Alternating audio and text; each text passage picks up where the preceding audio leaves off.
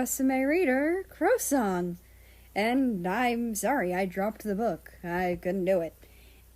Anyway, I'm posting what I do have in a binge compilation. So I hope you enjoyed what I managed to finish. I can't continue. Sorry. But that being said, now on to the binge compilation. Chapter 1. He already knew what the man was going to order. He didn't know the guy's name, age, personality, or even his favorite color. But he knew what his order was going to be. 1 black coffee, no sugar, no cream, no milk, no foam.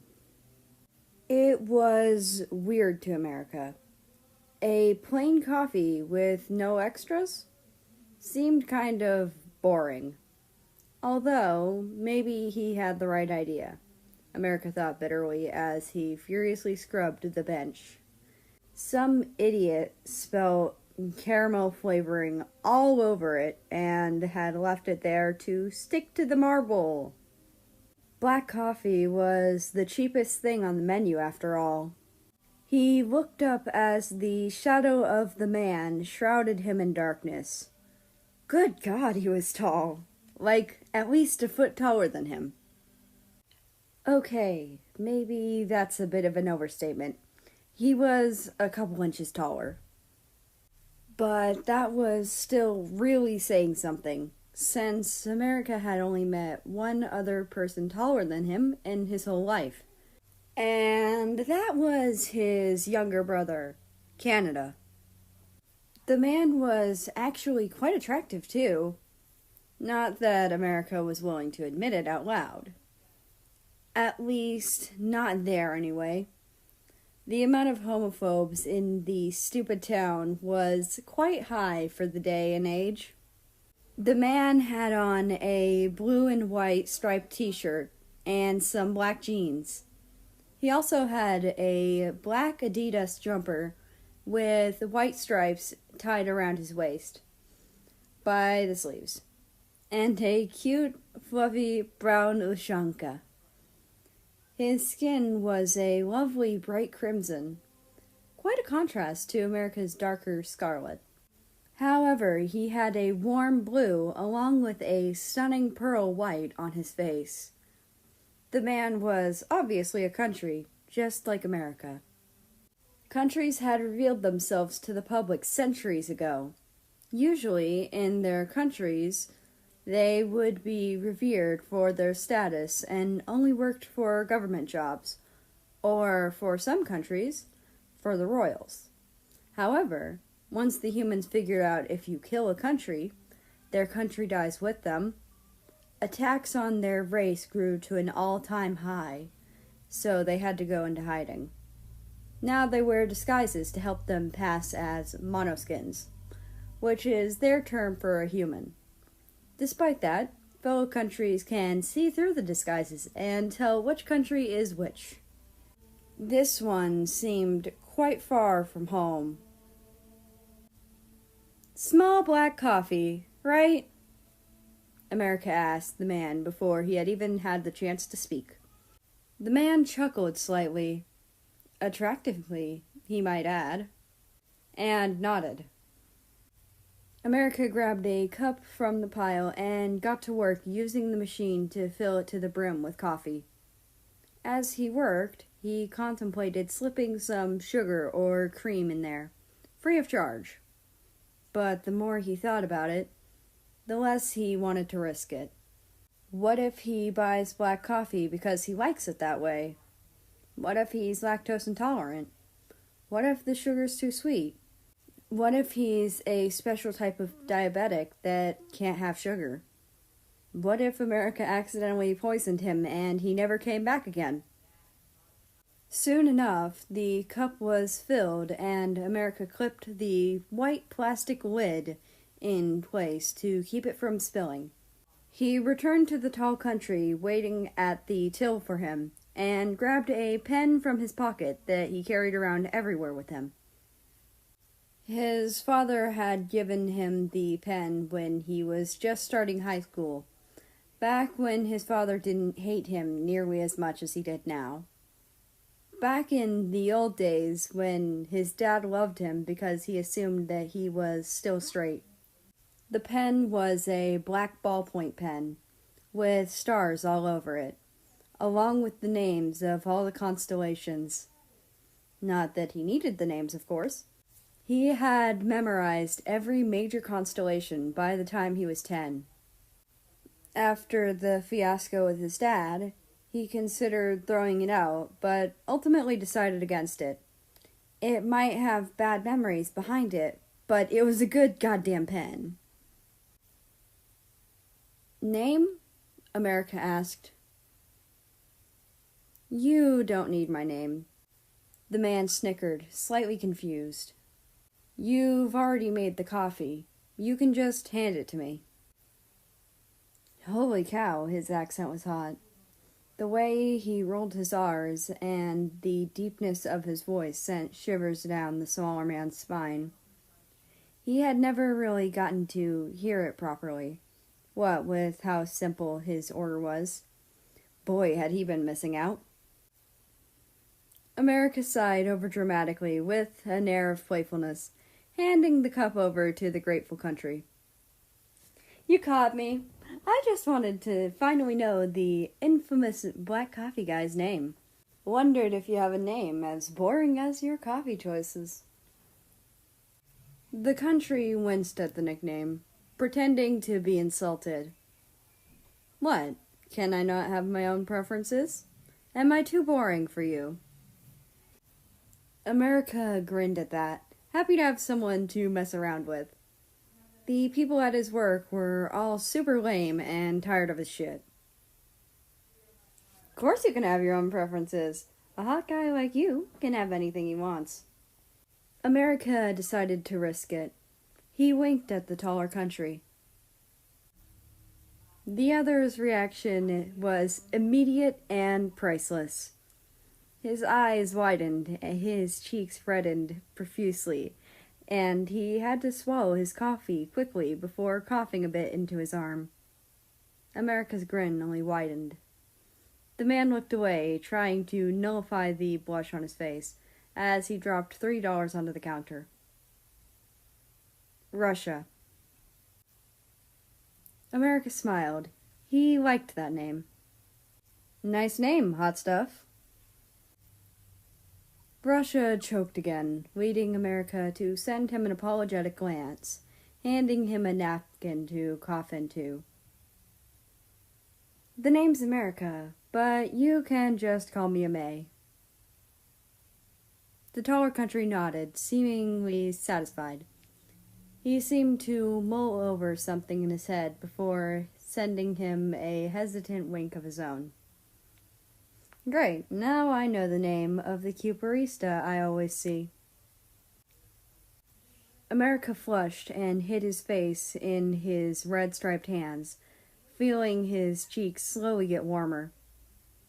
He laughed to himself and looked up at the triumphant-looking Russia. "Well played, Russia. Well played." Russia smiled and headed for the door, waving slightly through the glass as he closed it behind him. America took note of that adorable smile. He should try to see it more often. As he busied himself with other customers, he had the realization that he had extra shifts today. He wouldn't get home until 7:30 at best, and he still had to study for his engineering final. He froze in the middle of creating a mountain of foam on top of a caramel frappe. He forgot to give Russia his number. Chapter 2.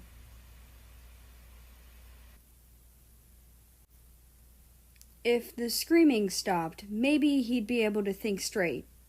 Or, well, gay in his case. But really, stressed from college, a neglected lunch, and not sleeping for over 24 hours was the main cause of his swirling headache. But the screaming certainly did not help. "I ordered a chai iced tea with caramel syrup, 2 shots of coffee, and whipped cream on top. Is that really so hard to do?"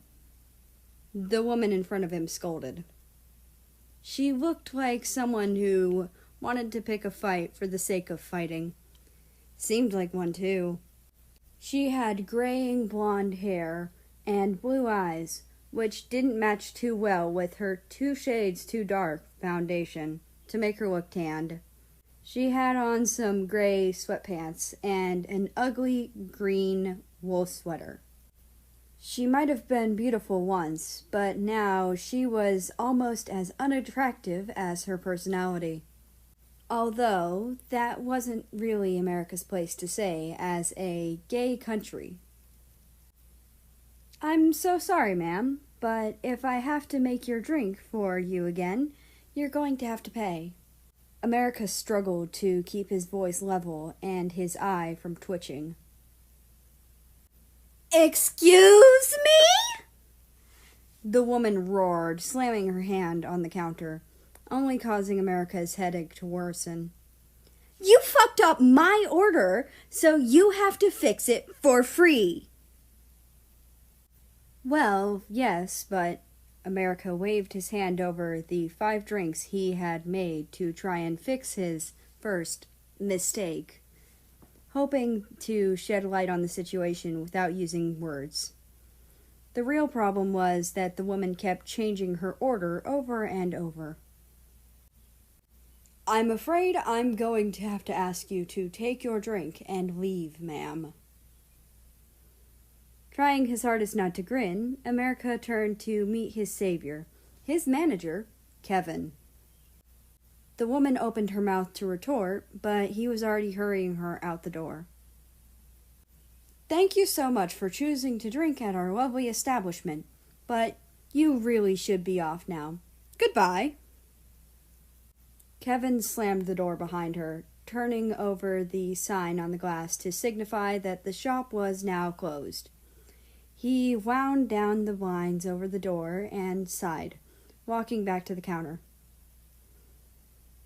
"I'm so sorry about that, sir. She comes in every day just to get free drinks. It's the worst." Kevin had always respected America. Not because he was studying and working, not because he was especially good at his job. No, he respected him because on one dreary day, America hadn't had nearly enough sleep to keep up a disguise. So Kevin happened to catch him sleeping in the back room. USA's flag for a face, sunglasses crooked and drooling on the coffee beans. Good thing Kevin was patriotic, or he would have had a real situation on his hands. "It's fine. I don't usually have to deal with her anyway, since I take morning shifts." "Exactly. Let's hope you won't have to again, America took off his apron and grabbed his bag from the back. It was a small red, white, and blue side bag that he kept his essentials in. Adjusting his sunglasses, he waved goodnight to Kevin and stepped outside into the cold night air. He sighed, his breath fogging up in front of him. He stared up at the stars, watching them twinkle contently.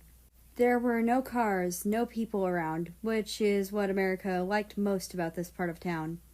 Sure, he could usually be quite the social butterfly, but after a busy day, it was nice not to have to answer to any of the hustle and bustle of the city.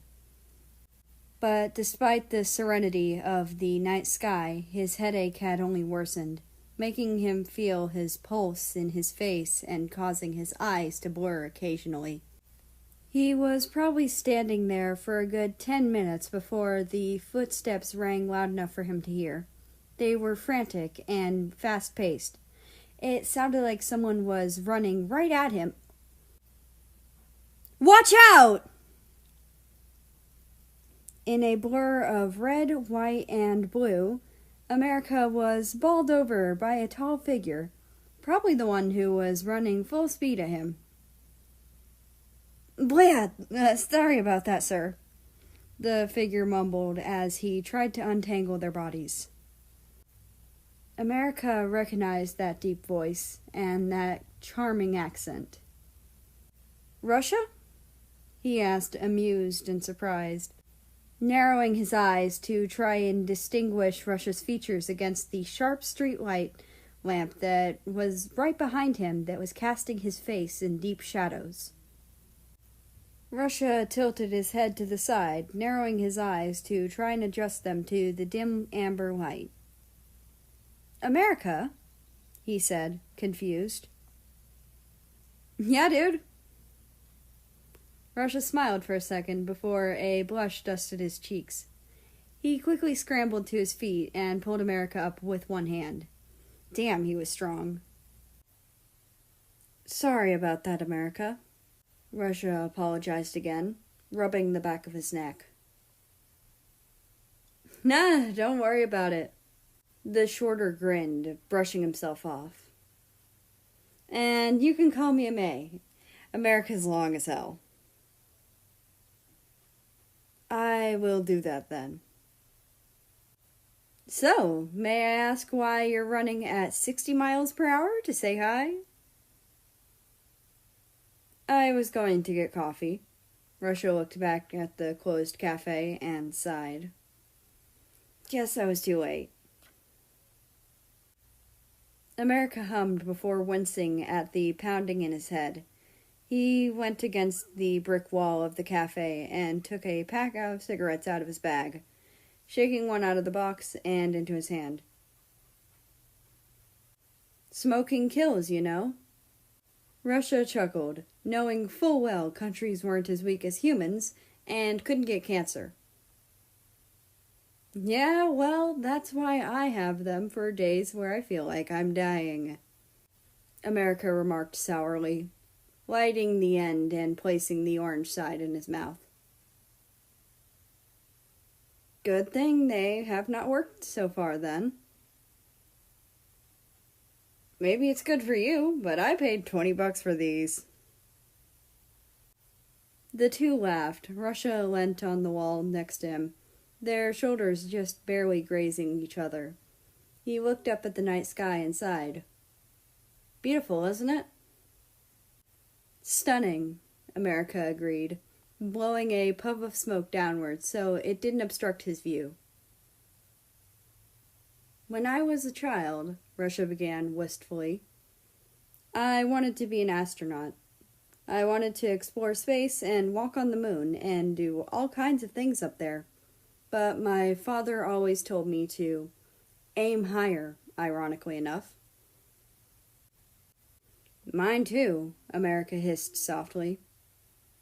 He wanted me to become a lawyer and take over his firm. Never even considered me doing anything else. The other nodded gravely. But, America continued, eventually I realized that my dad wasn't everything. I realized I was living for him, not me. So I said, fuck it, moved out, and started studying engineering. America made sure not to mention the part about him being kicked out due to being gay, living on the street and struggling to stay alive. Russia turned to America, eyes wide. You're going to be an astronaut? I'm going to be an astronaut, America repeated, grinning up at his fellow country. Shit, Russia breathed, looking up at the stars with wonder. You could become one too. America straightened himself, bouncing up and down with excitement. I could help you study and tutor you, and we could become astronauts together. Russia chuckled at the shorter country's enthusiasm before frowning. I do not have the kind of funds to get into a university. You could get a scholarship. I want you to achieve your dream too. Please just try. Looking back up to the sky, Russia pondered it before saying, I will think about it. America fist-bumped the air triumphantly and adjusted his glasses, his cigarette long abandoned on the cement. Russia stepped away from the wall and looked down at the ball of energy in front of him, with eyes shining with gratitude. "Thank you, Ame." America shuddered at the use of the nickname in such a deep voice. "No problem, Russ." Russia rolled his eyes affectionately at his new nickname and began walking away. "Wait, can I have your number?" America called after him. "You won't need it," Russia called back, giving him a wave before he disappeared down the road. "What kind of vague shit is that?" America mumbled to himself, a little disappointed. As he walked off in the opposite direction towards his shitty studio apartment, he realized something strange. His headache was completely gone. Chapter 3.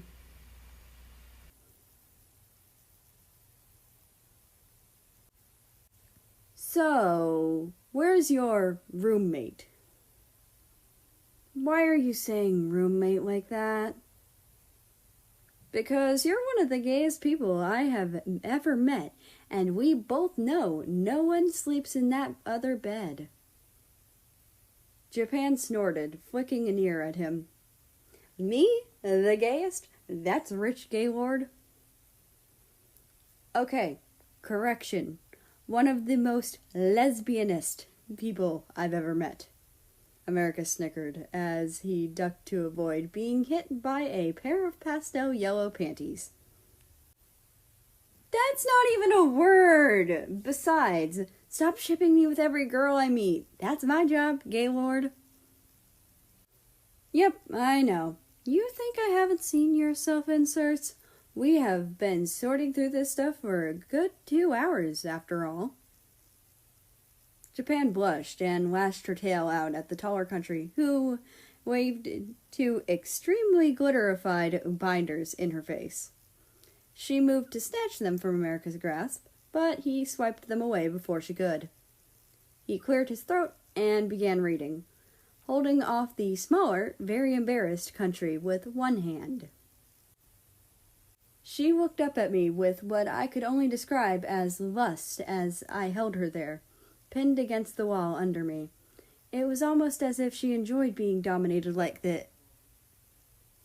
"Right, that's enough," Japan squealed, trying to drown out America's dramatic reading with her own embarrassed squeaks.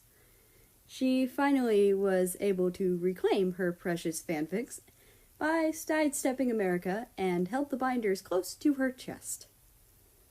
America laughed, flicking her in the head as he carefully put Japan's prized alcohol pens into the cardboard box labeled art. "You know, they're actually really good. You should be proud." Japan sighed melodramatically as she threw the binders haphazardly onto her unmade bed. "I am proud. I just don't want the whole world to know about my fantasies, Amekun. You're loud as hell." Yeah, I know. Sorry." "Thanks for being sincere," Japan giggled sarcastically. "But no, seriously, where is South? Shouldn't she be the one helping you with this?" He carried a rather heavy box that had already been taped up to the door. "Not that I mind helping you move," America said quickly, his voice strained from the weight in his arms. No wonder Japan asked him. Neither her nor South could lift stuff like that. Well, they could if they tried. They just wouldn't try. She had something to do. I can't remember what. Japan shrugged as she folded more clothes from her wooden wardrobe. It wasn't hard for America to see that his friend was disappointed. They did the rest of the packing in silence. Most of Japan's stuff was organized into boxes at that point, and they just had to take everything to her cute blue Beetle sitting in the parking lot. Of course, that tiny little car wasn't going to hold everything, so America was going to take a few boxes himself. It wasn't at all like Japan to be so silent, and America sighed whenever he saw her ears drooping and her red and white patterned tail dragging on the floor. He grabbed her hand and led her to the mattress that used to be her bed, pushing her down gently to sit on the edge of her bed as he sat beside her. "What's wrong, J-Pop?" Japan was quiet for a moment, watching America with sideways glances. "It's just that I thought South cared about me," she began in a hushed tone. "As a friend, if not anything else. And I'm about to move for good, and all she can muster is a quick good morning." She wiped her eyes and held her hands in her lap. America pulled her into a side hug and laid his head on hers. "Of course she cares. You're awesome, and she knows it. She was probably just scared of seeing you go." "Yeah," Japan sniffled, offering her friend a half-smile. "I guess you're right. Arigato, Ame-kun." "No prob, Bob." Japan snickered and hit him playfully on the chest. Just before they started bickering, a loud knock sounded on Japan's dormitory door. "Were you expecting anyone?" America asked, puzzled. The shorter of the two shook her head, picking her way through the boxes and bags to the door. The room had been split in half when South and Japan moved in. South on the left and Japan on the right. Most of Japan's boxes were all over the place, but somehow still remained on her side of the room. "Hi?" China stood before Japan with a huge grin on his face. "So, you're finally leaving, huh?" Japan playfully batted his head before smiling. "Yes, and I won't have to deal with your shenanigans anymore." "Shenanigans?" China echoed, shaking his head with a chuckle. "You've been spending far too much time with America." America snickered at that and sauntered over to the door, leaning on the frame. "Care to say that to my face?" "Ah, speak of the devil." America grinned and pulled the red and yellow country into one of those man hugs, doing that slap on the back thing before parting. China reciprocated lazily, although despite his demeanor, the Asian country seemed to be in a rush. He turned to Japan. "So, there's a small get-together happening at Gently's. That new bar downtown?" Not too thrilled about being interrupted, China nodded. "Yes, and it's actually a fairly nice place. I thought it would be a good opportunity for you to meet my friends before you are gone forever." The Neko country smiled, waving her tail slowly from side to side to show her enthusiasm. Although America did notice it seemed rather toned down compared to her usual method of screaming off people's ears. "Poor thing's probably still hung up on South," America predicted as China led them out the door and down the hall. Japan locked up behind them and followed in step with China, debating which was the best way to cook rice, something they actually did pretty often. The two of them could just never seem to agree on stuff like that. America let his thoughts wander as he trailed after the two squabbling countries. It seemed like China was planning something, but he couldn't figure out what it was for the life of him. Surprise! America had to take a step back and block his ears. the chorusing of his friends just being too goddamn loud. "Oh my god, this looks amazing!" Japan gushed, springing into South's arms, who was at the head of it all. She wasn't wrong. The place did look amazing. The bar had red and white streamers and balloons extending from the ceiling, some ribbons tickling the top of America's head. There was a huge table set up in front of them, overflowing with presents, drinks, and cards. Also, more balloons. A huge banner hung from the rafters saying, "See you again soon," decorated in stars, moons, and, of course, glitter. South had organized for all their friends to attend, literally. Italy was scolding Poland in the corner in her usual motherly tone, with Germany awkwardly sipping his beer while rubbing his friend's back. Holland was repeatedly blowing into an orange kazoo as Colombia searched for as many party poppers as he could find and blasting them into Jamaica and Philippines' ears, who were chatting in their seats. Switzerland and Canada were in a never-ending cycle of offering food to the other, trying to be polite. Finland and Estonia were cuddling off to the side as Denmark kept a light conversation with them. North Korea was being salty, leaning on the wall and drinking. Mexico was chasing after Norway with a guitar, and a few other figures sat off to the side, seeming unsure of what to do. Probably China's friends. One of them seemed oddly familiar, but America didn't bother to make out any of their faces in the dim light of the bar. That would require effort.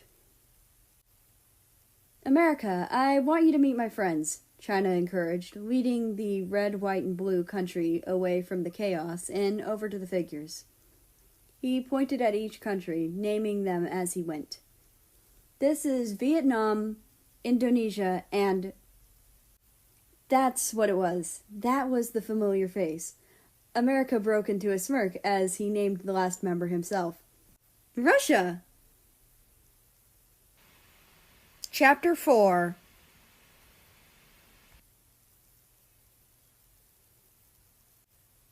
Are you naturally this much of a pain, or do you actually try? I'm sure I don't know what you're talking about. Russia grinned, swaying a little on the balls of his feet, gripping the bottle of vodka in his hand like it was the last good thing in the world. Of course, America knew Russia was just playing dumb, or he was already drunk. He was obviously referring to the fact that Russia always seemed to find him, never letting America contact him of his own accord. Are you sober? Russia shrugged. I'm moderately functional. Chuckling, America tilted his sunglasses down slightly, so as to give off the impression of a scrutinizing gaze without the need to see his eyes. I'll count that as a no. America loved having his shades over his eyes all the time. Not only was it so no one was able to see his eyes, which he appreciated for various reasons, he had a very sensitive response to light. Whenever he took off his shades during the day, something that rarely ever happened, he almost immediately would get a migraine from the light flooding his vision. One good side to his condition: his incredible eyesight in the dark. No amount of carrots could compare to his ability. China looked at them both quizzically, his gaze snapping quickly from one face to the other. As far as he knew, America should have never met his friends before. You two seem... China searched for the right words. Familiar with each other. Russia snickered, lifting the bottle of vodka to his lips, taking a swig before replying. Not really. We've only met like once before. Twice. Don't forget about last night. Russia winked at the shorter male, fiddling with the cap of his alcoholic beverage. America's cheeks burned, and he looked away. Couldn't he hear how bad that sounded? So you two... China didn't even need to finish his sentence, quickly being stopped by a very adamant America. No! No, no, no, no. Nothing like that, he chided, shaking his head furiously. China shrugged, smirking at him slightly. Whatever you say, fairy. Glaring at him, America had decided he had had enough, and was about to stalk off. He turned and ran straight into Japan, who was giggling with a gleeful sparkle in her eye. Speaking of fairies, China-sama, we have to find you a boyfriend, American. America tilted his head, confused. What does that have to do with... Before he could finish that thought, Japan swept her arm around the room at their sea of friends, putting an arm around the taller country.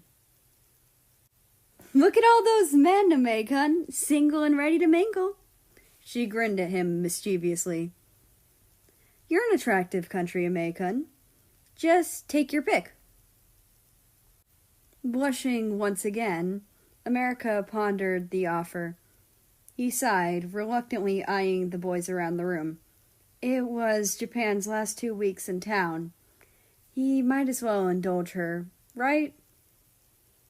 He studied every country, even the taken ones.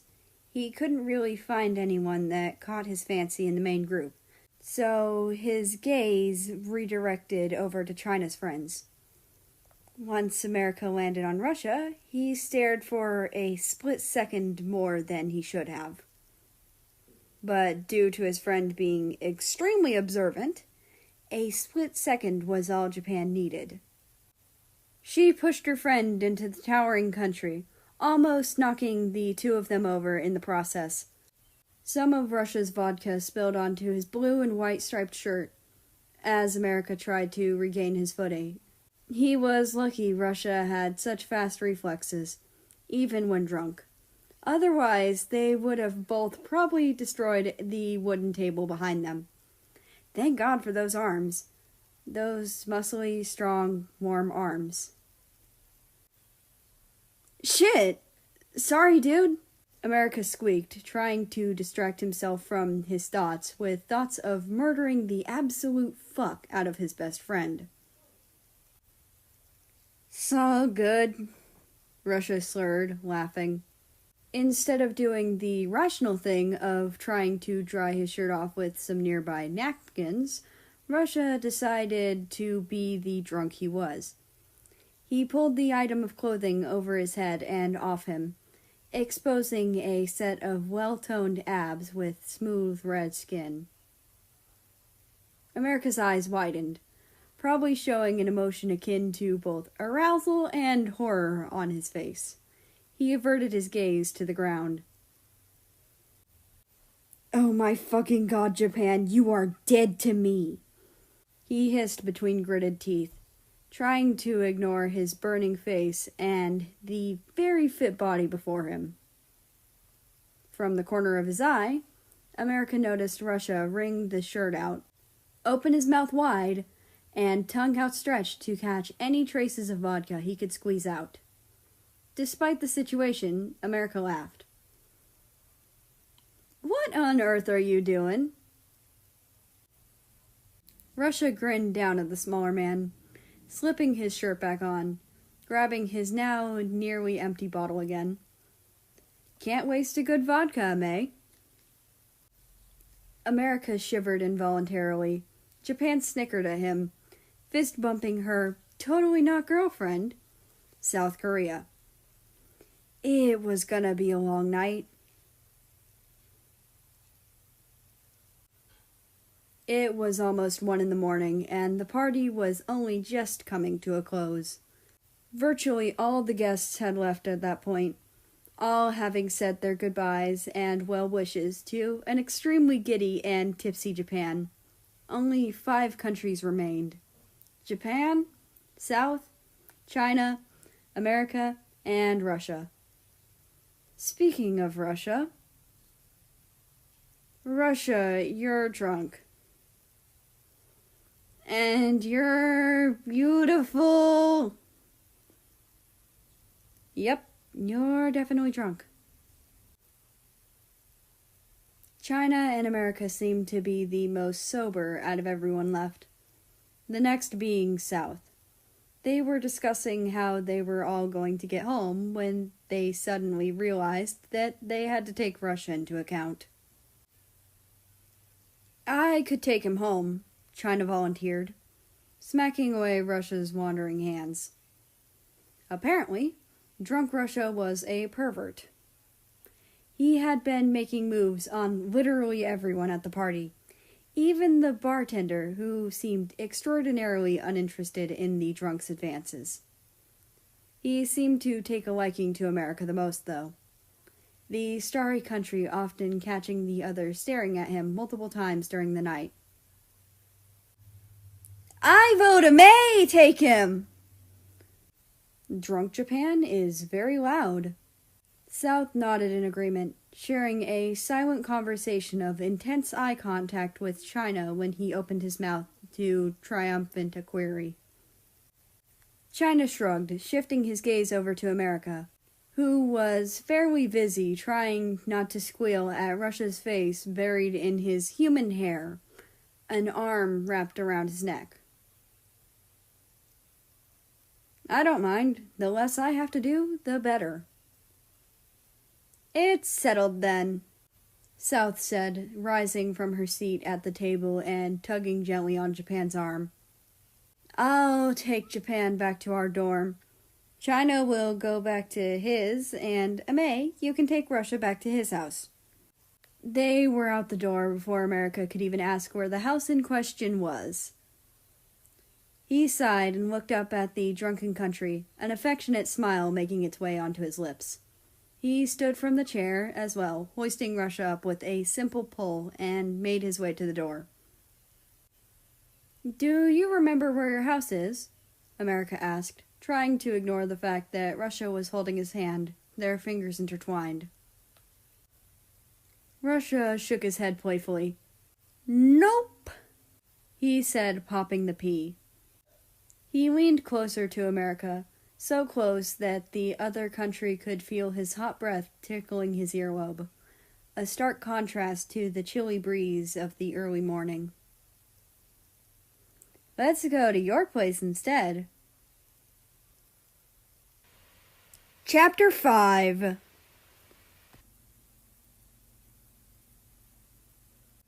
America could have sworn his apartment door was never this hard to unlock before.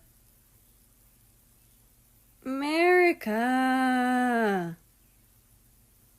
Oh, that's right. The drunk Russian next to him was fiddly and wobbly, and hard to get a good grip on. Though America was lucky he just stayed by his side. He was too tired to deal with an energetic drunk. Finally unlocking the mahogany door, America stepped inside with Russia in tow.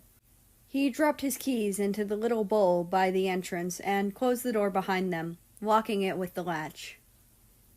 The apartment wasn't very big, since America was in a bit of a pickle financially. He found he was an impulsive spender, getting whatever he could and forgetting about what he needed. There was a small kitchen that led into the living room/dining room, which had a small couch and an even smaller coffee table. His TV was pretty good for a broke college kid. He had his priorities straight, of course. America led Russia to a door off from the main area and turned on the lights. His bedroom was pretty messy now that he was seeing it through someone else's eyes. Papers strewn about, pens everywhere, clothes flung off in different corners of the room. Russia just chuckled at the mess and started pulling America towards the bed. Whoa, hold your horses, Russ. I want to have some fun. Russia whined at him. Blushing, America pushed Russia onto the bed and took off his shirt. I didn't know you were a top, Mary. America lightly smacked his arm in embarrassment and sighed, moving on to Russia's tight jeans. I'm just making sure you're comfortable, because I'm a good host. Sure, call it whatever you want, Mary. Since when did you start calling me that? America asked, rolling Russia's clothes into a ball. It wasn't like he didn't like the nickname. In fact, he loved hearing the way Russia said it with the rolled R. It was just strange. Since you became so hot. Russia sat up and leaned into America, probably feeling the heat from his face. He was so tall he didn't even have to tilt his head back that much to meet America's face. America pushed him back down. You're drunk. Russia groaned, waving his hand dismissively. That's just a title.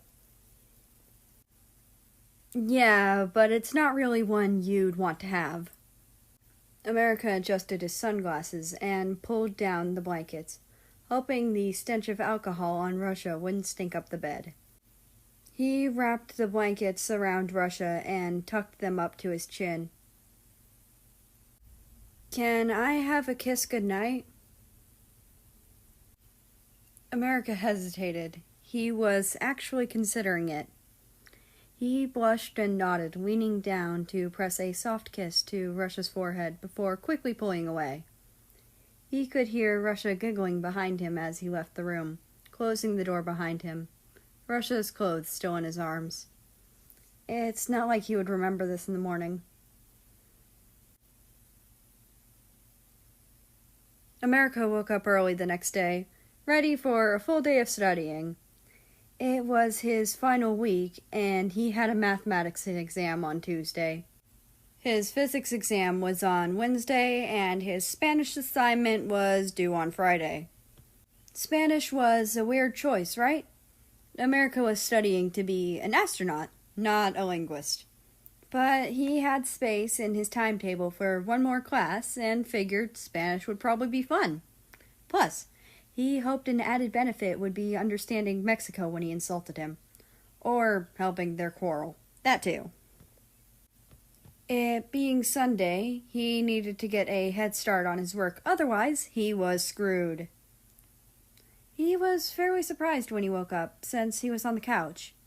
Then he heard the snoring emanating from his bedroom and remembered.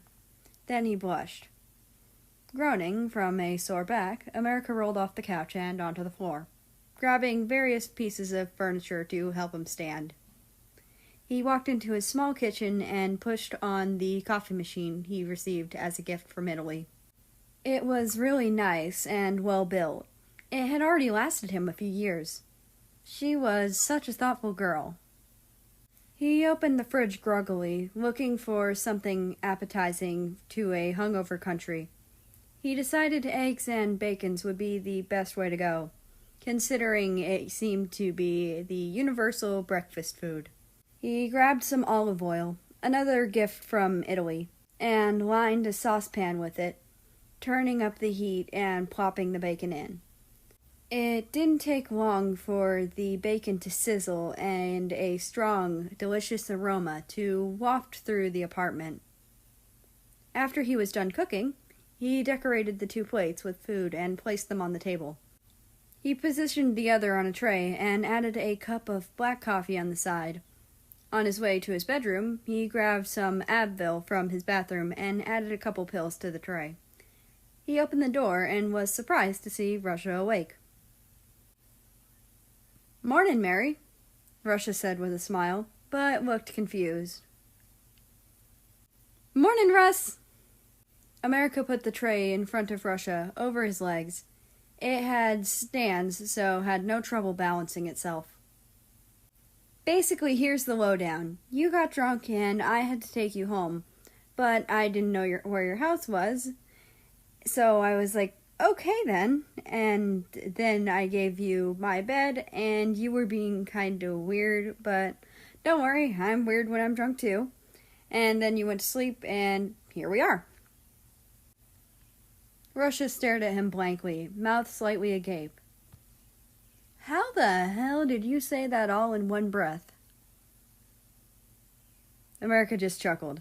Eat up, Russ. I gotta get you out of here soon. Russia chuckled and picked up the medication, swallowing them up with ease, and sipped the coffee, his eyes lighting up. Holy shit, this coffee's amazing. Thanks, I have better coffee beans than the cafe, ironically. Oh yeah? Why is that? Russia inquired, digging into his meal. Italy found out about my cooking hobby and kinda took it upon herself to teach me everything she knew. Italy likes cooking? Likes isn't the word I would use. I think adores is more appropriate. She lives and breathes cooking, and she makes the best stuff. If you ever have the chance to taste her cooking, I highly recommend it. Will do.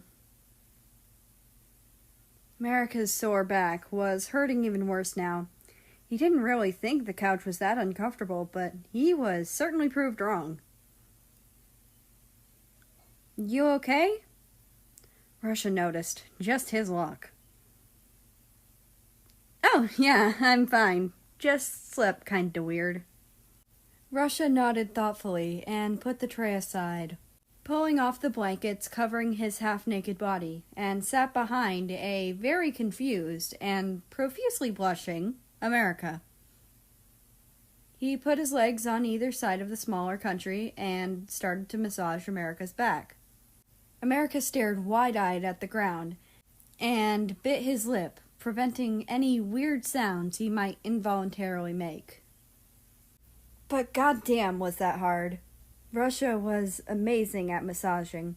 His thumbs were able to get into every nook and cranny, and his warm hands glided smoothly against his back. He closed his eyes and groaned in pure bliss. But soon enough, it was over, and he was met only with a smug-looking Russia. Where the hell did you learn how to do that? America asked, cringing slightly at how slurred and dreamy his speech was. My dad always used to work himself to the bone, and I'd always try to look after him. Russia answered, his voice sounding a little strained. America could tell it was a tough subject. Well, you're damn good at it.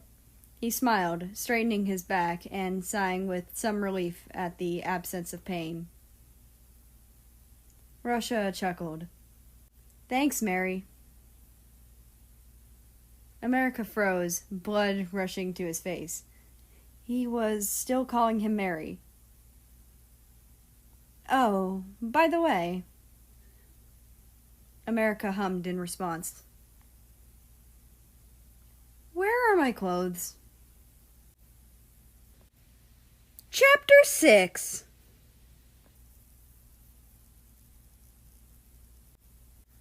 I'm melting, Russ! Melting!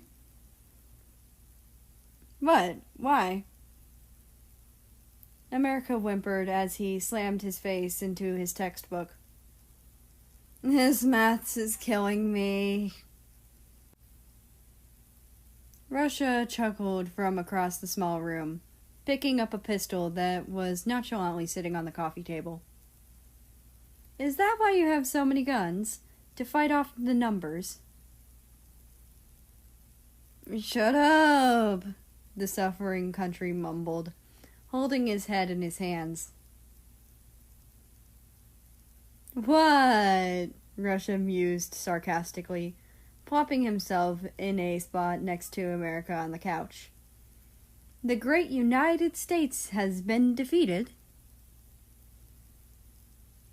Rolling his eyes, America sat up and slumped back into the couch, throwing his pencil onto the table. a sign that he had given up. Maths is my only weakness. I doubt that. America straightened again, eyeing Russia with a grin. Want to bet? Nah, Russia waved off the idea and smirked back at him. I don't play if I know I'm going to win. Oh yeah? America exclaimed, hopping off the couch and staring down at Russia. Russia winced slightly at America's volume. He was still a little hungover, but brushed it off, standing as well. Due to America being so close to the couch, when Russia stood, they were practically nose to nose, bodies pressing up against each other, as America felt Russia's breath dance across his face. Now it was Russia looking down at America, his shoulders squared to seize him up more. America felt his chest tighten as he stared up into the other country's eyes. Yeah, Russia breathed. Without warning, Russia jabbed his fingers into America's sides, earning a strangled gasp from the shoulder. Taking that as a good sign, he continued to dig into America's skin, causing America to start laughing uncontrollably. He grinned as his friend struggled to breathe through the tickling, wriggling and squirming to try to escape. I think I found another weakness, Mary. With a bit of luck, America freed himself, hunching over and gasping for breath. But Russia wasn't letting him go that easily, and tackled him onto the couch, proceeding to tickle him more easily while straddling him. America wheezed and giggled, and even snorted occasionally underneath him, flailing his arms about. Yeah, please, stop! America begged between chortles. Finally, Russia decided to have some mercy and rested his arms on either side of America, staring down at the puffing boy. America gazed up at him in return, still smiling, causing Russia to smile back. Russia eyed America's sunglasses, his curiosity increasing by the second. What was behind those glasses? What was he trying to hide? Surely America's glasses would have fallen off during their little skirmish due to all the boys wriggling. But no, they stayed put. He even seemed to try extremely hard to maintain their position. Wordlessly, Russia lifted a vermilion hand to America's face, hearing the boy's breath hitch at the moment. Russia gently grasped the frame of his shades and slowly began to slide them down America's nose. Suddenly, America seemed to realize what he was allowing and shot up, accidentally headbutting Russia. Both countries groaned at the impact, America rubbing his forehead and Russia reciprocating. What the hell, Mary? Russia hissed through gritted teeth, climbing off of him. America stayed silent, staring at the floor with a grimace. He couldn't believe what had almost happened. How could he let his guard down so easily? What the hell had Russia done to make him so compliant? Mary? Russia tried to get the boy's attention by lifting him and settling him onto his lap, attempting to get a better look at his face to understand where his train of thought was going. What if he had seen? What would he think? Would he even want to be around a freak like me? I need to be more careful. America? America's eyes snapped back to Russia, taken aback by the concerned look on the other's face. It was only then that he comprehended the situation. Russia had pulled him into his lap. He was holding him in his arms, pressing his body against him, staring straight into his eyes. America stuttered, a blush growing on his face. What was the question again? Russia snickered, instinctively pressing his forehead against the smaller countries, receiving even more blushing from America, if that was even possible. He had never realized Russia was so affectionate. It was probably just the exhaustion. Neither of them had slept much the last night, and they both woke up fairly early. It wasn't anything real, it was just America overreacting with his gayness. Right? No question, really. I just got worried because you spaced out a bit. Yeah, America chuckled nervously. Astronauts will do that to you. Astronauts in training, you mean? Russia teased, subconsciously clutching the boy on top of him even tighter around the waist. Hey! Stop stomping on my dreams! Someone's got to keep you in check. America pouted playfully and, to his delight, drew another laugh from Russia. After a few more seconds of blissful ignorance, America remembered how wrong this was. Russia wasn't gay. At least, he didn't think so. He needed to get out of this situation before he did something he'd regret. Could you let go, please? America coughed, looking away.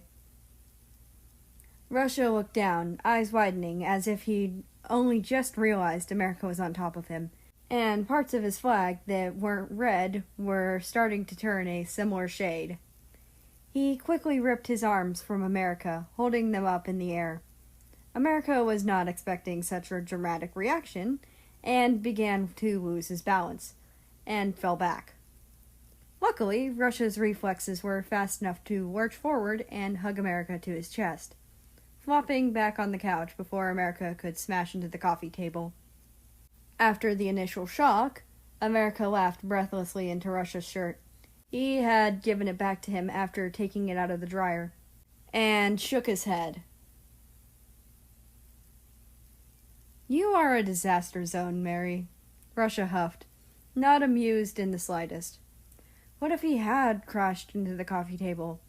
That thing was glass. It would have hurt him so badly. Russia gulped and tugged America closer at the thought. Yeah, I know. America looked up at Russia wistfully before clambering off the taller country's lap and picking up his textbook once again. But I'm a disaster zone that's gotta study. Russia nodded and silently observed his friend, noticing the boy's obvious struggle a few minutes into his work. He also noticed something else. America? Yep, the boy beside him answered distractedly. Do you have dyslexia? America stopped scrawling down through equations and stared at Russia, who stared back at him with interest. He went back and smiled bittersweetly. ADHD, actually. Russia nodded, as if what America said was just confirmation to what he had already known. He had recognized the signs fairly early.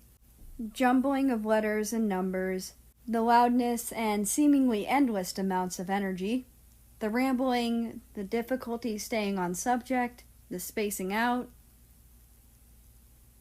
Is that why you're having so much trouble? America nodded hesitantly, not liking to admit the fact that he needed help. He was a superpower, the peacekeeper, the hero. He needed to be this strong one. Others depended on him. What would they do if they found out he was weak? Instead of criticizing or mocking him like America expected, Russia simply began reading out the equation slowly, allowing America to keep in time with his words. Whenever America got a number wrong or swapped around, Russia would calmly correct him. He never got angry or frustrated or annoyed. He just stayed patient and understanding. Hey, Russ? Yes, Mary? Thank you. He didn't even seem bothered by it at all. Chapter 7.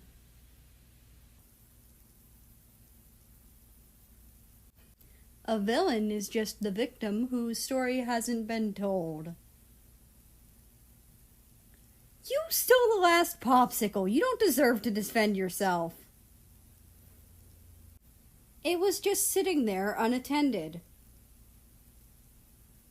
What did I just say? Russia sipped his coffee slowly, watching America and Japan bicker about something stupid that didn't concern him. Do they do this a lot? He asked South, who was calmly drawing on the couch next to him. Oh yeah, every time. Honestly, it's a miracle that they're still friends. Russia nodded, watching the two countries scream and hiss at each other with amusement. Do you think that's just how they show emotion? South paused, resting her pencil on the page and staring at Japan, a smile creeping onto her face. Yeah, they love each other. They just don't know how to express it, she chuckled. I think they actually understand each other better when they're arguing. Russia simply nodded again and smirked when he saw the glint in South's eyes when she looked at Japan. So, what happened last night? South blushed and returned to her page, scribbling furiously as she tried to focus on her drawing rather than the conversation. Nothing at all. Absolutely. No kiss or anything. I didn't say anything about a kiss. South stopped again and groaned, hiding her face in her white hands, as Russia snickered at her expense. Not cool, dude. You said it, not me, Russia defended with a smile.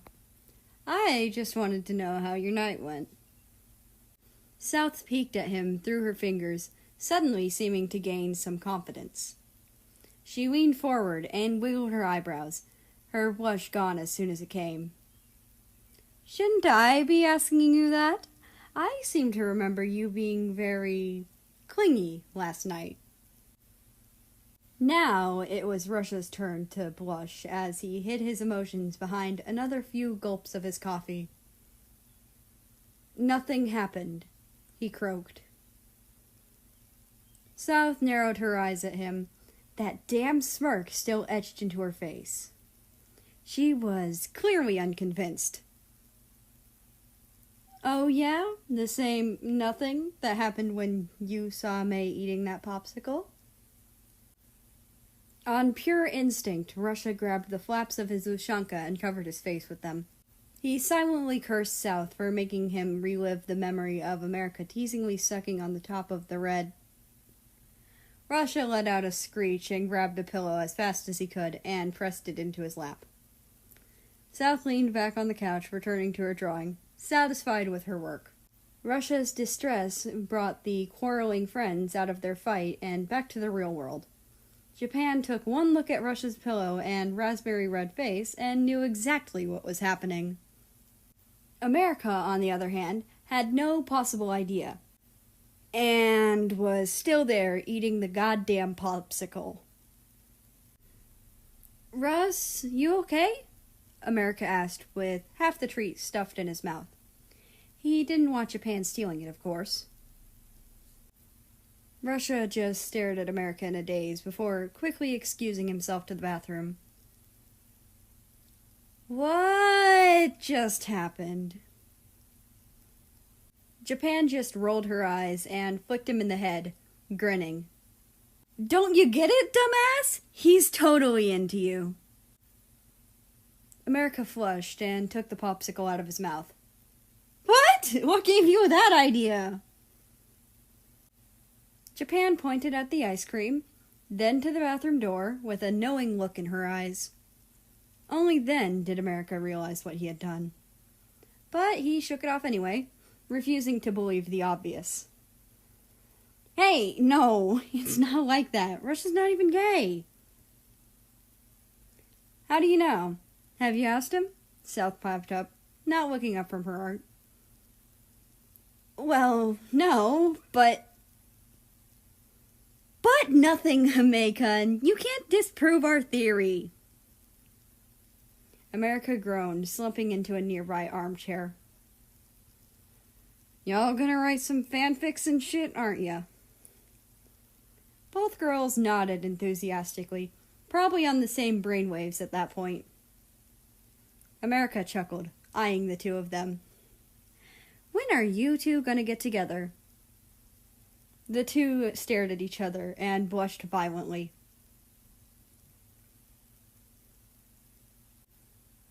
Hola, mi amigo!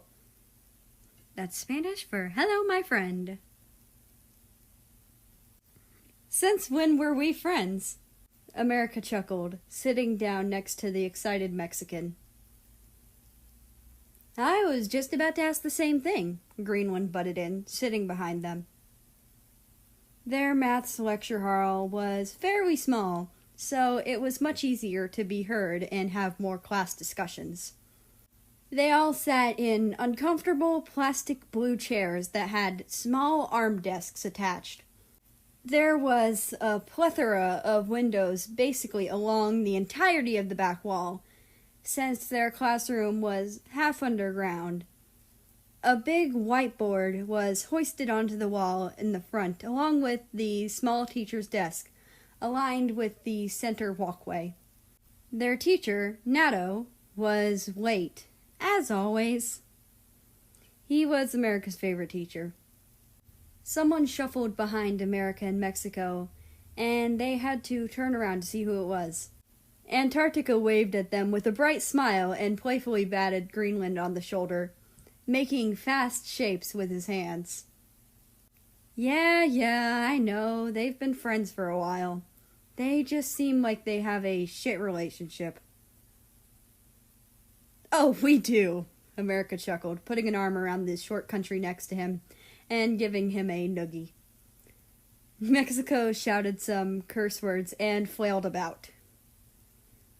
Antarctica let out a pathetic wheeze, his way of laughing since he was unable to make virtually any sounds.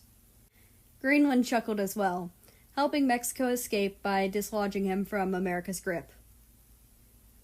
Let's not start a war right now. It's Snowflake's birthday. America's eyebrows raised. Happy birthday, Annie! Sorry I didn't get you anything. Antarctica made some more frantic shapes and gestures, a soft smile on his lips. He says, that's all right. Just being around good friends like you is enough for me. Greenland translated, rubbing his boyfriend's back. America couldn't help but feel guilty. Antarctica had been suffering from a disease called global warming for years, and he probably was going to die in the next few decades without treatment. America felt like the least he could have done was remember his birthday, but he couldn't even do that. It's your lucky day, mis amigos. I actually brought some refreshments, Mexico sang with his thick accent, pulling out a bottle of tequila and 4 shot glasses. Dude, why? Mexico shrugged, handing everyone a glass and pouring them each a portion of the alcohol. Why not?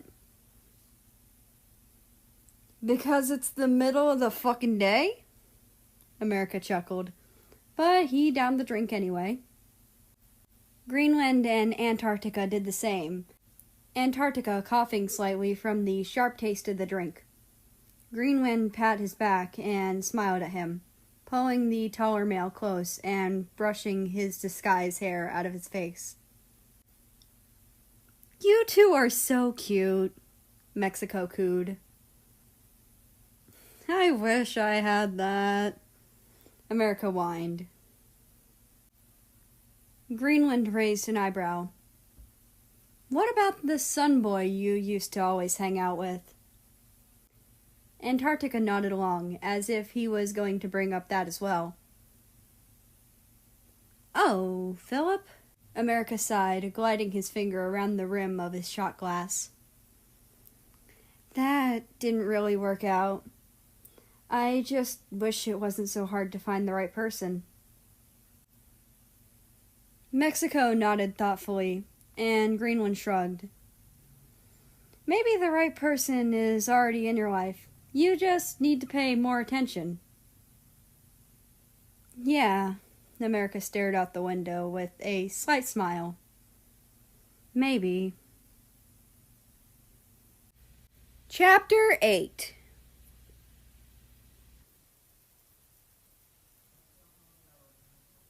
Are you even listening to me? Oh, sorry. Was I supposed to be?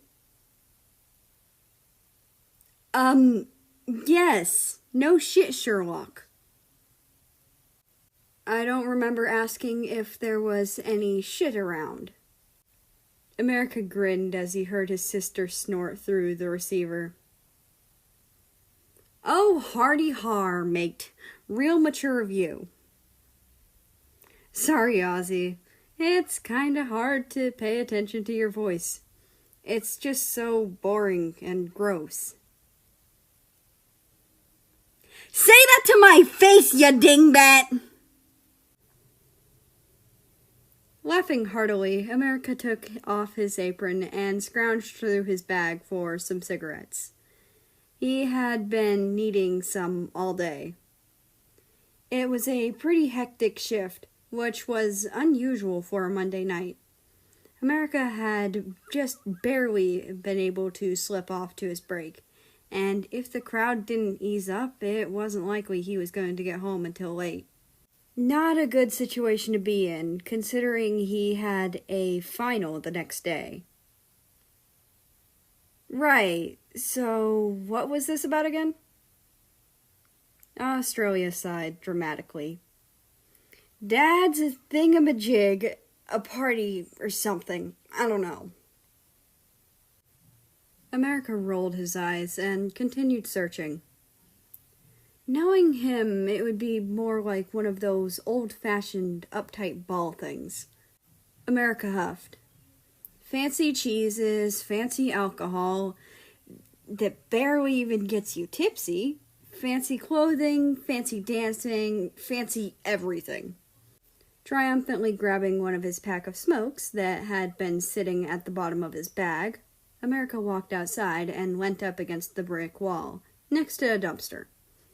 Kevin didn't like him smoking, claiming it was ruining a great country, so he often used the overwhelming scent of stale coffee beans from the bin to hide the smell of smoke. Which didn't really make sense, since the bin had a bright yellow lid, a recycling symbol on it, so there shouldn't be anything other than cardboard and plastic in there. But hey, fuck Earth, am I right? Not like we need it. In conclusion, it wasn't exactly the most pleasant place to be, but he didn't have much of a choice. I know you think of Dad's affairs as your own personal hell, but this is really important to him. America stopped, took a sharp inhale of his cancer stick, and exhaled slowly, mulling over the idea in his head. Did he ask for me to come? Are you still smoking? Soda, you know that stuff's bad for you. Soda. It was a cute nickname Australia called him for 3 reasons. 1, he was always drinking sugary beverages. 2, they always made fun of what the other called the drink, leading to many nights of them yelling soft drink and soda back and forth. 3, one of America's favorite books when he was younger was The Outsiders, and soda was always his favorite character. Whenever he heard the nickname, he was pulled back into blissful innocence of being a child again, listening to his father read books to him and helping his mother cook, sharing his race car toys with his brother, playing video games with his youngest sister, and doing virtually everything with Australia. but he knew it was just a distraction. You didn't answer my question. Well, yeah, 'cause I care about your health. Smoking's really bad for... Answer the damn question, Australia, he hissed through gritted teeth. He could imagine Australia recoiling as he heard her gasp slightly. He hadn't called her by her full name in years. It was only ever childish nicknames and playful taunts. He hoped she knew he meant business. Australia hesitated.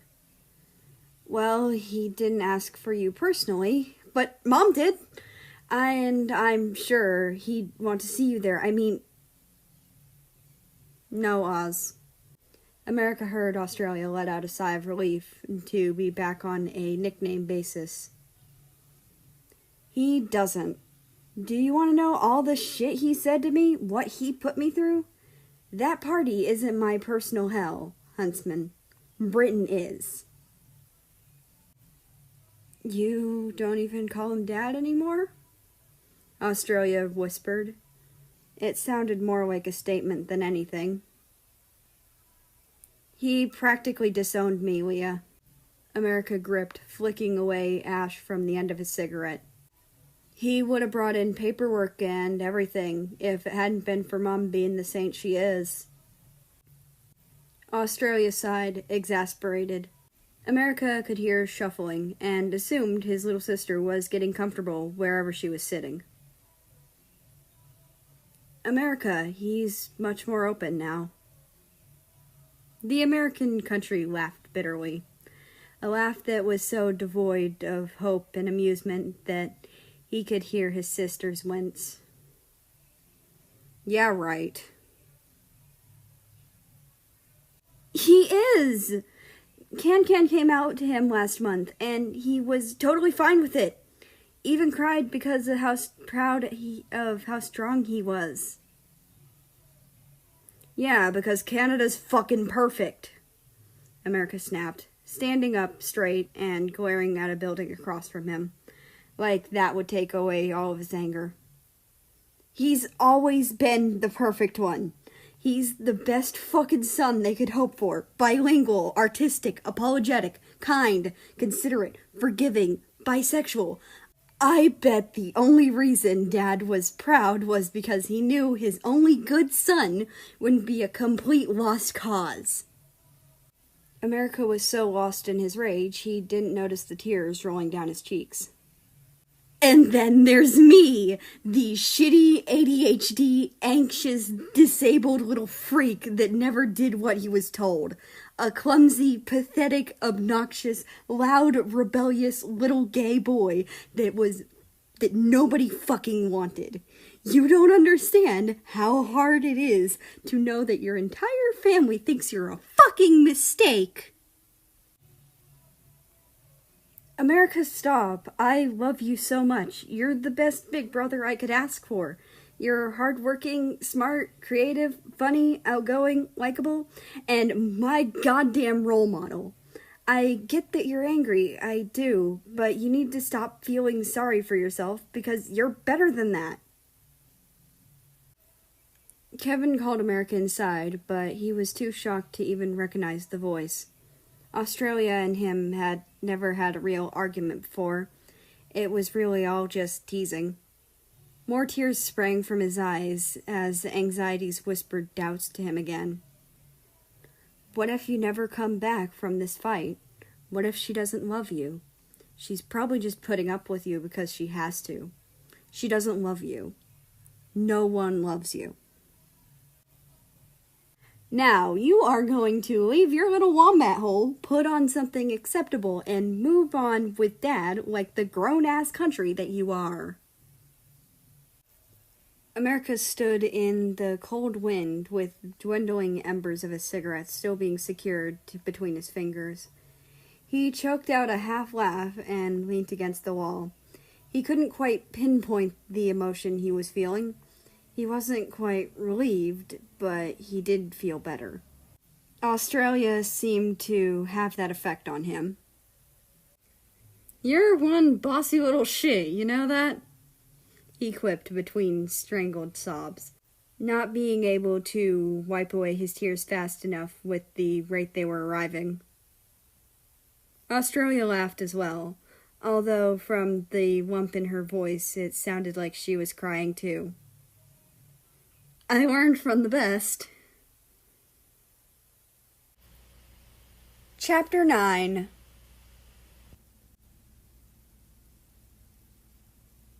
Россия, подними свою ленивую задницу с постели. That roughly translates to, Russia, get your lazy ass out of bed. On Tuesday morning, Russia was unceremoniously woken up by being jumped on and yelled at, like most mornings. Заткнись, слезь. Which roughly translates to, shut up, get off. Russia groaned, pulling his warm woolen sheets over his head to try and block out the sunlight that had been released into his bedroom. Nuh-uh, Papa says you gotta get up and help make breakfast. Russia's younger brother, Sovi, chimed, still jumping up and down on Russia's bed, almost sending his older brother flying multiple times. Хорошо, хорошо. Я встану. Просто оставь меня в покое. Which roughly translates to, all right, I'll get up. Just leave me alone. Okie dokie, Sophie sang, jumping onto the floor with surprising grace for a 6-year-old. Just don't be grumpy, okay? You're annoying when you're all grumpy. I'm grumpy because you jump on me, you little devil, the Russian roared as he leapt out of bed and scooped up Sophie in his arms, tickling his sides and growling. Ah! The monster! Sophie screamed, laughing hysterically and squirming. That's what you get for disrespecting me, you moshennik. Moshennik roughly translates to rascal. An amused chuckle from the doorway startled Russia out of Big Brother mode as he looked up to greet his father, who seemed very entertained by the sight of Sophie hanging upside down. Papa! Help me! Sophie cried, getting tickled by Russia once more. USSR shook his head with a laugh, walking over to his youngest son and Slav squatting in order to be face-to-face with him. Russia ceased his torture for a moment so that his father would be able to actually somewhat hold a conversation with this mischievous child. It seems like you deserve your fate soon, but I might help you if you apologize to the monster. Never! Sophie pouted, crossing his arms and poking his tongue out to punctuate his point. The Red Army shrugged and grinned evilly. Then you deserve no mercy. No! Sophie wailed pathetically as both Russian countries tickled him. Luckily for him, he was saved just in time by the red-colored angel who entered the room. All right, you three. I think that's enough fun. Come on, I'm sure you're all starving. Nazi smiled, holding his arms open as Sophie was released from his death sentence. Papa! Sophie squealed, relieved. He ran straight into his mother's arms and hugged him tight, blowing a raspberry at his older brother and father. Russia pulled the Philly safe in retaliation and sent Sophie into laughter once more. USSR picked Nazi up bridal style while Sophie was still in his arms, sending both of them into surprised giggles. Bashien? That roughly translates to little bear, Nazi asked with a blush. USSR hummed, walking down the stairs with his husband and youngest son in his arms, Russia in tow. Nazi just smiled and shook his head, snuggling into the Soviet Union's warm chest. USSR looked at Russia and raised an eyebrow. Do you want to join in as well? Russia snorted and lightly punched his dad's strong shoulder. Oh, please, Papa, I know how to walk. To absolutely not prove his point, he stumbled on the last stair on the way to the kitchen. You were saying? Russia pretended to mope as his father lowered the two countries in his arms to the ground in order for Nazi to return to his cooking. Sylvie just running out and hiding behind the wall with a squeal. Could you put the kettle on, please, Rusland? Russia nodded and turned on the machine, pulling out 4 mugs from the cupboard above it. One was red with white and gold stars all over it. The second had a map of Germany with a smiley face. The third had a binder on it saying paperwork schmaperwork. And his had a Russian nesting doll with a smaller doll out in the open. He knew how everyone liked their coffee or tea, as this was a routine every morning. It would get boring if he didn't enjoy every second he spent with his relatives. Do you need a hand, Lubov? USSR asked his husband, wrapping his arms around his waist and nuzzling his head into the shorter man's shoulder blades. Well, after you've finished being clingy, it would be wonderful if you could boil the eggs, Nazi teased, turning his head to kiss his lover's cheek and bat his brown ushanka over his eyes. Sylvie whined in disgust at his father's show of affection and pretended to gag, receiving a tired chuckle from his older half-brother, Germany, who had just entered the kitchen. He had bags under his eyes, but covered them fairly well with his glasses. He wore a beige turtleneck with a black scarf and pair of jeans. Guten Morgen, Russia greeted with a thick accent. He wasn't really the best with hiding his Russian twang when he was speaking other languages. You're dressed nice. Going somewhere, brother.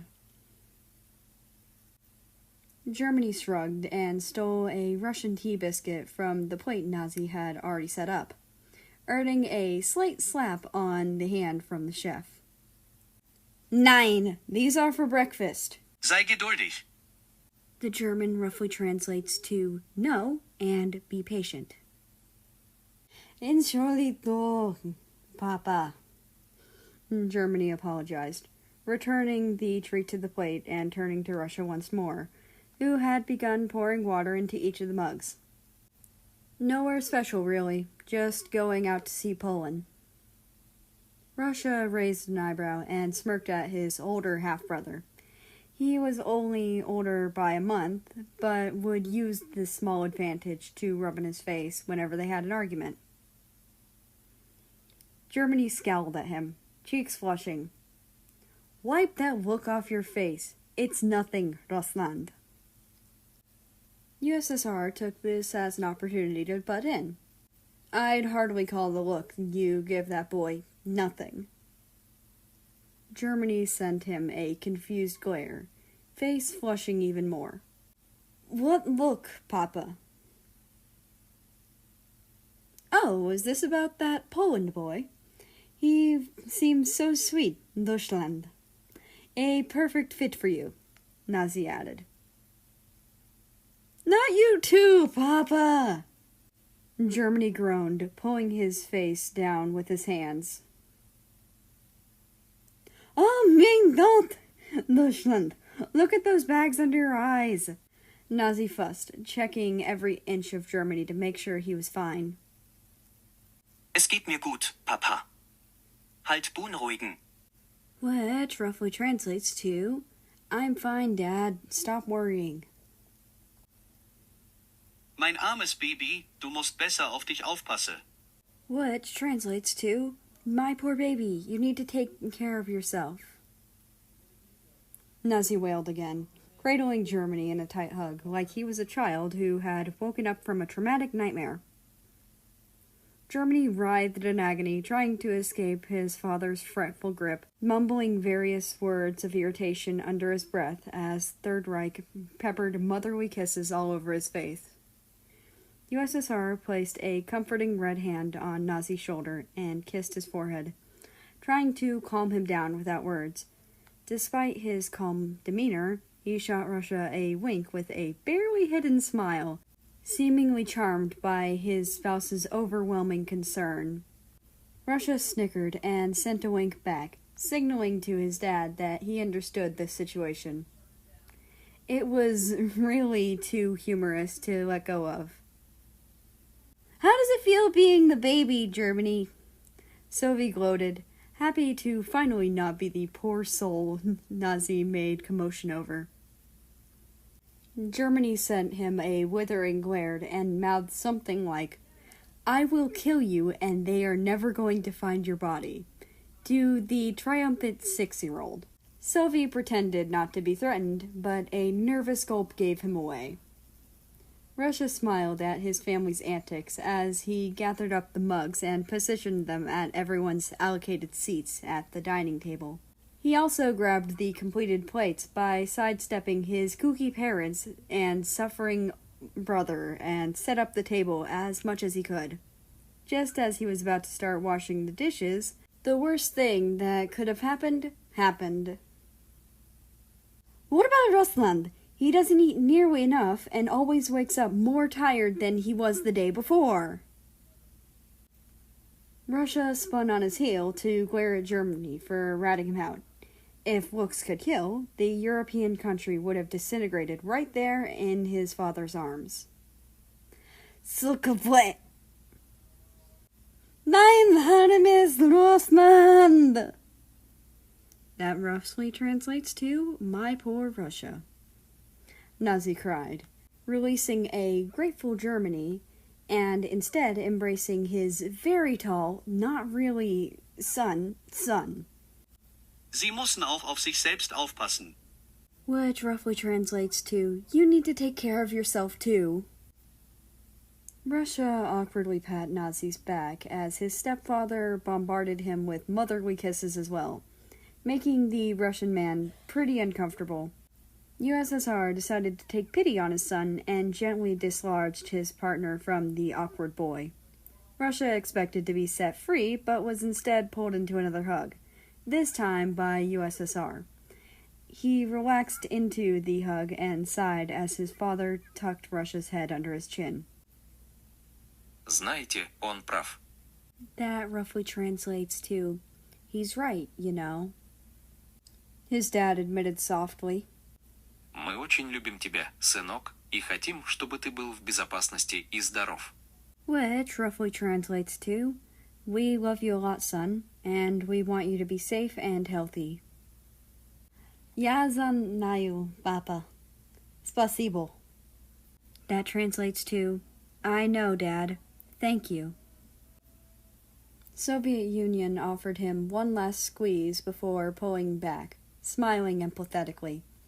He clapped him on the back in an attempt to apologize for threatening Russia's manliness with hugs, provoking a laugh from the red, white, and blue countryhuman.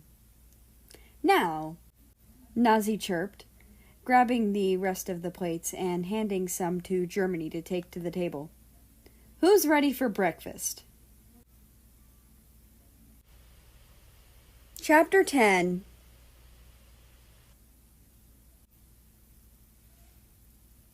Well, shit.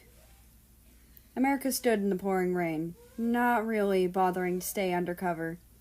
Even if he did duck under an overhanging tree or something, the rain would still manage to soak through, dripping on him through the canopy, no matter how thick it was. Resistance was futile. So, instead, he plopped his bag on a park bench and dug through it for an umbrella, shielding its contents with his body. He was stupidly hoping that it would be there, even though it wasn't when he had checked before ending his date. When he left, it was already evening. He was surprised the sun had set so fast. Time flies when you're having fun, he supposed. Frustrated and shivering, America gave up on the menial task and instead opted to just sit on the bench and watch the rain. As he skulked, he let the soft buzz of the lamp illuminating him and the rhythmic drumming of raindrops lull him into a calm. "If you keep this up, you're going to catch cold." The words were slightly jumbled due to the thrum of the rain in America's ear, but he knew that stunning accent too well not to recognize its owner. America smiled up at the tall country human. "Well, if it isn't my bestest pal, Russia. You really gotta stop leaving these meetings up to fate, bud." Russia shrugged, taking a seat fairly close to America in order to keep them both under his large black umbrella. "I'll stop when you tell me what's bugging you." "Bugging me? That's surprisingly informal. For you," America snorted, shaking his head at his companion. "Jesus, I'm really rubbing off on you, huh?" A smile crept onto Russia's lips. "You could say that." America pulled his bag into his lap to protect it from the rain with Russia's shelter, ignoring Russia's earlier question. "Why are you at the park so late? In the rain, I might add." Russia shot him a warning look. "Answer my question, America." "Answer mine," America retorted. "I asked you first." "I asked you second." "How does being second win in this scenario?" Russia queried with a raised eyebrow. "First the worst, second the best." The man next to him simply laughed and went back on the still-soaked seat, no doubt dampening both the seat of his warm pants and the back of his jacket. I will never understand Americans' weird sayings. "Says you!" America grinned, thinking back to a picture Canada had shown him. "You have a saying that literally translates to, 'Love is not a potato. Do not throw it out of a window.'" "It's just the English translation that makes it sound stupid. Everything sounds stupid in English," Russia waved off, although he didn't bother hiding an amused chuckle.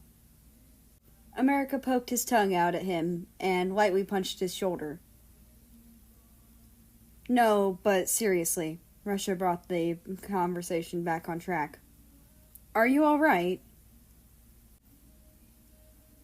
America stared silently at the ground before weaning himself back with an exasperated sigh, alike to that of a worn-out parent. "Honestly, I don't know. Life just kinda sucks right now." Russia tilted his head, one of the flaps of his ushanka slightly brushing against America's head. Not that the smaller of the two really minded, of course. "Care to elaborate?" Rubbing his eyes under his sunglasses, America tried to put together the events of the day into one comprehensible explanation. "Well, I went out on a date with this guy. I think his name was Vietnam." "You think?" Russia echoed, surprised that America had been on a date with a man he didn't even know the name of. "I don't know. I'm bad with names," America admitted, rubbing the back of his neck nervously before immediately returning his arm to his lap. He had been watching too much damn anime. Stupid Japan. "Wait, hold on. You mean Socialist Republic of Vietnam?" The name certainly sounded familiar to the European country. "That's one of China's friends, right?" America nodded. "Yep, I met him at the party south through for Japan. I thought you knew him." Russia shrugged. "I know of him. We're not really comrades, is all." America made a sound akin to that of a deflating balloon, a cross between wheezing and some other ungodly sound of humor. "Comrade!" Russia chuckled and flicked his friend in the head. "Oh, shush. I don't question your odd language choices." "What odd language choices?" America asked, making air quotes and adopting a really shit Russian accent to tease Russia. "Bro, dude, partner," Russia listed, also putting on a shit accent, saying the last one in a terribly stereotypical Southern-sounding voice. "I don't know what you're talking about," America joked, using a Texan accent as well. The two giggled as their stupid back and forth teasing. Russia's shoulders bounced with his laughter, causing the umbrella to shift slightly. "So," Russia's cleared his throat after their outburst. "The date?" "Oh yeah," America grinned before his face fell once more. "That. I'm guessing it wasn't great." Russia frowned. America shook his head.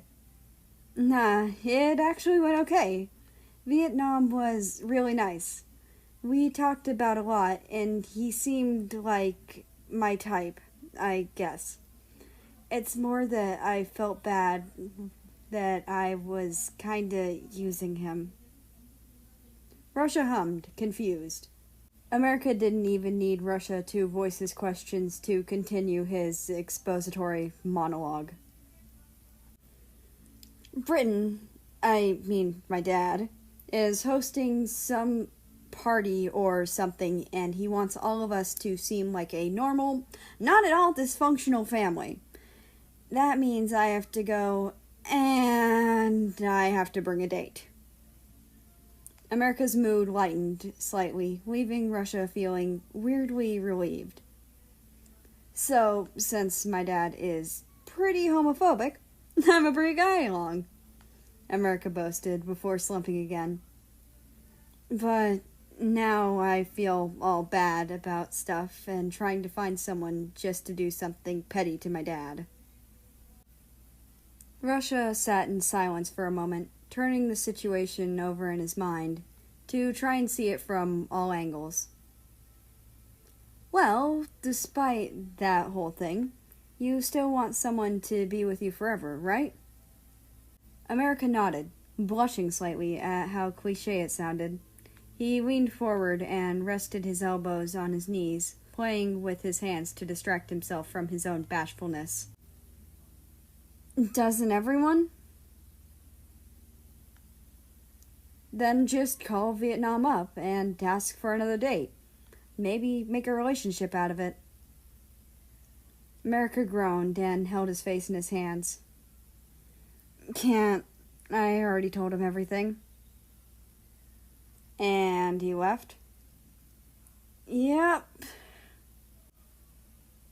Russia caught America's movements in his peripherals and stared at him thoughtfully, studying his every feature almost on impulse. His fluffy hair, his bright stripes and stars, the way his lips slightly parted as he played with the gaps in his teeth using his tongue, his sunglasses glinting in the light. Russia found himself once again wondering what secrets may lay beneath the glasses, but he knew he couldn't rush it. America would tell him when he was comfortable enough to. The patriotic country felt his stare and turned his head to face Russia, smiling softly when their eyes met. Russia felt his face warm and looked away quickly. Too quickly to not seem suspicious. Why was he staring? Not only that, but why was he staring for so long? If you're afraid of getting attached to someone you're just using, then... Russia gulped, his throat suddenly feeling scratchy and his Adam's apple bobbing. Why was this so hard to say? It's not like there was any meaning behind it. He just wanted to help out his comrade. Then maybe I could be your date. Chapter 11.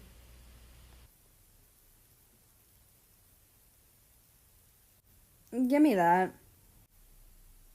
Mary, no. You've already had 4 glasses of champagne. You're going to get alcohol poisoning if you keep this up. Oh, good idea. Then we'll have to leave. America grinned and lunged for Russia's glass. The taller country placed a large hand on America's face and smirked, holding the smaller back while he made desperate grabby hands for the bubbly golden beverage. For probably the first time in his life, America was glad he didn't have his sunglasses on. Russia would have crushed them with his strong, warm, smooth hands. Russia, please, America whined. I long for the sweet release of death. Russia snorted. Shut up, drama queen. You're making a scene. That rhymed. Russia felt his cheeks heat up as he met America's stare before pushing the smaller away with a huff. You are such a child. No, you love me. Russia shook his head with a slight smile, surveying the crowd to avoid looking at his tipsy mess. His? Russia took in the ballroom properly.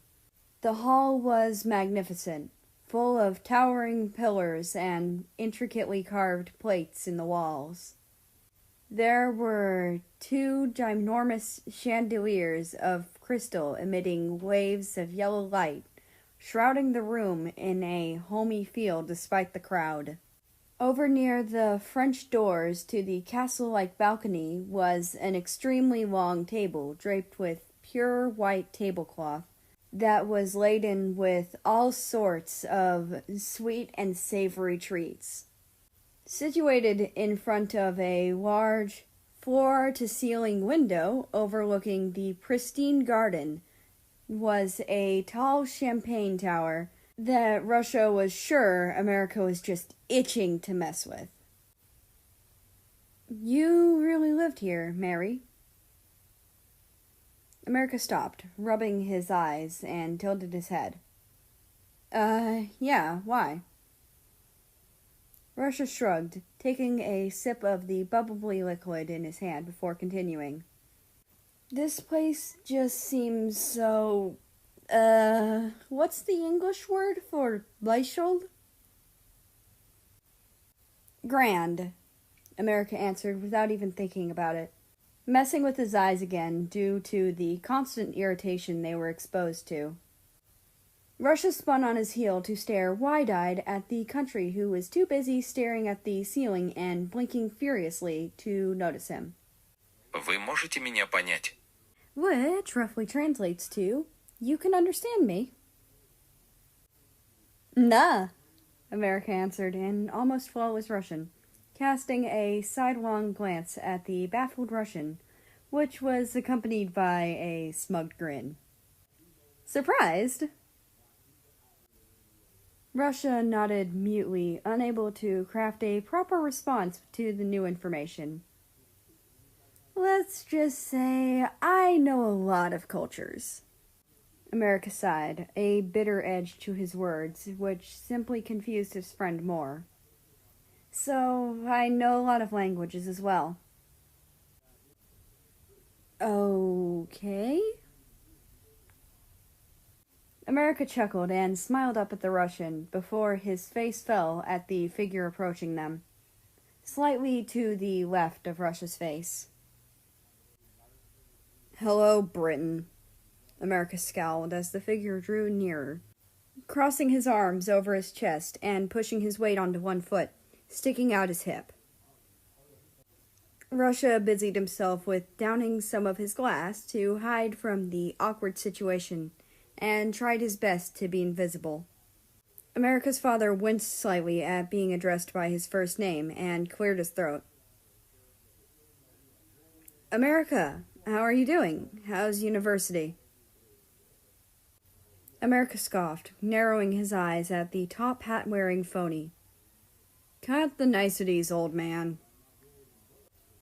Britton gulped and stared at his glossy, polished black shoes. Son, I am really ashamed of my past behavior. Bullshit, America hissed. And I'm not your son, remember? Britton flinched at his own flesh and blood's hostility. America, please. Save it. America held up a hand to stop his father from continuing. I came for my family, not you. Without another word, America spun around and stalked off, plucking Russia's nearly empty glass and gulping down its small contents as he headed towards the shut doors leading to the balcony. The other two countries stood in silence, watching him leave. When America reached the door, he swung it open and slammed it shut behind him, causing both of them to jump. Britton sighed, exasperated, rubbing his temple with precise, practiced movements. I'm sorry, sir. He can be a bit difficult. Russia started to try and ease the tension of the situation, suddenly hyper-aware of his accent. Britton gazed up at him with a look in his pure white eyes that made it seem as if this was the first time he had even noticed Russia in the room. Russia clenched his fist instinctively, expecting the Empire to kick him out of the party right then and there. But, to his surprise and relief, Britton offered him a warm smile and held out a gloved hand for him to shake. Ah, you must be America's boyfriend. I'm his father, Britton. It's lovely to meet you. Russia reciprocated the shake with a furvious blush dusting his cheeks. Oh, no. We're not, dating. No, he just brought me along to make you uncomfortable. Russia cut himself off once he realized what he was saying. He was so focused on dodging the relationship thing, he completely forgot he wasn't supposed to tell him that. But instead of getting mad or offended, Britton surprised Russia again with a hearty laugh. Ah, of course. He's still the same little rebel, isn't he? I hope he hasn't given you too much trouble, son. Russia shook his head, peering longingly at the balcony with a soft smile. Not at all, sir. Oh, no need for the formalities, son, Britton insisted, giving Russia a friendly slap on the back, startling the poor country. Then what should I call you?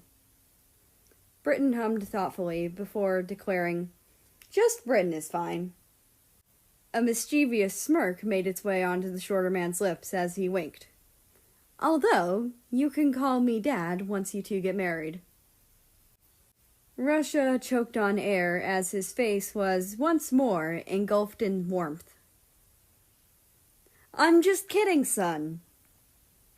A relieved sigh escaped the taller of the two's mouth. However, I wouldn't mind having you as a son-in-law. Russia melted into a puddle of embarrassment again, resisting the urge to cover his face and book it out of there. Luckily for him, Britton's attention turned away from his love life and returned instead to his son. I really am sorry, Britton murmured, his gaze lingering on America's darkened silhouette. But I'm afraid he just won't listen to me. The Empire's expression darkened as he lowered his eyes. I don't exactly blame him.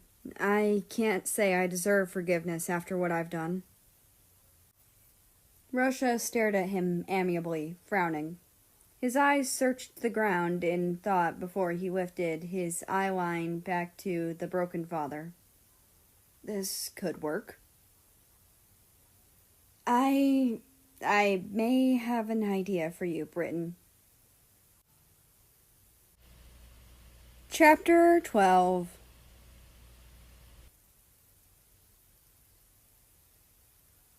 America grumbled to himself as he struggled to pop out his contacts.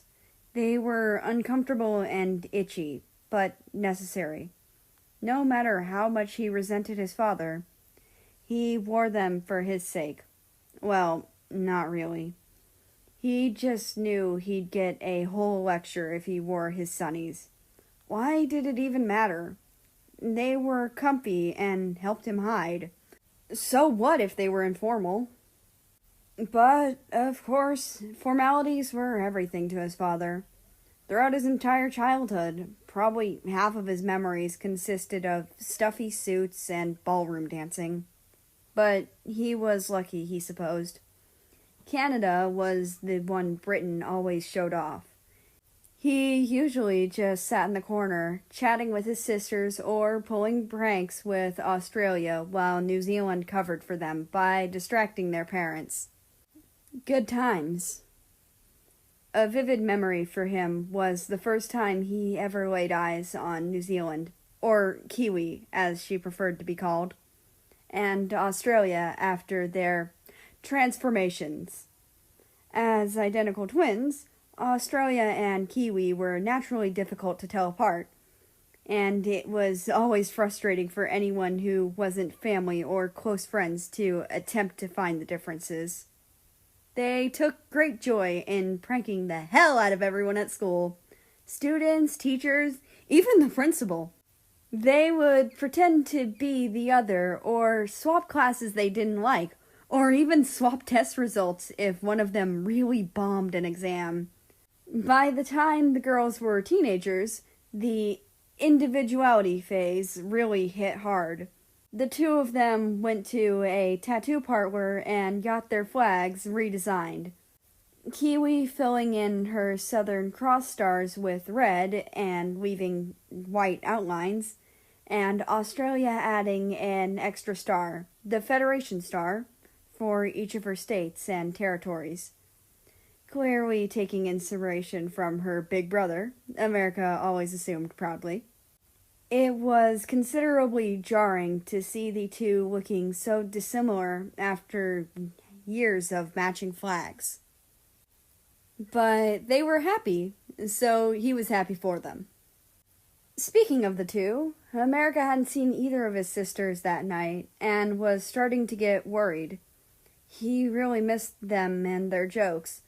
Especially Kiwi, since they weren't really close enough to warrant more than a monthly phone call and obligatory birthday money. Maybe after his little tantrum, he would go inside and go searching around for them.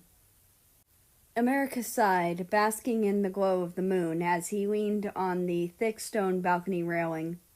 Perhaps he was being too childish, throwing tantrums and stuff.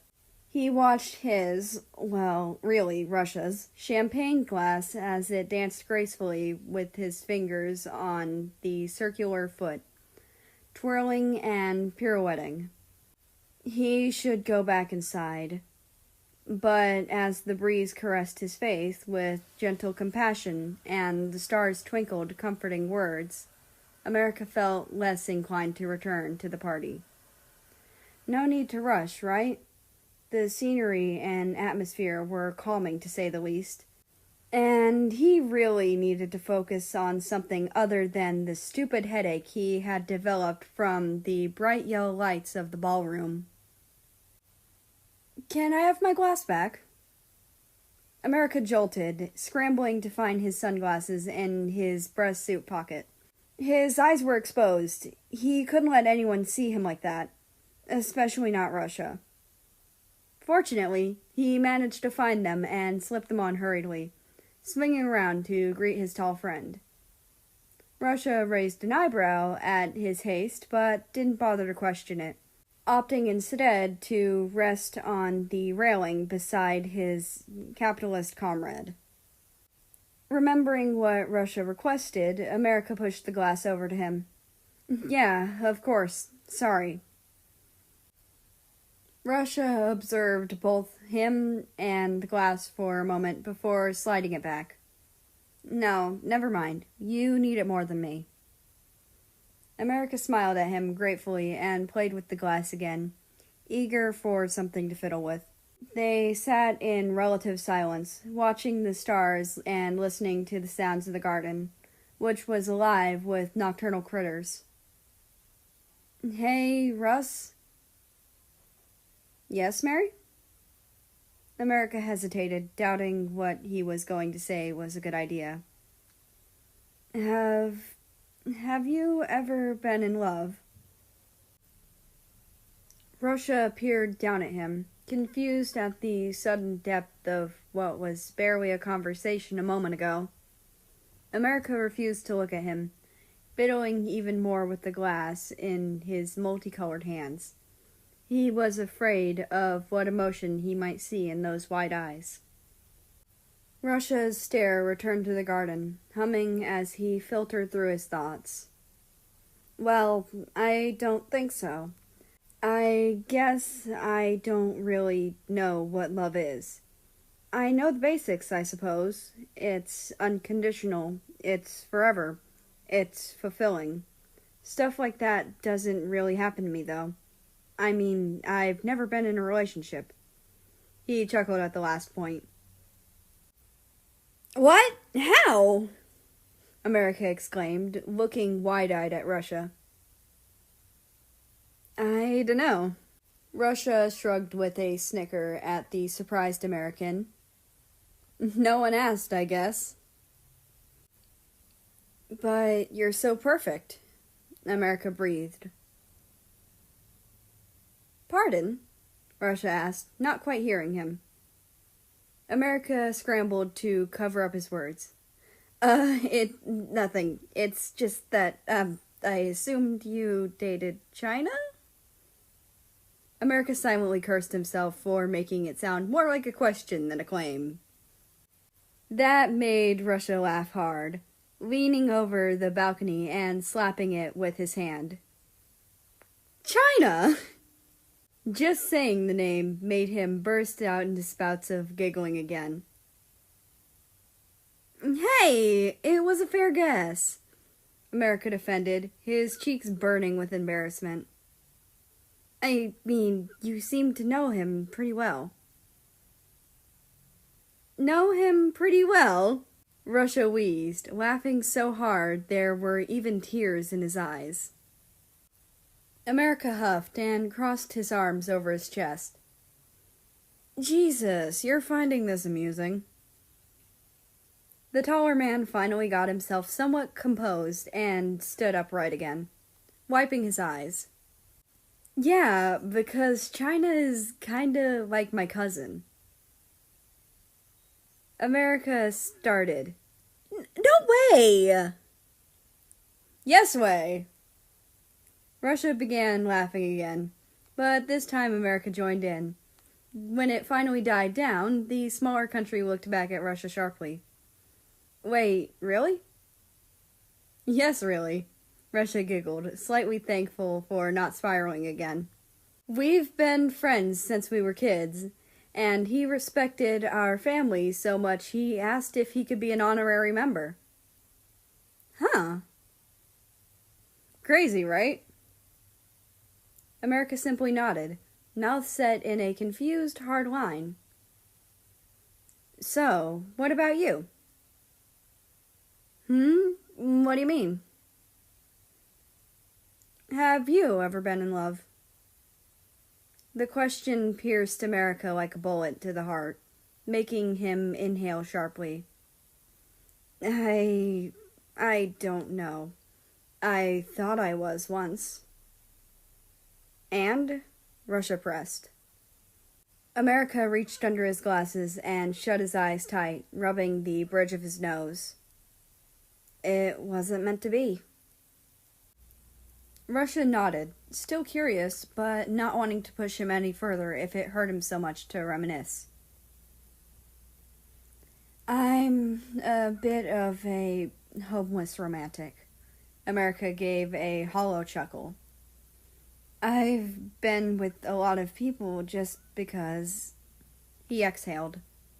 I'm scared to be alone. Did you think you were in love with all of them? America shook his head, not trusting his voice. Who did you? Philippines. Despite the tension, Russia smiled. Hey, I know him. We used to be really close friends. He talked about you a lot. Seemed smitten. Oh, America stated simply, swallowing. Small world.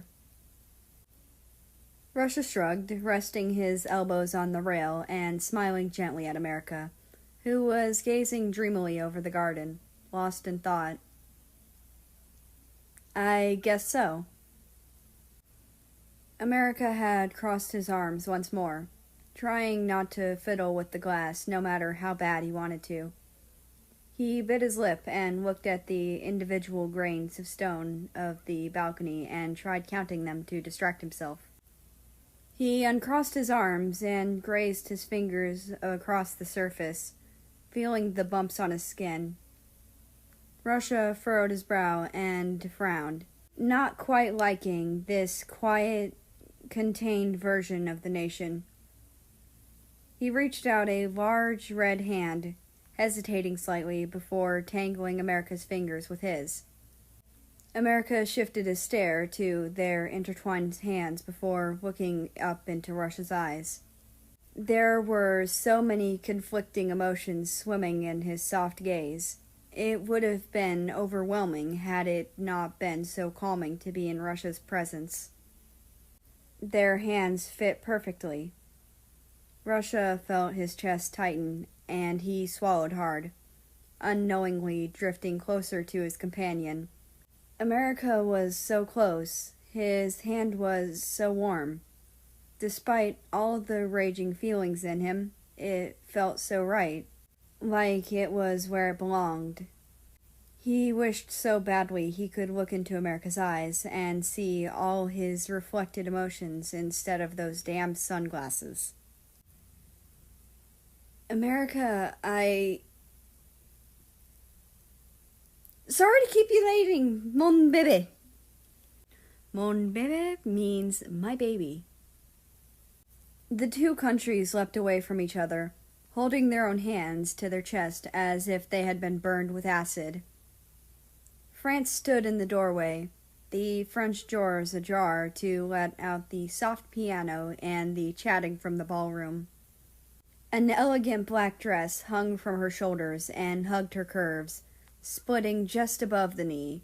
A matching barrette was perched on her head, and she was wearing red high heels to seem taller. Unlike most other women at the party, she had simple makeup. Red lipstick, a bit of blush, and wings. Salut, Mom. That means, hi, Mom. America stammered, blushing profusely. France strolled over to her son, arms outstretched. When she reached him, they kissed near each other's cheeks, in greeting, and France smiled at him. Looking him up and down, she glided her hands up and down his arms to hold his hands and pinched his cheek, making him groan and squirm. Oh, mon Dieu! Mon petit garçon a grandi et a quitté le nid. That means, oh my goodness, my baby boy is all grown up and has left the nest. She cried happily, pulling her son into her chest and leaving him to wave his arms around blindly, causing Russia to bite back a laugh. Mama! France gasped over dramatically and let go of her struggling eldest son and bounded over to Russia, holding his hands as well, taking him in. Russia, surprised to be touched by a complete stranger, tensed, willing himself to not back away. Non, non, Amérique. Vous en avez certainement attrapé un bon. That translates to, my, America, you definitely caught a good one. Russia had no idea what she said, so he just nodded along, pretending to understand. America, however, squealed in embarrassment and held his hands over his face. Maman, non! Nous ne sortons pas ensemble. That translates to, Mom, no, we're not dating. France turned to her bashful child and winked at him with a smirk. Not yet, you're not. Russia, completely baffled at this point, just opened and closed his mouth repeatedly. All the ideas of what they could have been discussing running through his head. France luckily saved him by letting go of his hands, which he was very thankful for, and turning to her son, offering him a dazzling smile that seemed to run in the family. Let's go back inside, The party isn't the same without you, ma pouce. That's French for my flea. America straightened, mentally preparing himself for what he was about to return to. France spun the doors, preparing to throw them open to make a grand entrance. When she did, she was greeted by adoring guests sweeping her away to probably talk about which kind of cheesecake is better. She caught her son's gaze and rolled her eyes, playfully poking out her tongue in disgust before turning back to the stuffy, fake crowd with another huge smile. America snickered, knowing full well what it was like to speak to all of the superficial visitors. But once again, his anxiety shrieked in his mind, his fists clenching and unclenching in discomfort. Russia walked over to him, once again, encasing his hand in his own. When America looked up at him, Russia smiled lightly and squeezed his hand, tracing small shapes into the other's smooth skin with a stray finger. America visibly relaxed, smiling back and leaning into Russia's touch. Russia reached for the doorknob, looking back to his comrade for confirmation. "Are you sure about this?" he asked tentatively. America gave him a simple nod, face molding into an expression of confidence and determination. Russia turned the knob and opened the door, their hands still intertwined. Chapter 13.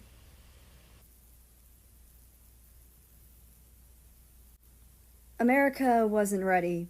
He wasn't sure if he ever would be.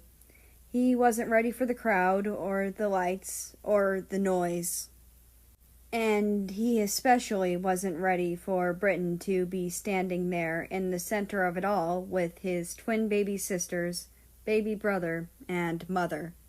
But despite America's mental preparation, Russia silently coaxed him forward by simply pulling him along, their hands still connected in some sort of delicate tango, the other's fingertips trailing over the sensitive skin, leaving goosebumps and shivers.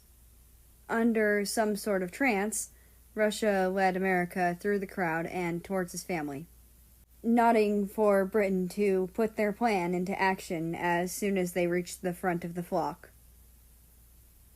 Britain cleared his throat, gaining America's slightly dazed attention.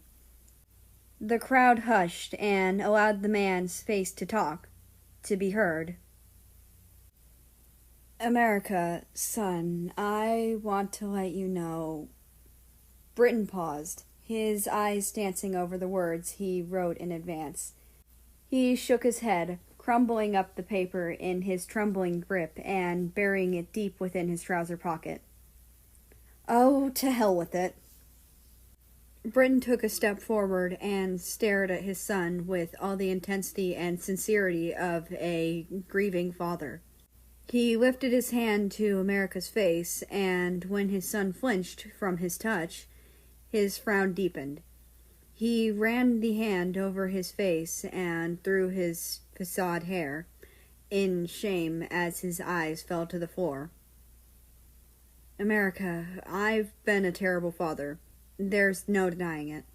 I hurt you emotionally, physically. I scrutinized you for being yourself, for being gay, for being different. That was wrong of me. I know that now. You are my son, my baby boy. I love you with all my heart, despite how bad I am at showing it. You mean so much to me. More than I could possibly say. I used to compare you to Canada, and that was terrible of me. You are splendid and talented in your own way. I never gave you enough credit for that. Britain lifted his gaze to America once more, whose eyes were glistening behind his sunglasses. But I can now. I know I'm a bit late to the party, but I want to take it upon myself to make you feel loved and accepted by your family again, because you deserve to be. I want you as my son. Who cares if you're gay or different? We all have a past. We're all a little fucked up in our own special way.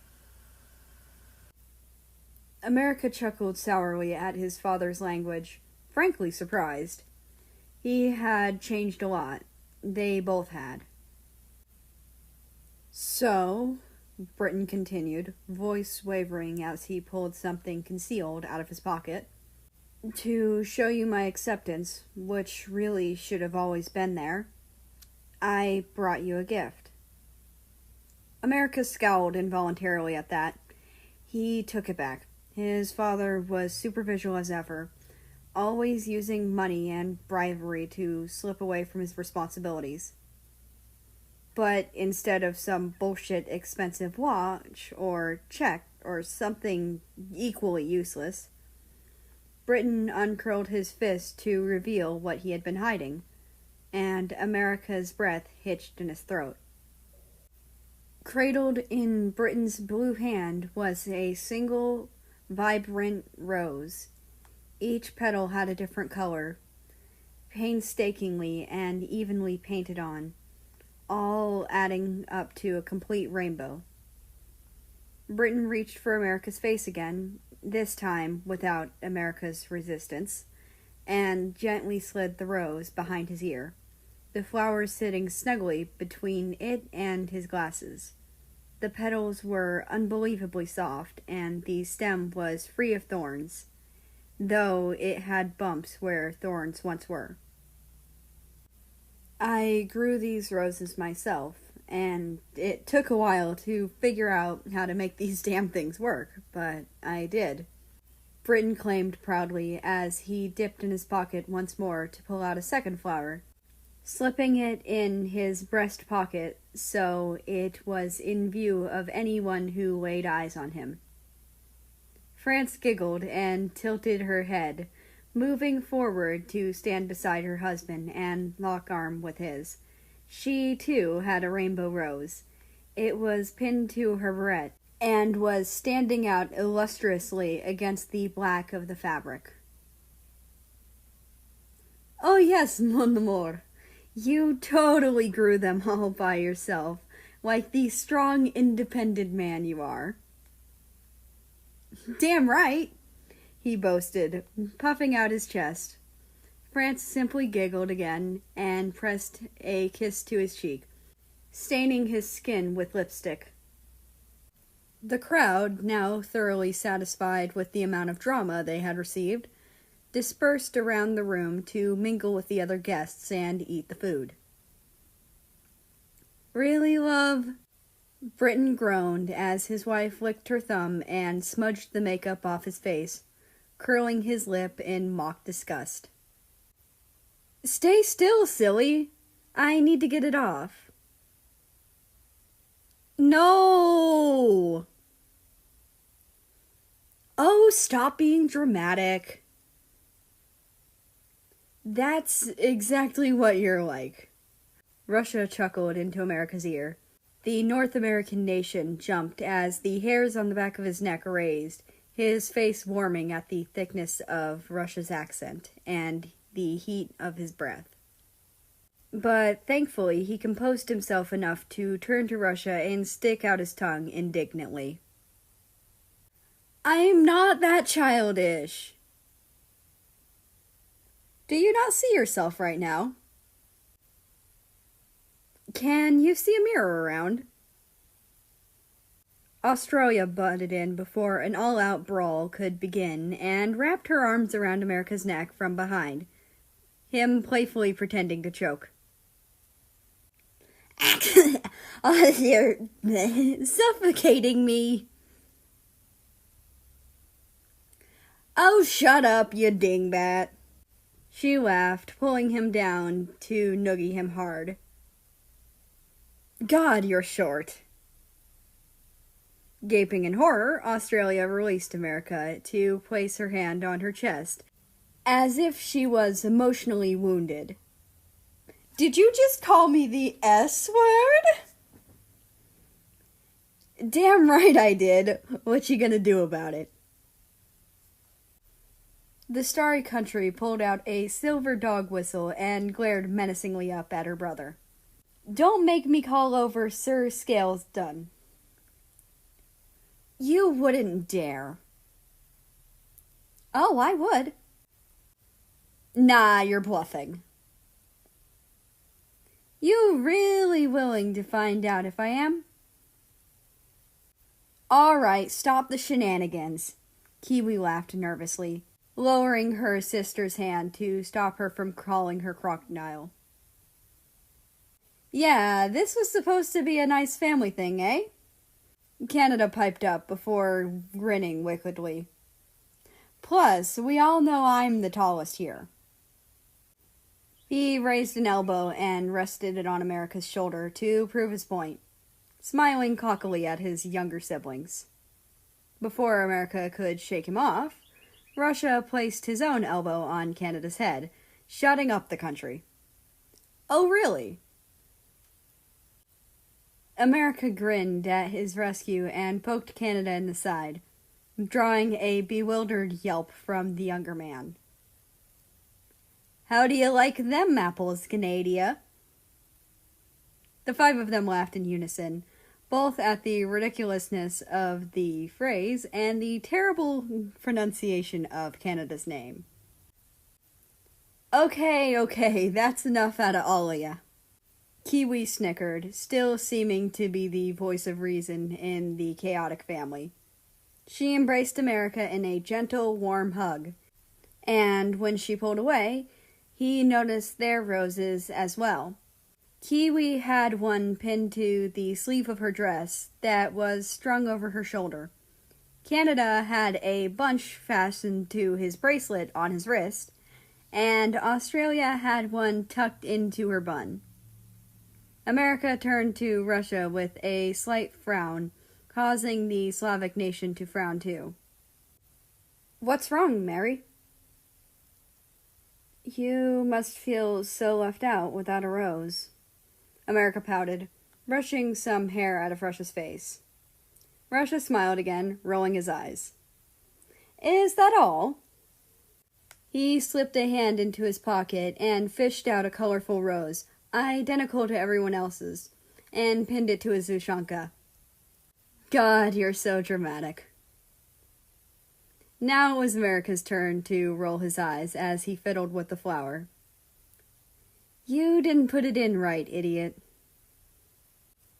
Russia's face reddened as America leaned in to reposition the plant, placing their faces dangerously close together. His face darkened a shade or two as he caught glimpses of America's younger siblings holding back chuckles and coos.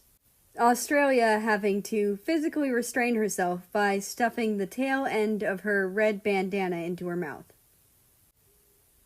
Once America was happy with his work, he nodded confidently and turned back to his family without any knowledge of poor Russia's discomfort. He ignored Australia's odd predicament, chalking it up to his sister's weirdness. Now, did I see a face paint station over there? Canada nodded, surprisingly the first of the three to get his shit together. Yep, we set that up for you while you were out. Ozzy didn't forget you love him.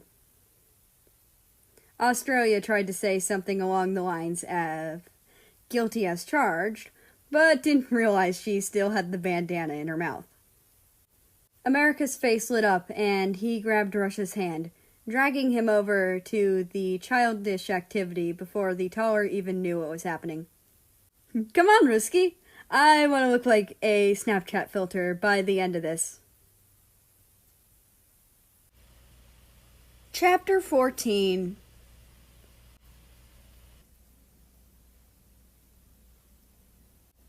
Everything felt different. America, stop daydreaming and clean the coffee machine, please. Well, not everything. America was still slacking off, the cafe looked cozy, and the pastries in display still looked as dry as ever. It wasn't very crowded, as usual. There was a strong scent of caffeine in the air, which is to be expected in a cafe, of course. What felt different to Russia was the way he saw America. Before he knew the energetic country, he considered him nothing more than a stranger, someone who made his coffee and didn't care about his day, no matter how many times he asked. Someone who was a blank slate, a random NPC that still didn't have a quest for him yet. But now it was different. He knew him, and felt oddly proud that he knew him. It felt comforting seeing a familiar face suddenly, without warning. Russia had the uncontrollable urge to do something he had never done before. He strolled across the tiled floor and up to the decorated counter. Расслабься, Россия. Будь спокоен, уверенный в себе. Which translates to, relax, Russia. Be calm. Confident.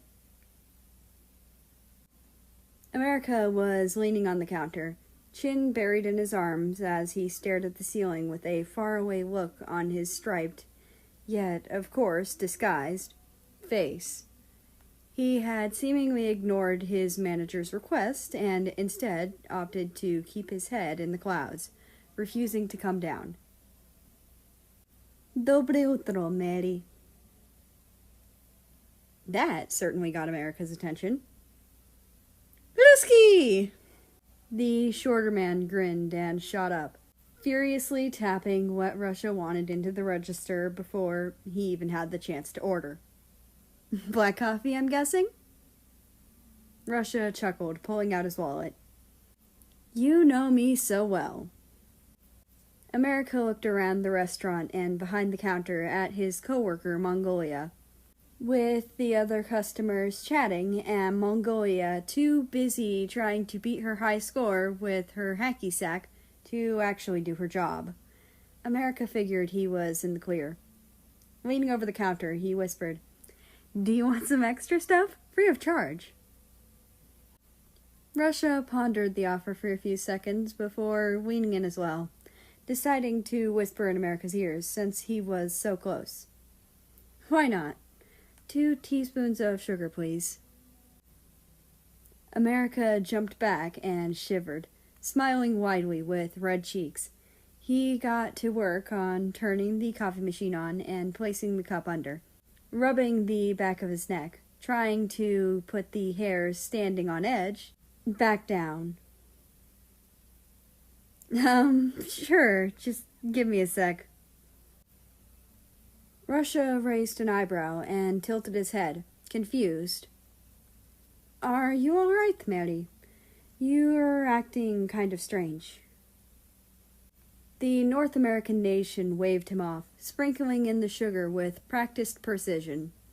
He plopped on the plastic lid and handed it to Russia as he exchanged it with less money than it was worth. Yep, I'm just dandy. What makes you say that? You saying dandy is a good example.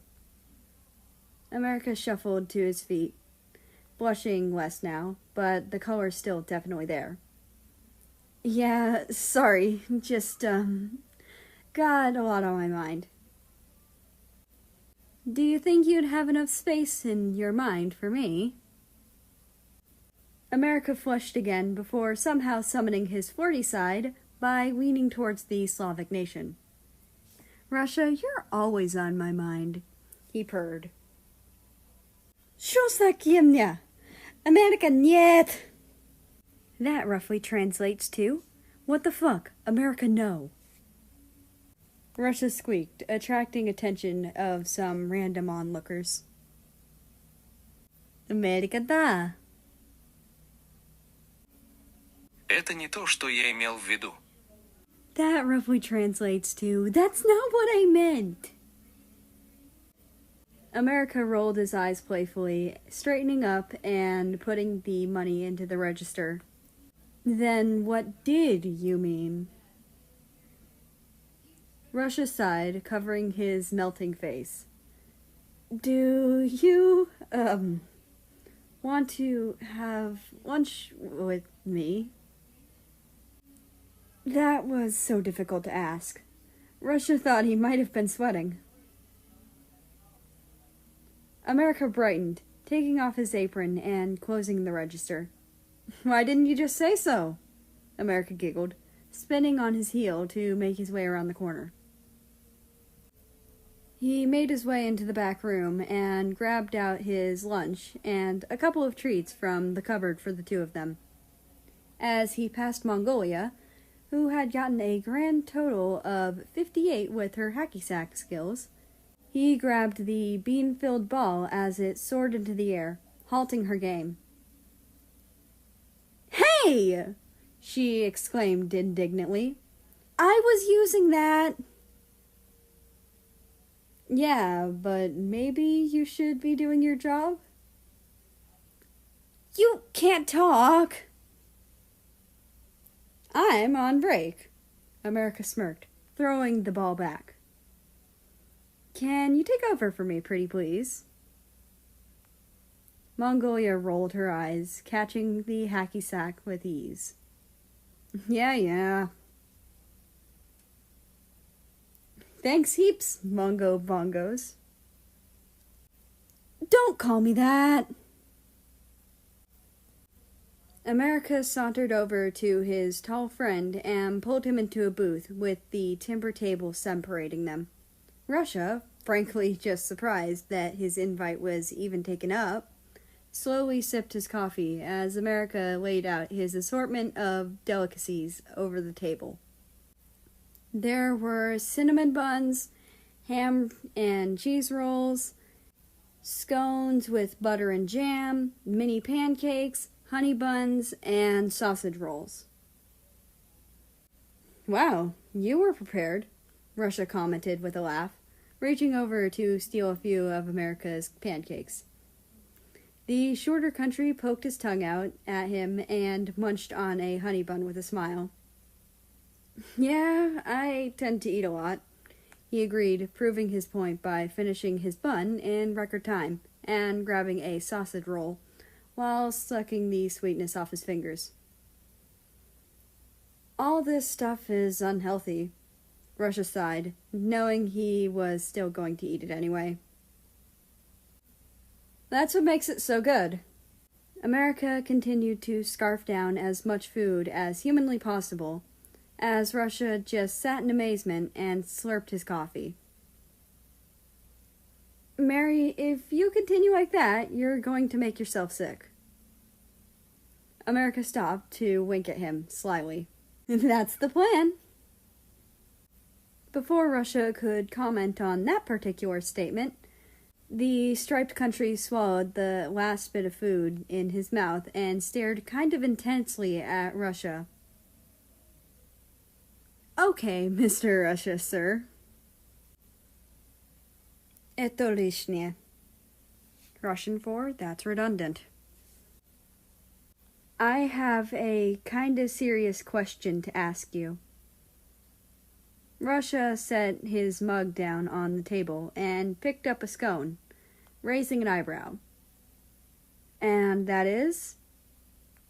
America leant forward, resting his elbows on the table and holding his face in his hands. How did you know we were just going to happen to run into each other all those times. Russia shifted nervously. I'm not sure what you mean. You know, there was that one time after the Stargaze thing where you said I wouldn't need your number, and then just a few days later, you just happened to be at the same party as me? And you just happened to stumble upon me in the park that one time? Russia exhaled, slumping back and leaning back into the cushioned booth seat, running his hand through his hair. Well, I guess I had to tell you sometime, he murmured before chuckling slightly. You're smarter than you look. Hey, America protested. What's that supposed to mean? Nothing. Russia waved the man off, taking another long sip from his drink before finally deciding to answer. It's my sister, Belarus. America tilted his head as he picked up another snack. What about her? She's... Russia paused, trying to find the right words to describe his sister's predicament. She's sort of psychic? I don't know if you could actually call it that. Instead of laughing at him, like Russia expected, America just looked at him, intrigued. How so? Well, she's not like the carnival type of psychic. Those are just bullshit. The two shared a chuckle. She tends to have feelings about things. Intuitions, I guess. And they're almost always right. That's really cool. I'd love to meet her, America chirped, drinking from a water bottle that he had in his bag of goodies. I still don't get how she ties into the story, though. She's the one that told me about you. Well, not you specifically. It was more of a vague description of a person, I guess. America leaned forward even more, on the edge of his seat. What did she say? Russia blushed, although he disguised it well behind another mouthful of coffee. She said there was someone that was going to try to be my friend, and that the universe wants me and this person to be friends so bad it will do anything to make sure we find each other. Russia made sure to leave out the stupid soulmate idea Belarus had to tease him. And the bit about where she suggested he withhold information, like his phone number, from the certain someone as a way to keep them interested and on their toes. And the fact that he actually took her advice. Huh. America stared at the ceiling for a moment in quiet contemplation, a glimpse of hidden emotion crossing his covered eyes. When he had processed the information, he smirked at Russia and laid his head on one of his hands instead of the other two. His face tilted to the side. So, we're destined to be together, As friends, Russia insisted sharply. I never said it was anything more than friendship. He cooed, the smirk still etched into his features. Why, were you hoping for something more, Ruski? That nic zego day roughly translates to, shut up, rascal. Chapter 15.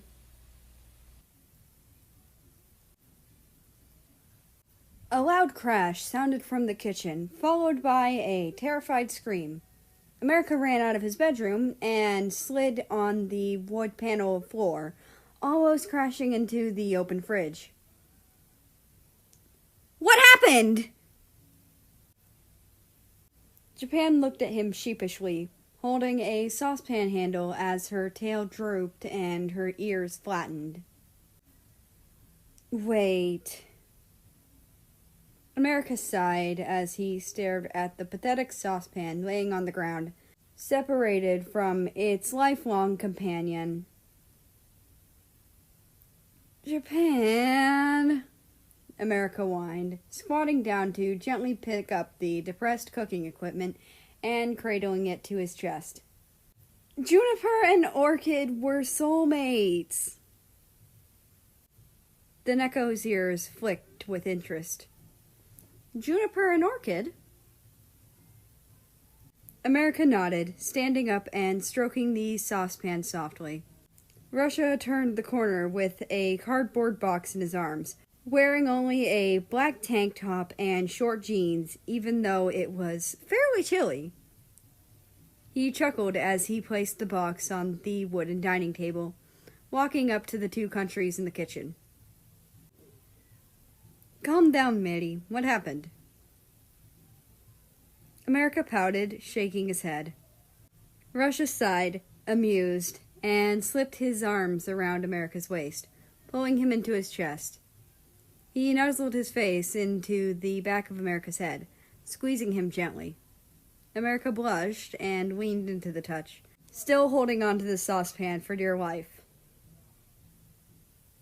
Come on, you can tell me, Russia murmured into his ear, the smaller nation's hair tickling his face slightly. Japan leaned against the counter with her arms crossed, virtually buzzing with excitement as her tail twitched this way and that, and her ears perked up. Junie here was married to Orchid, America whimpered, nodding to the handle Japan still had in her grip. For, ages. For some reason, America found his eyes watering and his lips quivering. Life had been stressful lately. What with making up with his father and being invited to stay with them again, as well as college and his job. To top it all off, he was getting these strange feelings and urges around Russia, who was completely straight. Well, as far as he knew. While America was a flirty country by nature, he never usually said more than cute comments and cheesy pickup lines. He was normally pretty huggy too, always wanting attention from his friends after a long day to recharge. But around Russia, it was different. He constantly wanted to hold him, be held by him, cuddle him, relax in his warmth, sleep by his side, and feel his lips on his... Hey, it's all right, Mary. Russia reassured, wiping away the tears that had started trickling down the other's face. He let go of America and shot him a dazzling smile as he did so, holding his cheek in his warm hand. America shivered at the loss of his warmth and clutched Juniper tighter. Russia jumped to action, grabbing the handle from Japan, who was startled but readily gave it to him, and quickly returned to America, holding out Orchid. America tilted his head in confusion as he held up Juniper as well, trusting Russia enough. Russia slotted the handle into its position, and the saucepan was complete again. See? Russia chuckled. Can't keep soulmates apart. America stared vacantly down at the perfected piece of equipment, mouth hung open. He started to giggle, then chuckle, then laugh, and threw his arms around Russia, taking care not to damage the couple again. Russia smiled and wrapped his arms around the emotional country, burying his face in his hair. Japan literally covered her mouth with her hands to contain her squeals. All right, that's enough, Russia joked, lightly pushing America away. I'm going to take these boxes down to the car. America sniffled and nodded, watching intently as Russia picked the box up he had previously set down on the counter, as well as a few more strewn about the room. Sweat dripped down his face and his bulging muscles as he struggled with the weight, but acted fine. He was unaware of America's gaze as he strolled to the apartment door. He paused, staring at the closed door and his occupied arms, as if they were his mortal enemies. America rushed to the door and flung it open for him, grinning as if nothing had happened, saucepan still in hand. Russia nodded to him and smiled as thanks, and America clicked the door closed behind him. That was amazing! Japan squealed, unable to contain her fangirl instincts any longer. She bounced on her feet and waved her arms around. America shushed her and shook his head, with an annoyed smile. What are you talking about? That right there, Japan squeaked, a little more quiet now. That was like something out of an anime. You totally like him.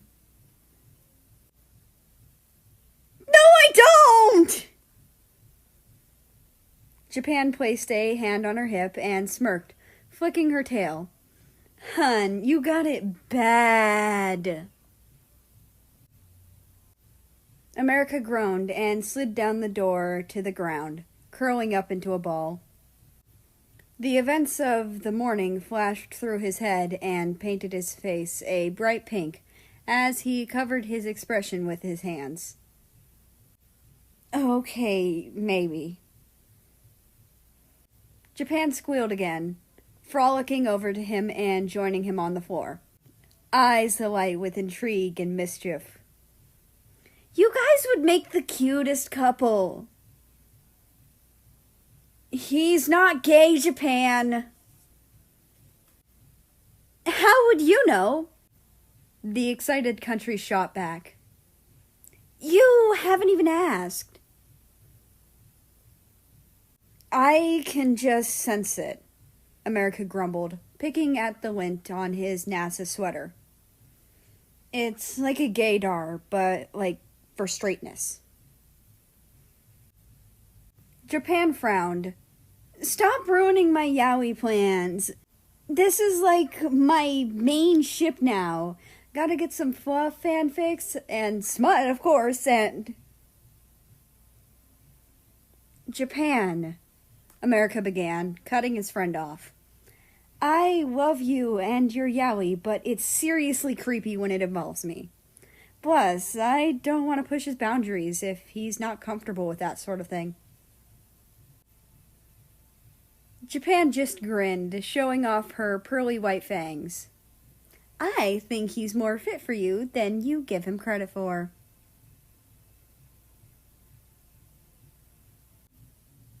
That the last of them?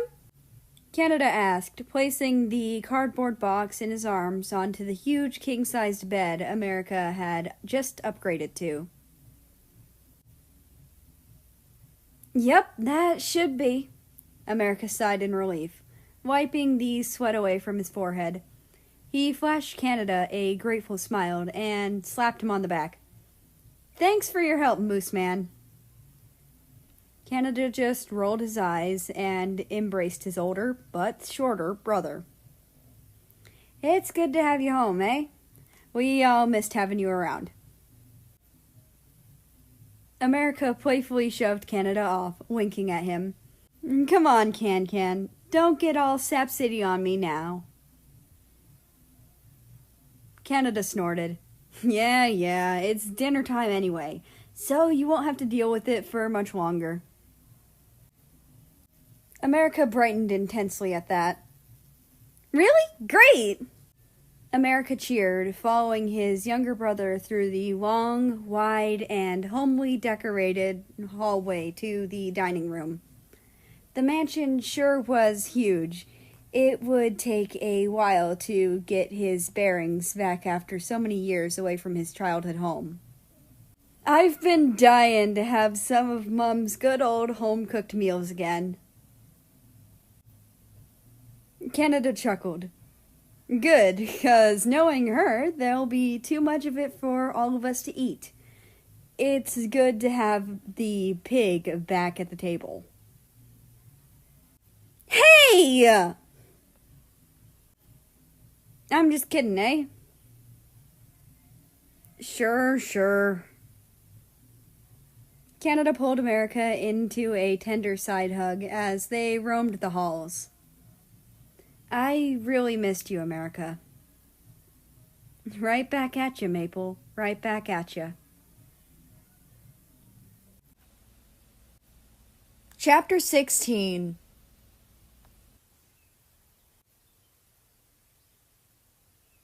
I'm telling you, salsa, a taco is basically a hot dog. I'm sorry, what's the English word again? Oh yeah, fucking bullshit. Come on, man. America chuckled. You're just mad I'm right. Right my Spanish ass, Mexico hissed, thumping his fists on the American's back. Hard enough to hurt, but light enough to not bruise. What you're suggesting is blasphemy. Blasphemy, America. America rolled his eyes and winced at the smaller country's violence. I swear to God, Quesadilla, I will drop you. Mexico stiffened, tensing up against America's back. No vas. That roughly translates to, you wouldn't. Bitch, you know I would. To prove his point, he let go of Mexico's legs and arched his back. The small Spanish country yelped in surprise and wrapped his legs around America's torso, trying desperately not to fall. He also tightened the grip of his forearms on America's neck and almost choked the smug nation in the process. Stop it, you dumbasses! Greenland growled at them. Jesus Christ, we can't take you two anywhere. Antarctica giggled and nodded, poking his tongue out at them as he snuggled into Greenland's back. He, unlike Mexico, was happy with his piggyback partner. He started it! Mexico retorted as America frantically slumped back over and supported the fiery North American to avoid being strangled to death in the middle of the street. Yeah, well, I'm finishing it. Greenland grumbled, adjusting Antarctica when he started slipping slightly.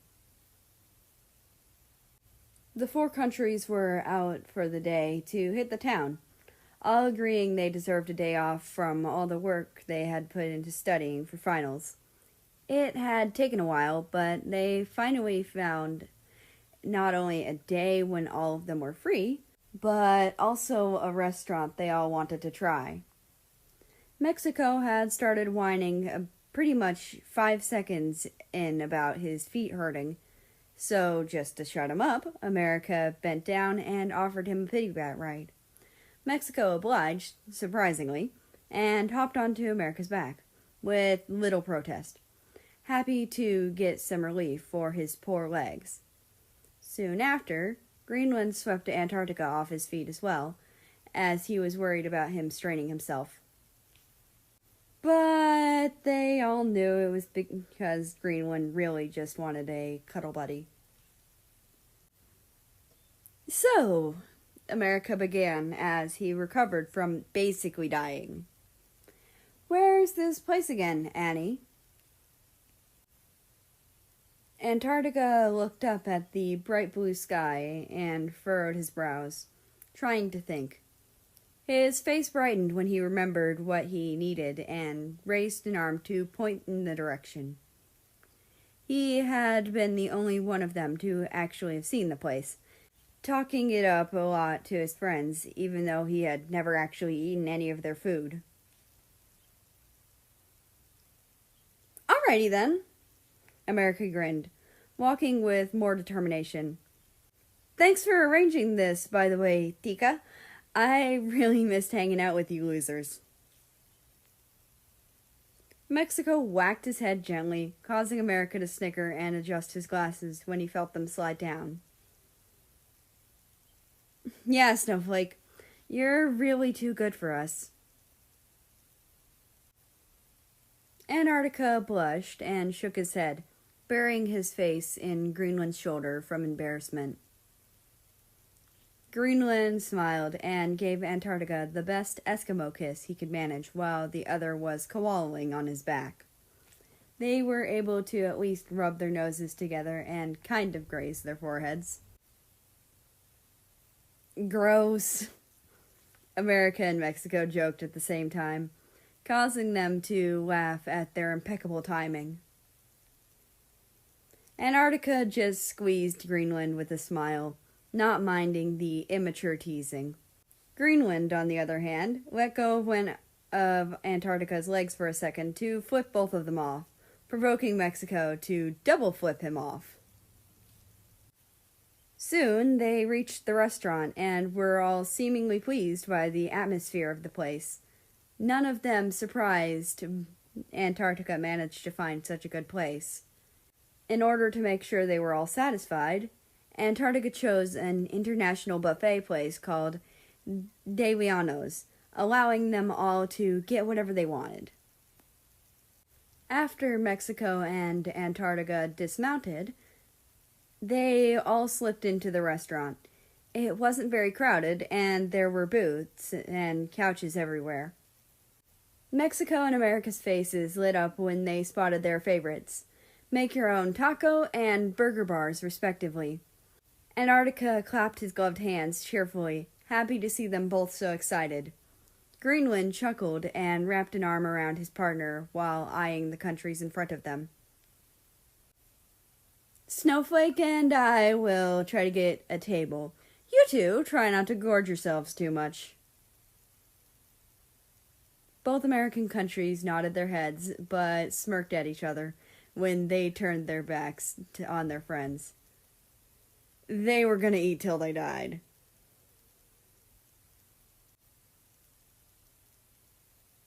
And he just said yes? Just like that? Yeah, weird, right? America smiled as he took another huge bite of his burger, speaking between chews.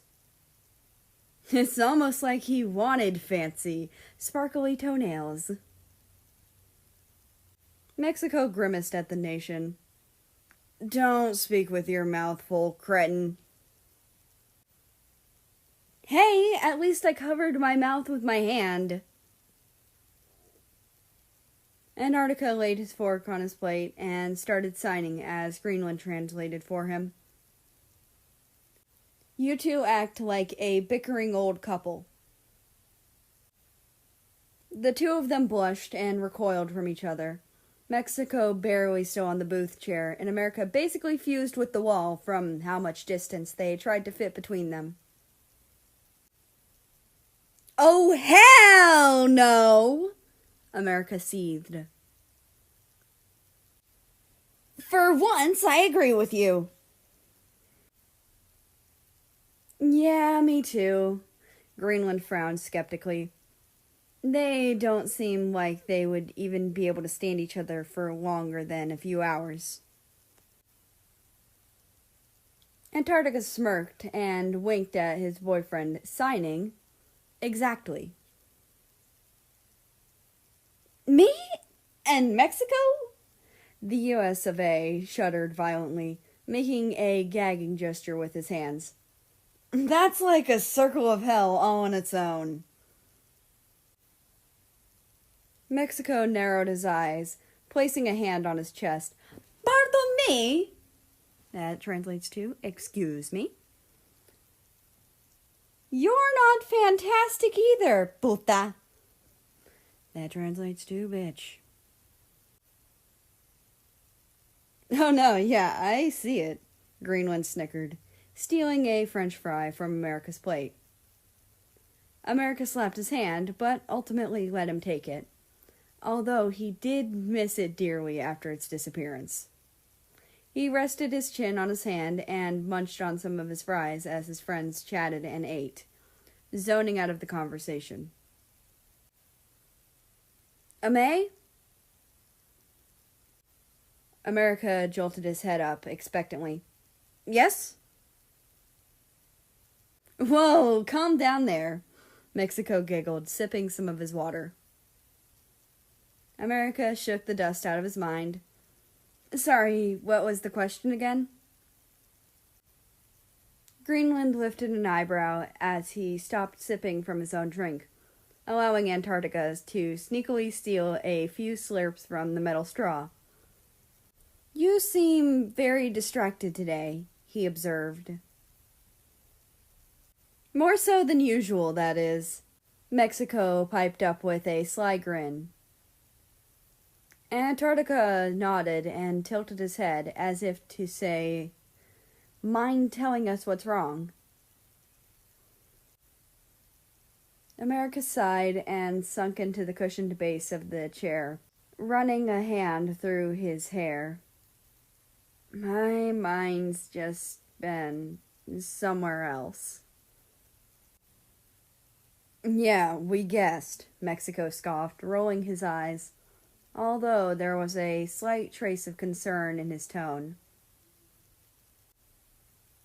Mind telling us where?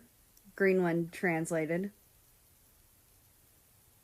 Well, it's a lot of things, really, but the main thing is Vietnam.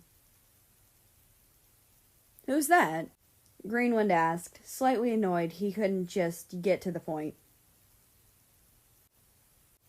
Yeah, we can't be expected to know your friends' names, Mexico pointed out, rolling his eyes.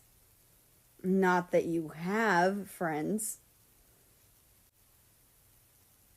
Instead of the withering glare Mexico would usually receive for his sharp tongue, America only weakly smiled at his hands. Now they were really concerned. No, guys, Antarctica sighed, face-palming at his friend's insensitivity. Vietnam's the guy May went on a date with. Mexico made an O form with his mouth, and Greenland nodded in realization. What about him? Greenland queried.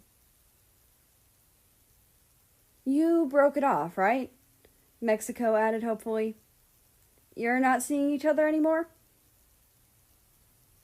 Well, America chuckled nervously. Not exactly. What? Mexico exclaimed, making a large, overdramatic gesture with his large, overdramatic reaction. Why not? I don't know. He just looked so sad when I had to leave, so I... So you what? Greenland pressed, crossing his arms and glaring at America with disappointment. So I asked him on another date. America mumbled. Antarctica sighed, and Greenland and Mexico groaned. There is no hope for you. Chapter 17.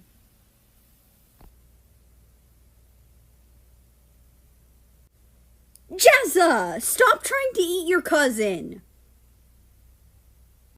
Get that damn thing under control! New Zealand cried, holding her kiwi bird to her chest with tears in her eyes. It almost hurt my poor Hinye! Just look at her! She's shaking! She wasn't lying. The fluffy brown kiwi bird cradled in her arms was quivering, eyeing Australia's pet cautiously.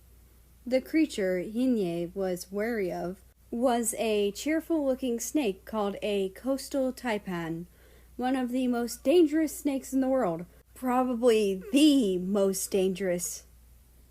Just moments before, the snake had crawled a bit too close to the flightless, fluffy bird for comfort, showing off its fangs dripping with fatal poison. Australia, completely undeterred by Jazz's deadly nature, hugged her snake, who happily slithered into her hair and flicked its tongue to taste the air. Excuse me? Thing? Jazza isn't a thing. He's a beautiful boy who deserves all the love in the world. He's a venomous snake, Australia. So what? Hinye is a dumb, flightless bird, Australia retorted, stroking Jazza's scales methodically. Plus, he didn't do anything. He wouldn't hurt a fly. New Zealand glared daggers at her, stroking her child as well. Do you not understand what venomous means, you mongrel? As they bickered some more, America stabbed another couple of pancakes on the top of the tall stack in the middle of the table to plop some onto his emptied plate. He added a scoop of ice cream, some freshly chopped fruit, and a drizzle of maple syrup. It annoyed him to have to decorate his pancakes again since he was at his second stack, but it tasted good, so why should it matter? He sliced through the fluffy goodness and scooped it into his mouth, practically melting into a puddle of joy. As usual, Canada had made his infamous pancakes for breakfast, a secret recipe he refused to share with anyone, not even his family. Whenever he made them, he kicked everyone out of the kitchen to keep his secret a secret, and it annoyed their mother to no end. If Canada had the urge to start on his masterpiece, he acted immediately, not taking others' feelings into account, unlike his usual self. America had actually made him a little sign to put on the door for this odd pancake ritual when he was younger. On it was a badly drawn Canada holding a stack of pancakes with a holy light illuminating from them.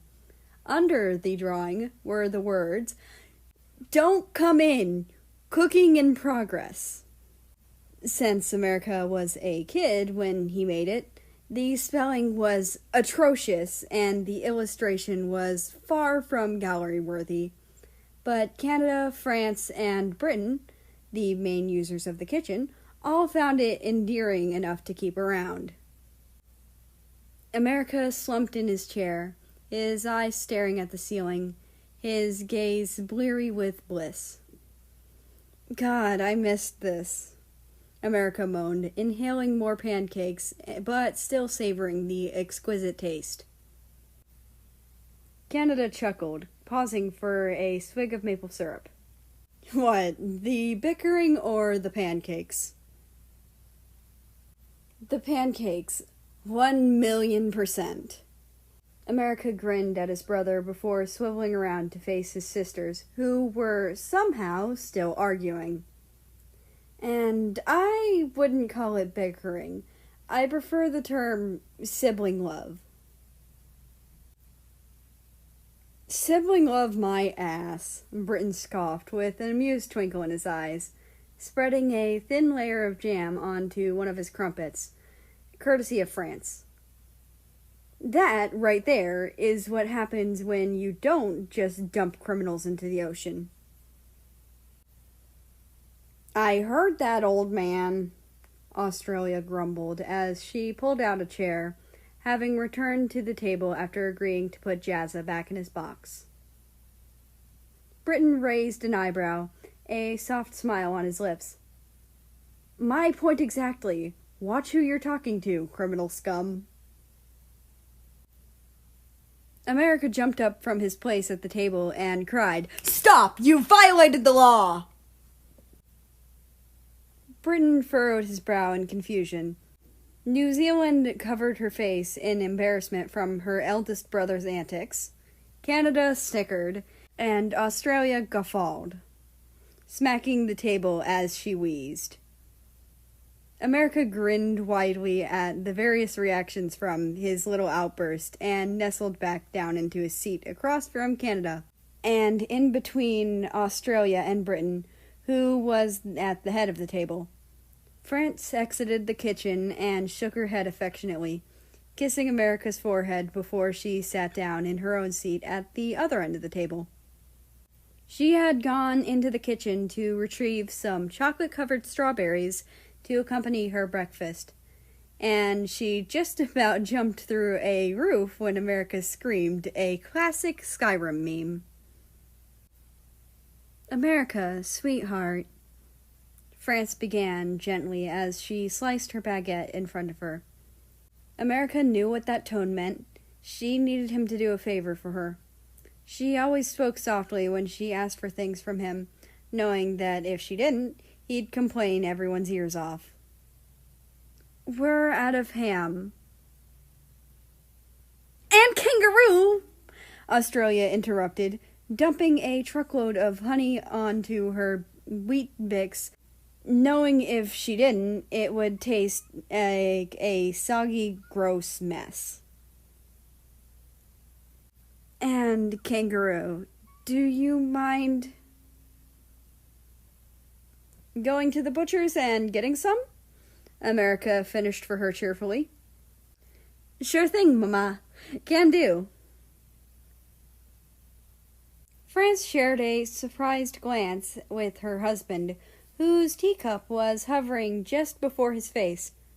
France giggled and leaned over Australia to pinch her son's cheek, earning annoyed complaints from both her children.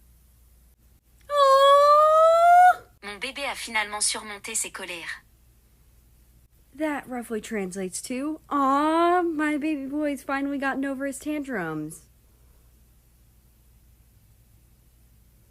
"Mama, stop!" America groaned once his cheek started to actually hurt. "Or I'll go back to my old ways." France released him, holding up her hands in self-defense as almost everyone at the table shared a laugh. America soon joined in, rubbing his cheek since it still carried a dull sting. Not that he minded, of course. His mother didn't mean anything by it, and he had a fairly high pain tolerance. The nation smiled as he surveyed his brother, sisters, and parents leaning back in his chair. America finally had his family back, and he didn't think he'd ever need anything else again. Well, maybe one thing.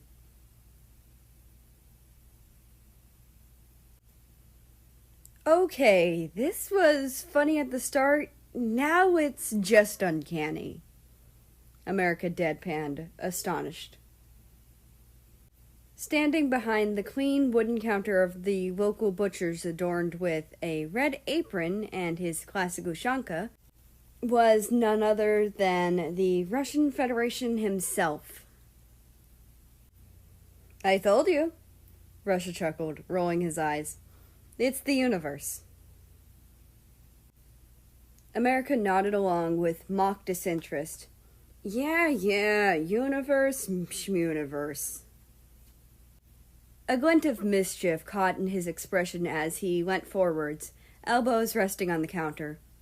Russia knew that look only spelt bad news. "In my otherworldly opinion, I think you just want to see me." Russia raised an eyebrow. "Is that so?" "Mm-hmm," America hummed. "You clearly saw me working, thought I was cute as hell, which I am." He punctuated this thought by framing his face with his hands, earning a laugh from his Russian friend, and eventually mustered up the courage to talk to me. Then you performed various acts of bravery or stupidity, I haven't decided which yet, in order to get closer to me. You stalked me to find out when my shift ended, hung from the window of Japan's dorm to listen in on our conversation to know what party we were going to, got drunk off your ass and convinced the others to make you take me home, tagged along with South to annoy me some more, followed me home from my date, ambushed me at the bus stop, hypnotized me into taking you as my date to my parents, and got yourself a job at the butcher's shop and told my mom to send me here. America stopped listing outrageous conspiracies to grin at Russia. That about right? Right on the money. Russia snickered, shaking his head. Now, you gonna order something, or just theorize until the store closes? Come on, Ruski, America cooed, taking one of Russia's idle hands and cupping it within both his own warm hands. Admit it, you love having me around. Russia reddened before he grinned, getting an idea. He leaned over the counter to meet America. He didn't have to move far, since America was already about 3/4 over. The side of his face brushed America's cheek, and he could already see the goosebumps forming on the other's striped skin. He took his free hand and pressed a warm palm on America's cheek, the opposite side to which he was facing. He leaned in to speak right into the American's ear, his warm breath tickling the smaller, sensitive skin. I'd love you even more if you stopped teasing. He purred in his deep, thick accent. America squeaked and let go of Russia's hand, covering his burning face and trying to sink into the counter.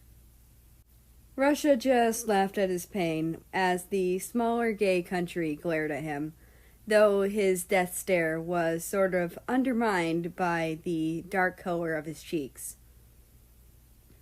Fuck you! America growled. When? Russia smirked, wiggling his eyebrows.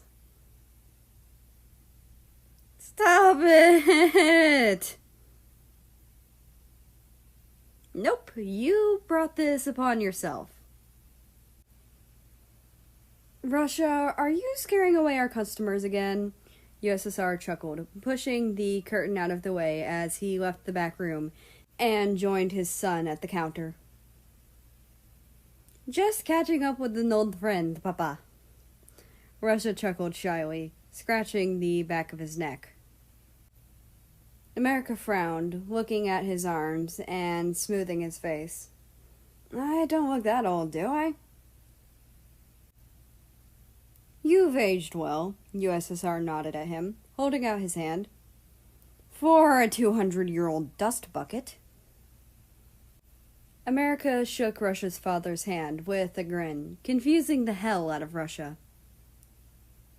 Can't say the same about you, America teased, looking him up and down. Good to see you, old fart. Wish I could say the same. I'm sorry, Russia interrupted. Explain, please? Oh, right. America is an old chum of mine, Soviet elaborated. Again with the old thing? America mumbled with a smile. Remember the Cold War? Yeah, that was this asshole. Okay, no, I didn't start that. You were the one who moved all your shit to Cuba, America corrected. You're just salty 'cause you lost, huh? Don't push it. The Soviet Union narrowed his eyes at his rival, but it was clear that he was fighting away a smile. Right. Well, what did you need, Mary? Mary? USSR echoed, smirking at his son. Russia silenced him with a look that said, "Don't start," causing his father to raise his eyebrows and take a step back. America chuckled, stuffing his hands into his skinny jean pockets. Just some ham and kangaroo if you have it. Papa? Russia called, turning to his father, who was already on his way out the door he came from. USSR just nodded and walked towards the freezer door. Should be in the storage freezer, Russia. Be careful, though. The lights don't work. Russia paled, staring at the door and fiddling with the skin on his fingers. His father smiled understandingly and put his hand on his son's shoulders. Не волнуйся, ты будешь в порядке. Только пока, Элик. That roughly translates to, don't worry, you'll be fine. It's only until the electrician comes in to fix it. Russia only nodded, swallowing hard.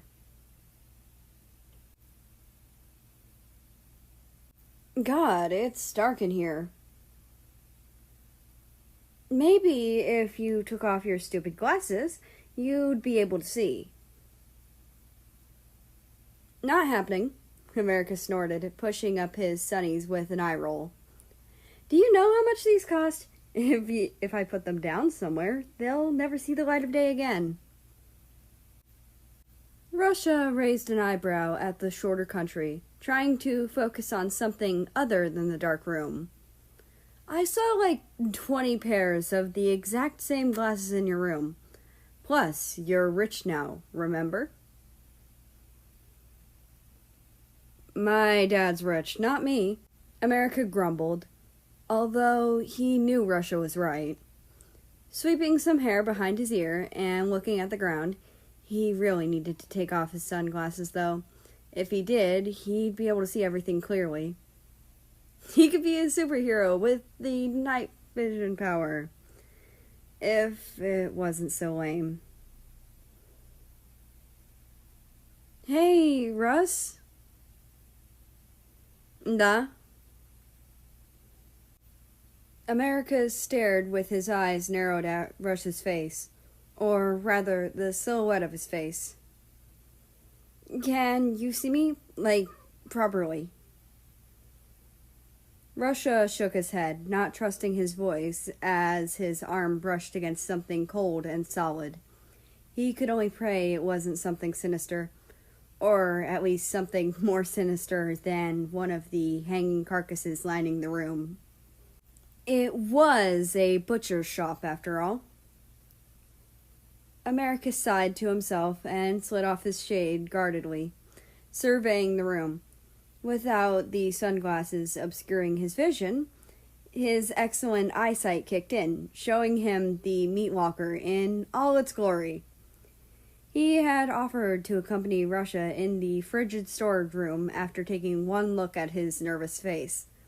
Something about the place gave his tall friend the creeps. Now, without his sheets, he could see why. Dozens of rows upon rows of animal torsos were strung from the ceiling, swaying ominously as the ventilation of the pitch-black room droned around them. The off-white cement was stained with red and brown, and some of the bodies were even dripping blood, creating a not-so-comforting rhythmic drip, drip, drip sound bouncing off the cold walls. The rows were tightly packed, too, only a meter, a couple of feet, or so apart, which didn't provide much walking space. The air was sharp and nipped at America's nose and ears, but it kept the inevitable stench of death away, which both of them were thankful for. Before America could say anything, Russia brushed against another body, sending him involuntarily whimpering. Through the darkness, America could see him hold his arms to his chest and curl his fingers, trying to make himself as small as possible. Russia's wide-eyed gaze darted around the room, the flaps of his fluffy ushanka lightly whacking his face when he would swivel his head around desperately to see around him. That's when America realized he wasn't scared of the dead animals. He was scared of the dark.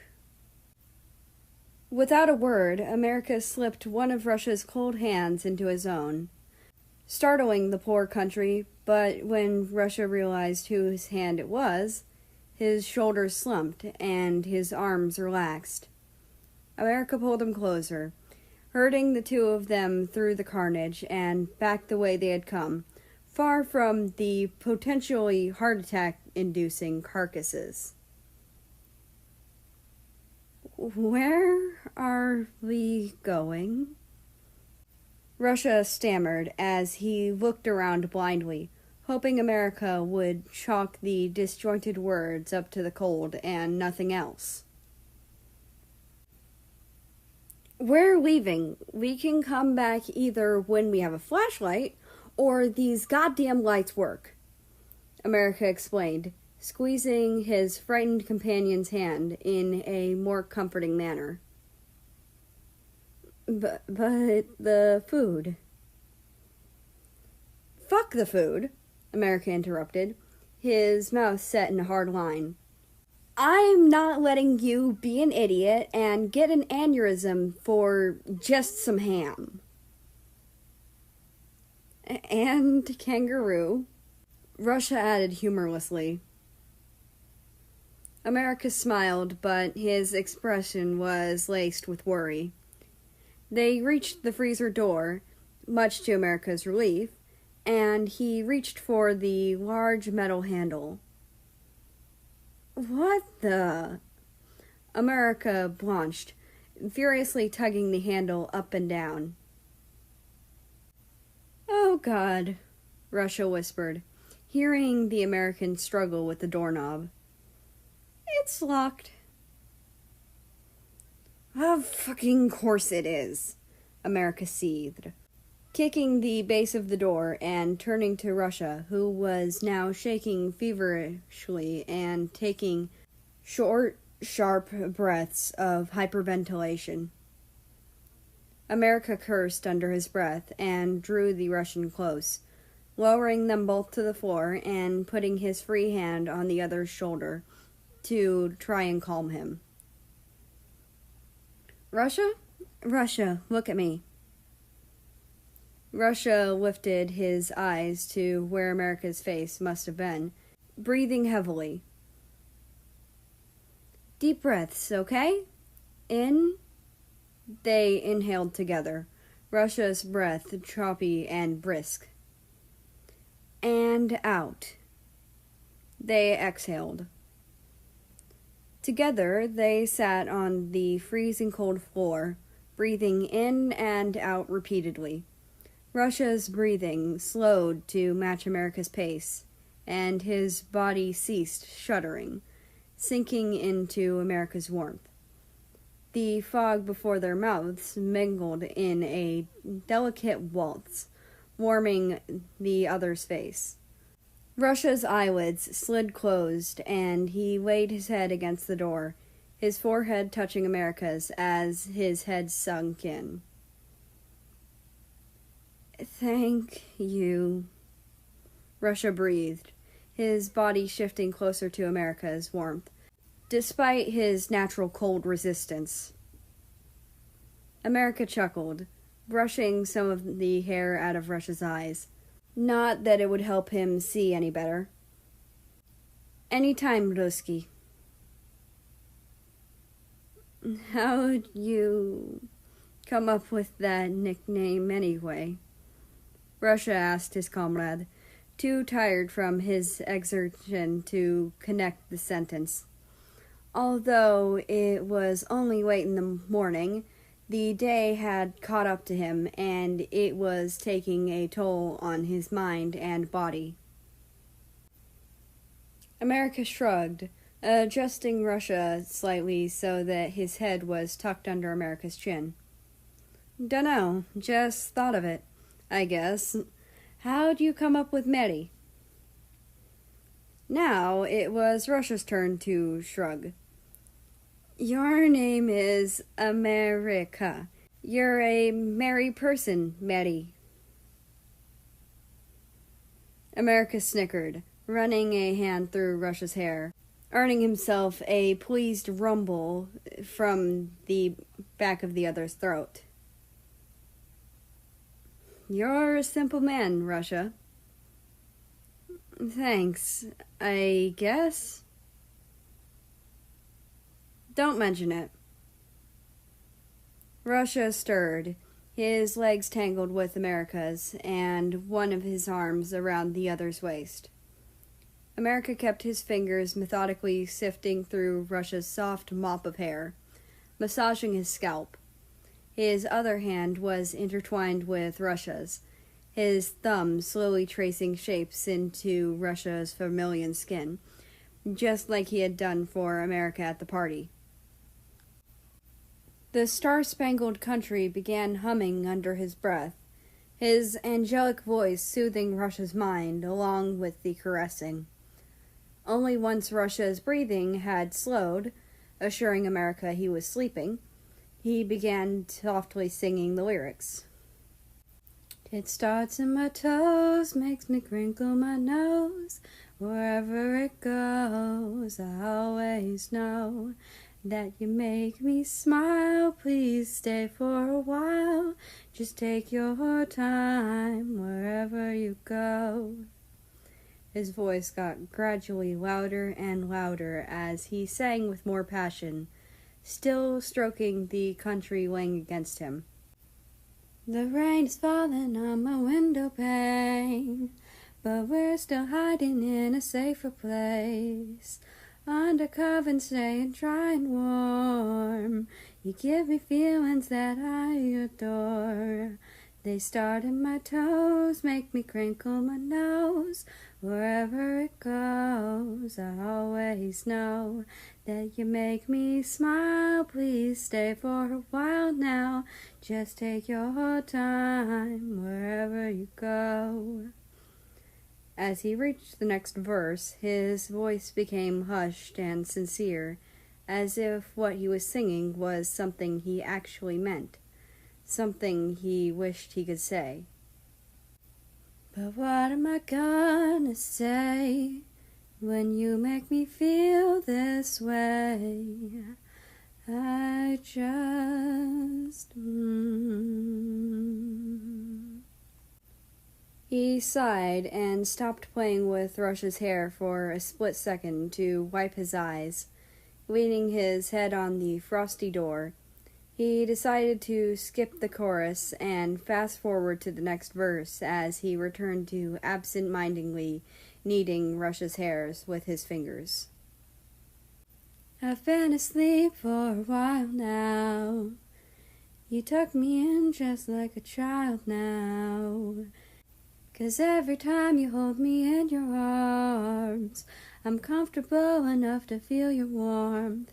It starts in my soul and I lose all control. When you kiss my nose, the feeling shows. 'Cause you make me smile, baby, please take your time now, holding me tight. His voice lowered to barely a whisper as he finished up the song. Wherever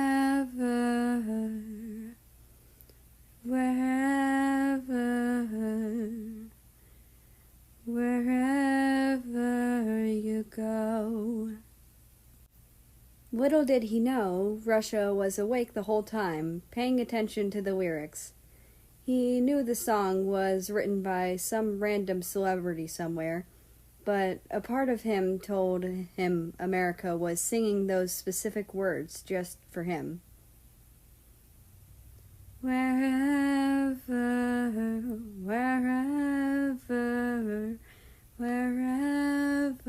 you go. And against his better judgment, or the self-deprecating side of him, he listened to that part of him. Oh, wherever you go. And he smiled. Chapter 18.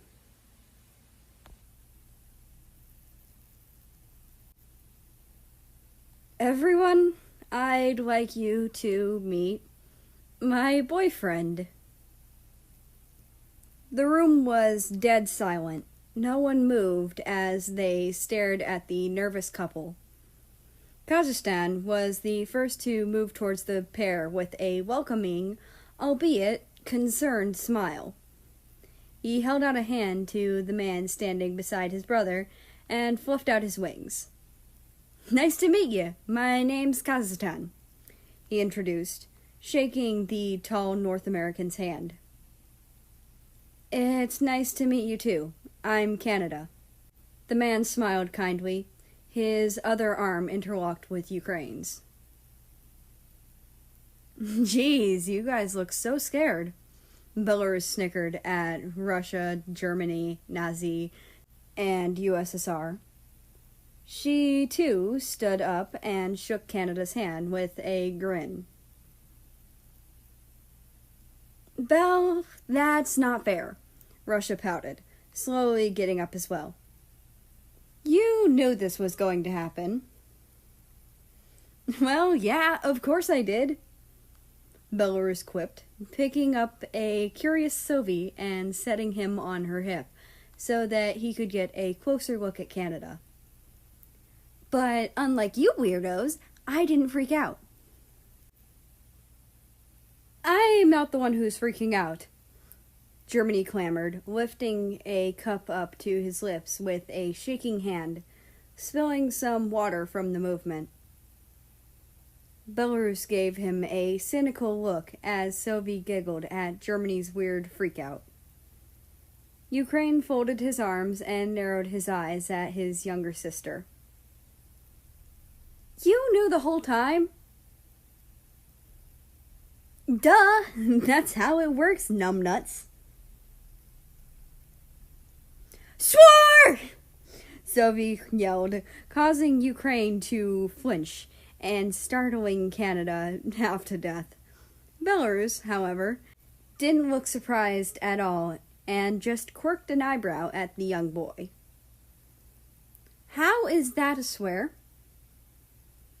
"It just is." "I heard you call Kaz a dumbass like an hour ago," Russia recalled, walking up to the gathering crowd of countries. "Swore!" Sovi repeated, adding a few seconds later, "And that was past Sovi." "Yeah, well, past Sovi is an asshole." Sovi lightly smacked his older brother, pursing his lips angrily. "Swore!" "Oh, shush," Ukraine groaned, leading Canada away from his crazy siblings and towards his possibly crazier parents. Canada gulped as USSR stood, towering over the two of them. He shook Canada's hand and gave him a curt nod. Nazi rolled his eyes and leaned over his husband and whispered loudly to Canada, "Ignore him, he's grumpy." "I'm not grumpy," Soviet grumbled. Third Reich slid around Soviet and embraced Canada softly, to which he promptly hugged back. He stood back to look him up and down, nodding satisfied. "You picked a good one, Rain," Nazi approved, winking at his son-in-law. "Make sure you don't lose this one." Ukraine blushed and grumbled, tugging on Canada's arm. His boyfriend chuckled and gave him a comforting side hug, to which Ukraine melted into happily. Soviet and Nazi shared a look and smiled at each other. Russia watched his brother and his brother's boyfriend being cute and coupley and narrowed his eyes. He had heard about Canada from America and had met him at the party, but he still didn't trust his siblings in the hands of anyone, no matter how much of a saint they may be. Soon, everyone was seated at the table, and they had tucked into their food. Belarus trying to convince Sovi to eat his broccoli. Just one at least? No, you can't make me. That's illegal. Consent. Sylvie, that's not... C-O-N-C-E-N-T. Consent. You're never gonna graduate, Ditya. That roughly translates to child or kid. Needless to say, she wasn't very successful. So, Canada, Nazi began, turning to Ukraine's boyfriend, who had just started to dig into his mashed potatoes. How did you meet Rain? Canada glanced at Ukraine with a small smile before turning his gaze back to his boyfriend's parents. Well, I was kinda drunk. More like completely wasted, Ukraine snickered, slicing up his sausages. Canada blushed in embarrassment, nervously nodding along. Yeah, pretty wasted. And my brother, America, convinced me to try doing karaoke. Sounds like him, Russia snorted, and nudged his father in the side, causing USSR to snicker. Nazi rolled his eyes and sighed, casting an unimpressed glare at the two of them for interrupting. Kaz tilted his head at his younger brother and looked at him quizzically. I'm confused. You know his brother? Oh yeah, they're very buddy-buddy. Soviet smirked, wiggling his eyebrows at his son, who started hiding his face in his Uzhranka flaps. I found them curled up together in the meat locker. Okay, no, Papa, you're taking that out of context. Russia groaned, burying his face into the fluff. So anyway, Nazi quickly returned the conversation back to Canada, cutting off Soviet, who had opened his mouth to tease his son some more. You tried karaoke? Oh, yeah, right. Well, I went up there with my brother, and we chose this one song called Marry You. He sang the first verse solo, we both sang the chorus, and I sang the second verse solo. He was so amazing, Ukraine gushed, intertwining his hand with Canada's with a sweet smile. It was the most beautiful thing I've ever heard. Canada's cheeks tinted pink, and he scratched the back of his neck with a humble smile. I'm really not that fantastic. My brother's way better. No way! Ukraine protested, pouting. Russia shook his head, having emerged from his little hiding spot, indignantly. No way! Mary's awesome. This is why we think you're gay, Russ. Belarus sighed, leaning back in her chair, having given up on Sophie's well-being. Russia groaned. Bisexual, Belle. Bisexual. And is it illegal to just want to compliment people without liking them now?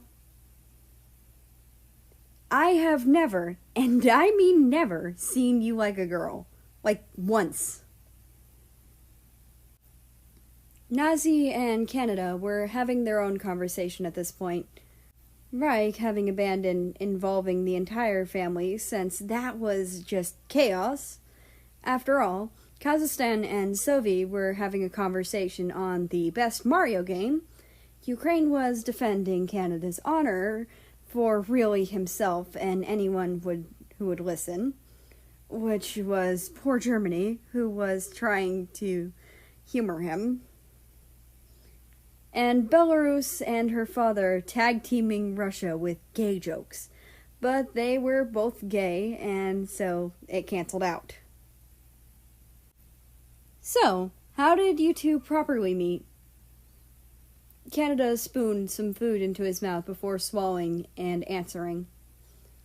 Well, I was looking in the crowd and being my very drunk self when I noticed Ukraine and started singing the song just for him.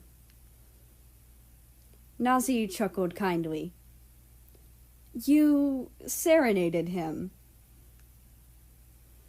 Yeah, kinda, Canada confirmed, looking down in embarrassment at his fingers. That's adorable, Nazi raved, holding his hand to his chest and looking wistfully at his husband. My union did that for me once outside my window to convince my old man that he was a good guy. He wrote the song, too. I'm guessing it worked? Canada giggled. Nazi held his cheek in his hand and ogled his husband, who was still terrorizing his son cheerfully with his daughter. Let's say I can't imagine a better wife than this. Chapter 19.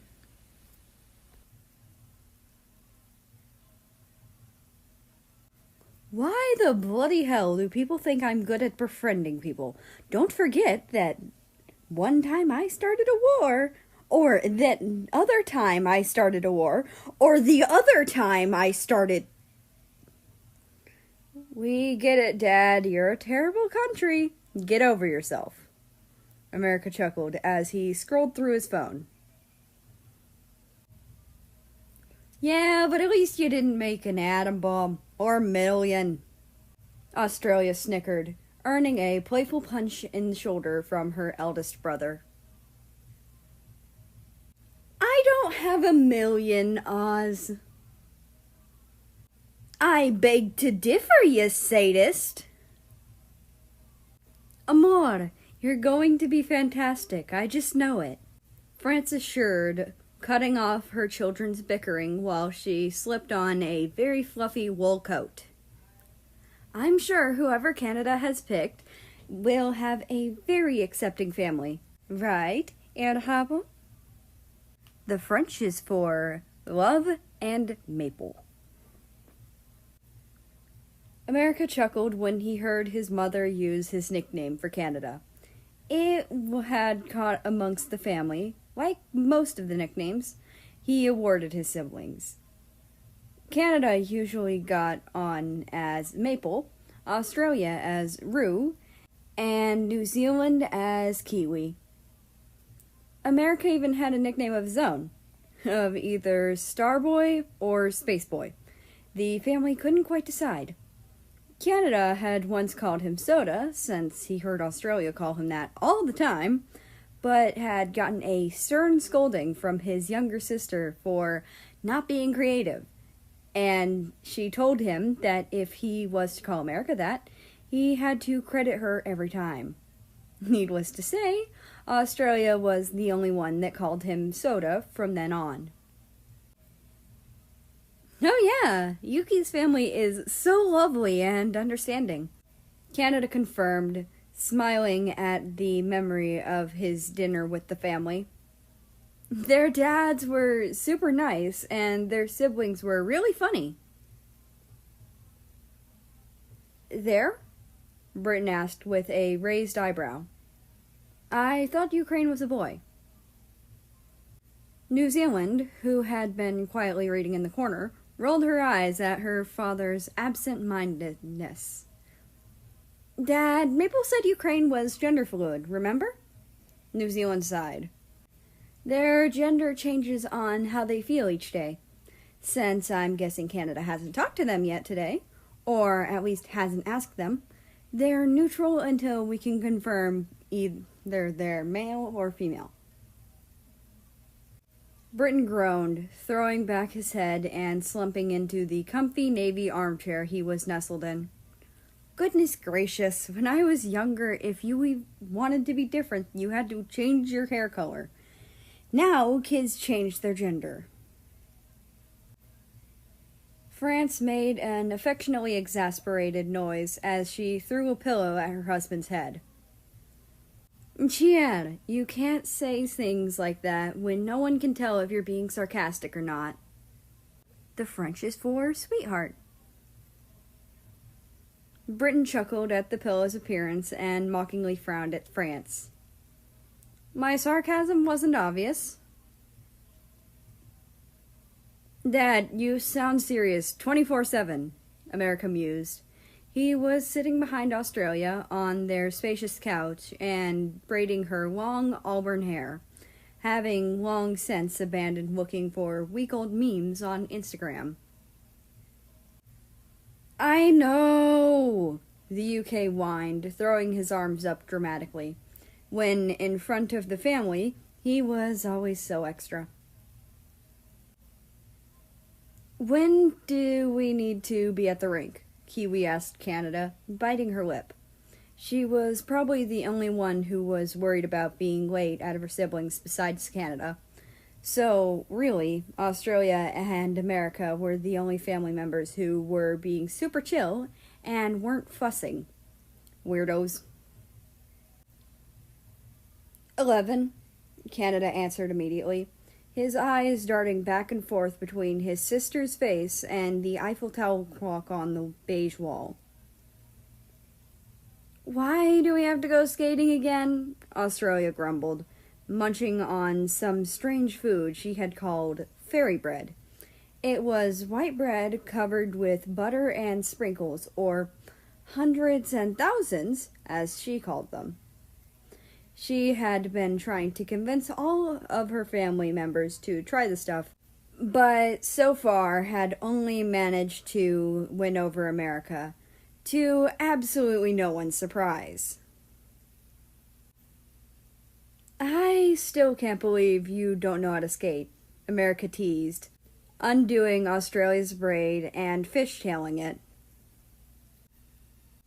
Unlike all you whack jobs, I'm not interested in cracking my skull open on frozen water. She shuddered, hugging herself. New Zealand glared at her, unamused. Need I remind you, you take care of poisonous snakes, violent birds, and aggressive reptiles for fun. Australia gasped dramatically, straightening. Are you implying Sir Scaleston is aggressive? You literally threaten people with him. Do not. Do so. Do not. Do so. Both of you be quiet, Britain scolded, silencing his daughters. Australia, stop driving New Zealand wild. It's not my fault she's... Wait. Australia narrowed her eyes at her father as everyone in the room caught on. Was that a fucking pun? Britain looked mighty proud of himself as his family groaned simultaneously. I hope you and Ukraine's dads don't have a pun war, America complained, cringing at the thought. Britain's eyes twinkled. Great idea, son. Canada shook his head as France deflated onto the arm of Britain's armchair, and New Zealand bashed her head repeatedly into her book. Australia flicked America's forehead, and death stared him. What was that for? For giving him ideas, you dumbass. It's not my fault he's an ass. Hey, Britain cut him off sternly. Just because it's true doesn't mean you should say it. America snorted, finishing off Australia's fishtail. Whatever, old man.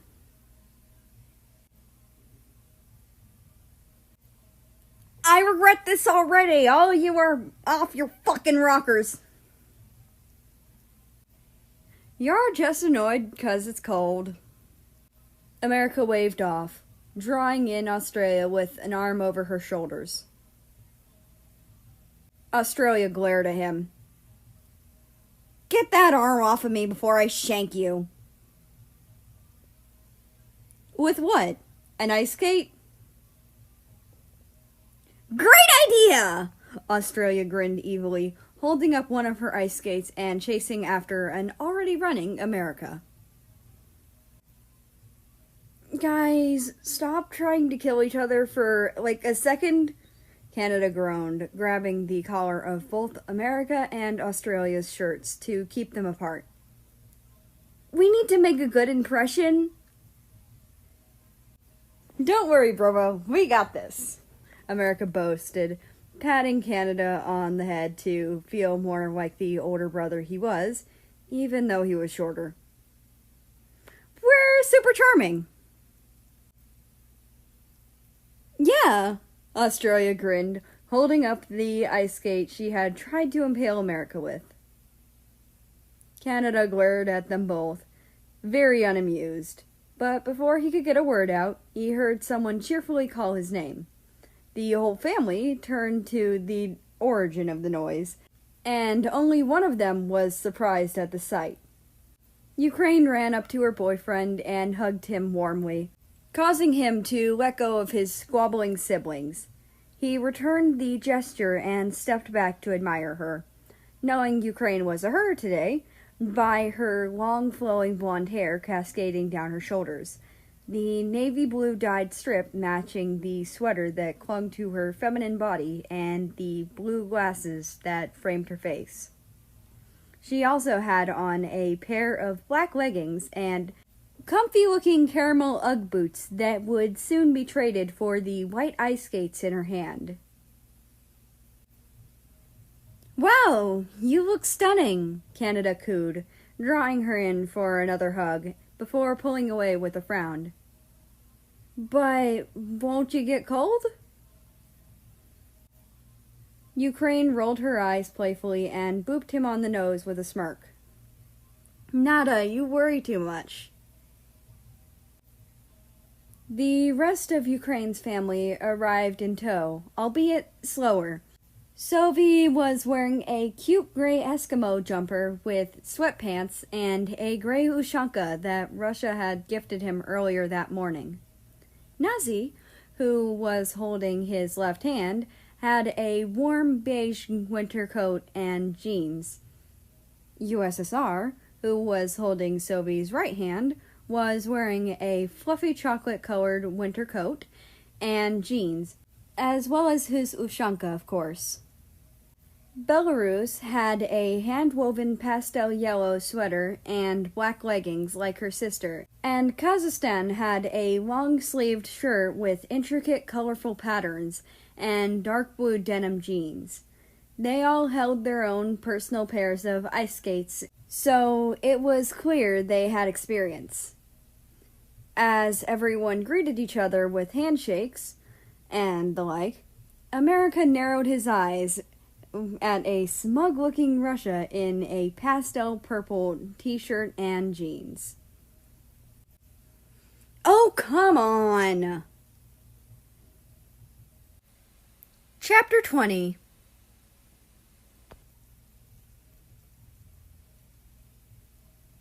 "Oh my God! Holy shit, it's you!" Belarus ran next to New Zealand and wrapped her arms around her, causing the taller of the two to swing her around in circles, laughing. "Oh my God, Belarus, it's you! You're here!" New Zealand squealed as she put Belarus down with a wide smile. Belarus rubbed her arm sheepishly. "Been a while, hasn't it?" New Zealand nodded, hooking Belarus's arm in hers and walking with her to the blue plastic seats surrounding the rink. "We have so much catching up to do." What was that about?" America asked, watching the girls giggle and chat by the rink. Australia rolled her eyes and whacked him lightly upside the head. Mate, do you seriously not remember? Kiwi and Belle were like best buds in high school, but then they lost touch. It's weird that Belle was surprised to see her, Ukraine noted, frowning slightly as she leaned into Canada. She usually knows that kind of stuff. USSR shrugged. Maybe she just knew it would be someone familiar, but not specifically who it was. Maybe.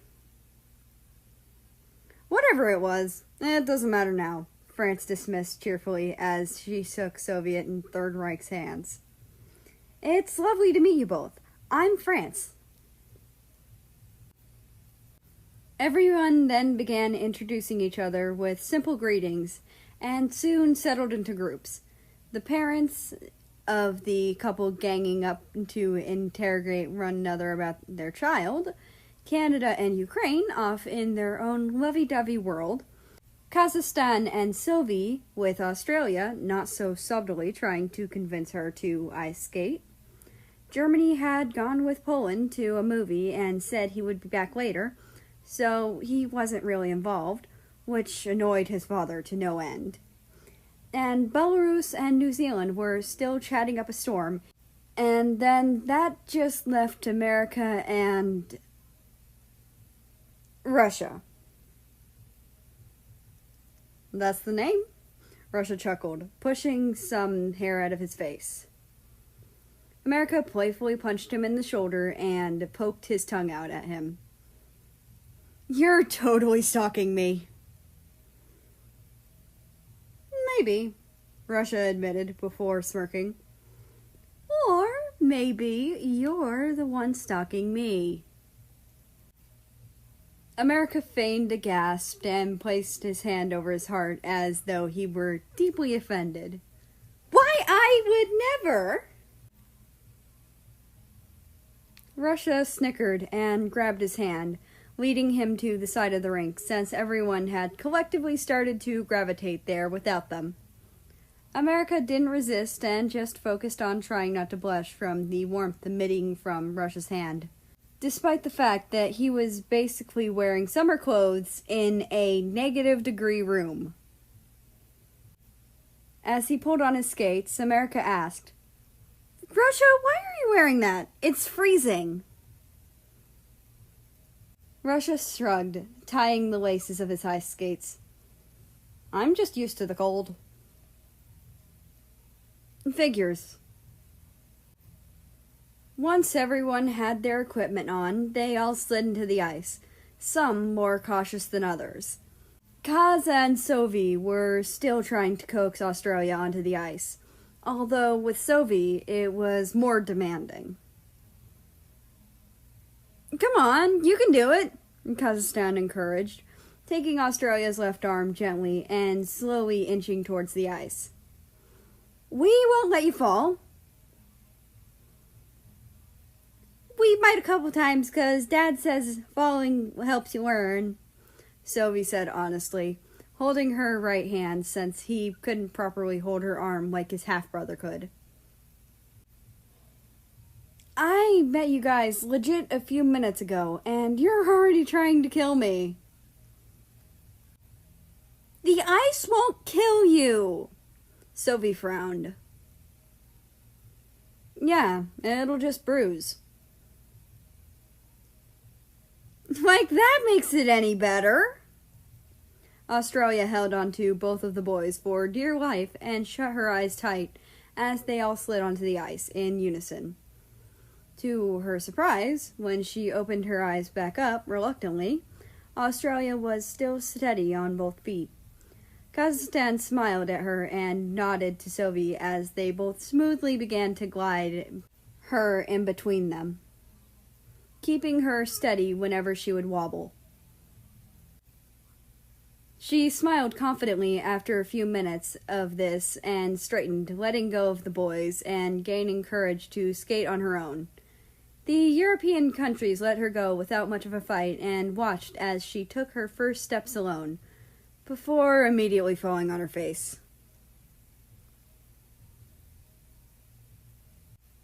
America had finally gotten his skates on and pushed himself to his feet, eager to get on the ice and race someone.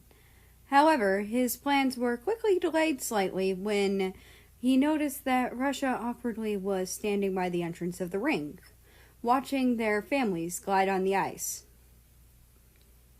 "Russ?" America called to snap the other out of his trance, walking up to him as well as he could in skates. "What are you doing handing around in here? I would have thought you'd already be out on the ice."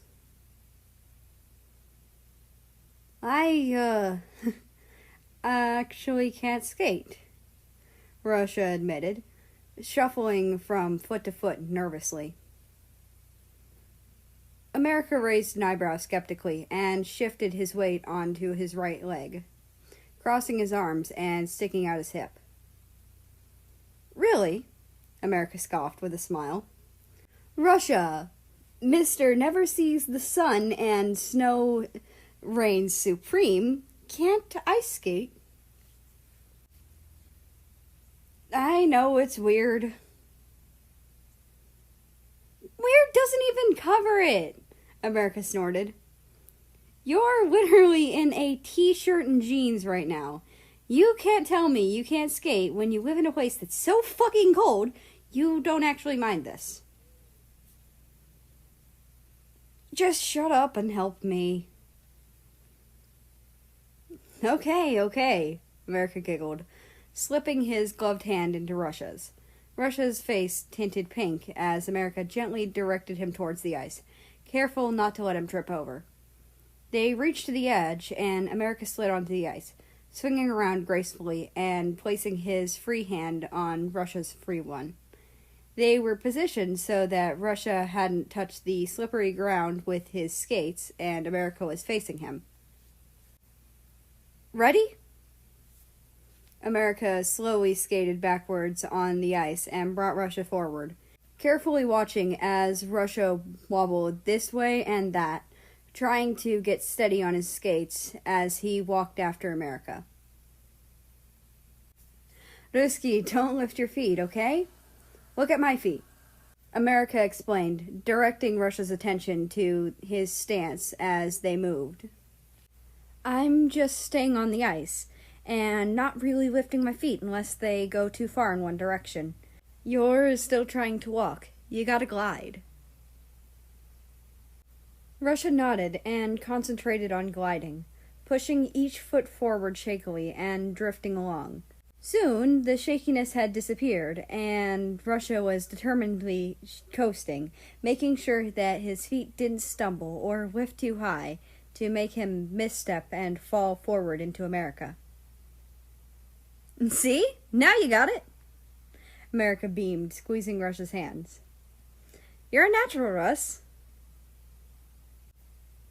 Russia blushed from the praise and smiled down at him as they skated together past their family. Kaz, Sophie, and Oz. Surprise, surprise.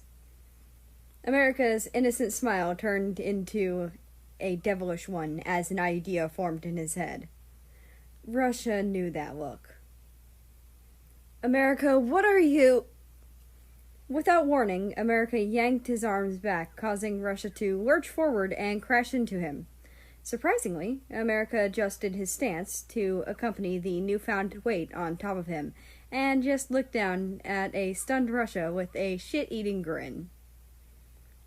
"Aw, Ruski, if you wanted a hug that bad, you could have just asked." Russia blushed hard, trying desperately to pull himself back up. "You were the one who caused this, Mashinyik." America just grinned at him, hugging him tightly. "I haven't the slightest idea what you're talking about." "Murdak."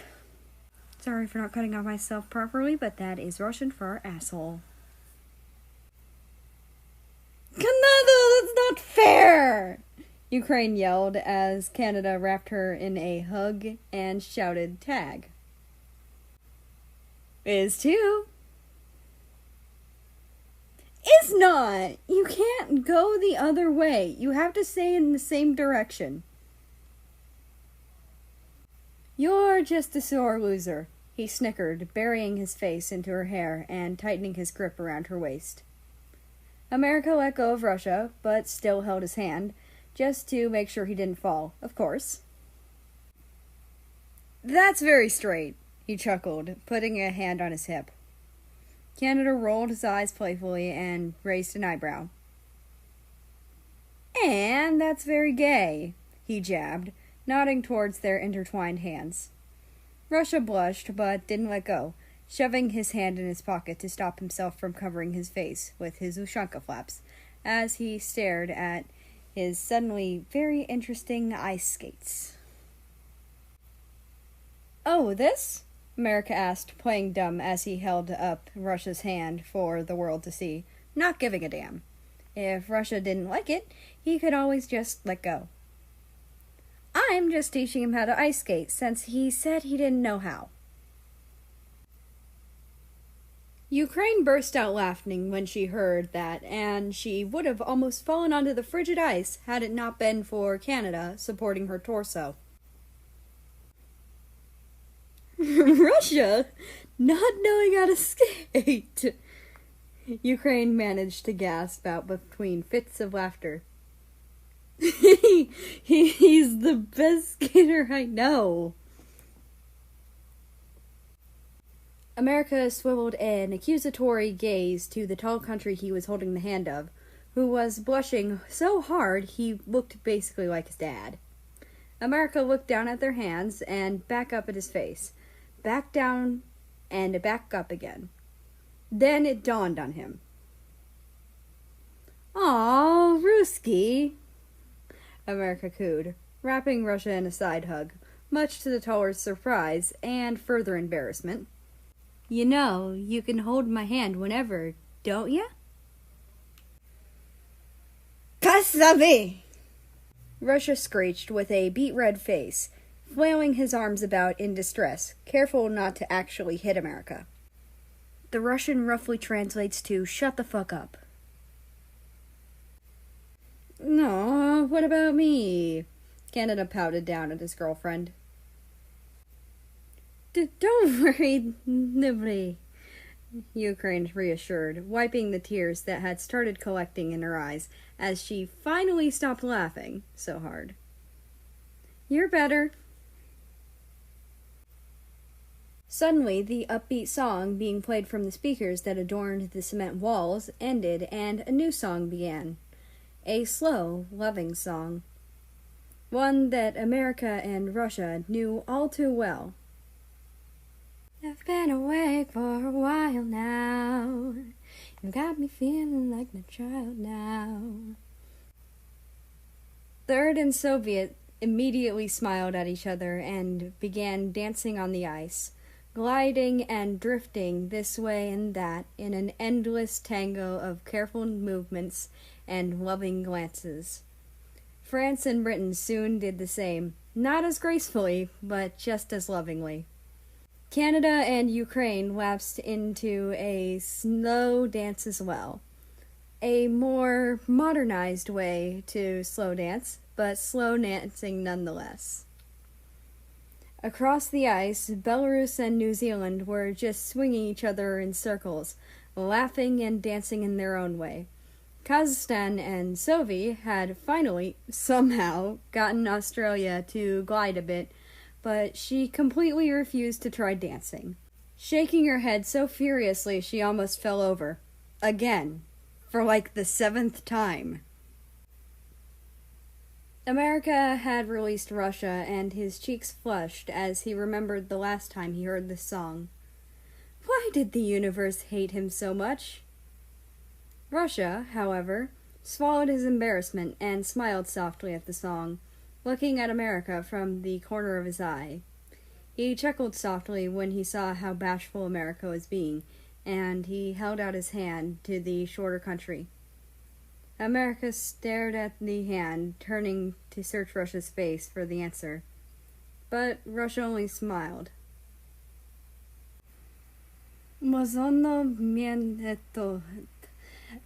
Tanyet. That roughly translates to, may I have this dance? America gasped slightly, his cheeks reddening even more at the sound of Russia's deep voice sending shivers down his spine. He nodded almost unnoticeably and took Russia's hand, leading him to being swept into Russia's arms. He had danced before, but this was different. How the hell do you glide while waltzing? Russia just smiled patiently whenever America stumbled, and interlocked their hands, leading a simpler dance for the troubled nation to get the hang of. He glided backward and twirled America around smoothly, causing the smaller of the two to giggle affectionately before returning to his arms, becoming more confident with each second that passed.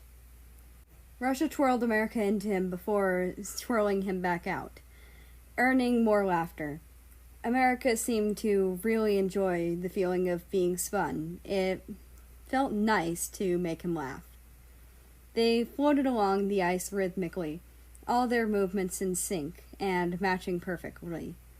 They tuned out the world around them. The only things existing in the moment was them and the music. It felt right.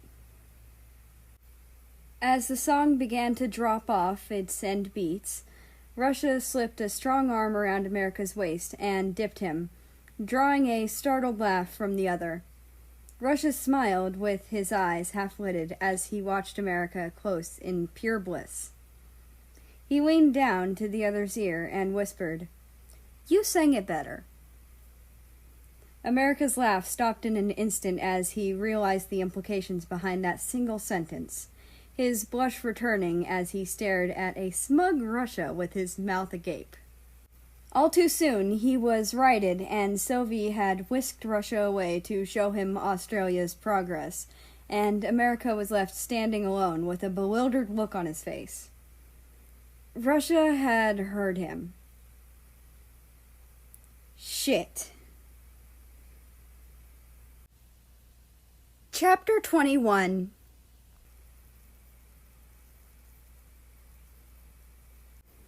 Hey there, handsome. Fancy seeing you here. America turned on his heel and faced the man who had called to him.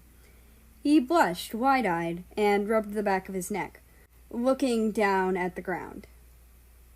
Hey, that's not fair, America fake frowned as the other man approached him. I thought I was the flirty one. The country rolled his eyes with a soft smile, grabbing America's hand with his scarlet one. Which movie did you choose? Oh, I thought you might want to see the Joker with me? Russia chuckled as he approached the couple in the colorful lobby of the cinema. Geez, Mary, I thought we were going to see that together. America swiveled around to Russia and blushed hard, suddenly hyper-aware of the hand in his. Shit, sorry, Russ. Hey, don't worry about it, Russia reassured, holding his hand up to stop America from continuing with a sympathetic smile. I'm just here to watch Zombieland 2. America gasped. You mean Zombieland Double Tap? Ah yes, the one you've been dying to see, Russia hummed. America glared at him, and Vietnam laughed heartily, squeezing America's hand. Come now, hun. Don't worry, we can watch together if you like. Yeah, and then we'll have to see Joker and Zombieland Double Tap, and you'll be sad, America mocked in a friendly way, poking his tongue out at Russia.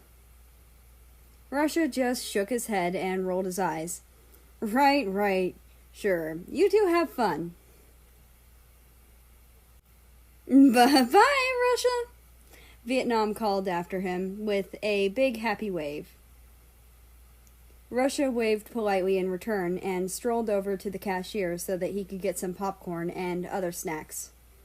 America and Vietnam had decided to head into their cinema and sit through the ads until the movie started. Psst! Russia ignored the sound and paid the cashier, collecting his snacks. Psst! Russia! Russia twisted around in the direction of the noise, one eyebrow raised. Hiding in one of the movie promotional head cutouts for Dora and the Lost City of Gold were Japan, Australia, and South Korea. Well, hello there, Dora, Boots, and Swiper, Russia snorted, approaching the trio. They all shushed him in unison, and Australia grabbed him by the shirt, pulling him behind the display into their little hideout. Shut! That roughly translates to, what the hell? The three shushed him all together again. Mate, you need to be quiet, Australia warned. Yeah, we're on an extremely important mission, Japan hissed, her tail lashing as she looked through the head hole of Swiper for any witnesses. What mission? What are you talking about? America is on a date right now, right? South asked him. I guess. And how do you feel about that? Australia pressed, biting the nail of her thumb. Russia frowned. You are all so in sync. It's frankly quite terrifying. How do you feel about it, Bob? Japan cried, kneeling back down and shaking Russia's shoulders roughly. Stoze clean! Russia seethed as he pushed Japan off, the physical contact making him cringe inwardly. Many zombie bomb. The Russian roughly translates to, what the fuck? And, my name's not Bob. What she means, Ryan. Just because it starts with an R doesn't make it my name. Are you bothered by it? Are you jealous, perhaps? South interrogated. No? Damn it, you're killing us here, mate. All right. Japan concluded, putting herself back together. Operation Rusame is in motion. Are you prepared to assist us in this mission, Josephine? Not even fucking close. Russia mumbled and sighed, exasperated. But sure, I guess. They all grinned evilly in unison, causing Russia to curl his lip in disgust. Please, God, stop being in sync. It's traumatizing me. What are they doing? They're just, sitting there? I don't know what you want from me. Russia groaned quietly, slumping in his seat. Australia and Russia, being the two tallest countries, were the lookouts, which consisted of spying on America and Vietnam, who were a few rows down, and reporting literally everything they did. Russia couldn't even relax to watch the movie, no matter how much he wanted to. At least he had his snacks. He really wished he was watching this with America. Target has made a move. I repeat, Target has made a move, Australia stage whispered angrily to her partners in crime as Vietnam subtly leaned his head on America's shoulder. Japan nodded seriously in the darkness, illuminated only by the scene before them. Initiate Defense Mechanism 13. You have 13 defenses? Russia was promptly ignored by the girls as they began throwing popcorn scarily accurately at America's head. The striped country shot up and swung around to glare at their row, unable to see their faces. This forced Vietnam to straighten up again, and Japan, Australia, and South secretly high-fived each other. Это безумие, Russia grumbled. Ты сумасшедший. The Russian roughly translates to, this is crazy, and you're crazy. Sorry, Russia. We couldn't hear you over our amazing victory, South boasted quietly, as to not disturb everyone any more than they already did. Australia whispered something to her friends, winking at them before turning to Russia. Hey, mate, can I talk to you outside for a sec?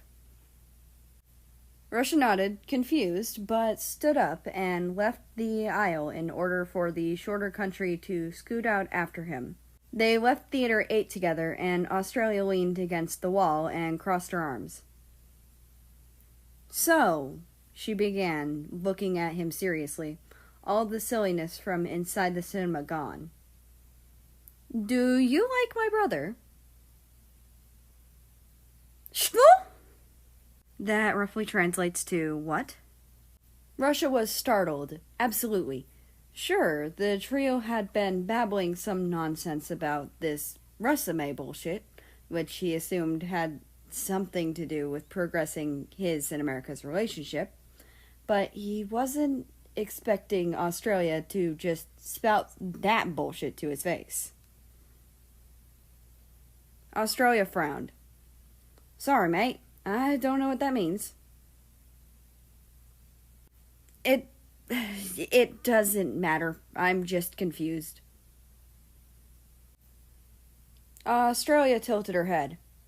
Why? That question was just so sudden. Australia leaned forward. You haven't answered it yet.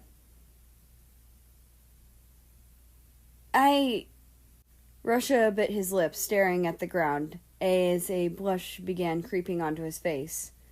Did he like America? I don't know. Australia sighed, combing a hand through her hair. Well, how about I ask you some questions? You answer them, and we'll see where it goes from there. Хорошо. I mean, okay. The Russian translates to okay. Alright, when you see him, do you get excited? / when you know you're gonna see him, do you get excited? Russia thought back to every experience he had with America. He nodded. Alrighty, do you ever find yourself missing him? Russia nodded again. Do you like spending time with him? Another nod. And did you, and this is just the last question, Australia assured, did you feel jealous, or uncomfortable, or concerned, or angry when you saw him here with Vietnam? Russia opened his mouth, but closed it soon after, staring at the floor with his brows furrowed. Had he? Maybe. Now that he was thinking about it, he kind of did. When he saw Vietnam's hand in America's, he felt something snap inside of him. Like a wire in his brain had just malfunctioned and he had to reboot as quick as he could. He thought everything was fine, that America was just there with a friend, but when he saw their hands intertwined, it felt wrong. He had a strange urge to just push Vietnam away from his America and hug him and hold his hand and shelter him from anyone else. Mon America. That roughly translates to my America. Боже, Россия, это чертовски жутко. That translates to, God, Russia, that's fucking creepy. Australia leaned towards him. Well? Russia nodded slowly. Welp, Australia shrugged. I give you my blessing, Russia. Don't hurt my big brother. He doesn't deserve it. Russia shook his head vehemently. I'd never dream of it. Australia smiled and straightened, opening the door and allowing some of the loud sound effects to flood through the halls. Oh, and before I forget, Australia dug her hand into her denim overall pocket and fished out a small book, handing it over to Russia. You'll need this if you want to understand him. What? Please just don't make him feel judged. It's not his fault. Australia exhaled through her nose, turning back to the door. I was like him too once. Chapter 22.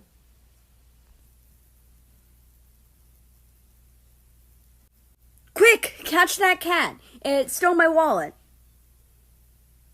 You'll never catch me alive! America laughed evilly as he gained on the thief, narrowing his eyes as he ran. You can't run forever, cat! Try me, Gaylord! The striped country reached his arm out and caught the bottom of the assailant's hoodie and yanked her back, throwing her up like a pizza before catching her in his arms and holding her bridal style. The person in his arms giggled and threw her arms up, flailing them about to try and escape the hold. Let me go!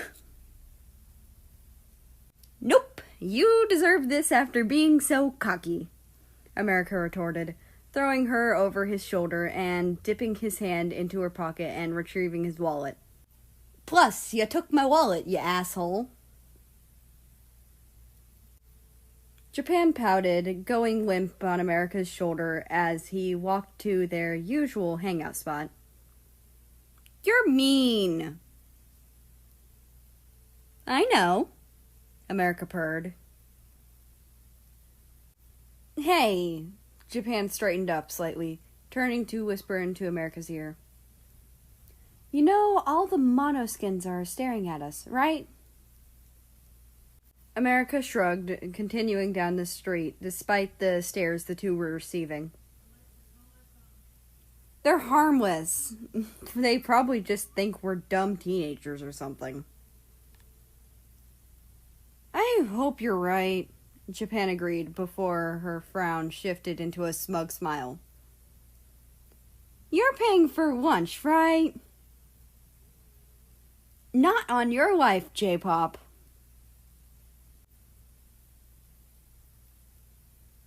Hi, my name's Michael with a B, and I've been afraid of insects my whole life. Wait, there's a bee? America immediately shot up out of his seat and slammed both his red and white hands onto the surface of their table, scaring the shit out of all the cats on the windowsill. There's a bee!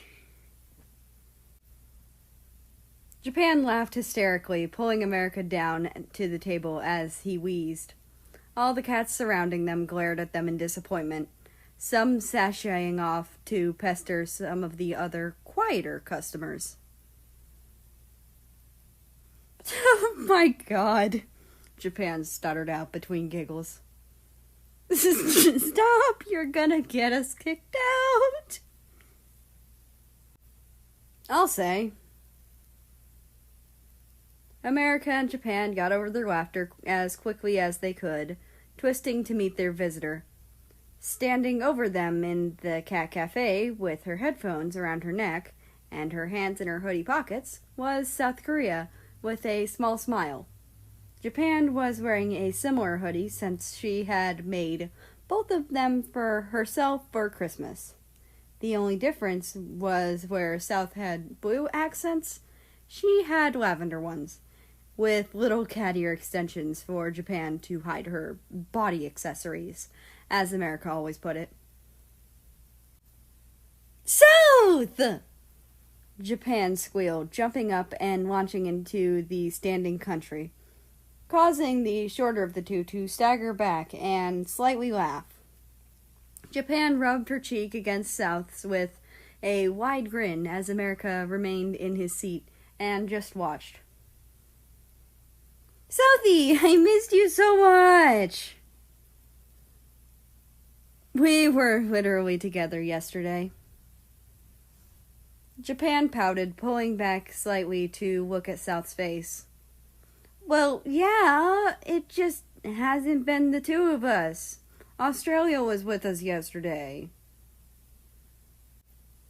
Hate to break it to you, J-Pop, but it's still not just the two of you, America interrupted, slurping his coffee with a raised eyebrow.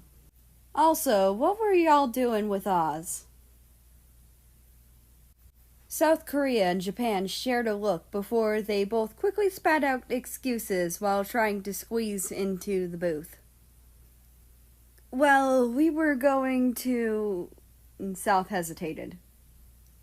The mall! Japan continued hastily. South nodded. Yes, the mall. So we went on to the mall, and on the way in the food court, we saw your sister, and we were like, hi, and she was like, hey. And then we all went shopping for clothes and stuff, Japan finished, smiling sheepishly as she stroked the cat that had wandered over to her. America was unconvinced. Why were you two going to the mall? We went there to go on a date? The girls blushed and looked away from each other, South staring at the floor and Japan staring at the cat, busying herself with the activity. America just smirked and leaned back in his seat. Oh, I see now, he chuckled, peering at them through his glasses. South cleared her throat, trying to will away her blush and ignore the fact that her crush was literally squished into a booth with her and pressing against her side. Speaking of dates, how was your thing with Vietnam? Japan bit her lip to avoid giggling, obviously knowing full well how it went down, but America couldn't know that. It went okay, I guess. Just okay, Japan cried. America bit his lip. Well, Vietnam is nice, don't get me wrong. Like, super nice. Like, one of the nicest people I've met. We just don't click. South and Japan answered in unison, staring at each other in surprise after hearing the other speak in time. America chuckled dryly. Exactly. I know the feeling, Japan began hesitantly, playing with her fingers under the table. When I was still in college... Weird flex, but okay, America snickered. When I was still in college, I thought I needed to find someone ASAP. Or I'd be alone for the rest of my life, Japan admitted, carrying on like America had never made the comment. I thought that if I just dated as many girls as I could, maybe one of them would fit. Maybe one of them would be like my missing puzzle piece. And did you find the other piece? South asked, leaning towards the red and white country, slightly out of interest. Japan tore her gaze away from her therapy cat and stared into South's pure white eyes with the faded blue of her disguised pupils peeking through. She leaned in slightly as well, her hand accidentally landing millimeters away from South's in order to support the new position.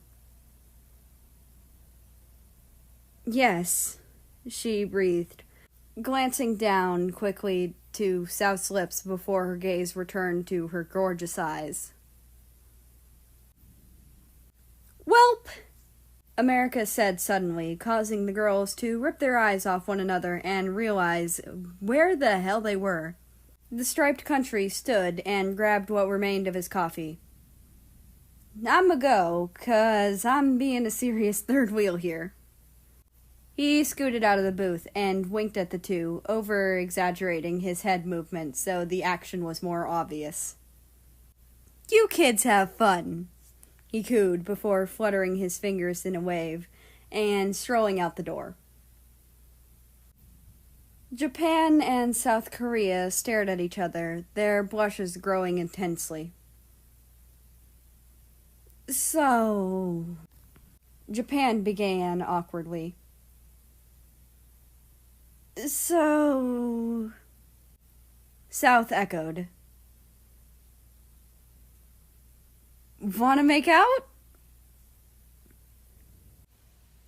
Chapter 23. "Why are you so early?" "It's 1 in the afternoon." "My point exactly," America groaned, letting his head hit the kitchen counter as he sat at the breakfast bar. Canada chuckled and gently set a star-spangled mug of coffee in front of the star-spangled country.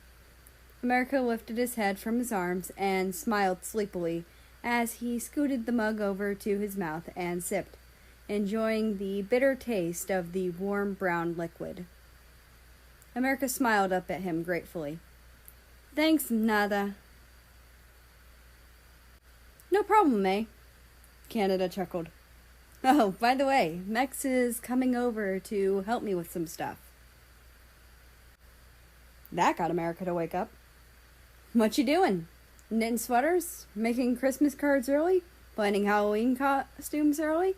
Buying oil fields? Making atom bombs? Braiding each other's hair? Making friendship bracelets?"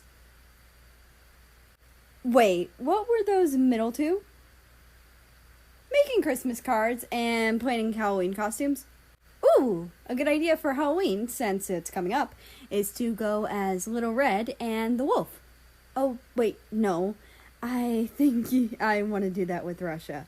You guys can be pirate and a caught mermaid on a fishhook. No, that one sounds good too."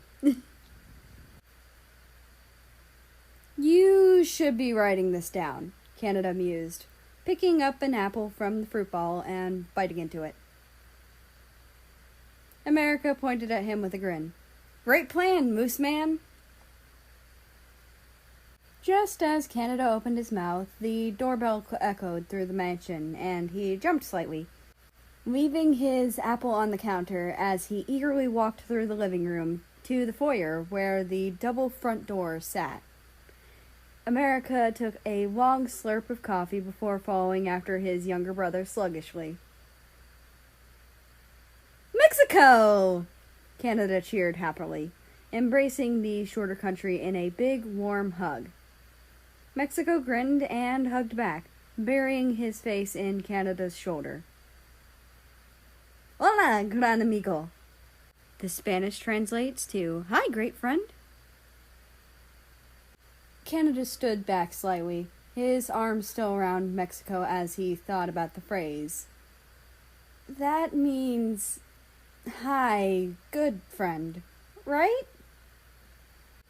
Mexico's pure white eyes sparkled as he smiled, impressed. "Sí! I thought you didn't know Spanish." "Oh, I don't, but I wanted to learn for you," Canada explained bashfully, rubbing the back of his neck with a sheepish smile. "Aw, Canada!" "Actually, it was great friend, but close enough." America butted in rudely before Mexico could pull Canada in for another hug. Mexico glared at him whilst Canada put his hand on his forehead in worry. Oh my gosh, that's right. Gran is great, and good is... America raised an eyebrow at his younger brother as he looked at him for an answer, before letting out an irritated sigh. Bueno. Right, and good is bueno. America shook his head in disappointment, folding his arms. Do you even pay attention during my lessons? Lessons? Mexico echoed, confused. Wait, you're teaching him Spanish? America nodded, chuckling. Quería que fuera una esposa, pero sí. Él quería impresionarte. Apologies if I butchered that, but roughly it translates to, he wanted it to be a surprise, but yes, he wanted to impress you. Mexico blushed, playing with his fingers. Impresionarme? Pero ¿por qué? Spanish roughly translates to impress me? But why? America just shrugged, grinning and sending Mexico a wink. Mexico blushed harder, covering his face with his hands to hide his tinted cheeks, as Canada looked back and forth between them. Okay, I recognized yes, but, Canada commented, narrowing his eyes playfully. Are you two keeping secrets from me? No! Mexico squeaked, waving his hands in front of his face, vehemently. Canada laughed. Okay, I know what that one means. America chuckled and shook his head before realizing something. Wait, why is Taco Bell here again? Mexico narrowed his eyes at the tall country and bent down to take off his chancla, and holding it up threateningly. Say Taco Bell again. I dare you. No, there's no need to resort to violence. We're all friends here, eh? Canada said nervously. America ignored him, leaning into Mexico's face, having to bend down slightly to his height, with an evil smirk. Taco Bell. Eso es por todos los brutas ahora! Roughly the translation for that is, that's it, fucker, you're going to get it now. Ah, shitballs! America started booking it down the hallway, encouraging Mexico to chase him with one shoe on and the other held high, screaming Spanish insults. Canada rushed after them soon after, leading him to the kitchen where he found Mexico hanging stubbornly onto America's back as he repeatedly smacked him in the face with his flip-flop.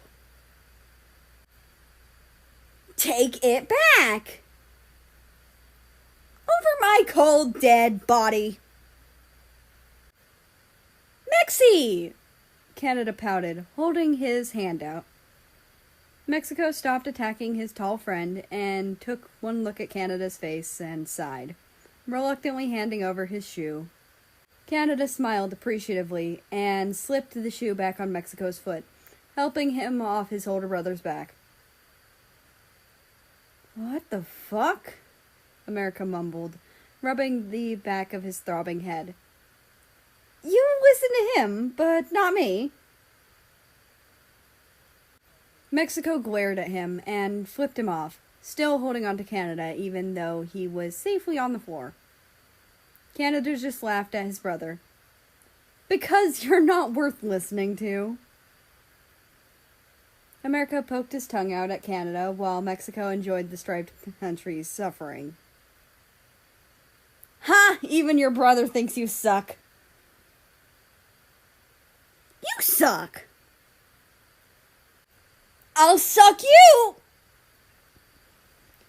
Both countries cringed from Mexico's impulsive words, making various disgusted and gagging noises. Sorry to disappoint, Taco Bell, but you're not who I'm gay for. Mexico lifted his leg, showing off his previously weaponized shoe. Tienes 5 segundos para correr. That roughly translates to, you have 5 seconds to run. América, ayuda creo, estoy enamorado de Canadá. The Spanish roughly translates to, America, help, I think I'm in love with Canada. It's funny how you think I didn't already know that. Mexico glared at America, who was lounging on his couch, scrolling through Instagram. America, this is serious. I know, America sighed, running his hand through his hair and putting his phone in his pocket. This must suck for you. I mean, Canada, he's my brother, so it might be a little awkward between you and me for a while. Plus, he's got a partner now, so you're probably gonna be super jealous whenever you see them together. Especially if they're being all lovey-dovey and shit.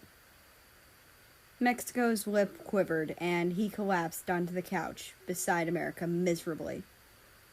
Thanks, America. It makes me feel so much better. America winced, grabbing a pillow. If it makes you feel any better, I like a guy who will literally never like me back. But I still can't help pining after him instead of the guy I'm kinda sorta dating that really likes me. Genial. That roughly translates to great. Mexico groaned, burying his face into his green and red hands. Now I know both of us are total losers. Hey, no.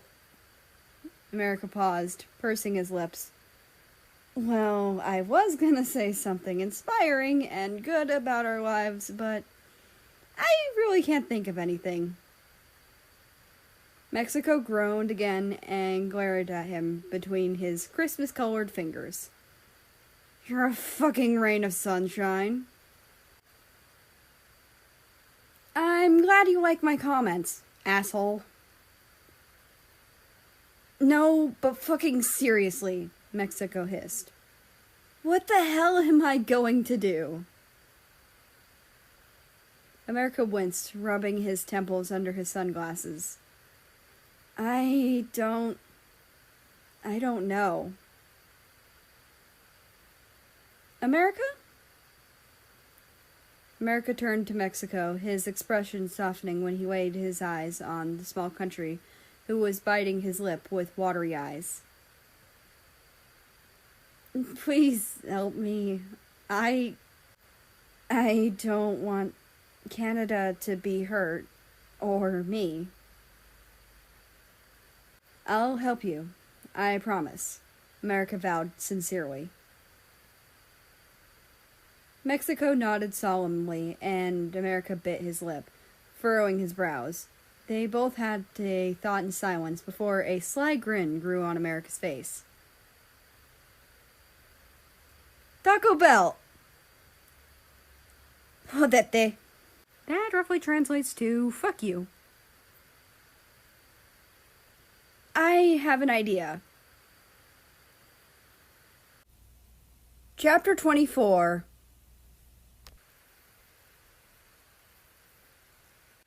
You can't just tell me we're going somewhere the day before we leave. I just did. Well, yeah, but you shouldn't. Soda, chill out, mate. Australia laughed, chucking a pair of red boxers at the unsuspecting striped country's face. It's not the end of the world. America ripped the clothing off his face and glared at her, stuffing it haphazardly into his suitcase. It very well could be. How long are we staying for? What's the weather looking like? What season is it? Australia raised an eyebrow, unimpressed. Did you seriously ask what season it is? That's not the problem. You should be focusing on here. See, Dad? What did I tell you? New Zealand sighed, leaning against the doorframe of America's room. You can't leave things like this till last minute, or he'll go nuts.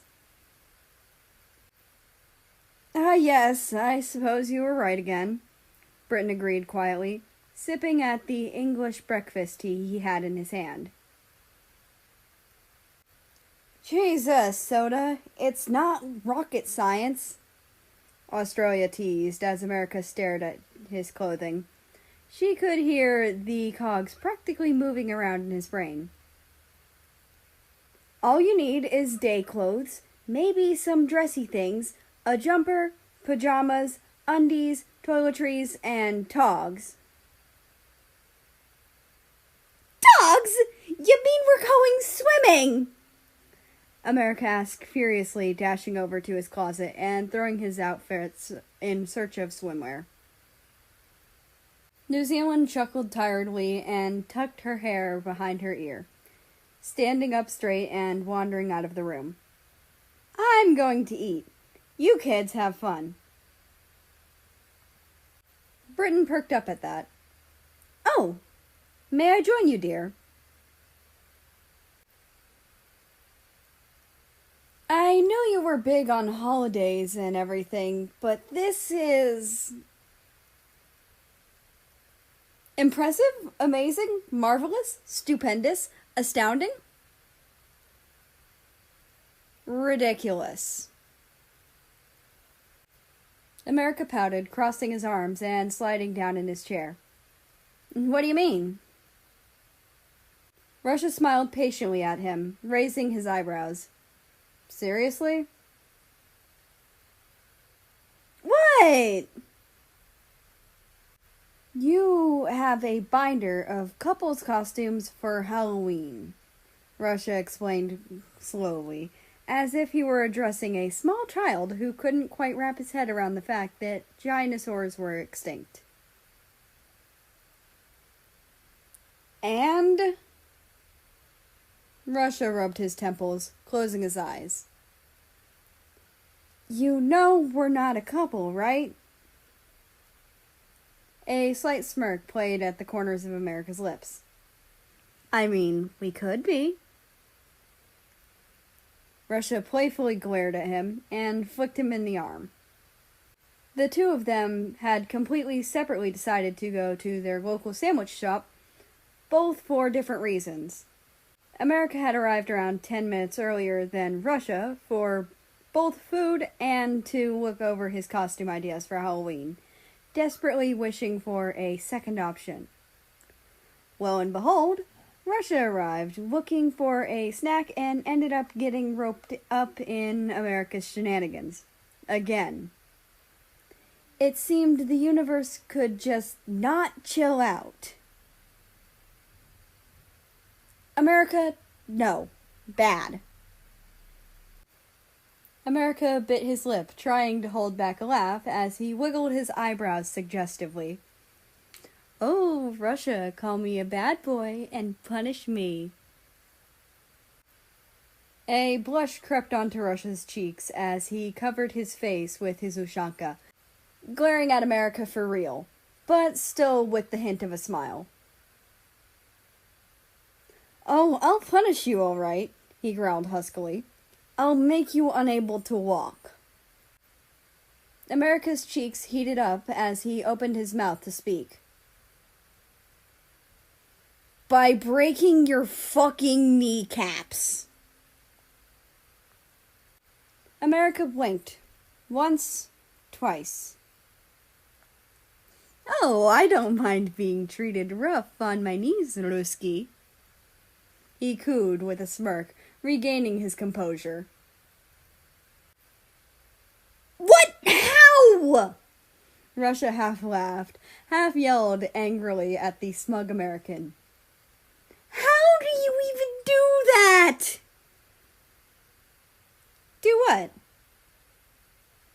Turn everything into a sexual innuendo. Just a talent, America grinned, taking a slurp of his Coke. Russia rolled his eyes, biting into his sandwich.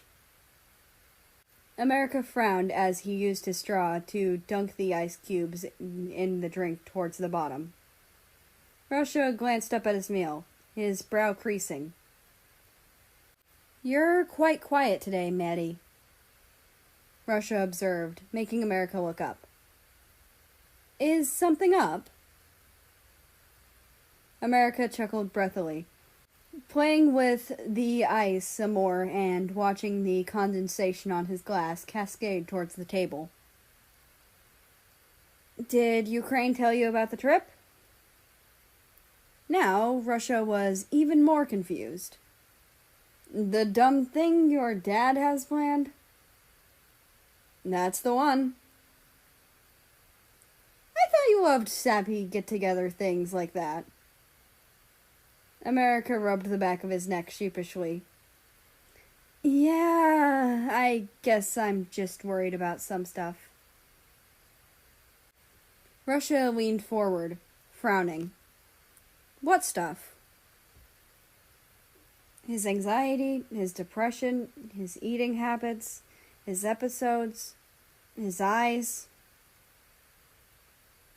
Nothing important. Don't worry, it doesn't matter. Russia sighed, running a hand through his locks, but dropping the subject. He knew America would open up to him eventually. He just had to be patient. Trust took time. Russia knew that better than anyone. America cleared his throat, forcing a smile onto his face that looked surprisingly natural as he pushed the binder back over to Russia. Anyway, I still need you to pick something. I think you'd be a great wolf if you want to do Little Red and the Wolf, because you're tall and spooky. Am I now? Russia laughed. Oh yeah, you're super intimidating. America giggled, happy to have successfully avoided all the shitty topics they were previously on the road towards. I mean, I was never scared of you, of course. But you just tower over everyone, like an angry building. First of all, an angry building? Russia snickered. America grinned. Yeah. Have you never seen an angry building? They're always pissed as hell, 'cause birds shit on them all the time. Can't say I have. I don't know, they're everywhere. America slurped some more of his sugary beverage. The Slavic nation rolled his eyes with a smile.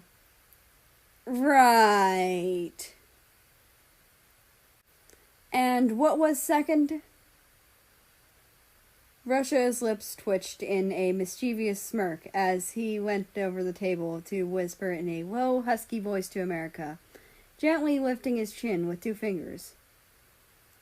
Are you sure you weren't scared? America gulped, cheeks burning and eyes darting away for a second before returning to Russia. He had never been more grateful to have sunglasses on. Well, that's not quite true. Yes.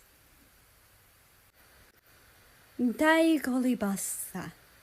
That roughly translates to, you hesitated. Oh, shush, America stammered frustratedly, pushing away the Russian's smug face and taking a rather angry bite of his food, suddenly hungry again. Aw, is the American flustered? I will grind your body to a pulp, America hissed. Sure, Mary. I will. He won't. Chapter 25.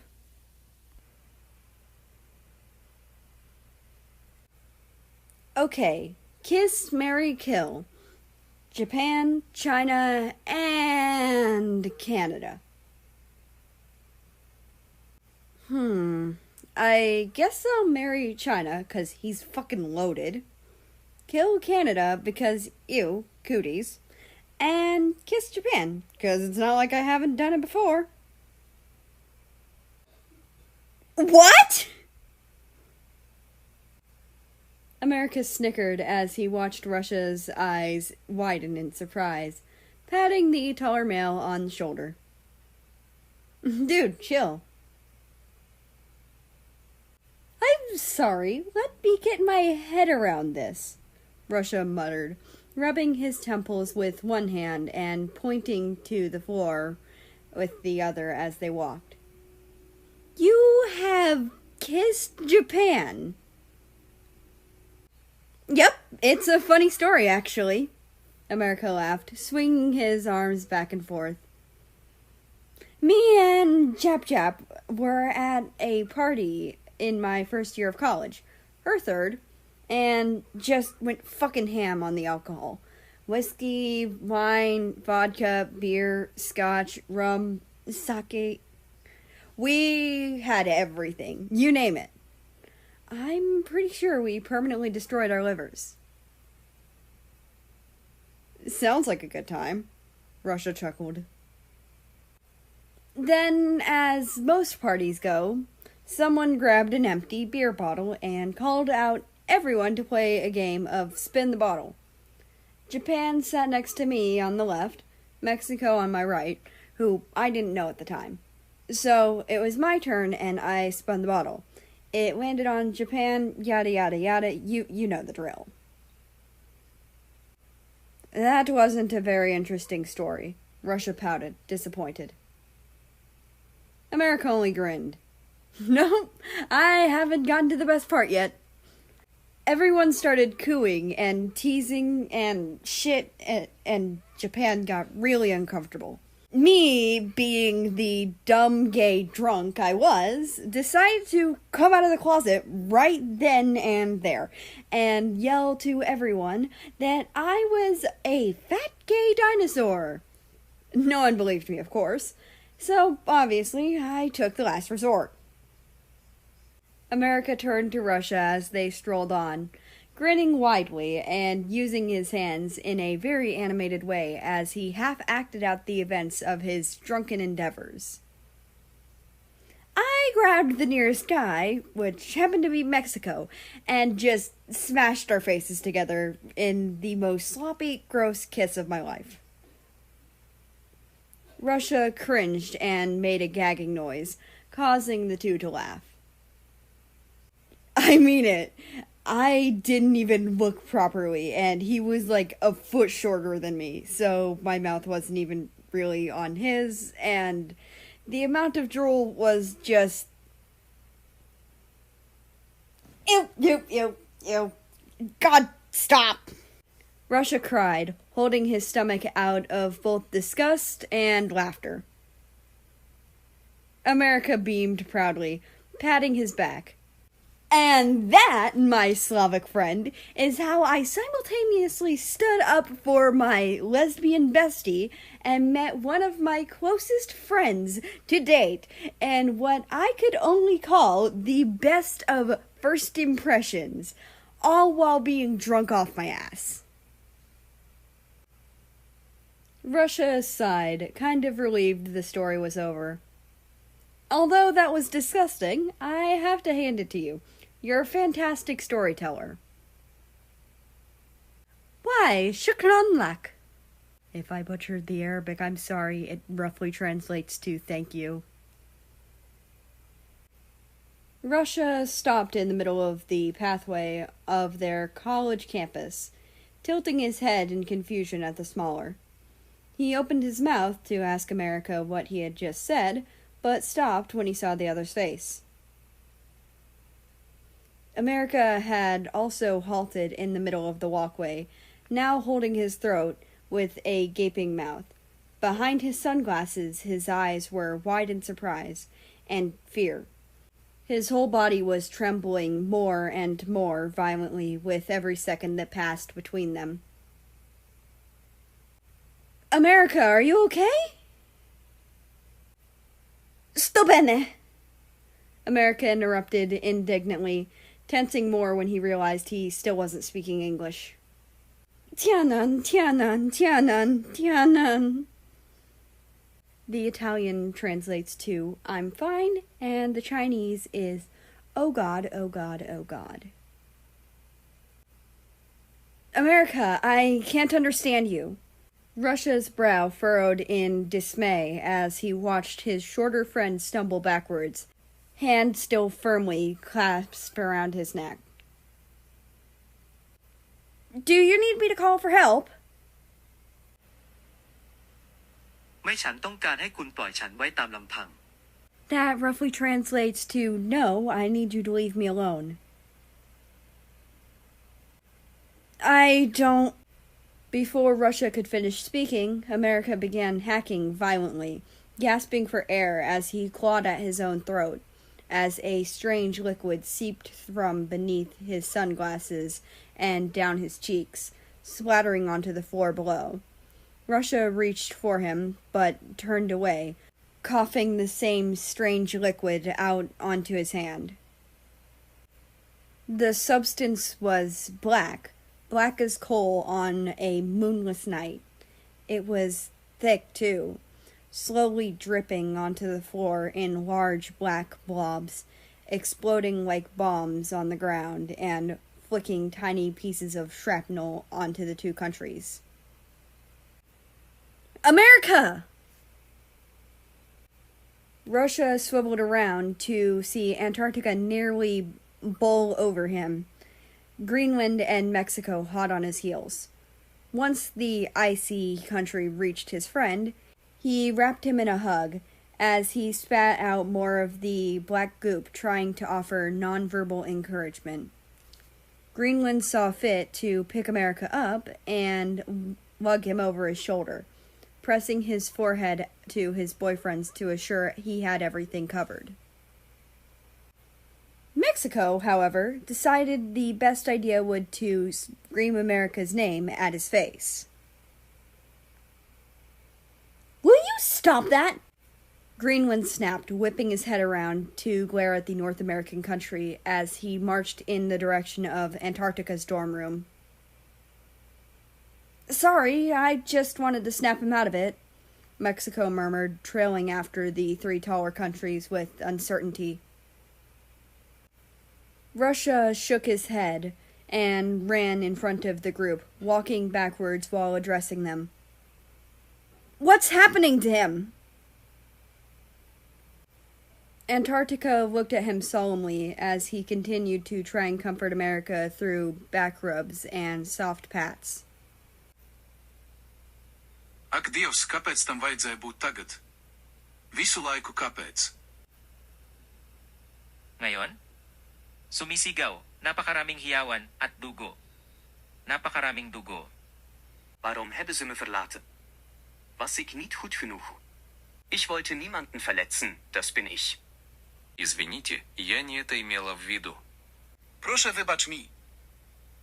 Alright, on the language train, first up is Latvian, which says, Oh God, why did it have to be now? Of all times, why? Then Filipino. Now screaming, so much screaming, and blood, so much blood. Then Dutch. Why did they leave me? Was I not good enough? Then German. I didn't mean to hurt anyone. Then Russian.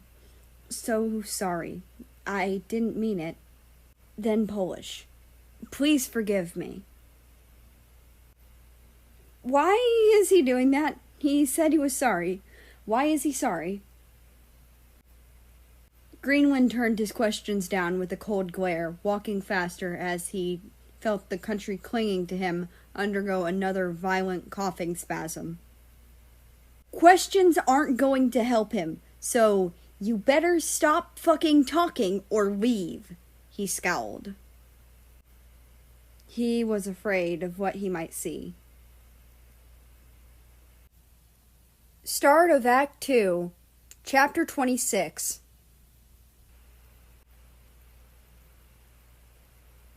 They were arguing again. It wasn't even the proper kind of arguing. It was the whisper type of arguing. The type used when you so badly wanted to scream your frustrations, but you still need to keep quiet to avoid worrying your child. And to keep them from asking uncomfortable questions. We should just be honest. No, we can't tell her. We don't have all the facts yet, Tori. So, we all need to be trusting of each other, and we can't do that without being open about everything. We should tell her. Tell me what? Australia interrupted, sighing frustratedly and crossing her arms. Both of the countries standing in front of her looked at the other guiltily. I told you we should just be honest with her, Torres Strait mumbled, playing with the flowers on her flowing dress. Don't blame this on me, Aboriginal hissed, sitting on her arms and hips sassily. No one is blaming anyone, Abby. Australia rolled her eyes, raising an eyebrow.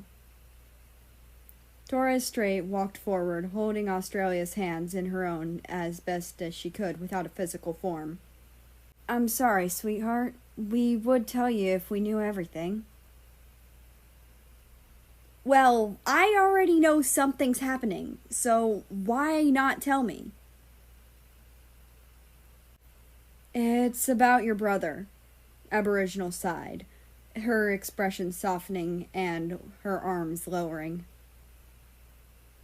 What do you mean? What happened?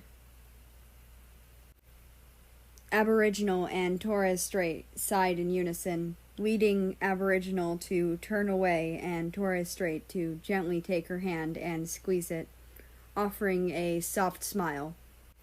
Aboriginal smiled back, and the two turned back to an increasingly confused Australia. Australia, do you remember how we came about?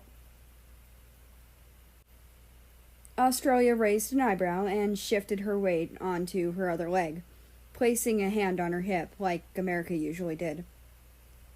Of course, I used to have episodes just like Soda, but then one day they just kinda stopped when you two came. Australia's eyes widened and her arms fell to her sides as her guardians grimaced. Oh my God. Don't tell me. I'm afraid, Tori began quietly, being pulled into a comforting side hug by Aboriginal, that your brother has reached the next stage. But that's good, right? Australia stammered, laughing slightly as she held on to hope. I mean, that means he won't have episodes anymore. And he'll have you two? Or something like you two? Not exactly. Aboriginal sighed, rubbing the back of her neck. Tori and I were a special case. We came as a pair. He will probably only have one guardian to lead him back to the right path of restoring his culture. And you have to understand, dear, that some guardians aren't nearly as nice as us, Torres Strait warned, tucking some hair behind her ear and squeezing Abby's hand again. Abby and I like to support you through this because we know how difficult it can be Some guardians tend to be a lot more aggressive, Aboriginals finished grimly. Australia tightened her fists. Where is he now? The two shared a look. Australia, sweetie, you can't. You guys can, sense each other, right? You can sense his person. Just tell me where he is. Is he at uni? I'll head there first. Jesus, Oz, think about this, Aboriginal began, releasing Torres Strait from their hug and following Australia out the door, phasing through it when Australia slammed the mahogany door in her face. Australia whipped around, glaring at the two spirits before her. I'm going to help my brother, whether you two like it or not. It stung. God, it stung so bad. America always hated this part.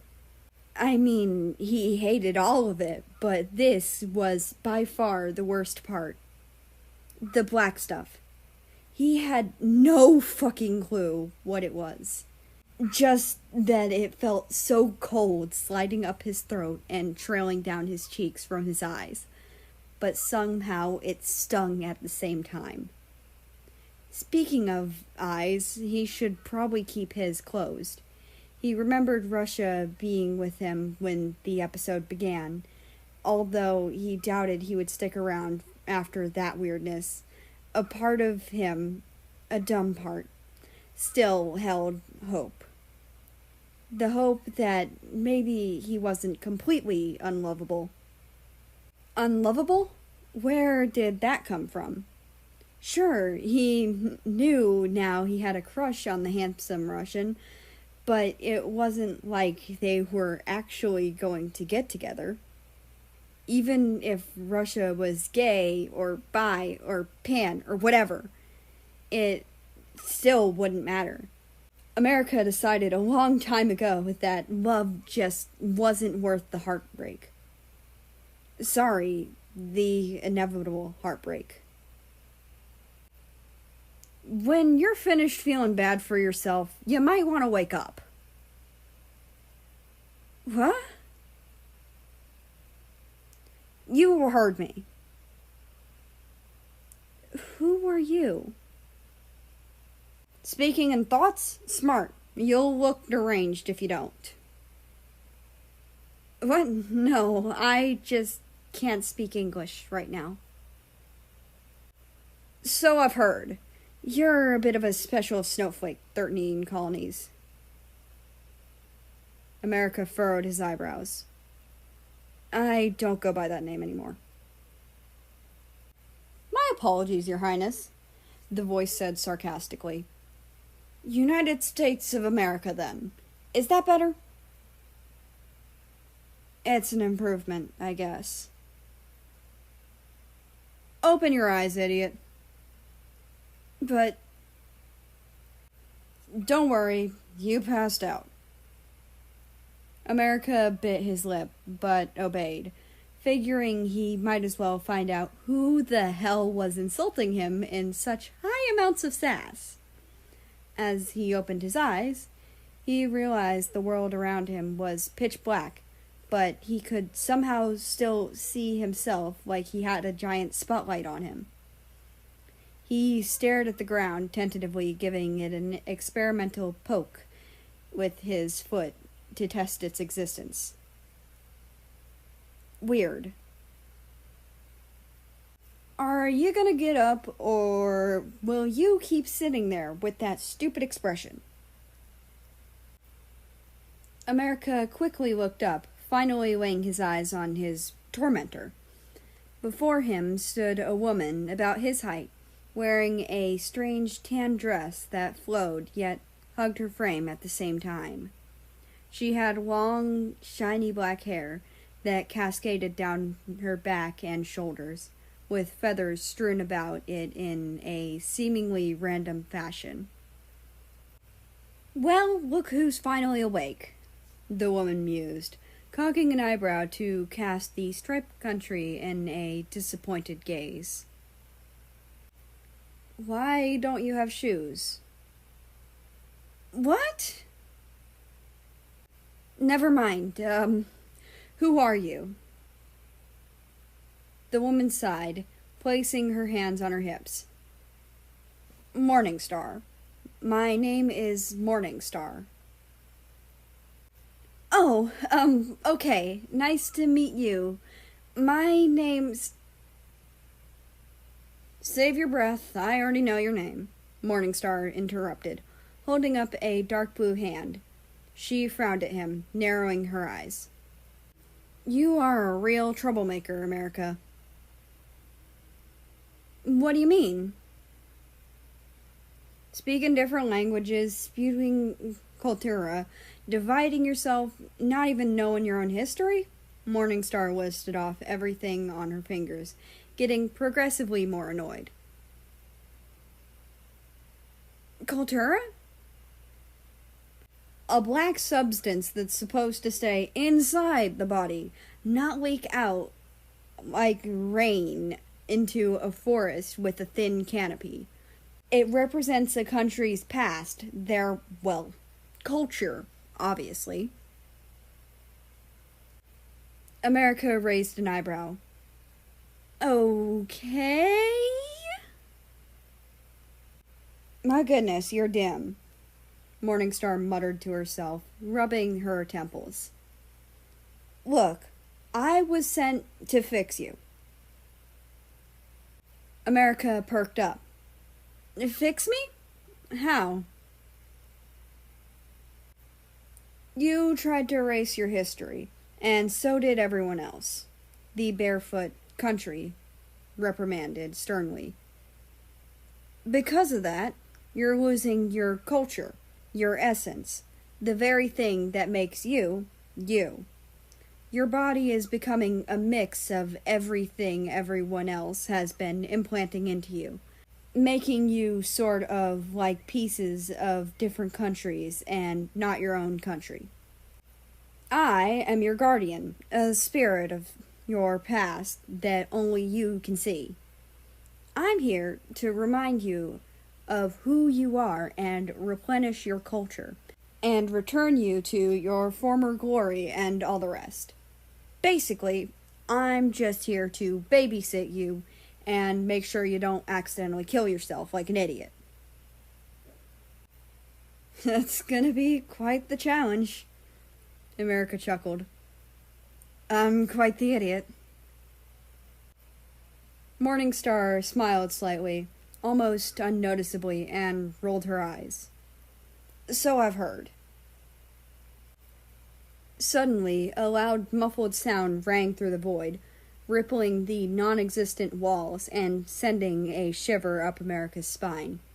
He looked around wildly, trying to find the source of the noise, while Morningstar only nodded towards the sky. They're trying to wake you. You better go to them. What? What does that even... America.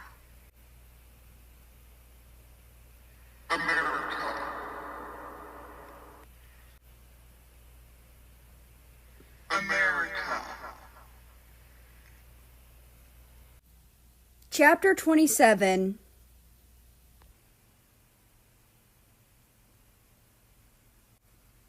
America! America! Yelling won't make him wake up. Is he breathing? I can't tell if he's breathing. Where's the best place to find a pulse? Russia! Greenland shouted impatiently, drawing Russia from his freakout. Worrying is not going to help him. He'll be fine if we're just around to support him. Don't overwhelm him with your fucking panic attacks. Antarctica frowned and rubbed circles into Greenland's back, noticing how worked up he was getting. Greenland smiled appreciatively and leaned into his touch, hooking an arm around his partner's waist and cuddling into him from the side to calm himself down. Well, if we don't panic, what do? We wait, Mexico replied sullenly, fiddling with his fingers as he stared at America's expressionless face. All we ever do is wait for him to be okay again. Russia grimaced, taking his ushanka and running a hand through his hair. He was sitting cross-legged by America's head, Mexico by America's waist. Greenland and Antarctica were snuggling on their bed, talking silently to each other with sign language. Russia sighed, pulling his ushanka back in place and scooting closer to America. He gently lifted the striped country's head, supporting his neck with his second hand, and placed it in his lap as a sort of cushion for America. He combed his fingers through the shorter country's soft and fluffy hair, and smiled slightly when he recalled the country doing the same for him so long ago, before immediately frowning once more. What the hell happened? One moment America was the happy, bubbly, chatty country he always was, and the next he was spouting nonsense in foreign languages and leaking black fluid. Wait a second. Spouting nonsense. You'll need this if you want to understand him. Russia's eyes widened, and his hand dove into his jacket pocket, causing Mexico to look up in surprise at his sudden outburst. The Slavic country fished a small black book out of his pocket, opening it triumphantly. He hadn't taken it out of his pocket since the day Australia had given it to him, and for once his laziness actually seemed to pay off. Was this what she meant by understanding him? Was it the other languages? The pages of the small journal were aged and worn, even yellowed, and the writing looked almost juvenile. As though the pages progressed, the handwriting became more refined, as though the author were growing up and improving. He began reading the first page. Hi. Even if you're just me and you're rereading this, congratulations! I trust you to look after my idiot of a big brother. And by look after, I don't mean cook for him or help him study or whatever. I mean take care of him. Look, when May and I were kids, we were both a little strange. It's one of the reasons we get along so well. We were the only ones we could relate to. Probably won't tell you what this is, 'cause I'm mysterious like that. But let's just say it could be life-threatening if left unattended. He needs support. If it's happening right now, you'll know what it is if you've seen it. Then please, God, follow my instructions in this book. I've spent decades making notes on him and myself, back when I had the same problem. And hopefully, that will help. My brother needs saving. Please do everything you can to make sure he survives this. Australia. Russia's eyebrows raised as he read, his frown deepening. Australia sounded serious, and the way she wrote these notes was as if she expected him to read it. Well, not Russia exactly, but someone who cared a lot about America, like Russia. Russia turned the page and continued reading, chuckling at some of the small doodles that were on the pages between the paragraphs, or just off to the side. They may have been depicting worrying and horrible things that had just happened to America, but in the innocent child way.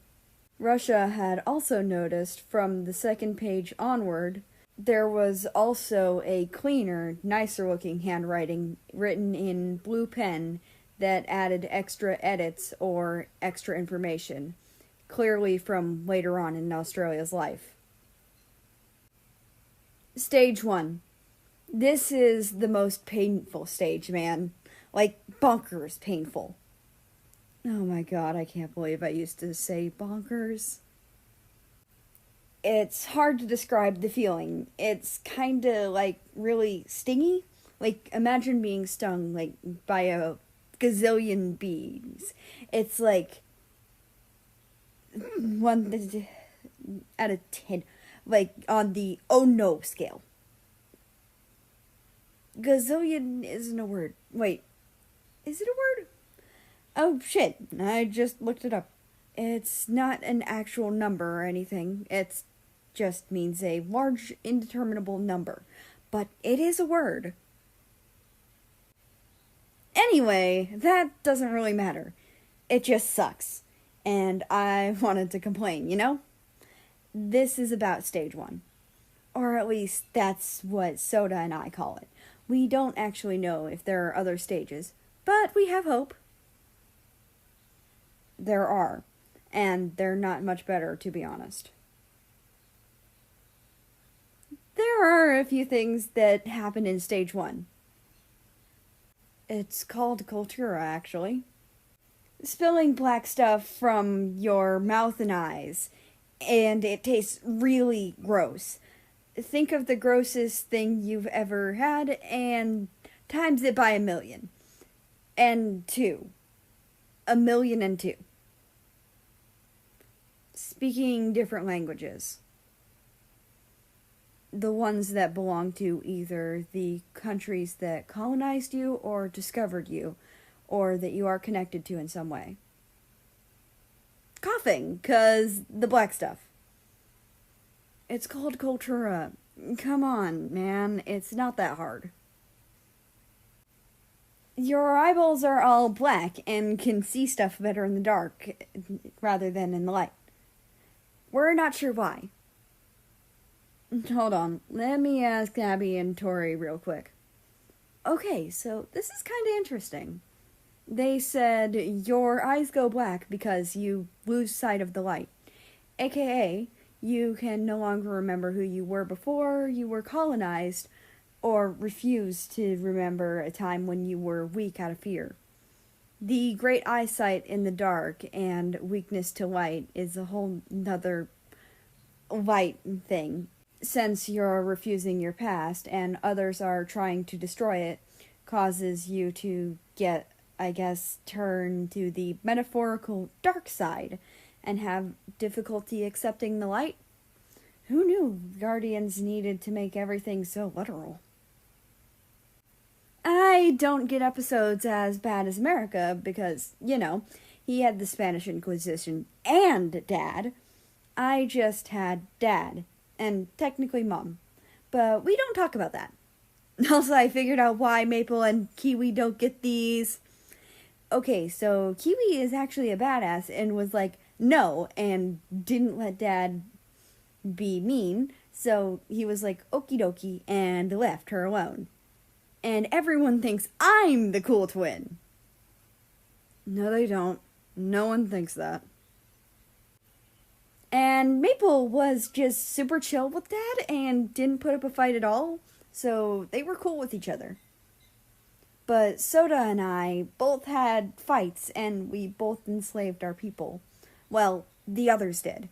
We really didn't do that. But we were kids, so we couldn't really say anything against it. Also, Dad said something about whitewashing. Yeah, genocide. Both Soda and I had one, as well as segregation. Also, no one talks about this, but Dad made my people hate the Aboriginals and used selective breeding to get rid of them. Selective breeding. Like fucking dogs. Sorry, this stuff really gets me mad. So many people suffered because of the stupid ideals of foreigners. Anyway, see ya. I have to go to dinner now. Boy, don't draw emojis. Who does that? Well, me, apparently. Russia? Mexico? America called out croakily, causing Russia immediately to stop reading and look at him worriedly. The striped country had a red and white hand over his eyes with a grimace, and Russia looked up at the bright ceiling lights. Could someone please turn off the light? Mexico raised an eyebrow with a frown, but nodded, quickly getting up from his place on the floor and flicking off the light switch. Russia bent down closer to America, taking one of his hands in his own. It's darker now.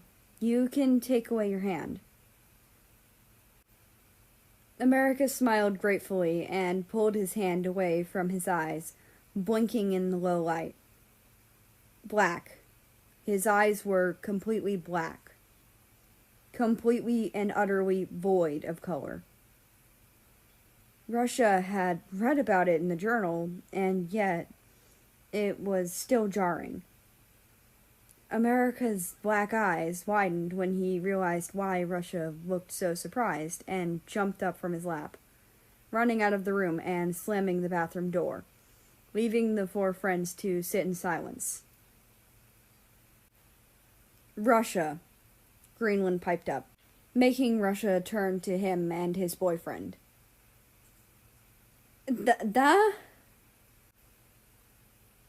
We need to talk.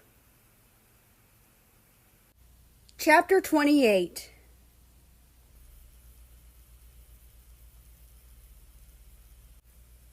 Okay, so what do you do exactly? Annoy you, yell at you, complain about everything you do, and tell you everything you do wrong. Oh, okay, so just my usual inner monologue. Morningstar shrugged. Pretty much. God, what am I gonna do? America groaned, burying his face in his hands. Now Russia knows. Russia! The only person who I actually care about hating me. Okay, well, that's not really true.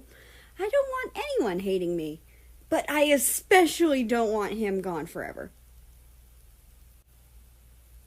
Morningstar sighed, analyzing America carefully under her cold, calculating gaze.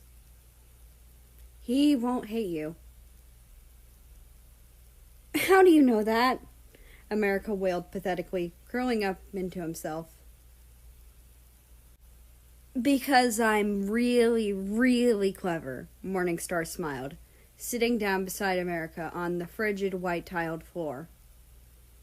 And I know that he cares about you. I've been watching you for some time, and since he's always around you, I can tell that he genuinely likes being around you. America chuckled slightly, sniffling as he wiped some tears that escaped his uncovered eyes. Watching me? Well, stalker alert.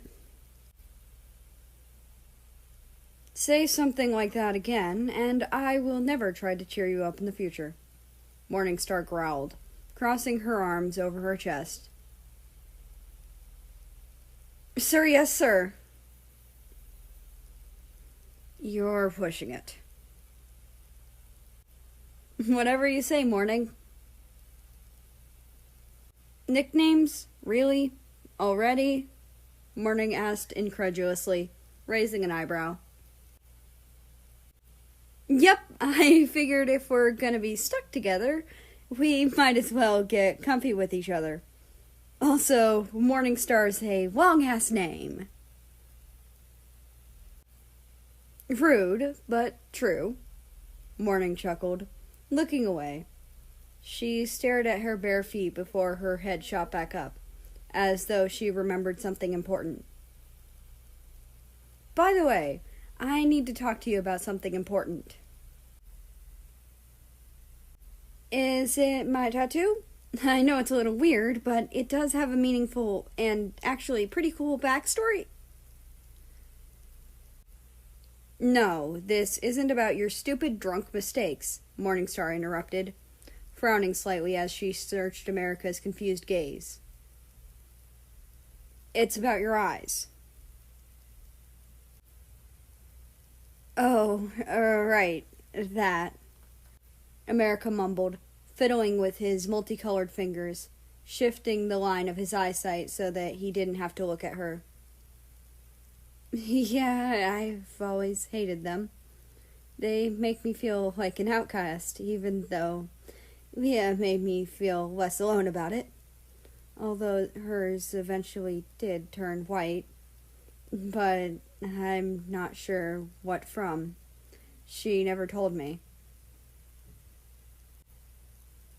That's the problem. Your sister's eyes returned to normal because of her guardians arriving to return her to the light.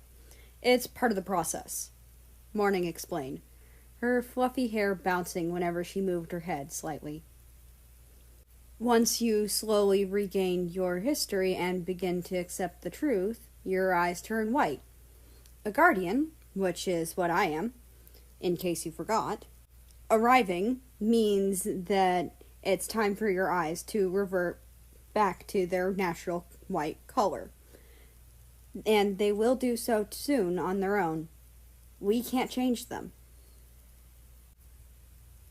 America frowned, standing up shakily and darting over to the mirror where two pitch-black eyes stared right back at him.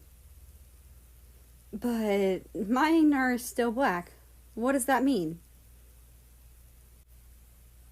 Morningstar's expression hardened as she stood and joined him at his side by the bathroom sink.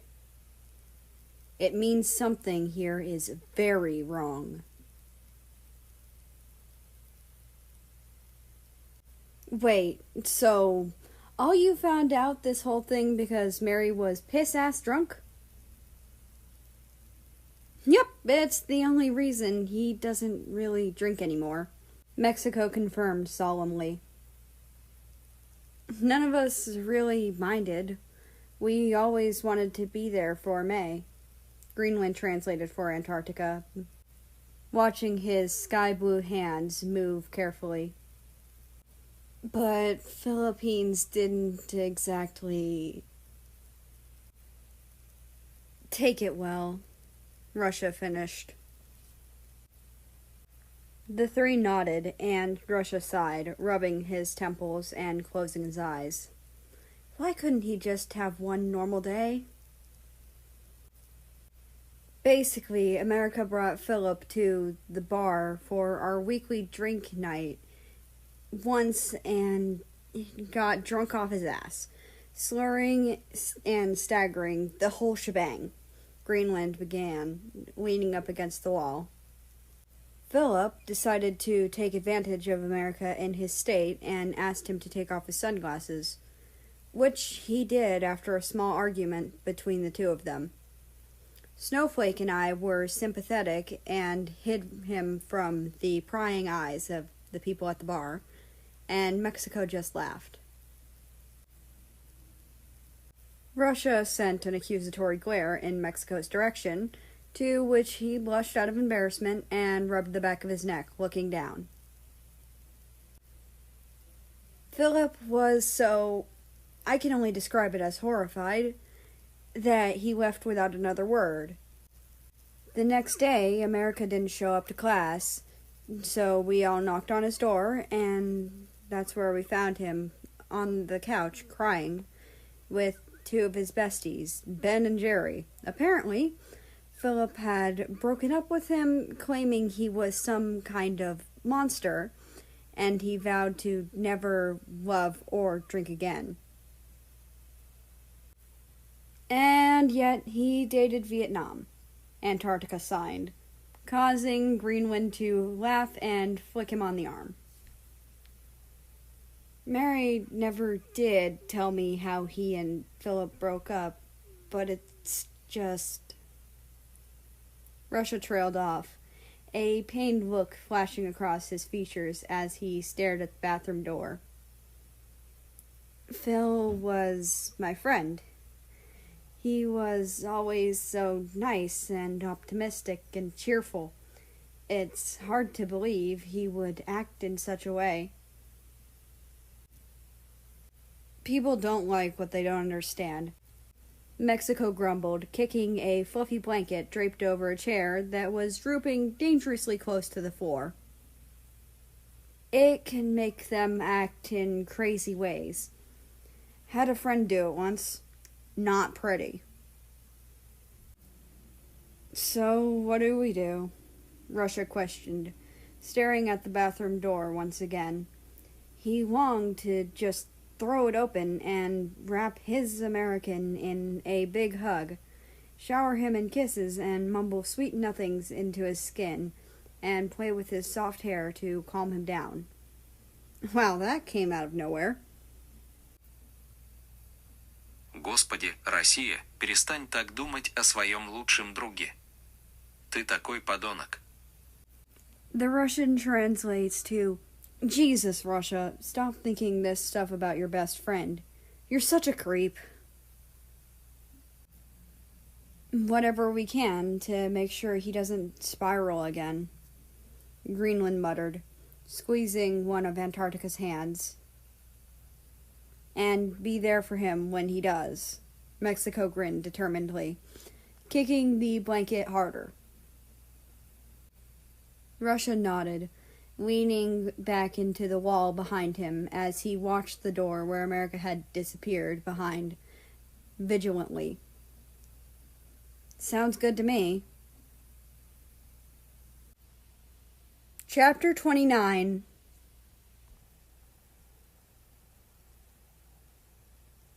And that's the story of how my father left me to inherit his massive drug ring, and I became a kingpin, even though all I want to do is start up a restaurant. What?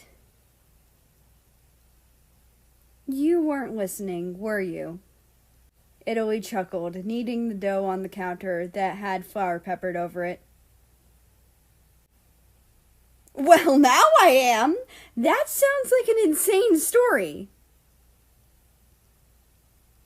Well, you missed it, Italy shrugged. Dude, America whined. I want to hear the story. There was no story, Amy. Italy rolled her eyes affectionately. I was just telling you about my day because you asked. Oh. Italy gave him a silly smile and held out her hand. America grabbed a container of flour and placed it in her hand, not even needing to ask what she needed. She grabbed a few pinches of the white powder and sprinkled it over the kitchen island before continuing to knead the dough. Okay, I'm listening now. What's up? Italy raised an eyebrow. Are you now? Yes, what kind of question even is that? America asked indignantly, crossing his arms over his chest. Alright, what's 12 times 40? America narrowed his eyes at her, poking out his tongue. First of all, maths? That's a low blow, even for you. And second, how the hell does that test how well I'm listening? Well, if you weren't listening, you would have panicked and tried to answer it as quick as you could. But if you were listening, you'd be your usual sassy self and ask too many questions. America laughed loudly, uncrossing his arms and resting his hands on the counter he was sitting on. Touché, missy. It was Sunday, the one day of the week where Italy wasn't working her ass off running a company. She had started a business selling homemade jewelry and clothing when she was still in high school, and now owned one of the biggest fashion industries in the market. America and Italy, being cooking buddies, decided a long time ago to meet up every Sunday to cook whatever they liked. Every second Sunday, America was in charge of what they were cooking, while Italy had every other Sunday. Today was Italy's day, and since America was going away the next day on a trip his father had arranged with Russia's family, she had decided to make a classic: pizza. No, but really, what's up with you? Usually, you're dying to talk about your week and all the crazy things going on in your life. Italy smirked, sliding her fingers across the surface of the counter to collect some of the flour and tapping America playfully on the nose, causing him to sneeze as some of the flour tickled his nose. But lately, you've been so quiet. America sighed, rubbing his nose with the back of his hand and flicking some of the basil that he had picked up from one of Italy's windowside plants, making her squeak in surprise.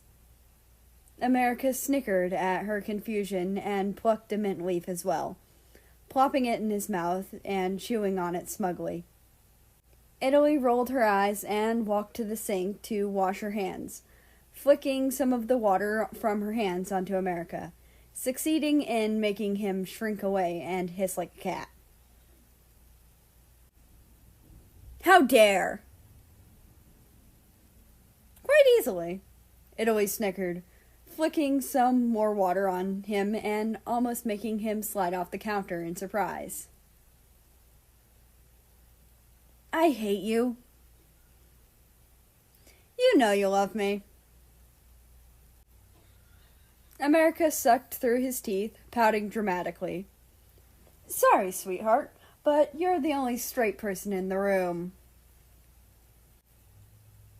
Well, one of us had to grow a pair of balls. America made a gasp, akin to that of a tween having her acrylic nails labeled as tacky. Are you implying what I think you're implying, Italia? Oh no, you thinking? That's bad news for everyone. Italy teased, flicking him lightly. America winced, placing his hand over his heart as if he was personally offended. You wound me, Italy. I try. After 10 minutes or so of bickering later, their dough reminded them to hurry the fuck up and mold it into the perfect pizza. They had made the dough together, although America refused to knead the dough most of the time because he said it felt weird. Italy always teased him by calling him a principessa, which means princess. We like to have fun around here. Oh, I don't know if I've told you this, but you know my little bro Canada, right? America asked suddenly while he lathered sauce all over the pastry base, causing Italy to look up from slicing the garlic bread as she had made it the night before. Of course, why wouldn't I? You're right, dumb question, America admitted. But anyway, recently we made a pizza together and I left to go to the bathroom. And when I got back, he was putting pineapple on our pizza. Italy did a double take. Chicosa? That roughly translates to what? Yeah, and the weirdest part was America trailed off, becoming slightly bashful and hiding his face in his hair as best he could. It tasted kinda good. You ate it?!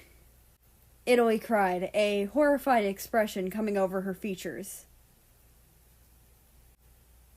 America hid behind his hair more while concentrating on his suddenly extremely interesting task of showering the sauced-up dough in shredded cheese.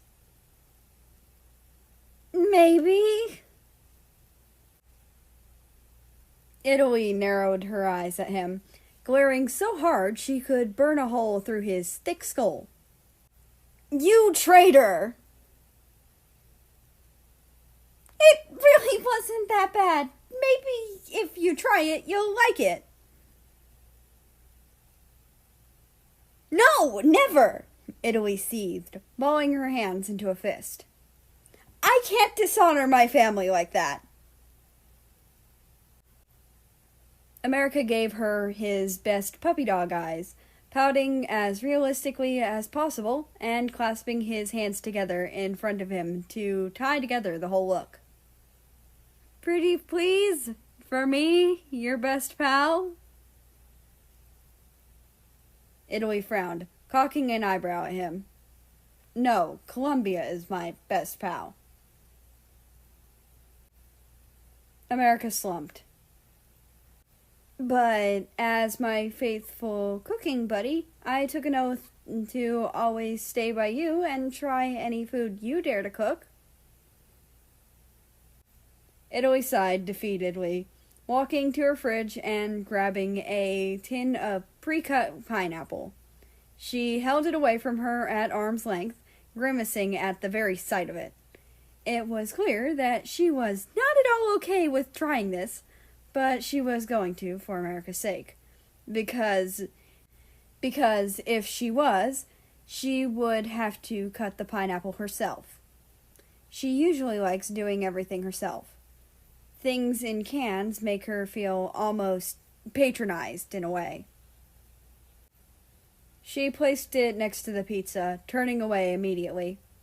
Just do it quickly. I don't want this to be worse than it has to be. America chuckled, patting her back empathetically. I will, after we cook the dough and the cheese. Otherwise it might burn or something. Italy nodded. Yes, you're quite right. The striped nation smiled at his friend comfortingly. Hey, thanks for trying this. I know it's a little out of your comfort zone. Sure, whatever. Italy glared up at him. You owe me. They stuck the pizza into the oven and waited around 10 minutes before taking it out and adding a few more toppings, sticking it back in and waiting the time for it to be fully ready. Once it was, America divided the pizza into 8 slices, as is tradition, and handed one to Italy. She narrowed her eyes at it and stared at the piece of food for almost a whole minute. America eating 3 slices in that time out of stress, before finally taking a hesitant bite right into a small piece of pineapple. America watched her intently as she chewed, biting his nails. She finally swallowed, and he anxiously asked, Well? Italy sighed. It's pretty good. Chapter 30.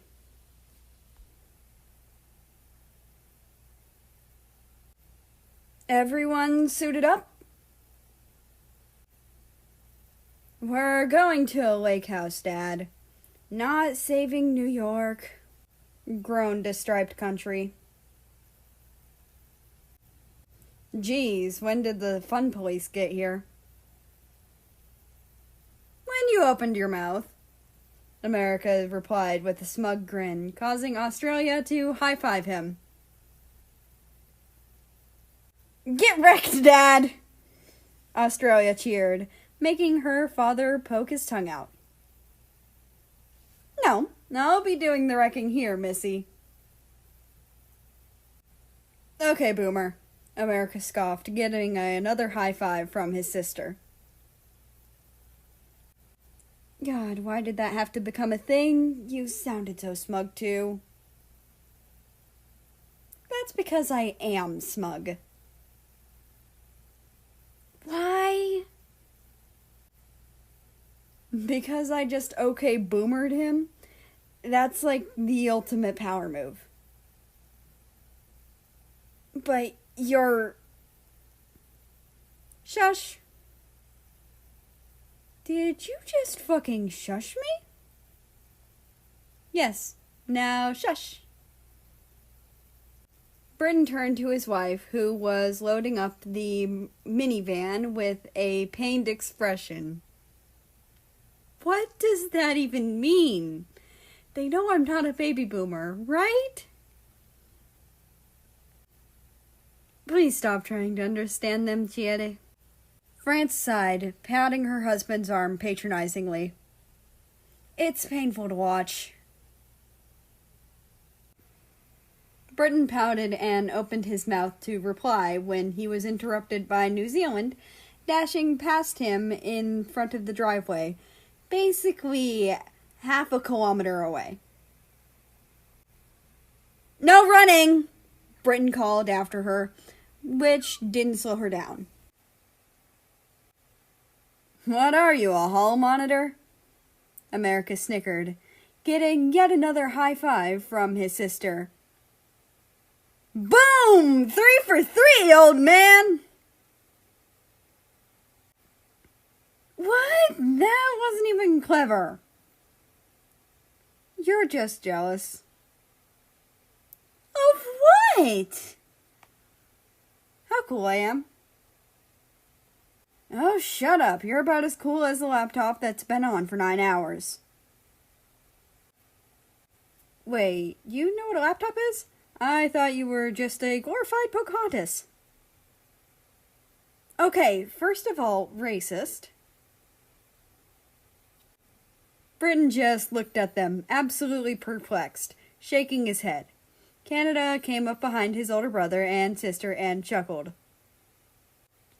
Dad, why do you look like that confused guy meme? Damn, Maple's right. You look just like that meme, America chuckled. Except less black. Canada elbowed him into the side, causing him to hiss in pain and hold his wound, glaring at his younger brother. What gives, man? You can't just say stuff like that. What, black? Canada elbowed him again. I mean, he's right. Ow! Dude, not cool. Britton just looked confused again, turning to his starry daughter. What are they blathering about? It's this dude who looks at someone really confused with this half smile, and there's just question marks around him. It's great. Ah, I see, Britton mused, nodding solemnly. This is one of those meme things I saw on Facebook. Australia playfully glared at him with the force of 1,000 suns. I'm not even going to dignify that with a response. You just did! Australia sarcastically groaned and rolled her eyes at her dad with a smile, stopping off down towards the driveway to meet up with her twin sister, who was anticipating the arrival of their guests. Today was the day both Canada and Ukraine's families had decided to get together for some proper bonding time. Britton had arranged for them all to stay in his expensive lakeside mansion since it had 6 rooms for all of them to share. The house had so many rooms due to all the children that used to live with Britton in France until they moved out, like America's sister, Fiji. Funnily enough, Fiji had moved into the lake house with Britton's permission and had been looking after it happily by herself. She often liked inviting America's states over and teaching them how to fish and make drinks, her usually being crowned as the favorite aunt, much to Australia's dismay. They're here! They're here! New Zealand squealed, jumping up and down and clapping her hands when she saw the 2 cars approaching the house, her black beanie almost falling off her head. Wow, Amy, that was very out of character for you, Australia teased. New Zealand glared at her and quickly grabbed her wrist, twisting it behind her twin sister, causing the taller to be forced to bend over. Don't call me that childish nickname. There's my Lammy. Wrong answer! Kiwi pressed harder, only succeeding in making Australia laugh more. New Zealand. Let go of your sister. We don't want the guests to realize they're going to be spending the weekend in the woods with a family of psychopaths. France laughed, patting her shortest daughter's arm. New Zealand made a face before releasing her twin sister, silently flipping Australia the bird when she poked out her tongue at her. New Zealand! Manners! New Zealand means New Zealand, and manners means manners. Yeah, New Zealand, manners! Australia snickered, mimicking her mother by setting her hands on her hips. New Zealand scowled at her. God, you're annoying. Me.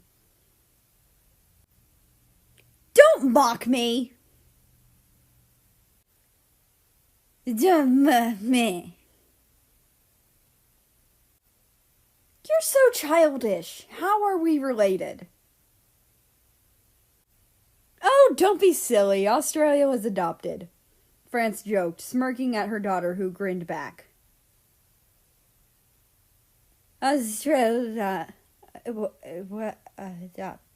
Wait, what? The two women standing by her simply giggled at each other and walked to greet the cars as they arrived, leaving Australia to stand in the brisk wind, questioning her entire life. That was a joke, right? The whole family walked over to the cars that had swung their doors open for the passengers to jump out and stretch their limbs from the long ride. Nazi was going to be around each of his children with a plastic bag, collecting any of the rubbish that they might have kept. Once that had been taken care of, each member of the more Slavic country moved to meet with the friends they had made the last time they had all seen each other. Belarus ran straight into New Zealand's arms, and they spun around, giggling, before Kiwi put her back down, and they began chatting up a storm. Ukraine skipped over to her boyfriend, kissing his cheek in greeting and immediately complaining about how Sovi wouldn't stop kicking the back of her seat, making Canada laugh. Kazakhstan had trouble getting out of the car due to his wings being caught in between two of the car seats, so Australia came over to help him, shaking her head at him while he blushed from embarrassment. Sovi was about to run over to Australia too, but quickly got scooped up by his doting German grandfather, who joined USSR by the other married couple. Germany and Poland looked around awkwardly before America waved them over. Yo, Germs, Polski, what up? Germany gave him a relieved smile and grabbed Poland's hand, leading him over to the waving striped country. How are you guys? We missed you at the ice rink. Germany blushed, rubbing the back of his neck and looking at the bright green grass. Oh, yeah, we were hanging out. Ooh, were you on a date? America teased with a smirk. No! Germany squeaked, causing Poland to laugh cutely and make him blush more, somehow. Oh yeah, then why are you two holding hands? The two European countries looked down at their conjoined hands, and Germany jumped away with an embarrassed screech. Poland just blushed, looking away and holding his hand. Morning Star snorted. I ship it. Wait, really? I didn't think you'd be one to do that. I'm full of surprises. Don't antagonize him, Poland chided, making America hold his hands up in defense. Okay, fine. Can you tell me where Russia is then? Poland raised an eyebrow. It was now his turn to smirk. Why? America held a poker face, looking away behind his glasses. How can people even tell if you're looking away? None of you have pupils. You have black eyes, for Pete's sake. No reason, just wondering. Uh-huh, Poland said skeptically. He's onto you. I don't know what you're talking about. He's around the other side of the car. He said he was checking a tire because he thought he had run something over while driving here. America clicked his tongue against his teeth, making finger guns. Thanks, my main man. Now, I'll be leaving you two lovebirds alone. Germany made a few more flustered squeaking noises while Poland just rolled his eyes with a smile, chuckling as he purred. Go get 'em, tiger. Yep, definitely onto you. America blushed and quickly went around to the other side of the deep cherry red Jeep that Russia drove to his house. He was met with a cloud of smoke and a Russia leaning against his vehicle, reading from a small black book. Smoking kills, you know, America chuckled, echoing the words Russia had said to him the second time they'd met. Russia swiveled his head to meet his guest, smiling when he laid his eyes on those iconic scarlet stripes. Fancy seeing you here, America. What, at my house? America snickered, leaning against the car next to him, staring up at the sky and the clouds crawling lazily into the bright blue expanse. He glanced down and noticed the small book in Russia's hand. Why was he reading it? What's that? America asked, nodding towards the journal clasped in his friend's vermilion hand. Russia's eyebrows raised, and he instinctively slipped it into his pocket, smiling down at America to brush it off. Nothing. Don't worry about it. Now, come on. I think I heard your father calling. Russia walked past America, dropping his cigarette on the ground as he disappeared behind the car. Morningstar raised an eyebrow, crossing her arms. He's hiding something. I know. Do you think it's about my eyes? Do you think he was freaked out about them? I don't know. I don't think so. Thanks, I guess. But what about the book? Aren't you going to ask him about it? America shook his head, taking off his sunnies to rub his temples before sliding them back on. It's his thing. He can tell me if he wants to. Morning narrowed her eyes. He's acting very suspicious. America frowned. That he is. Chapter 31.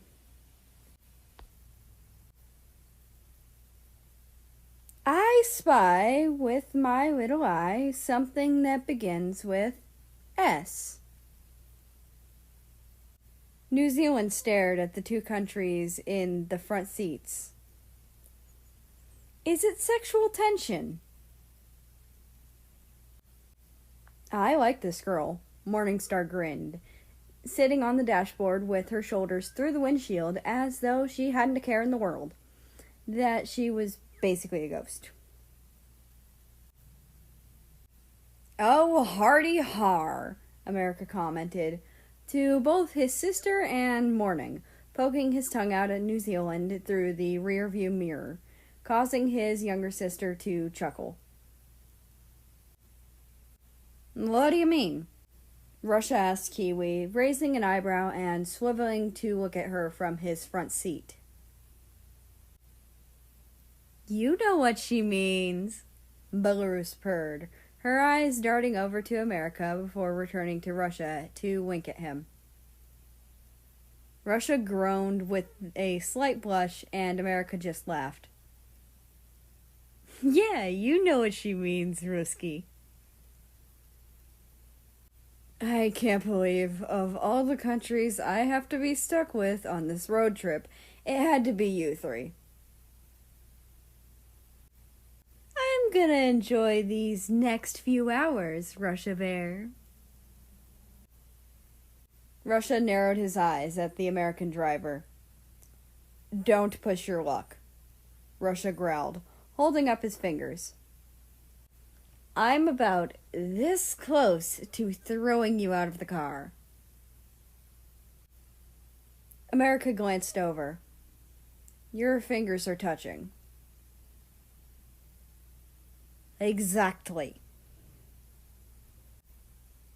"You're not going to make it out of here alive, USA." "Thanks for that. Really needed the extra understanding of what he meant." "Anytime," Morningstar teased. "The answer was the sun," Poland muttered, holding his chin in his hand. New Zealand sighed, leaning back and getting comfortable as Belarus curled into her side. "This is gonna be a long ride." "So, how long have you two lovebirds been dating, "A few weeks." "A few weeks?" Britain scoffed, tapping the steering wheel. "Back in my day, the first woman you met was your wife on the spot, and you two have been dating for a few weeks? Unbelievable." "United Kingdom!" "Uh-oh, she used my full name," Britain chuckled, seemingly not threatened, even though underneath his clever facade he was sweating like a fluffy dog on a hot summer's day. "Honestly, Britain, were you even disciplined at all?" France asked, lightly whacking her husband's arm, glancing behind her at Ukraine apologetically. Britain literally sighed in relief when the focus was shifted off of him, trying to hide it with a very fake-sounding cough. "I'm so sorry about him. He has no filter at all these days. Probably his old age." "Hey, low blow!" "That's all right. Neither do my dad's." Ukraine chuckled, shifting in her seat. Germany sat awkwardly between Canada and Ukraine as a means to separate them, as per Britain's request. He was really starting to regret agreeing to this trip. Sure, sharing a room with Poland at the lake house would be lovely, exciting even, but the ride over almost made the end result almost completely ineffectual. How about we play I Spy?" Canada suggested, punctuating his sentence with a nervous laugh. Ukraine leant forward in order to see her boyfriend properly, as she frowned. "You know I'm bad at that game." "I know, but it was the first thing I could think of. Besides, it's fun to play. It's not all about winning." Ukraine raised an eyebrow. Of course it's about winning. That's the whole point of a game. France and Britain shared a look, while Germany sat in the sad sack of the middle seat and wished he were never born. The point of a game is to have fun. Or, well, that's what Mexico always says. Canada added the last bit, sheepishly. Ukraine just looked confused. I guess you're right. I don't know. What else does Mexico say? Just stuff. What stuff? I want to hear it. The Slavic nation prodded with curiosity, tilting her head, causing a flower petal to gently float to the floor of the car. Well, he has a motto. What is it? Good decisions don't make good stories. Canada smiled as he formed the words, a memory clearly flitting around in his mind, brought forth by the familiarity of the phrase. Once he said it to me right before he launched himself over a wall May had made out of Legos and tackled him and smooshed a taco all over his face, screaming, "That's what you get for calling me Taco." Canada stage whispered the yelling part, shaking his fist dramatically and laughing after he said it. Ukraine giggled and nodded. He sounds nice. I'd like to meet him. Canada blushed, looking away. Maybe don't. Now his girlfriend was confused again. What? Why? He doesn't take too kindly to strangers. Oh, Ukraine mumbled distantly. I see. The car drowned in silence, the only sound breaking through being the rumble of an engine and the slight tearing of the asphalt of the road beneath them.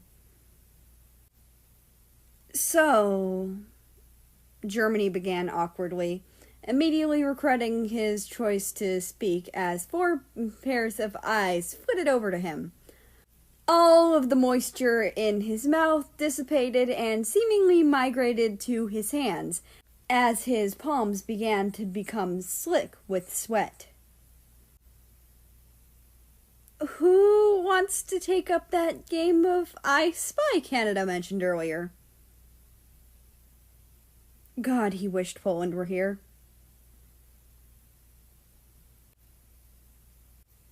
Is it road? Nope. Robin? 9. Rooster? Nazi looked at his husband with disbelief.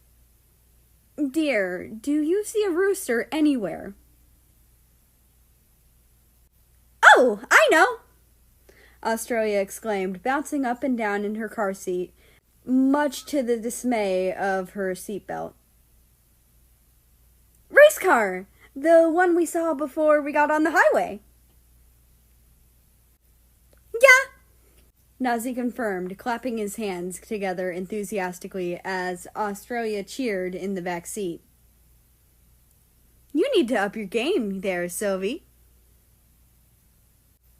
Sophie, Nazi and USSR's son, crossed his arms, pouting solemnly at being beaten. He would have thrown a tantrum had his papa not been there to scold him. You're very good at this game, Ozzy, Kazakhstan marveled, calling Australia by her nickname like she had requested him to before the journey began. Where did you learn to know such things? Australia giggled at Kazakhstan's broken English, although not in a mean way, More of an, "Aw, thank you for trying to learn something new even though it's hard" kind of way. Canada likes to play it all the time when we would go on road trips, and so I got fast. Fascinating! Kazakhstan grinned, his eyes sparkling with wonder. He was almost like a child trapped in an older country's body, something Australia could relate to quite a bit. Thanks, Kazo! Australia turned to Sophie, who was skulking on her side, and jabbed him in the side, making him shoot her the stink eye, although the corners of his mouth twisted into an almost smile. Don't worry, mate. I'm up next, and I'm sure you'll get this one. You're the best there is. No, I'm not, Sylvie grumbled. You sure as hell are, Squirt. I hadn't had to put up this much of a fight since the Emu War. You're some hard competition. A small smile made its way onto the boy's lips, and Australia grinned. USSR smiled over to his husband, who returned it, reaching down to grasp USSR's hand in his own, and gently kissing his red knuckles where the wedding band was, causing the taller to laugh and stare at him lovingly for as long as he could, without crashing into someone. I spy with my little eye something beginning with P. Paint? Nope. Panties? Nazi gasped at his innocent-looking 7-year-old in horror, and the other three in the car fought off the urge to laugh. Who taught you that word? Russia said it once while he was hanging out with America, Sophie smiled, clearly not seeing what he did wrong. Australia quickly sent Russia a warning text as Nazi fumed in the front seat. Oh, that boy is so grounded when we get there. Kotya, how are you going to ground him? We'll be at a lake house, Soviet asked his husband gently. Kotya roughly translates to kitten in Russian. A mother always finds a way. Chapter 32.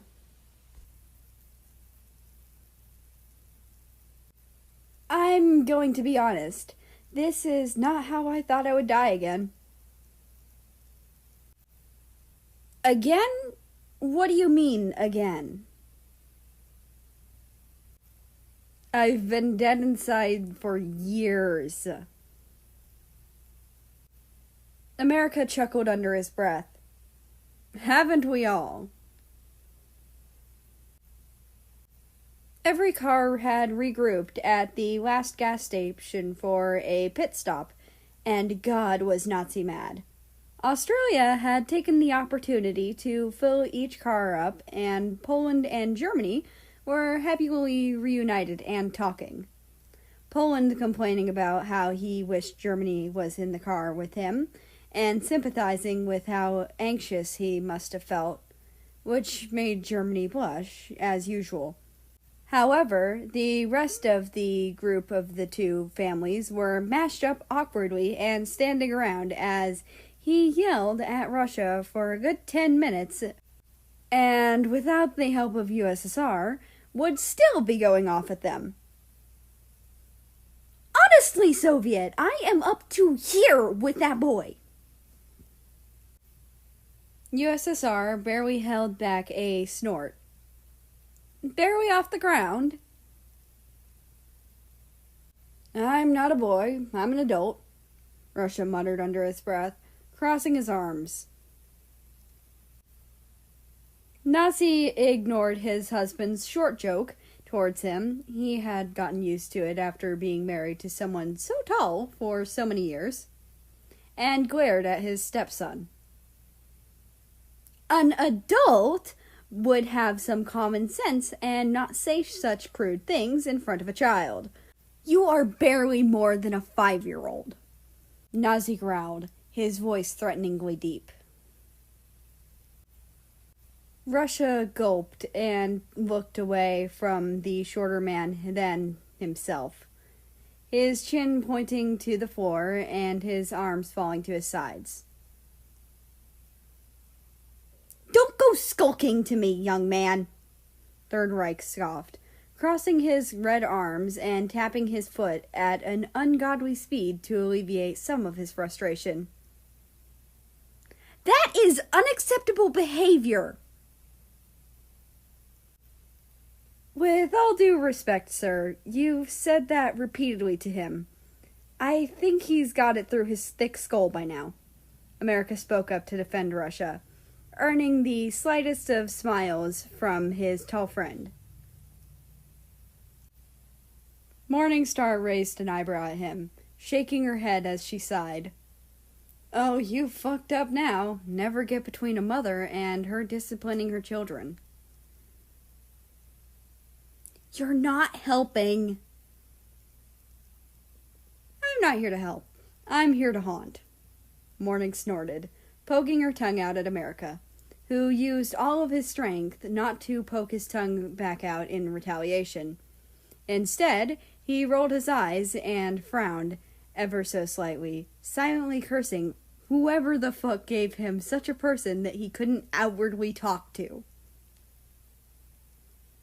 Last time I called you a ghost, you shouted, "Can a ghost do this?" at the top of your lungs, then proceeded to trick my brain into thinking it was high. Morning chuckled, resting her arm on his shoulder with a happy sigh. Good times. Thick skull is right, Nazi groaned inwardly, rubbing the bridge of his nose with his thumb and forefinger.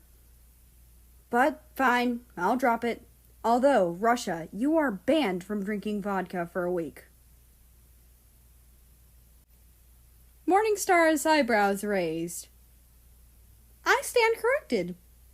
How the fuck did you do that? America fought back the urge to look smug. Practice, young Padawan, practice. Fight me!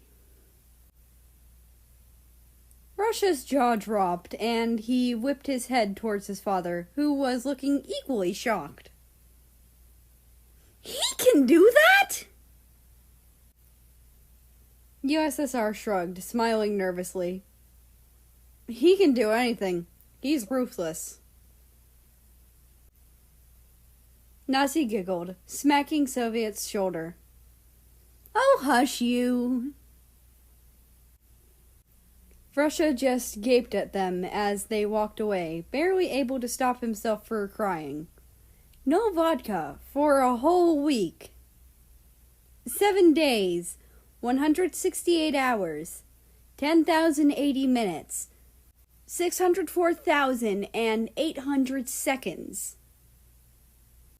Russia's lip quivered as everyone began to pile into their cars, deciding to rearrange the seating decisions a bit to more suit them, as the original plan made by Britain and Soviet in order to mix it up a bit. But pretty much everyone was miserable, so that wasn't happening again. The new plan was to have Poland and Germany in the 2 extra seats in Britain and France's minivan, which meant there was space between Ukraine and Canada. New Zealand and Belarus decided to join their siblings in the Nazi and Soviet car, which had lovingly been nicknamed the non-aggression car, when they're not listening, of course, since they wanted to give Russia and America some alone time. There, don't worry. America patted Russia's back, leading him to the car and opening the door for him so he could collapse into the passenger seat. They had planned on switching out, but Russia didn't seem to be in the right state of mind to drive a giant metal killing machine. "Don't cry!" Russia cried, curling into himself. "I can't live without my vodka." "Maybe this is a good thing," America explained, grunting at the end of his sentence as he climbed into the car on the other side. "All that vodka was so bad for you. I'm surprised you're still alive." Russia just whimpered. The car had become unnaturally quiet after Poland, New Zealand, and Belarus had relocated themselves into the other cars. The only person America had to talk to was Morning, but she was too busy trying to balance herself on the bonnet to actually talk to him. "You know, Nazi just said no vodka, not no alcohol." Russia thought about it some more and smiled slightly. "Thanks, Mary." Then he frowned. "But vodka's still my favorite." America shrugged. "And scotch is mine, but to each their own."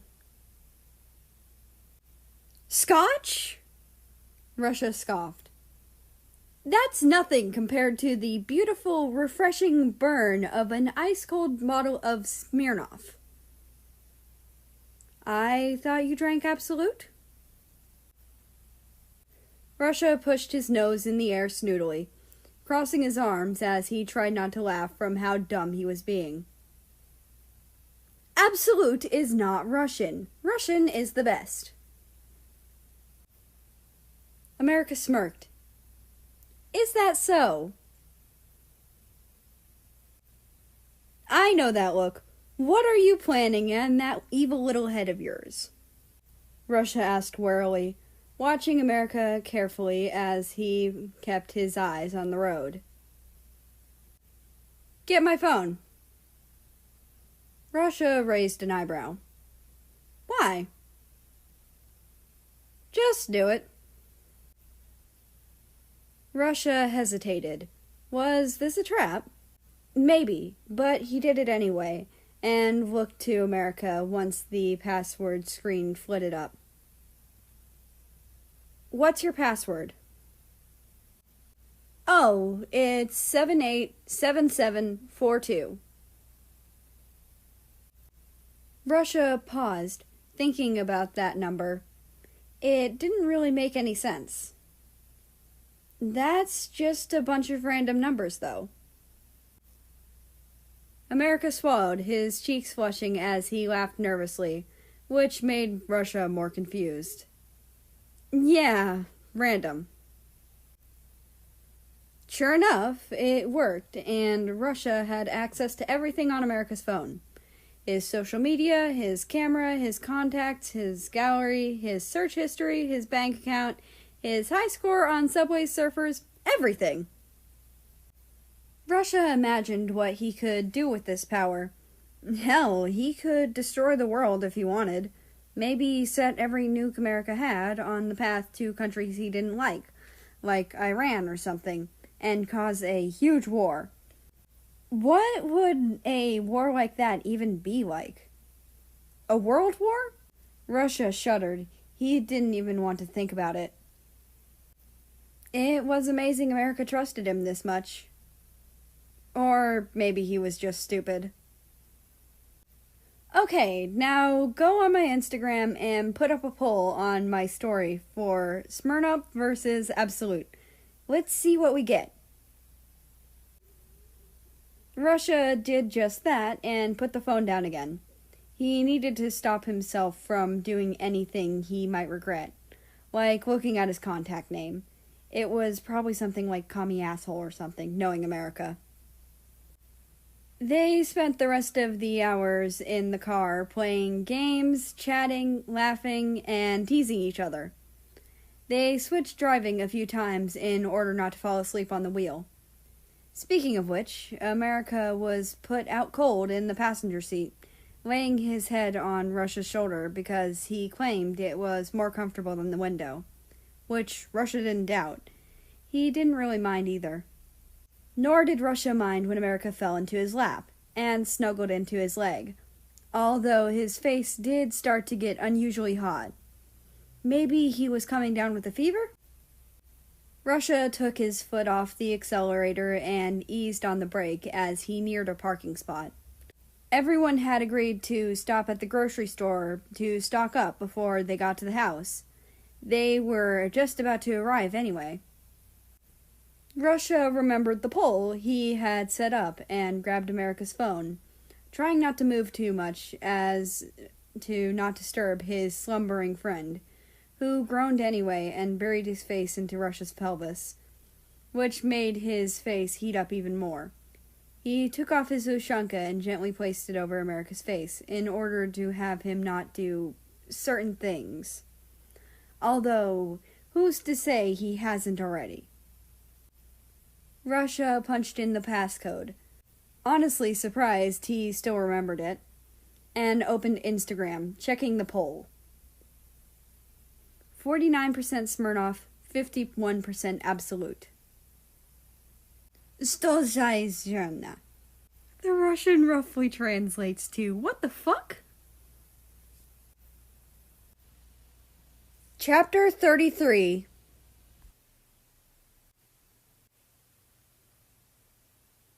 Please don't let that thing in the house. What's fucking stopping me? Me! That thing is clearly a tiny alien. If you let that in the house, it will crawl into our ears when we're sleeping and slurp out our brain juices. New Zealand raised an eyebrow. Brain juices? That's a scientific term for it, yes. America confirmed, crossing his arms. Russia chuckled and rolled his eyes as Australia kept staring at the huge potato beetle that was pitifully struggling to tip itself right side up. It had fallen onto its back, and its weight was far too disproportionate to get itself back on its feet. Ozzy had found it sprawling around the garden along the path to the front steps, and had become immediately infatuated, trying to tip it back over with a long blade of grass. She was not having much luck. I'm gonna name them Sandy. Australia giggled affectionately, patting the tip of the blade of grass. No, don't name it, America groaned. You'll get attached. Too late, bro.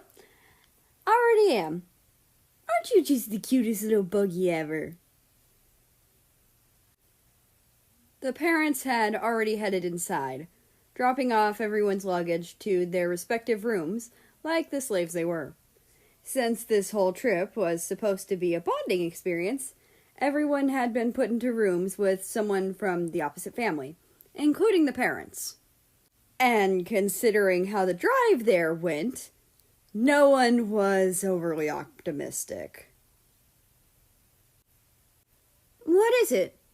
Sylvie asked curiously, wonder etched into his youthful features as he pressed his cheek to the dirt and stared at Sandy. That's a potato beetle. I know, 'cause they kind of look like wasps, but, you know, without the wings or a stinger. Belarus prattled off, earning a surprised and impressed look from everyone but Australia, Sylvie, and New Zealand. Australia and Sylvie being too preoccupied with their new pal, and Kiwi already knowing how smart Belarus really was behind that ditzy demeanor. Belarus pouted at everyone's shock and crossed her arms. What? I can be smart too, you know. Kiwi just chuckled and pat her head, which made the small Slavic girl blush and giggle. Well, whatever it is, we should leave it, Kazakhstan determined, gently trying to pull his baby brother and Australia away from the creature. We don't want to take it out of its home, after all. Australia pouted but complied, stepping away from Sandy after she finally successfully plopped them back onto their feet. Why don't we head inside now, Pullen started, clapping his hands together and walking towards the door, Germany in tow. Everyone followed along at their own pace.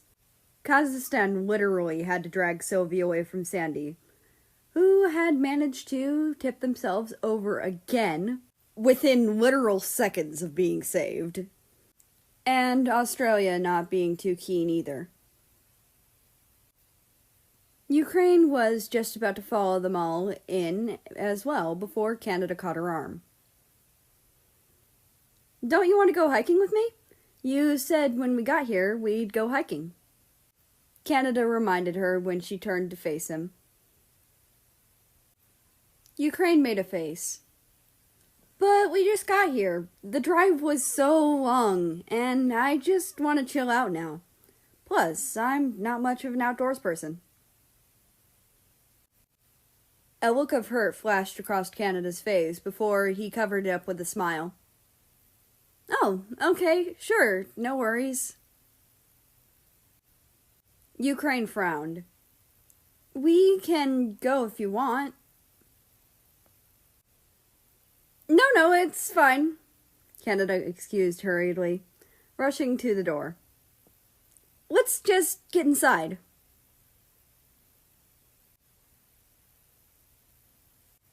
Cannonball! America sighed contentedly when he flopped onto his large queen-sized bed, enjoying the soft blanket and supporting mattress on his joints still aching from the car ride over. Hold on, what the fuck? America looked up at the being who rudely interrupted his alone time in his lovely room to find none other than his driving partner. America raised an eyebrow. Russia, what on earth are you doing in my room? According to your dad, it's our room. Russia groaned, face-palming as he dragged his suitcase over to the large walk-in closet. What? America scoffed, looking around. But there's only one bed. That's the idea, Britton called from the hallway, ducking his head in to wink at his son before quickly slamming the door shut and running away to avoid having a lamp thrown at him. Dad, what the fuck? America yelled, his cheeks reddening significantly. His only answer was the chorus of laughter he heard, mainly from his family, on the other side of the door. Is your whole family this pushy, or just you two? Just Brit, Dad. America narrowed his eyes at Russia. And I'm not pushy, thank you very much. Russia snorted. Yes, you are. No, I'm not. Give me one example. What about... Actually, no, don't answer that. America muttered, flopping back onto the soft bed sheets. This feels like something out of a fanfic. A fanfic? Russia asked, raising an eyebrow. Is that some weird American ritual? I mean, you're not wrong. America shot up, flabbergasted. You don't know what a fanfic is? No. Russia answered, confused as he began sifting through suitcases to find the bottles of vodka he'd stashed in them before Nazi came in asking for them, in hopes of maybe getting a shorter sentence on good behavior. Naive, considering this is Nazi, but hey, let the guy dream. Fanfics? Fanfiction? A fucking erotica? I don't know. Erotica? Russia chuckled. Why does that sound like something Japan's muttered to me before? Because it absolutely is. God, you're so uncultured. America sighed aggravatedly, rubbing his temples as he stared at the ceiling. Maybe I'm just not familiar with the English word for it. Explain what a fanfic is. Well, America sat up and pushed his sunglasses up like he was smart. It's stories someone writes about an existing story. It usually has classic tropes / cliches. Two people being forced to share one bed is a very popular one. Also, Truth or Dare, 7 Minutes in Heaven, Alcoholic Mistakes, and hot tubs. Russia paled, walking over to the window and splitting the curtains slightly. And these things are all to make the main characters fall for each other, correct? America shot him finger guns and clicked his tongue against his teeth twice. You got it, bro. Russia slid the curtains open to reveal a hot tub lounging on the deck, nestled in the garden, innocent as ever. America half laughed and shook his head. Oh, hell no. Chapter 34. What's that? What's what? That book. I've seen you with it twice now. I don't know what you're talking about. America frowned, crossing his arms and cocking his hip. I'm not an idiot, Russia. That little black book under your pillow. Russia moved his hand up to cover up the base of his pillow. What book? God, you're infuriating, America groaned, flopping in the bed next to his roommate. Stop trying to play dumb. Russia sighed, pulling the book out of its hiding place and opening it to read some more. I'm sorry. It's not important. America sat up slightly, narrowing his eyes at Russia. You evading the question makes me think it's important. Makes me think it might be something about me. Well, it's not. So don't worry about it. Russia avoided his friend's gaze, opting to delve deep into Australia's scrawlings. You're treading on dangerous territory, America, Morningstar warned, standing over Russia and taking a peek at the book. Stop being so nosy. Curiosity killed the cat, after all. America shifted his glare towards his endearingly smug asshole of a guardian. You're such a hypocrite! His expression softened into a more pleading one as he tried to get information out of the feathered guardian. What does it say? Oh, nothing. It's just Russia's diary, so there's lots of hearts and scribbles about how he's madly in love with you and wants to marry you and stuff. America blushed hard and gaped up at her. Really? Morningstar glanced up from the book to his face and laughed loudly in surprise when she laid eyes on his expression. Oh my god, no. Did you really think? Wow, that is priceless. Morning gasped it out between laughs, hunching over and almost on the verge of tears as America's face fell. Jesus, seriously, Morning. Uncool. Not my fault you fell for such an obvious lie, she chortled, flicking away the tears that had escaped. You're an asshole. And you're gullible.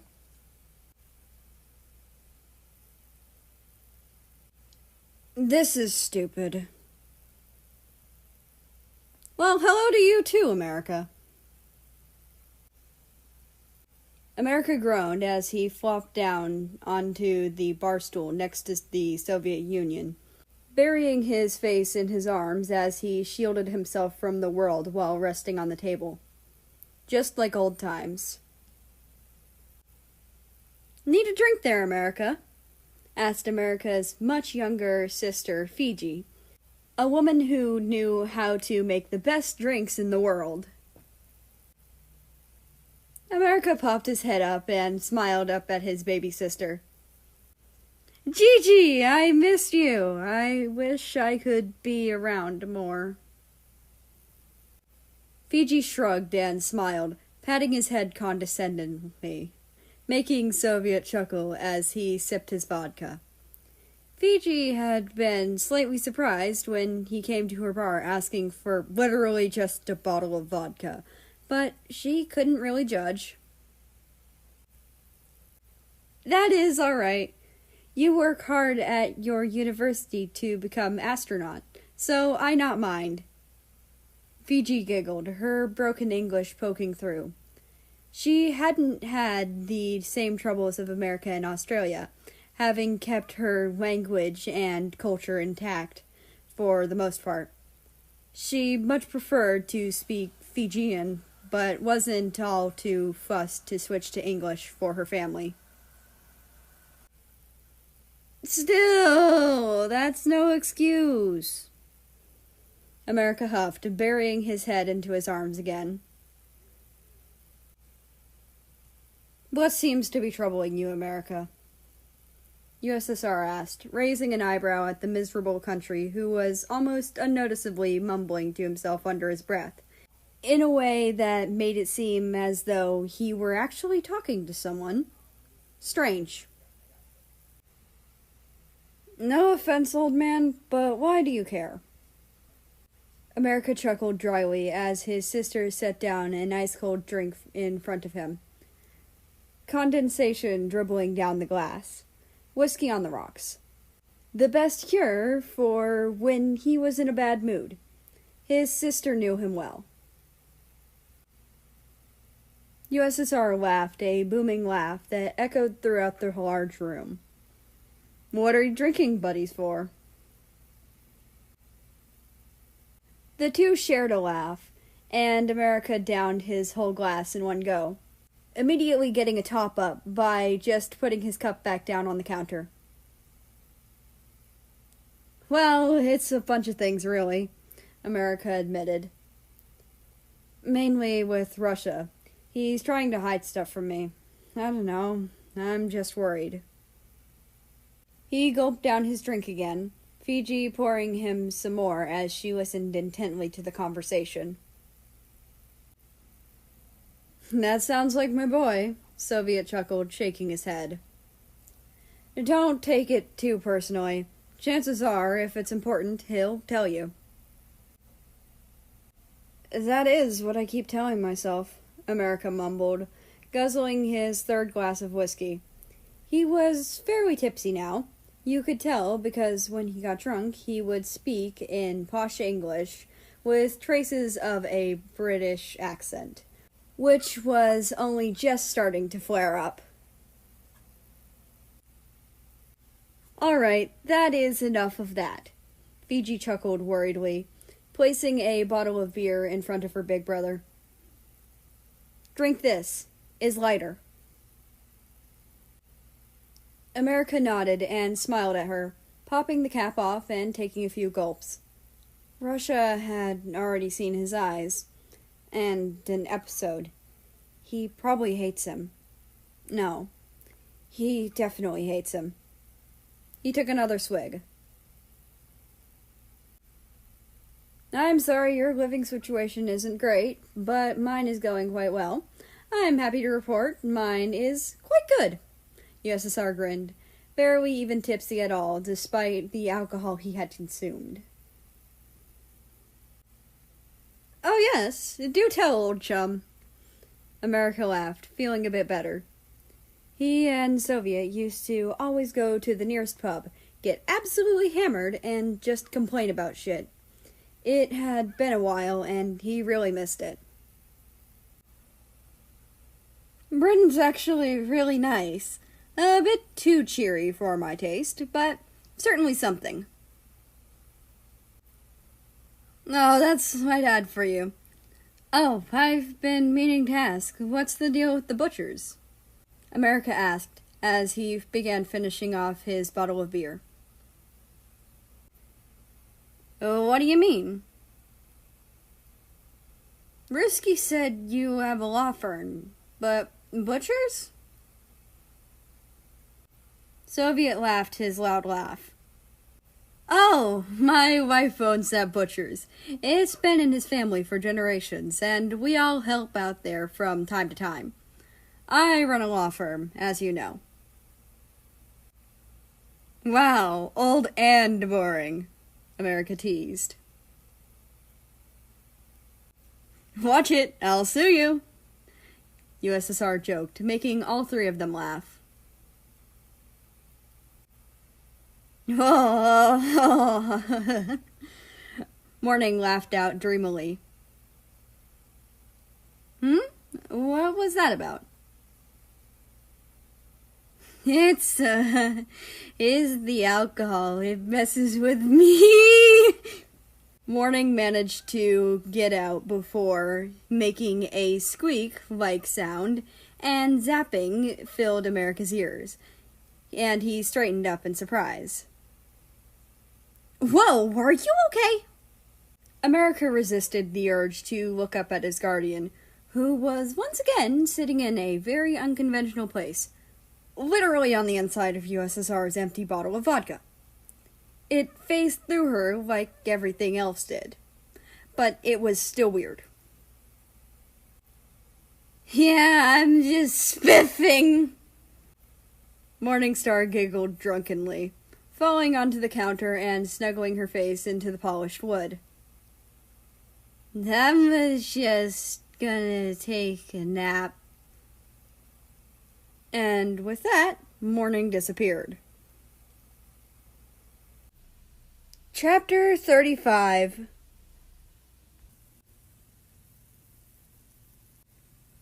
Tell some more thing about fanfic. Well, for starters, this is a prime example of a fanfiction cliché. What mean? Russia asked, tilting his head, which America found adorable. America also found his broken English adorable, something he had only just noticed happened when he was drunk. You know, the alcohol, being absolutely wasted, that sort of thing. America chuckled, his old British drawl peeking out into his speech a bit.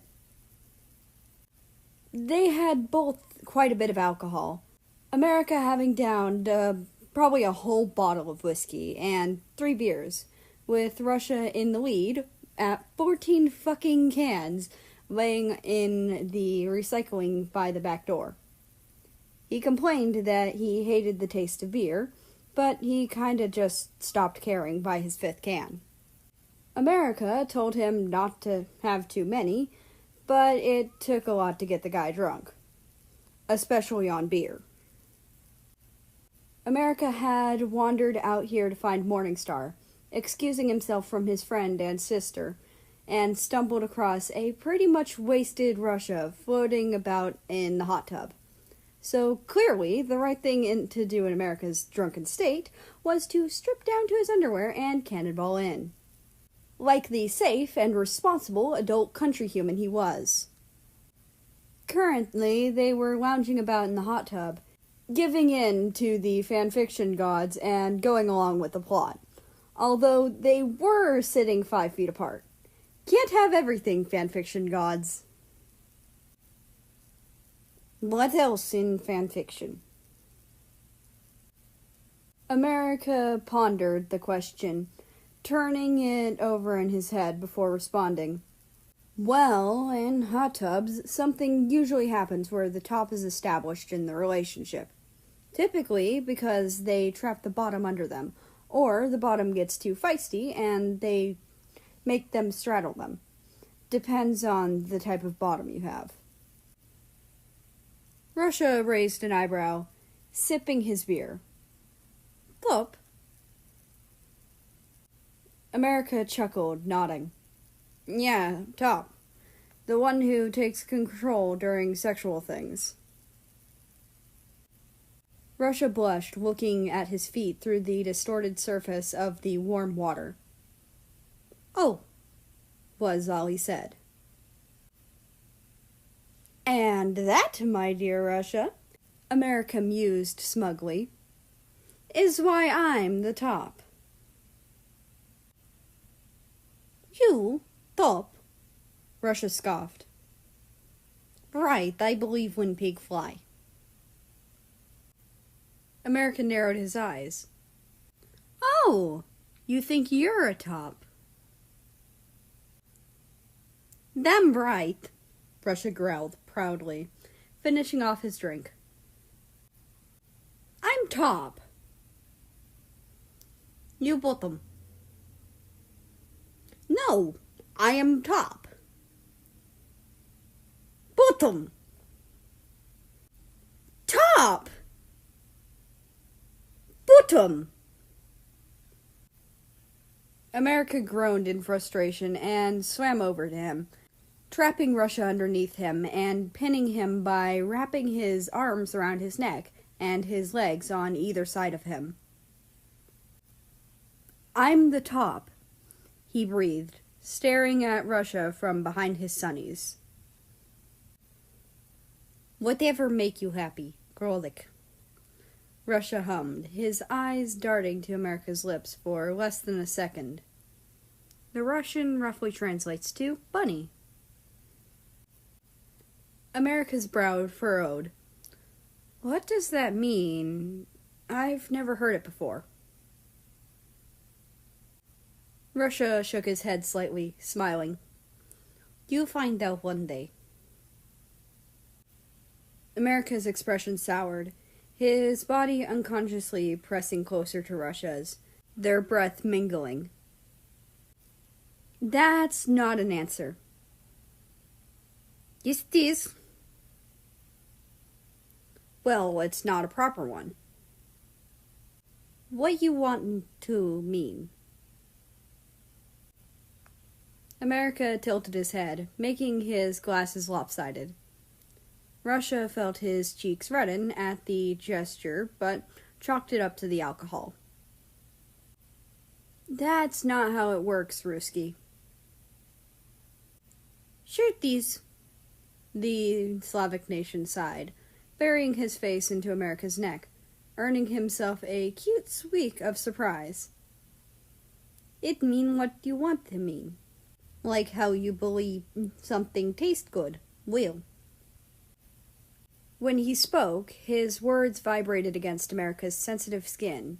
It sent shivers down his spine, and his whole body shuddered. Russia chuckled into his neck from the other's actions, and a half-formed idea sprung into his perverted, drunken mind. I guess that makes some sense. America never finished that sentence, since he cut himself off with a gasp. Russia had sunk his teeth into his white skin and made a tight grip around America's thin waist. What are you doing? America half giggled in surprise, trying to find his words through the swimming thoughts and emotions in his brain. Russia just smiled against his skin and sucked on the mark, drawing out another gasp from America. Fuck, you're good at this. America laughed breathlessly, squeezing his thighs around Russia's hips, making the country under him growl seductively. America smirked and slipped a finger under Russia's chin, tipping his face towards him. If I knew you felt this way, baby, we could have done this sooner.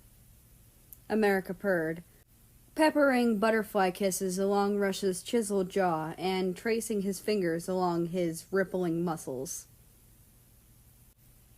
Russia groaned needily. God, you lot. America chuckled devilishly and tilted his head back up to come face to face with the Slavic man, glancing down at his mouth with half-lidded eyes.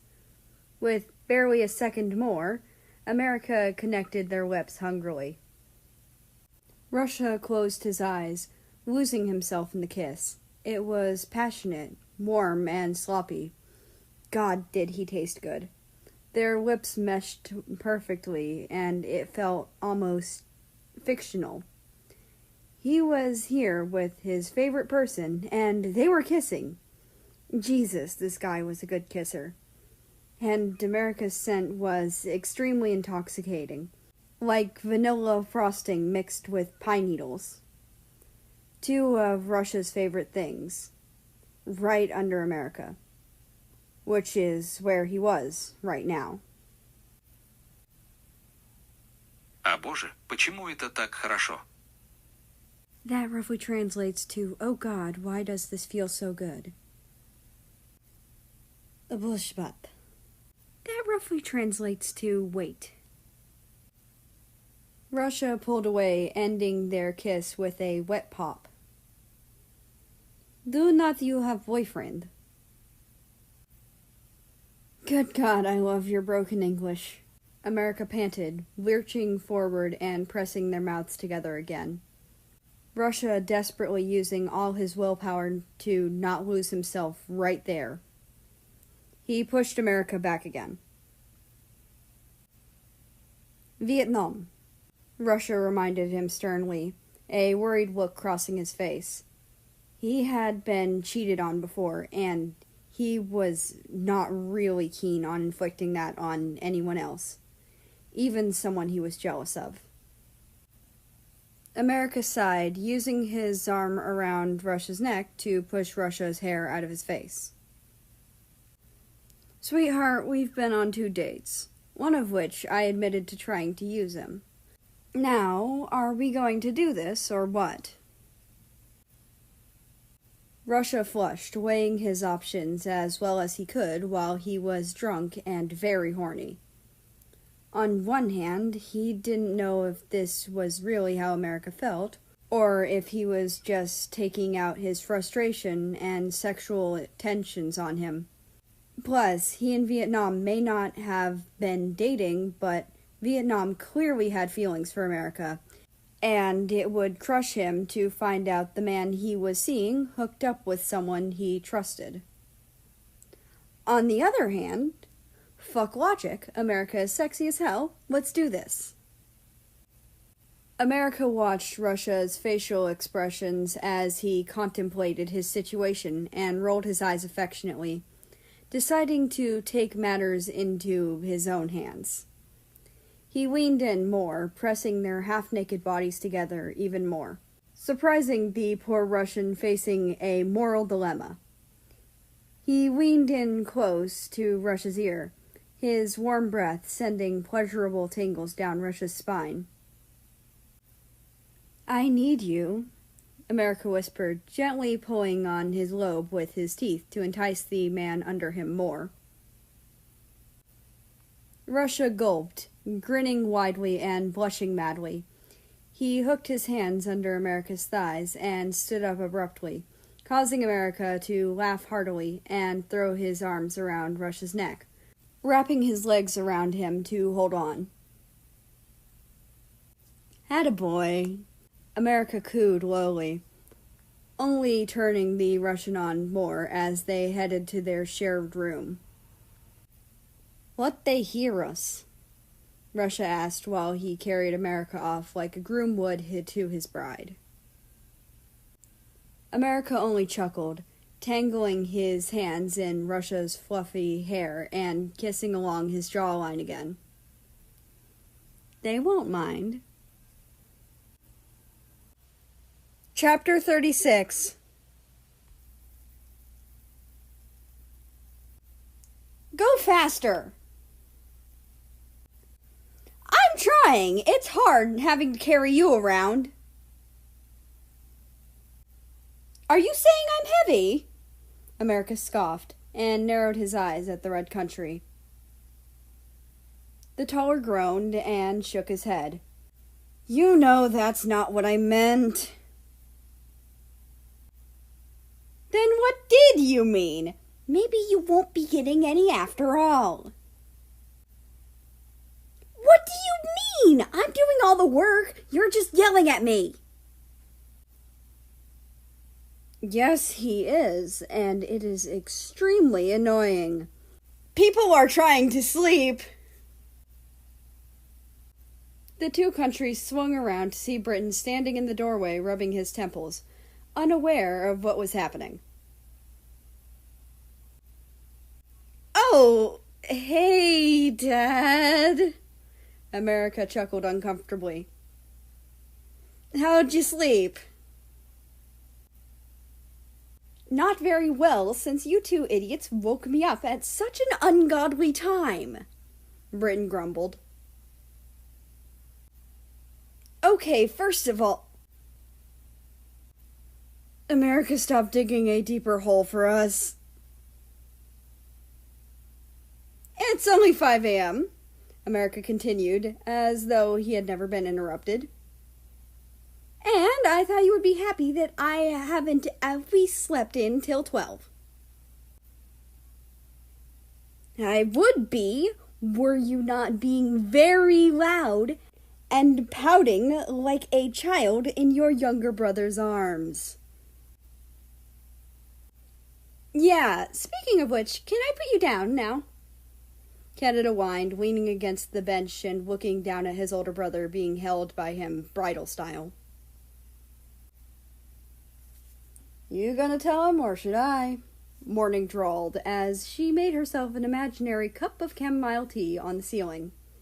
How the physics of that worked was beyond America, even as a physics and engineering major. America looked down, and his face heated up. I can't really walk. Britain and Canada shared a worried look as America continued to stare at the ground, wincing at the soreness of his throat whenever he tried to speak. Did you...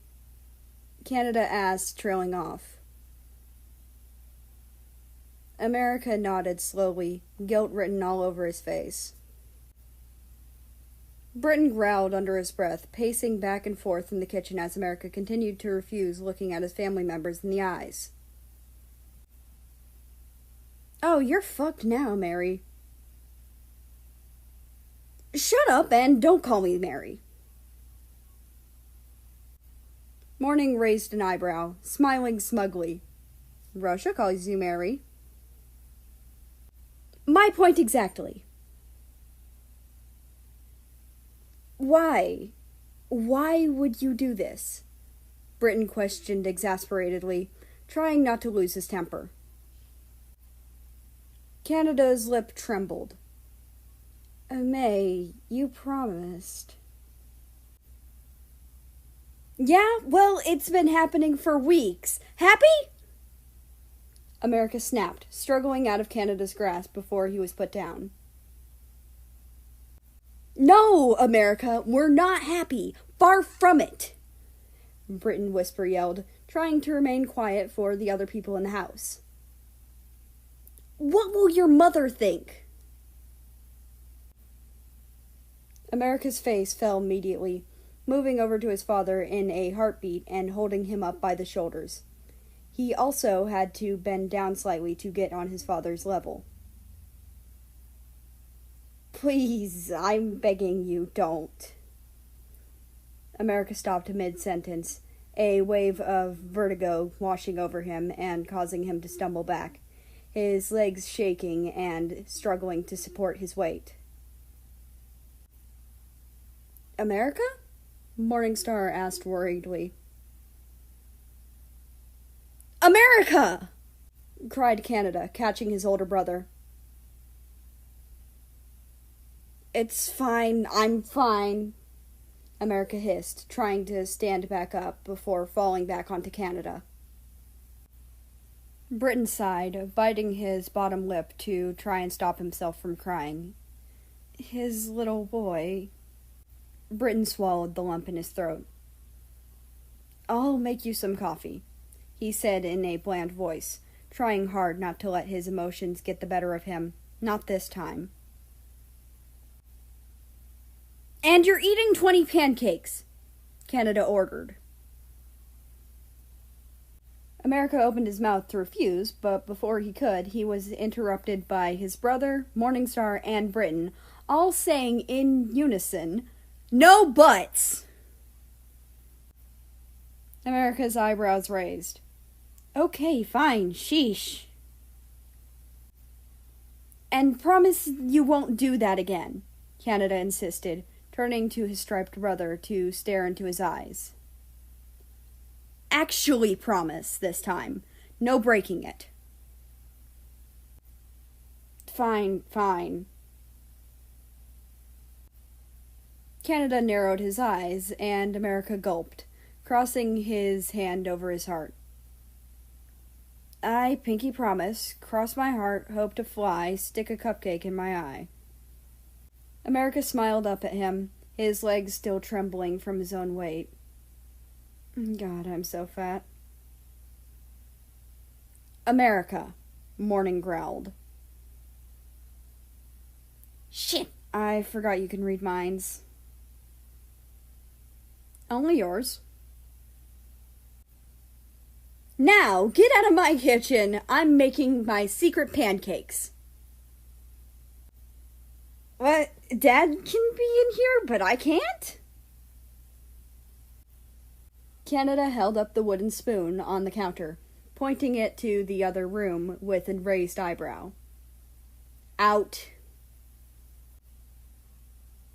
America groaned and stomped over to the dining table in the other room, as well as he could in his condition, burying his head in his arms, much like he had at the bar last night. Morningstar sat next to him, on the chair, like a normal human being. Oh no, she was gonna get serious, wasn't she? America, what the hell was that? Morningstar hissed. I wake up from being drunk out of my mind, and that's what I'm greeted with? That was sickening. I get it, okay? America snapped in his thoughts, trying hard not to be loud. I'm sorry. Morning took a deep breath. No, I'm sorry. I shouldn't have been so rude. It's just... She went quiet, fidgeting with her fingers. You're the first person I ever really cared about, she continued, quietly. When you're a guardian, you can't do much. I've been with you since you were a kid. I watched you play with your sister and annoy your brother. I've seen you struggle with your image. I've seen you try to hide your past. I grew attached. I thought of you as, like a long-lost brother. Morning's wistful demeanor turned sinister as she remembered the night's events. Every time you did something like this, I would have to leave the room, but this time I couldn't. I was paralyzed with fear. I didn't even know what to say. Her lip trembled, her eyes watering. It was terrifying. America held his face in his hands. I fucked up, didn't I? Morning chuckled bitterly, wiping away some of the stray tears that had escaped. Yes, you did. Good morning. America's head jolted up, and he came face to face with Mr. Ice Queen himself. America felt his face heat up, but refused to let his emotions into his voice. "Mornin'." Morning perked up beside him, acting as though she hadn't just been crying a second ago. "Yeah?" America laughed in his head. "Not you, dum-dum."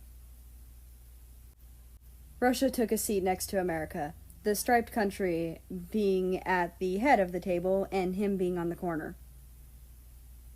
"So, about last night." "I don't want to talk about it, Russia." А нет, он использовал мое полное имя. That roughly translates to, "Oh no, he used my full name." "Right, Russia quieted. Did I do something wrong?" America chuckled, staring at his hands. "Nah, you were great. Incredibly understanding, as always. I fucked up, man." "What do you—" "I don't want to talk about it." Russia gulped, opening his mouth to console his friend. "Oh, Russia, I forgot to ask," Britain interrupted, by poking his head into the room. "How do you like your coffee?"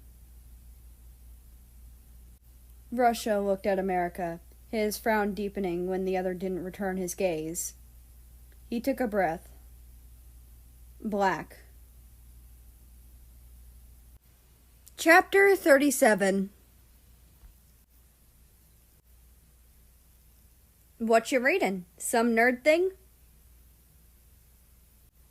"Actually, it's a book about space. Did you know the moon Titan has twice as much oil as the Earth?" "I didn't come here to be bored to death with your endless space facts," Australia retorted jokingly, flopping onto the couch beside her brother and kicking his legs off the side, placing her feet in his lap and leaning back onto the armrest. America just chuckled and slipped his bookmark into his book, closing it. "What's got you in such a tizzy?" teased America, resting his arm on top of the couch and facing his sister side on. Australia rolled her eyes, giggling. "Dude, whenever you wear those glasses, you act all prim and proper. Get a life." America laughed and nodded, sliding his reading glasses off his face and resting them atop his book. They were circular and gold, kinda like a cool Harry Potter. He didn't need to bother with hiding his eyes because everyone in the house was out except Fiji, who already knew about his condition anyway. "You're darn right I do, sister." "Okay, now you're just milking it." America poked his tongue out at her and threw her legs off, causing her to just plop them right back on and add a kick to the ribs for some flavor.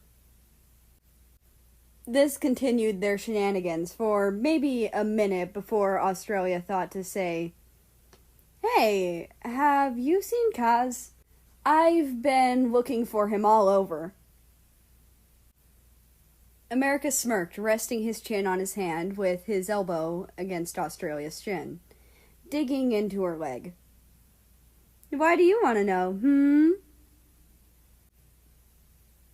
Australia glared at him and gently smacked him in the face with her foot, causing him to straighten back up and laugh. "No reason, just want to know." "Uh-huh, sure." America chuckled slyly, earning a dirty look from his younger sister. "I'm pretty sure he went bowling with the rest of the gang, aka everyone except you, me, Fiji, and Russia. He's probably cheating with those wings of his." "Kaz wouldn't cheat. Australia retorted, crossing her arms. And why are you so willing to defend him all of a sudden? Australia raised an eyebrow. 'Cause I want to stick up for my friend. Right, friend. Australia glared at him. Are you trying to imply something? No, America said, looking at his nails from afar. Just making sure you know you have a crush on Kazakhstan. Oh, sorry, Kaz. Australia swung her legs off him, sitting up straight and leaning forward. I don't like Kaz. Yes, you do. Do not. Do so. Do not. Do so. Dude, I am 1,200% sure I don't have a crush on Kaz, and I can prove it, growled Australia, digging her fingers into the couch, which she had taken to gripping to help her not knock out her brother's teeth. Oh yeah?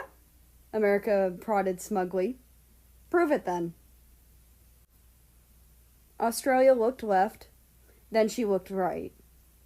Why was she looking around? No one was home except Fiji, and she was busy floating around on a inflatable duck with sunglasses on in the pool. Okay. Australia started with a deep breath. I'm about to tell you something that I have never told anyone. Like, ever. Not even people online, which is crazy, because, you know, you can say anything online. Are you about to confess to a murder? America whispered, leaning in. Because if so, I'm super good at lying to cops. No! What? No! Australia laughed, her shoulders relaxing slightly as her big brother had relieved some of her tension. No, it's not that. Then what is it? You know you can tell me anything. I know. Australia took a deep breath, straightening up again. Okay, here goes. I'm not actually into guys. America blinked. Oh, awesome. Now we outnumber Canada 3-1 in gayness. America and Australia laughed and fist bumped the air triumphantly. Australia, albeit more quietly. No, you don't get it, Australia snickered, lowering America's fist. I'm not into girls either. America blinked again. So, non-binary pals? Australia sighed. No, Soda. I'm not into people. Okay, I support you and all, but, like, bestiality is legal for a reason. America! Australia wheezed, hitting his arm. No! What the fuck? I'm asexual, you fucking yabbo!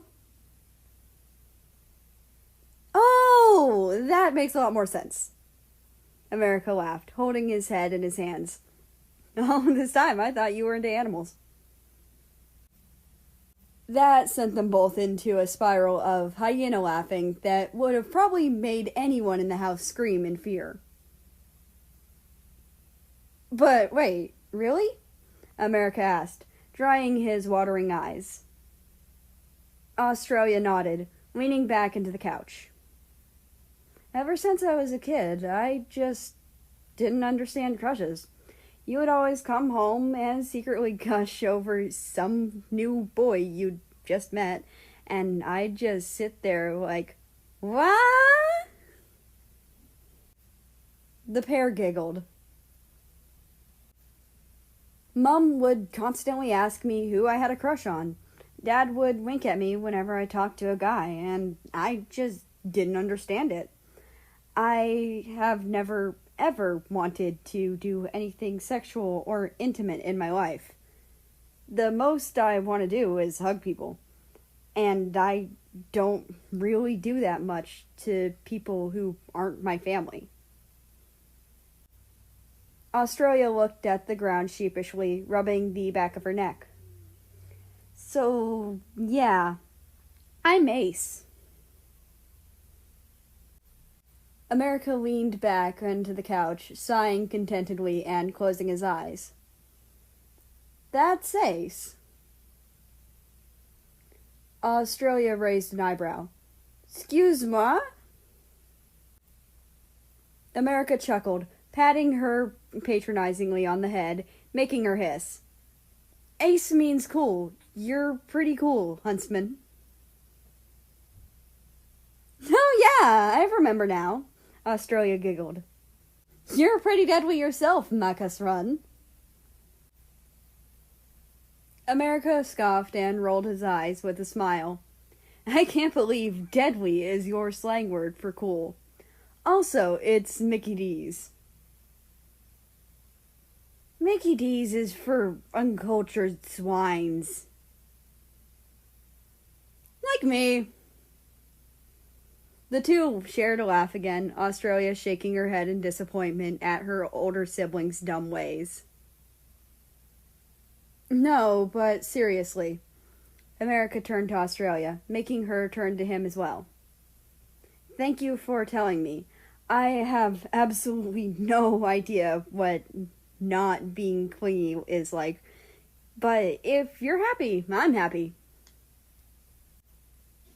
Australia smiled up at her brother, softly embracing him. Thanks, Biggie Cheese. America let out an extremely attractive snort that alone made them both laugh again, letting go of each other. So, should I cancel the date I set up for you and Kaz? America! I'm kidding! America snickered, giving his sister a noogie and making her groan in annoyance, flailing her arms. If I were gonna do that, I'd be too excited to keep it a secret. So true. Now, if you'll excuse me, Australia began after escaping her brother's death grip, rising from her spot on the couch and beginning to walk backwards towards the bar. I'm gonna go get hammered and jump off the roof into the pool. She winked, paired with finger guns and that clicking sound you make with your teeth, and turned around, her hand behind her. Call me if you need me. Chapter 38.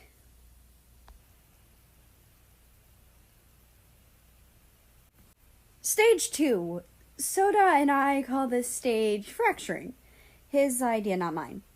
I can't come up with a great name like that. In retrospect, it's really not that great of a name, hon. This part isn't too fun either. It's not as painful as the first one. Everyone has people they used to be, right? Russia snickered at a little doodle of America's 2 old flags and one of Australia's flags doing that Spider-Man meme underneath the writing. Wait a second, was that even around when this was written? Boy, where is the comma? In this stage, you black out, pass out, sleep, and dream about the things you used to do. It's kinda just bits and bobs of stuff you kinda sorta remember, but not really, and some new stuff. We, me and Emmy, call this fracturing. Obviously, it's you in America, dumbass. Does anyone else even have this? 'Cause it kind of feels like you're splitting into different people, and you don't know if you're you or the past you person. Could have said past self, but whatever, past May. This stage involves really real feeling dreams. Like, so real you can feel everything. Flashbacks, I guess? That can technically just be roped in with the dreams. And very, very rarely, visions of the future. Get makes it sound like a privilege. The person I get to be most is someone called Eureka? Or Eureka Stockade. That's what everyone calls me in the dreams, at least. When I'm her, I'm in, like, really smelly and dirty clothes. And sometimes there's even shiny things, like gold. But not usually. Usually, I'm fighting bad people. People that want to hurt my friends. Oh, and people who put my flag up everywhere. It's really cool. It was a sign of war between police and civilians. What's cool about that? Oh, so now you put in a comma. Anyway, I'm gonna stop writing because it's dinner time. And I'm hungry. Mom says we're having bangers and mash. Russia chuckled, shaking his head. He could hardly believe that these childish words were written by the same mature country sleeping on the couch downstairs. Actually, no, he could totally believe it. But despite finding the obvious presence of the naive girl Australia used to be persisting into her adult life amusing, Russia realized something that made him frown. Australia and America hid these problems for years, and very well at that. So that begs the question, what else were they hiding? We have a problem. Can this problem be solved by shooting? Well, no. Can this problem be solved by talking? Yes, exactly. Then I can't help you. Torres straight pouted, slumping her shoulders. Why not? Morningstar shrugged, taking a sip of her tea. I don't know how to talk to people. I'm just good at being annoying. Oh yeah, that's your specialty. Snickered Aboriginal. Morningstar grinned, pointing finger guns at her. You know it, girl. Will you two please take this seriously? Tori snapped, a look of surprise flashing across her features at her own harsh words. Aboriginal frowned, going over to Tori and wrapping her in a hug, tucking her head under her chin. You okay, Adori? Apparently that is Aboriginal for sweet. No, Tori sighed. I'm worried about America. Morning raised an eyebrow. Why? You're not his guardian. Well, someone has to be, Tori hissed at her. Hey. Abby hushed softly, stroking Torres' straight hair to calm her down. What's got you so worked up? Tori looked up at her, resting her chin on Abby's red chest and frowning. America's eyes. This again? Morning groaned, putting her tea down on America's forehead. She was sitting on his stomach because Aboriginal had asked her if she could touch him despite his eyes persisting. She can. And standing up to go over to the two. Tori, please, it's nothing to worry about. Australia's eyes didn't turn white for a while as well, right? That was for a single day, Morning. America's been stuck for a week. Do you think I don't know that? Morning growled, crossing her arms. I know it doesn't look like it, but I've been worried about him too. He hasn't had another episode or anything, but... Morningstar huffed, her gaze straying over to the sleeping siblings on the couch. The guardians could talk while they were awake, but it was rather disorienting for the countries and not recommended. When her eyeline returned to the others, she rubbed her temples when she thought about last night. When he vomited, there was black as well. Clearly Kultura. His body seems to still be rejecting my presence. Aboriginal and Torres Strait paled, looking at each other. We need to tell the boss about this, Abby warned. This is too big to ignore. It's never happened before. And what would we tell her, huh, Abby? Morning laughed bitterly. Oh, hey, boss! Morningstar accidentally fucked up, apparently appearing too early, and now America's broken forever. Well, not that exactly, Abby mumbled. We need to tell her these things, Morning, Tori pestered, stomping on the ground with one foot gently and pulling away slightly from Aboriginal. How else will we solve this problem? You mean I need to tell her these things? Morning narrowed her eyes. It's all my fault, isn't it? Don't turn this into that, Morning. Why shouldn't I? I get it. I'm the cause of everyone's problems. Maybe I should just fucking disappear. That is enough. The two bickering guardians turned to the black, red, and yellow Aboriginal glaring at them. I'm sick of you both fighting. Morning dropped her arms. But I said zip it, Aboriginal commanded, staring down Morning and making her instinctively shrink into herself. If neither of you are telling the boss, I will. Tell me what? The three guardians froze in their places, turning slowly to face their leader, the country who started it all, the one who had planned everything from the beginning.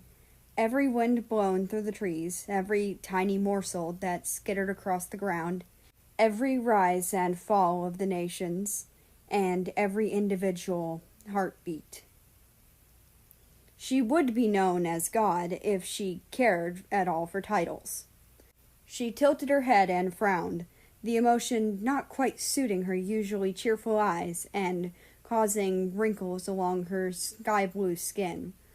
Her galaxy-colored off-the-shoulder shirt resembled her calm demeanor as it flowed around her, seemingly part of her.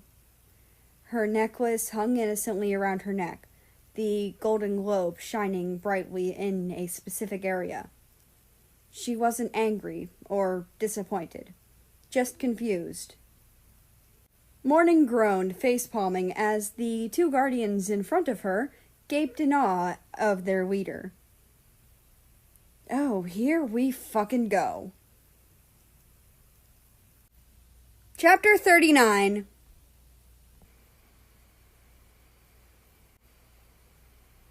He needed a drink.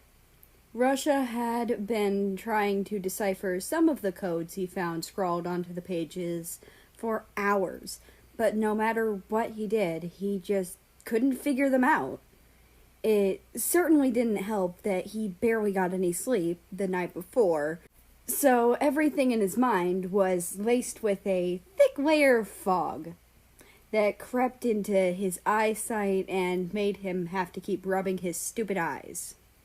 The country human scratched his back, humming appreciatively when his back cracked in several places, and he felt much looser. It was a shame he couldn't massage himself, though. Maybe he'd annoy Belarus into doing it for him. Rolling out of bed, Russia placed the journal in a secret hiding spot wedged between the wooden planks of the bed frame and the mattress. He didn't know how much America had read of this book, nor if Australia wanted him to read it, so he had to take some precautions. He stumbled down the stairs, yawning as he rubbed his eyes some more to try and get rid of any stupid fuzziness again. 1 cup of coffee this morning was definitely not enough. As he neared the kitchen, Russia heard some voices wafting through the living room, all female. One voice sounded clear as day, while the others kept breaking up and distorting almost, like someone had an old antique radio. He peeked into the room, surprised to find 4 women he didn't recognize standing there.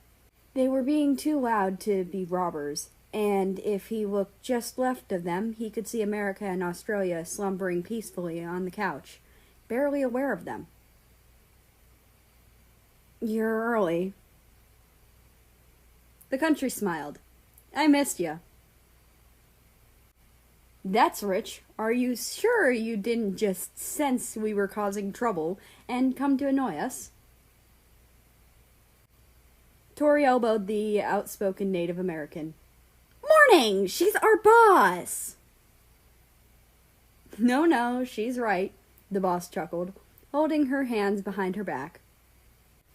Morningstar rolled her eyes and stuck out her hip, crossing her arms again. "Get to the fucking point." "Star language!" Tori chided like a overworked mother. "Oh, I'm sorry. Please get to the fucking point." "What she means, boss, is..." "Oh, Abby, there's no need to call me boss," the woman giggled, shaking her head. "Just call me by my name." "Oh, sorry, Pangea. We just, Miss Pangea, we need to tell you about one of the country humans that needs our guidance." Tori cut in without missing a beat. "Not your guidance," muttered Morningstar. "So, I've heard the problem is with America, correct?" "Problema z Amerikой." Roughly translates to, a problem with America? Russia began gnawing at his fingernails as he watched in silence. What on earth was going on here? The ethereal supercontinent walked over to the sleeping America, her shirt flowing around her. As she lightly brushed some of the hair out of his face, he stirred slightly, snoring loudly before turning over and resuming his nap. Russia chuckled under his breath at the sleeping country, and Pangea chuckled too, patting him gently on the back. "No offense, miss, but you don't seem to be taking this very seriously." The supercontinent turned to the 3 of them, smiling without a care in the world. "I've seen a case like this before, so I know what to do." "Really?" Morning asked, straightening up with her eyes widening. Pangea nodded, flashing her a patient smile as she walked back over to her spot in front of the girls. "You see, the problem has nothing to do with guardians being present. The problem is more to do with America himself." Morningstar elbowed Tori in the side, glaring at her. "I told you!" Pangea stared down at the striped country from her new position with a sad smile. America doesn't believe he can let go of the past. He is unconsciously forcing himself to remain this way as a form of punishment for letting his path to this point be one so soaked in blood. Abby was the first to speak up. "So, what can we do to help him?" "Unfortunately, nothing," Pangea mused. glancing into the darkness where Russia was hiding, causing him to press himself to the wall and hold his breath as she locked eyes with him for less than a split second. Well, at least you can't do anything, Pangea continued as though she hadn't seen anything, which made Russia exhale in relief. Eto boyo bliska. That roughly translates to, that was a close one. What America needs is someone to accept him, to forgive him, since he can't forgive himself. He needs someone to teach him through love and compassion. Well, that's easy, isn't it? Morningstar said, smiling as she realized the problem wasn't as bad as she first thought. All his family love him and accept him, especially Australia. He'll be back to normal in no time, then. Pangea shook her head. I'm afraid not. America believes that they only accept him because they have to. He doesn't believe they do. The forgiveness needs to come from an outside source, out of America's family, from someone he holds dear and someone he listens to. The woman fell silent as they thought of who they could consult. Japan? Abby offered. They're best friends, aren't they? Not here, Morning debunked. Mexico? Too brash. Greenland? Not very compassionate to anyone but Annie. Annie? Too sick to come here. What about Russia? Tori asked, finally saying someone. Russia stiffened when he heard his name, carefully watching these strange women. They didn't seem malicious, but they were odd. How did they know all of America's friends?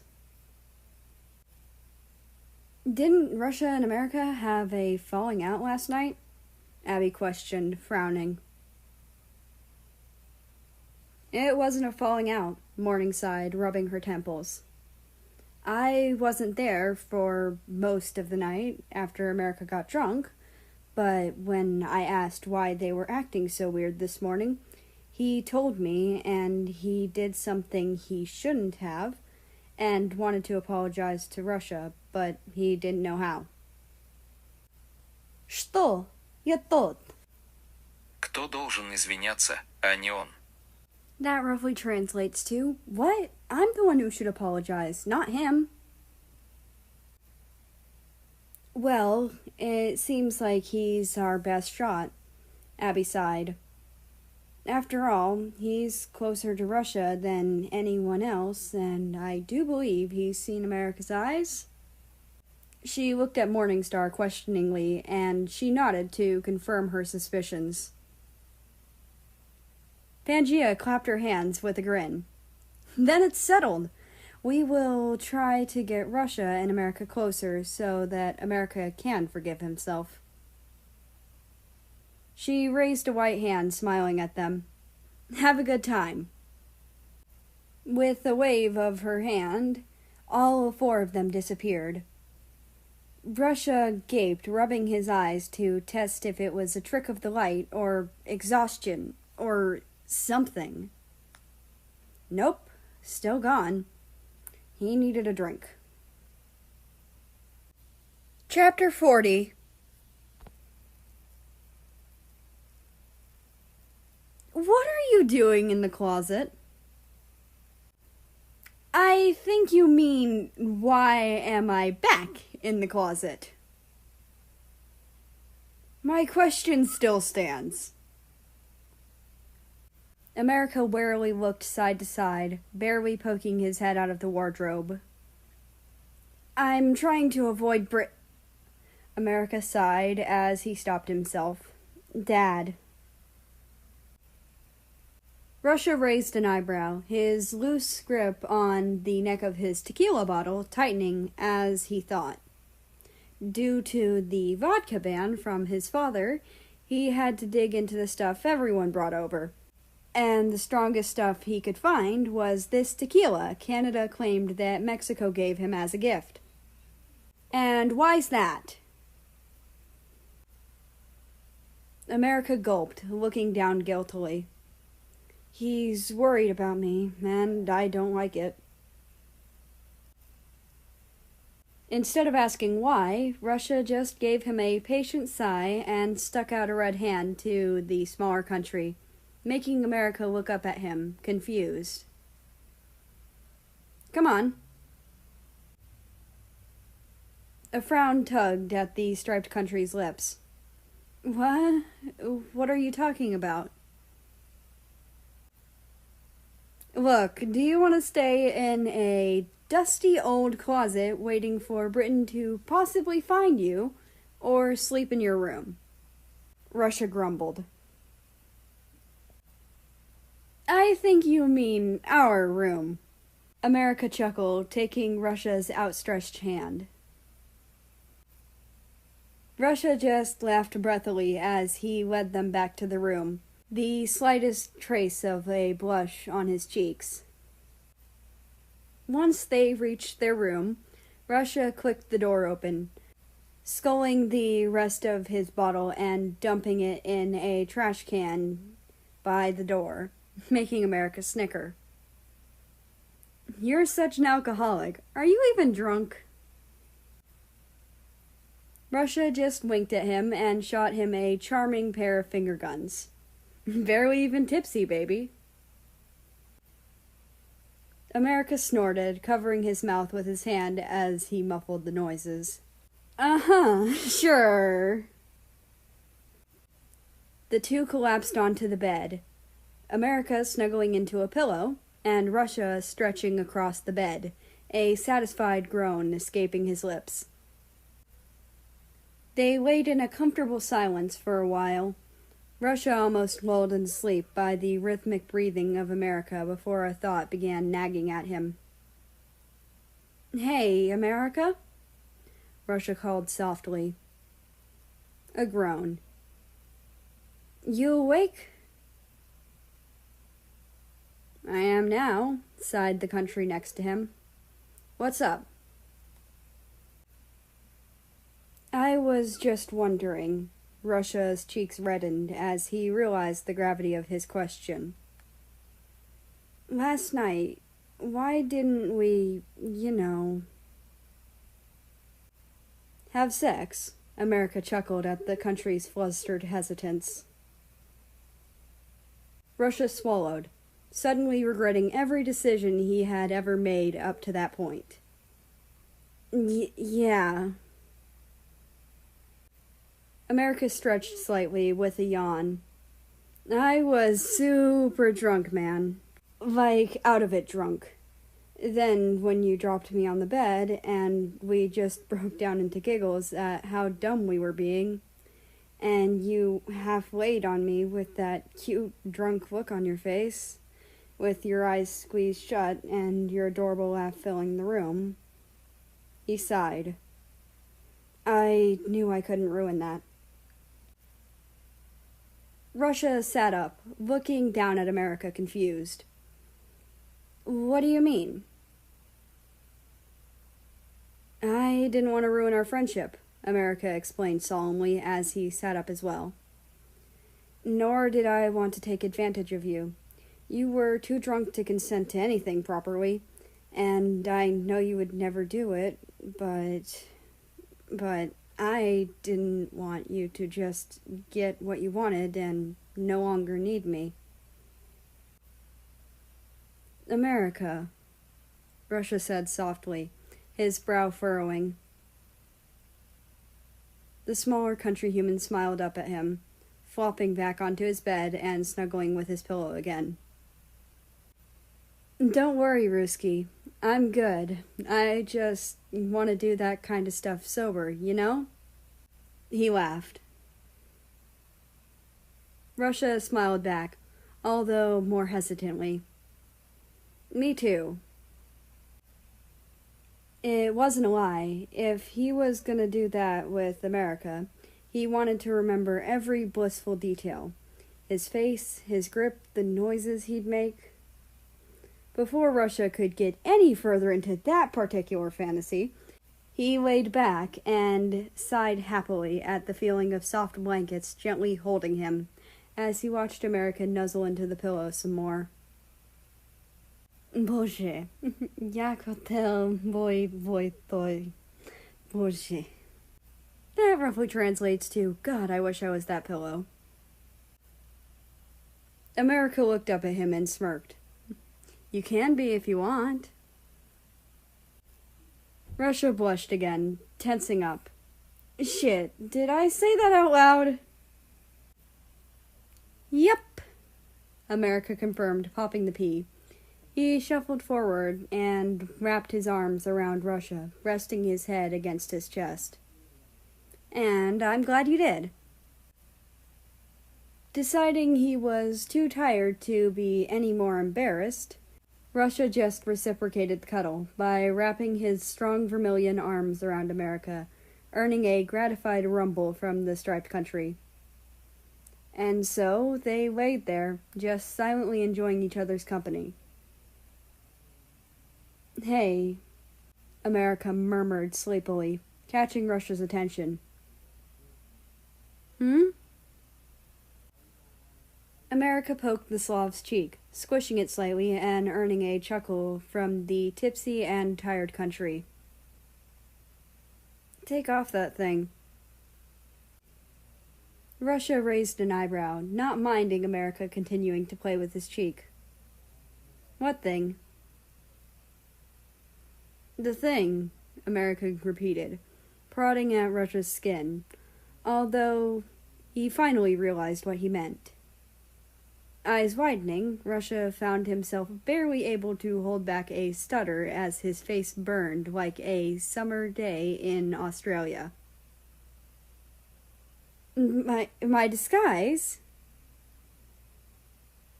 Nodded America with a triumphant smile, proud he had finally got his damn point across.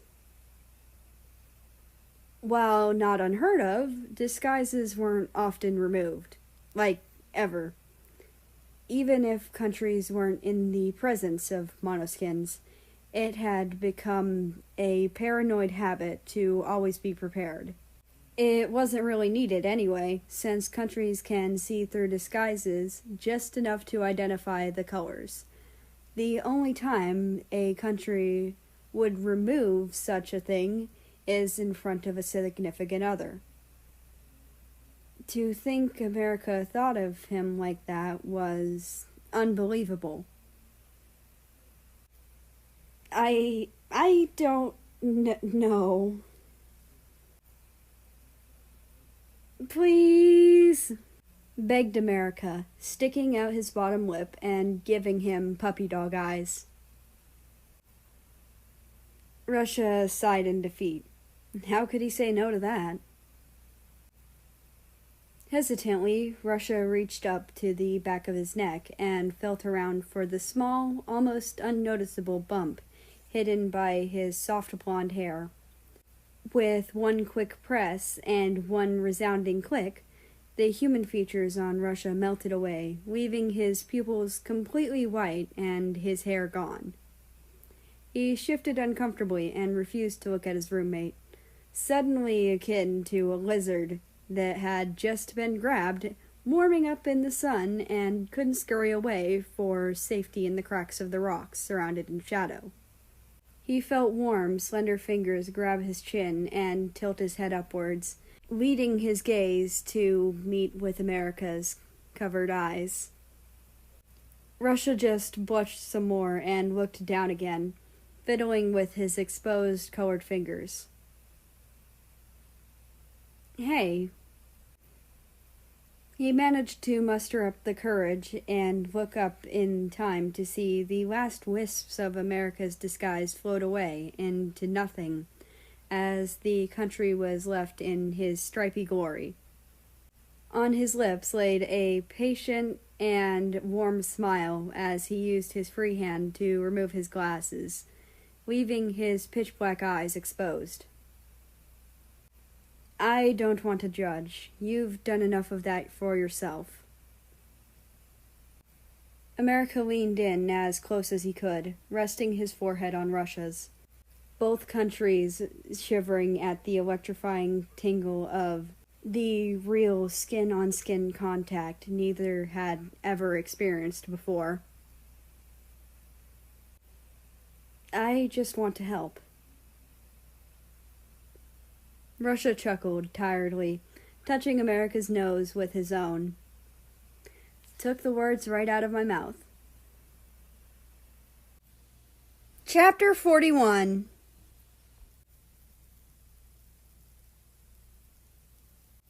A familiar snicker awoke America. His eyes fluttered open and squeezed shut again almost immediately after the sunlight streaming through the blinds assaulted him. The sun is too damn bright. You're pathetic. I try. Instead of dealing with his immediate problems, America became hyper-aware of everything around him, including the warm, strong pillows hugging his sides. Wait, no. Those are arms. America felt the comforting soft fuzz of a familiar Ushanka and immediately knew. Is he going to hate me for this? Why would he? Morning chuckled. Don't you remember what happened? Y'all are ace now. Shit, you're right. Wait, ace? It means cool, but don't worry about it. Plus, didn't he say something about wanting to be a pillow? America smiled and snuggled into the warm body, humming appreciatively when the arms around him squeezed slightly tighter. Yeah. Russia opened his eyes and peeked down at America to figure out why he moved and groaned loudly at the bright light. He buried his face in America's neck in retaliation, leaving the striped country to chuckle in cruel satisfaction. The sun got you too, huh? He teased gruffly, inwardly cringing at how husky his voice was when he woke up. Боже, твой голос такой горячий по утрам. Перестань делать меня таким веселым для тебя. Russia mumbled into his skin, loosening his grip and tightening it again when he realized he'd rather hug America as much as he could than relax some more. The Russian roughly translates to, God, your voice is so hot in the morning. Stop making me so gay for you. America did a double take as he struggled with comprehending a different language so early in the morning, shivering at the vibrations that tingled his whole body. What? I didn't quite catch that. He said you make him gay! The two countries yelped at the loud voice, jumping up in their bed to face the door. Standing in the door was literally everybody. Like, everybody. Britain, France, Australia, New Zealand, Belarus, Soviet, Kaz, Ukraine, Canada, Nazi, Soviet, and Fiji. And all of them were buzzing with excitement, all for different reasons. Well, except New Zealand and Soviet, who both looked extremely bored. The perpetrator of the revealing words was none other than Russia's father, Soviet, who had the smuggest fucking face either of them had ever seen. America squealed, burying his fully red face in his hands while Russia yelled in furious Russian at the countries, throwing all the pillows he had at them, driving them out and slamming the door. He barricaded the door with his body while blushing immensely, huffing at his stupid family. By the way, we can see all those hickeys, Soda! Like hell you can! America shouted back, throwing a Rubik's Cube at the door and making the locked out countries roar with laughter. Now that they were left alone again, the two countries stared awkwardly at each other, their faces reddening with each second that passed. "Sorry about those, by the way," Russia said sheepishly, finally breaking the silence. "What, the hickeys?" America giggled, making Russia blush more and more and look away. "Don't sweat it, bro. These things happen." "You make it sound like that happens to you every day," Russia snorted, walking back over to him and on the bed, and diving into the pillows to snuggle them. "Great, now I'm jealous of the pillows." "Oh, how the turns table," Morning mused, flicking through a non-corporeal book that she was stuck in.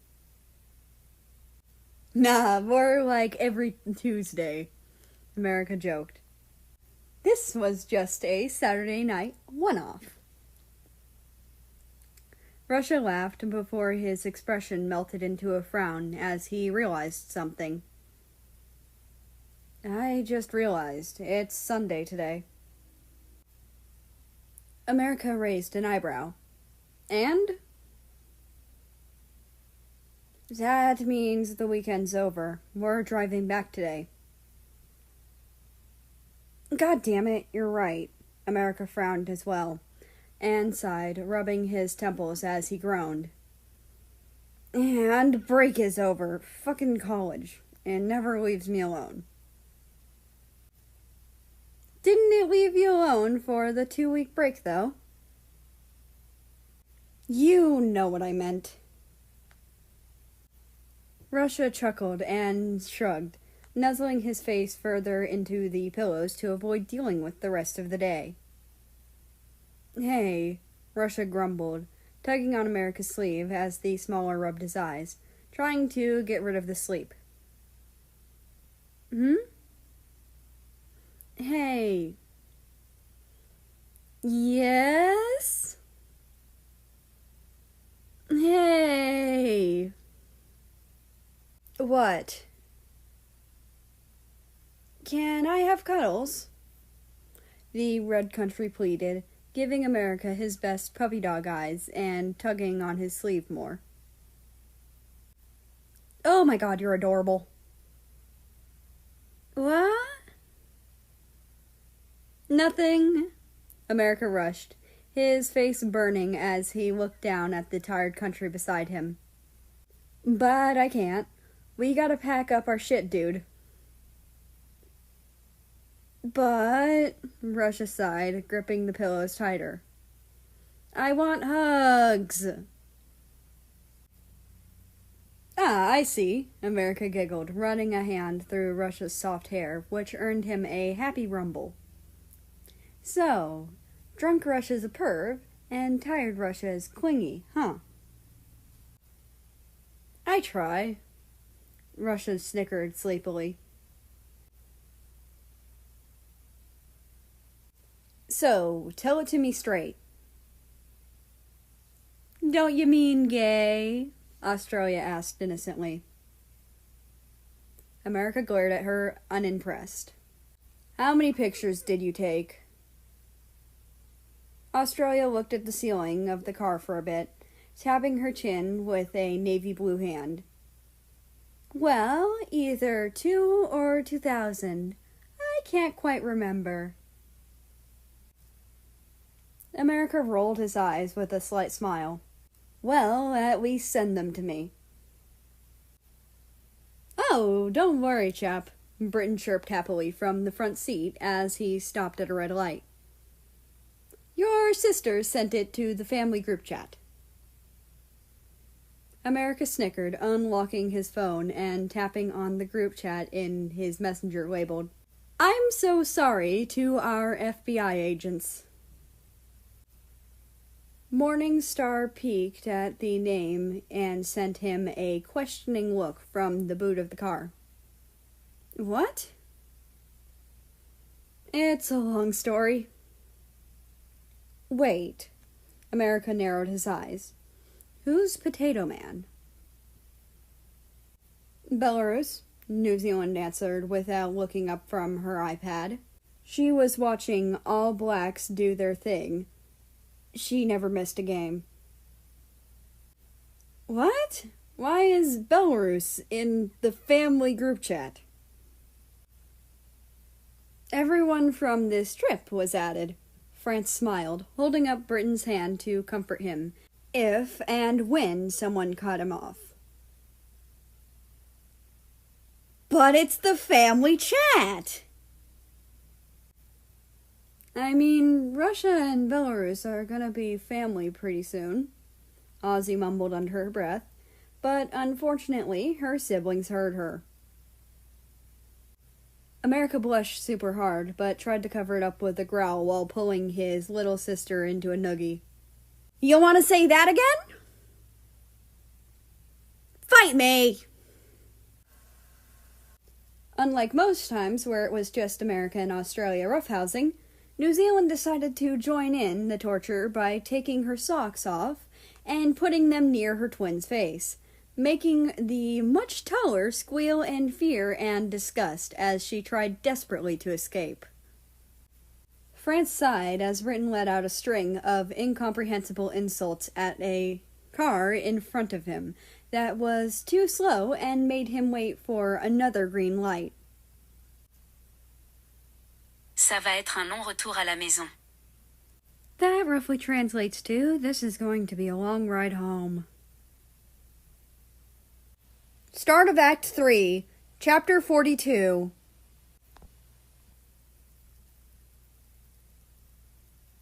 Stupid fucking book!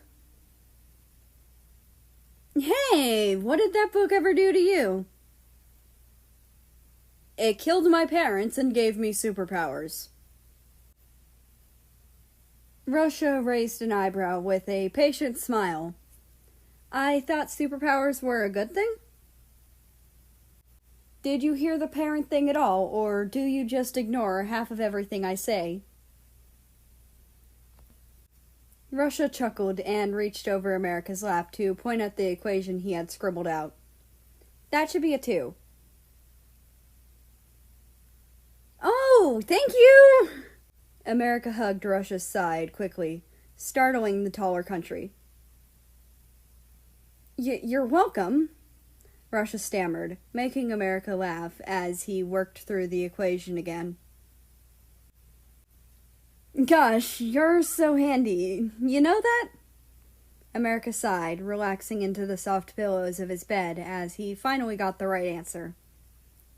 You should just come along to all my classes and tell me what the board says. Russia opened his mouth to speak, but jumped when America shot up like a broom that had been stepped on, his eyes wide with excitement and his body practically vibrating. He grabbed Russia's hand and stared up at him with a big smile and wide eyes. You should join me at college. What? Russia asked skeptically, leaning back.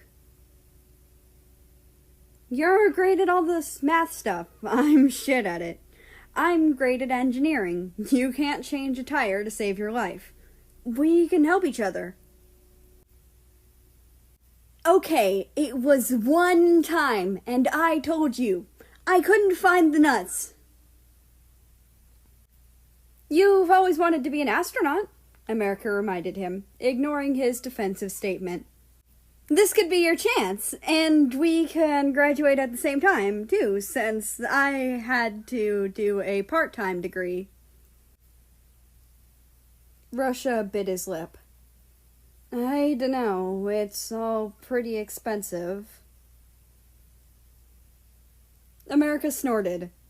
Doesn't your dad own a law firm? He's loaded. Plus, why would you come here if not for college? Y'all are Slavic. You don't need to move to the U.S. But everybody knows that Anello University is the only college in the world that's country, human, inclusive. What does that even mean? We can pretend to be human. Yeah, but, it has some lessons catered to us, like parliamentary stuff. Russia sighed, resting on the bed frame behind him. Okay, yeah, we came here because Belle wanted to go to that uni. He shifted, looking to the side to avoid America's gaze, and shifting uncomfortably. But now that she's done with her degree, we're gonna move back. What? America cried, going on his knees to give himself extra height over Russia's slumped frame. What about Ukraine and Canada? Russia shrugged. Ukraine was just planning to stay here with your brother. Didn't your parents tell you? But... America trailed off, falling back onto his haunches and looking down at the bedspread splattered with stars.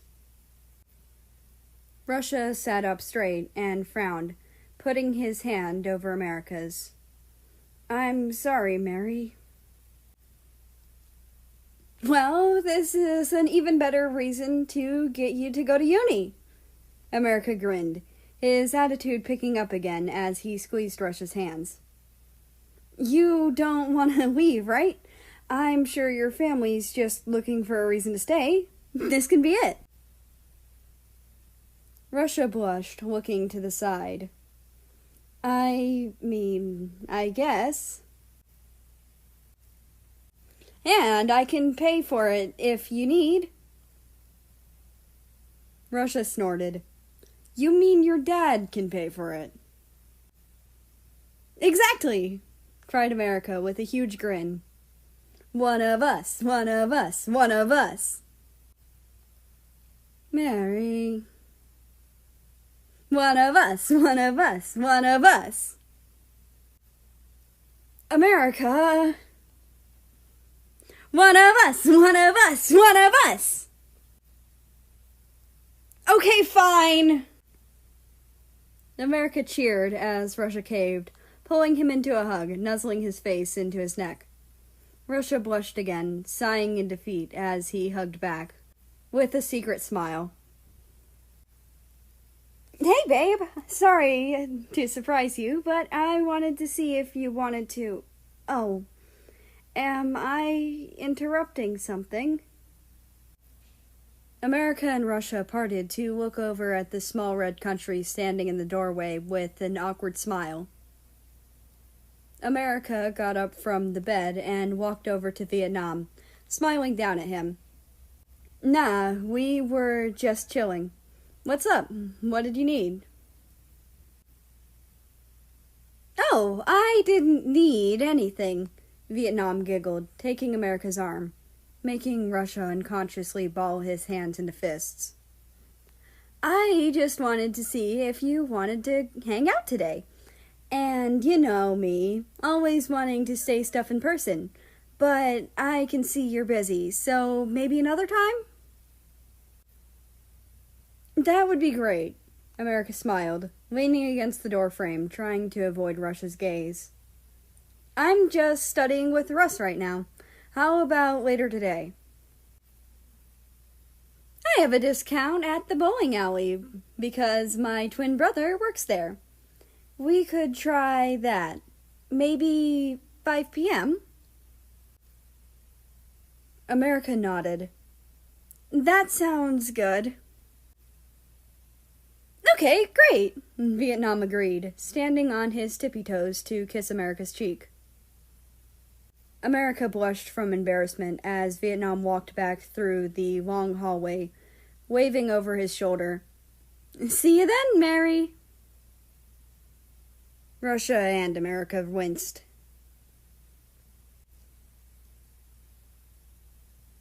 Kitty! Thank you for sharing. Aw, querido. Are you okay? The Spanish translates to darling. Mexico spat out his coffee, and America laughed at his friend's reaction to his hard work. ¿Qué, querido? That translates to, what? Darling? Canada tilted his head, frowning. Sorry, did I say it wrong? Oh gosh, I'm so sorry if I did. No, you said it perfectly. Mexico stammered with a thick blush on his face, glaring at America as he handed him a tissue. What are you looking at me like that for? I was just teaching my little bro some Spanish. America chuckled, knowing full well what he did. Mexico went to punch him in the shoulder, but got held back by his neck twitching and his shoulders jumping. Fuck, that one hurt. Mex, did you forget to take your medication? Canada asked, taking Mexico's coffee away from him as he suddenly ticked again. Maybe. Fuck! I'm so sorry I can't help you, Canada whimpered, biting his lips as Mexico ticked again. It's fine. This isn't the first time my Tourette's has acted up, Natty. Mexico waved off with a smile, finally successfully punching America. Ow! Leaf stick! The two stopped and looked at each other. You know what? Kudos to my Tourette's. That was a good one, Mexico admitted, trying to quickly grab a swig of coffee before he twitched again.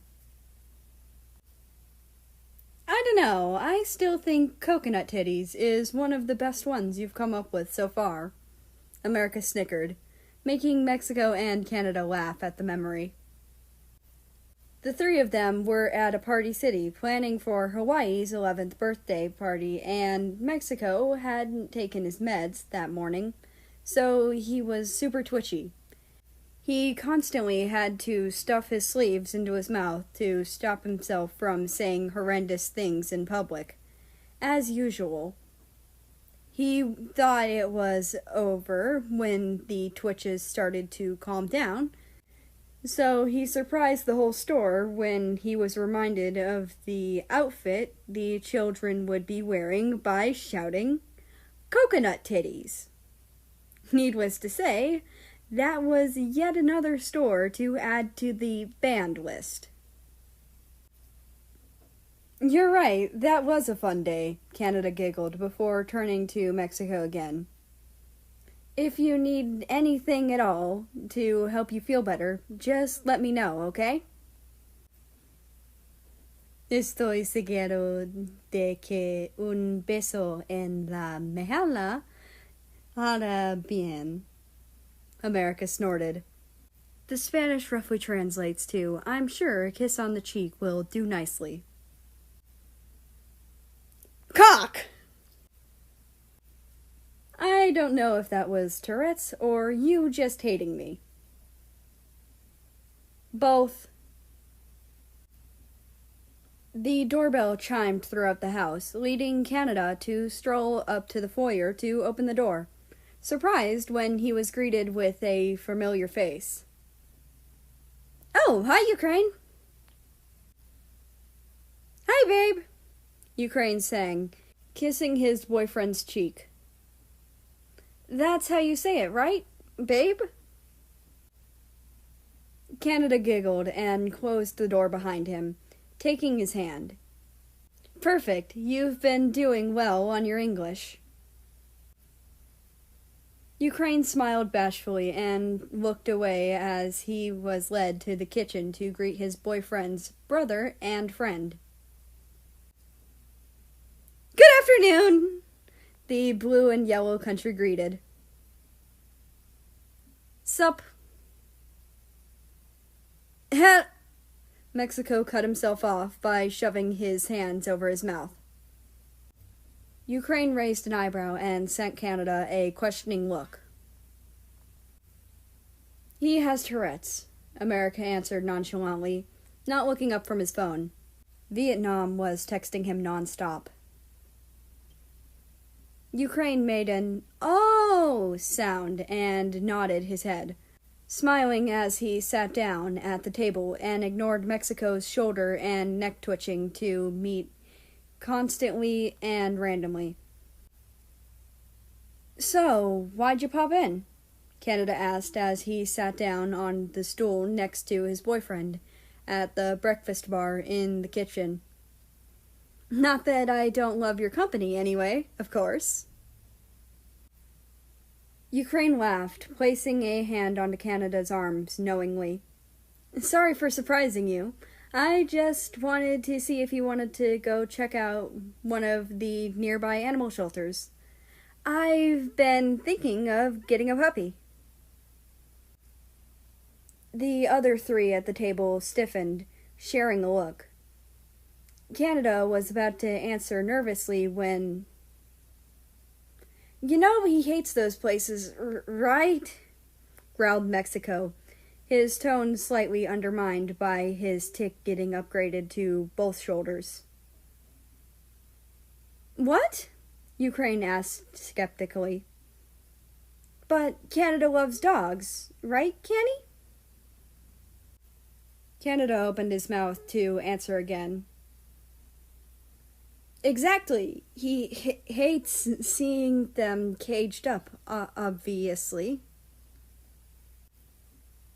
Canada tried again. "Well, maybe he should be the one to tell me that, not some stranger I just met." This time, America piped up. "Let's not fight." "Stranger?" Mexico narrowed his eyes. I'm his best friend." "And I'm his partner." "That's enough!" Ukraine, America, and Mexico stared shell-shocked at the soft-spoken country's outburst as he stood before them, having jumped out of his seat in anger. "Neither of you will be anything if you two keep this up," Canada chided, glaring at them. "Mexico, I can make decisions on my own. I don't need your help." Ukraine smiled at the Christmas-colored country triumphantly. "Exactly." "And you?" Canada narrowed his eyes at his boyfriend, who jumped suddenly at being called out. "I expected you to listen to me, but all you did was fight." The four sat in silence as Canada sighed, slumping his shoulders. "I'm sorry," he said, looking at his hands. "I shouldn't have yelled. I just expected better from two of the most important people in my life." America was just about to speak up before Canada added, "That isn't family." Mexico twitched. Ukraine bit his lip. Neither said a word. Canada just sighed again and made his way to the stairwell. "I think I'm just gonna go to bed. I've got nothing better to do." As he left, his echoing footsteps the only sound in the room, Australia swung into the kitchen from the connected aviary that she had transformed into a zoo, with a piece of Vegemite toast stuffed in her mouth. She stopped dead in her tracks when she saw everyone staring at her sudden entrance, and awkwardly took the piece of toast out of her mouth, chewing and swallowing what remained. "Anyone want a bite?" Chapter 43.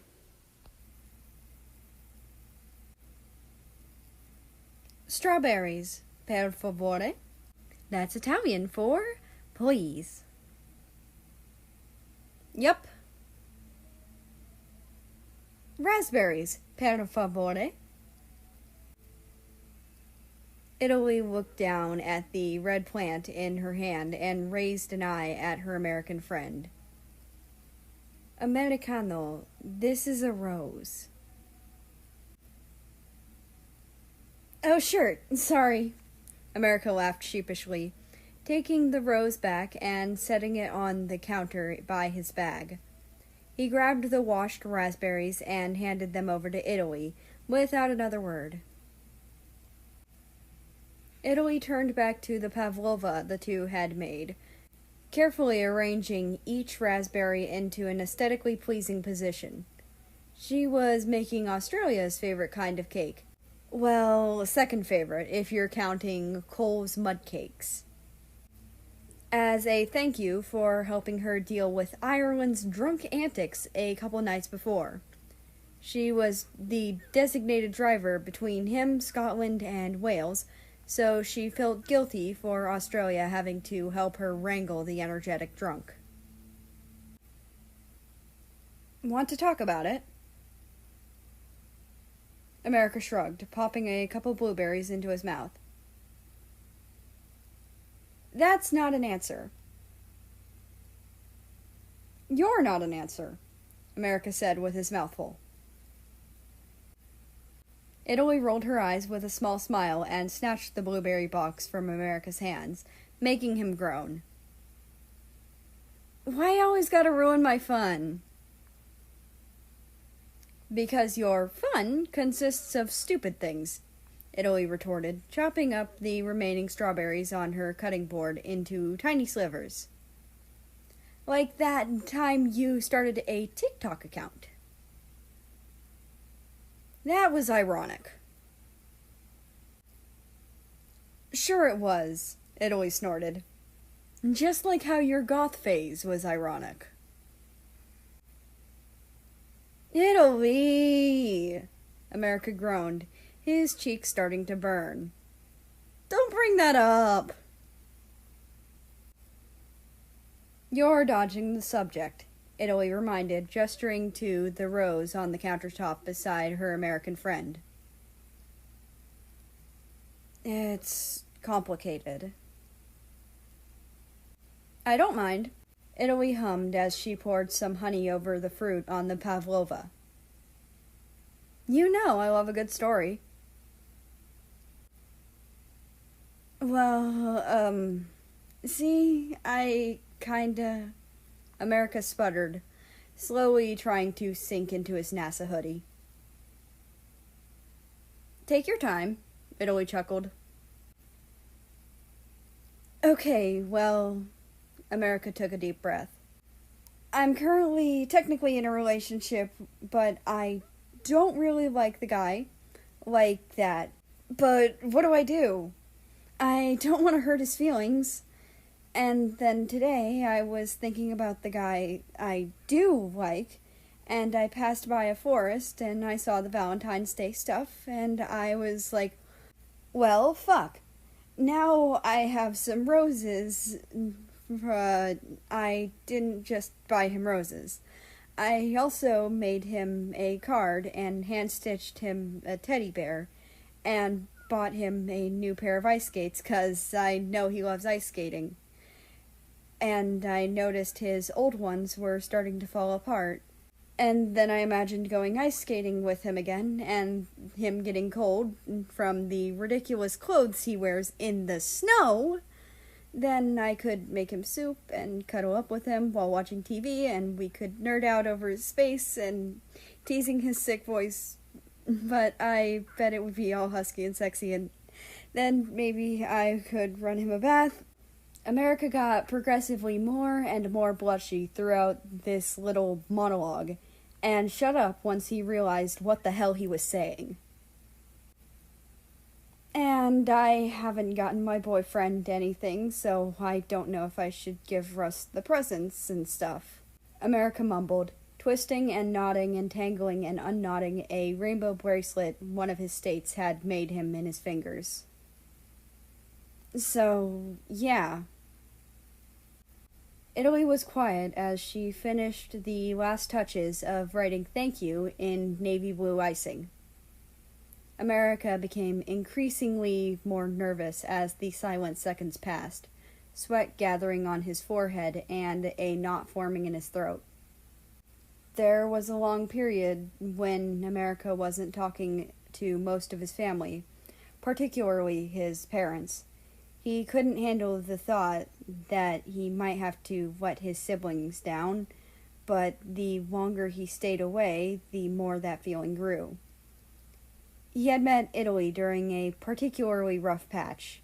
It's too long of a story to get into here, but let's just say they met under unusual circumstances. Someone might write a book about it one day. Over the years, he got to know Italy. She took him in, cared for him, protected him, and loved him when he thought no one would. They cooked together, baked together, cleaned together, drove together, walked together, and she was never once bothered by his sexuality like his father. For the first time in a long time, he had felt wanted. She was a second mother to him. Not that anyone could replace his real mother, but she certainly came close. He began chewing his nails.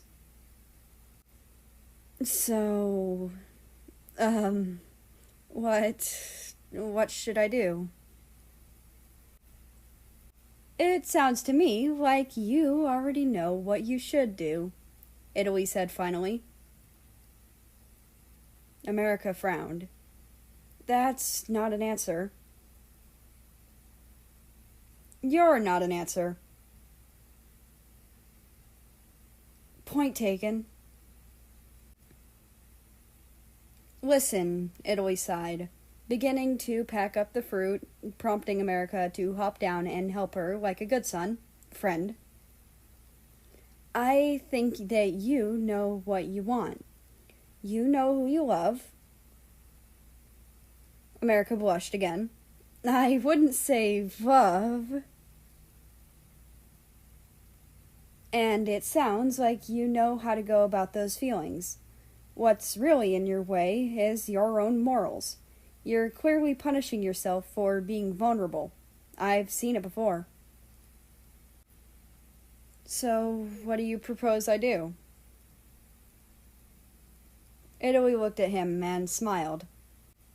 I think you already know the answer to that. America groaned, chucking various dirty dishes into the sink for him to clean. Why you gotta be so damn vague? I'm like a wise old oracle. More like a kooky old lady. Don't make me ground you, young man.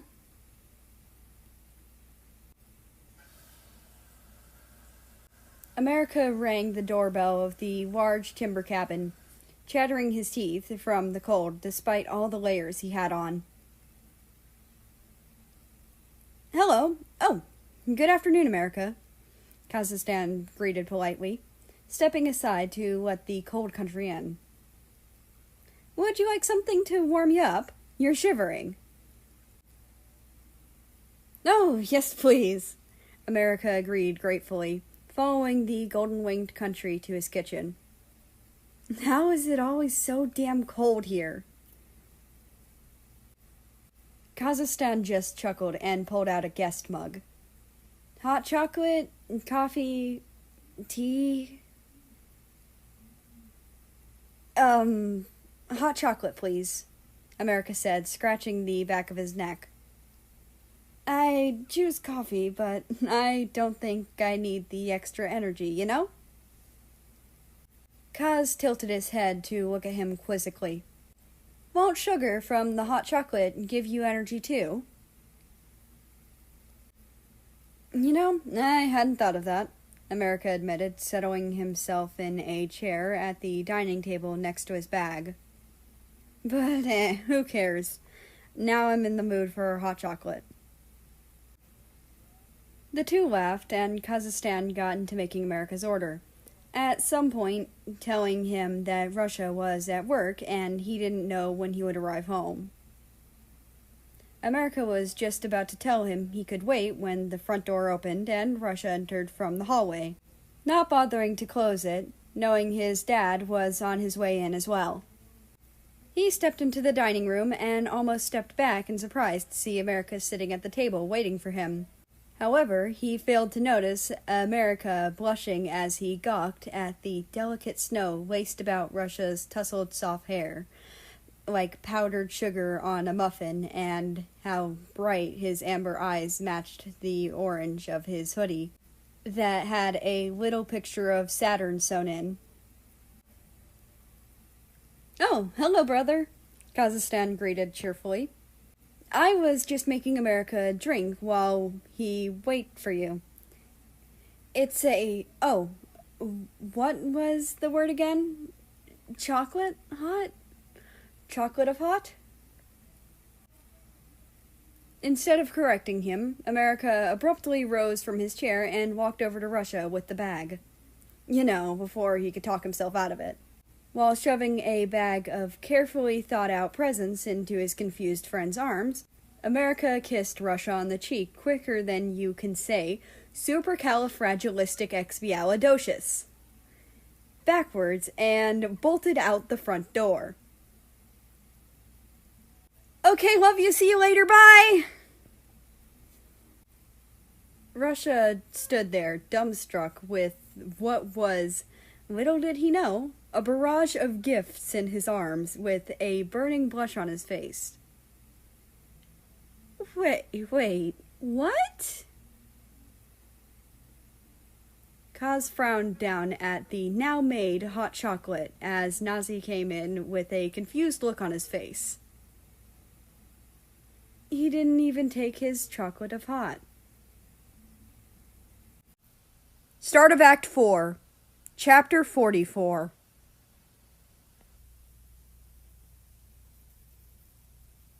"Yo, Risky boy. Ruski. Russian. What? Hi. Oh my fucking god, that better not be all you wanted to tell me, or I swear to God. Nah, I have a reason for once. I have a gift card to a pottery class my bro got me, and it's for 2 people. So, did you want to come? Wait, why me? 'Cause you cool. Also, I'm fucking great at pottery, and I want to show you up.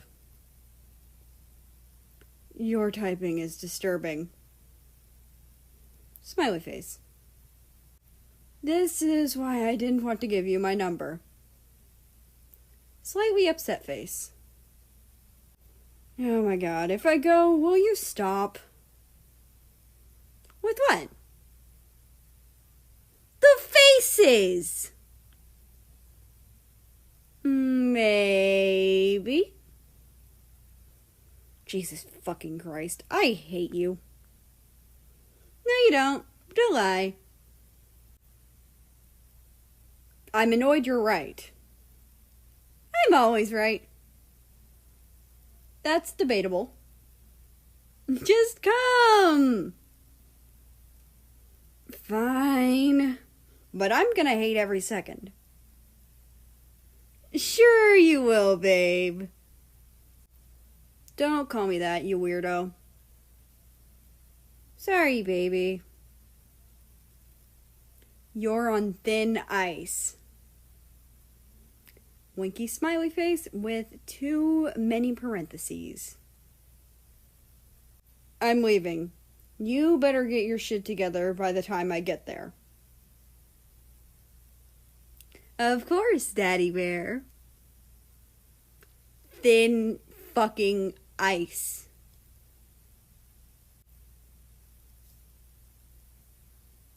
Good morning!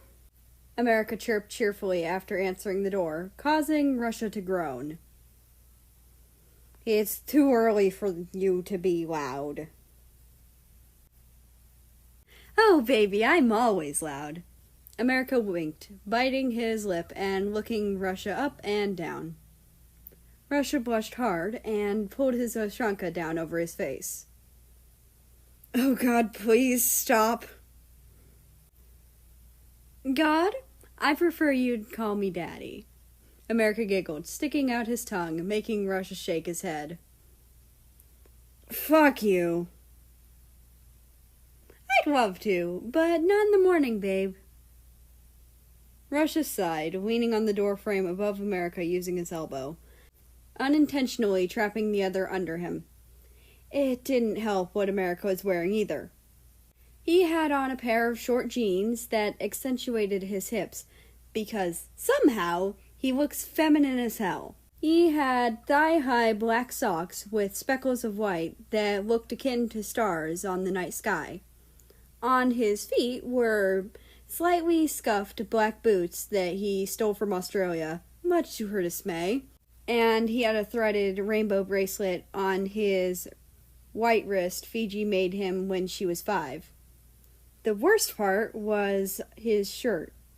He had on a crop top. A Roskromos crop top. Russia's space program. А блядь, я слишком гей для тебя. That roughly translates to, oh fuck, I'm too gay for you. America stood on his tippy toes to touch their noses together, making Russia almost flinch in surprise. I know. Mary! Russia whined, closing his eyes and swaying. Stop! America cocked out a hip and tilted his head. Are you hungover? Surprisingly, no. Russia took a long sip from his coffee cup. Just tired. What do you even do all night to be so tired? America giggled, locking the door and walking out to his car. You don't want to know, Russia groaned, rubbing his temples. America paused and leaned on his jeep, raising an eyebrow at Russia. Okay, I know you were probably talking about your annoying siblings, but that sounded hella sexual. Russia blushed and punched America's shoulder, hiding his face in Huzoshanka. Get in the fucking car before I leave and never talk to you again. America giggled, twisting one of the strings on Russia's hoodie and leaning into him, making the taller male lean away with even more blush. As you wish. Jesus fucking Christ, America, why are you being so thirsty? I don't know, but whatever is happening here, it's fucking working. Holy shit, I forgot you were terrible at driving, Russia exclaimed when he slammed the car door shut.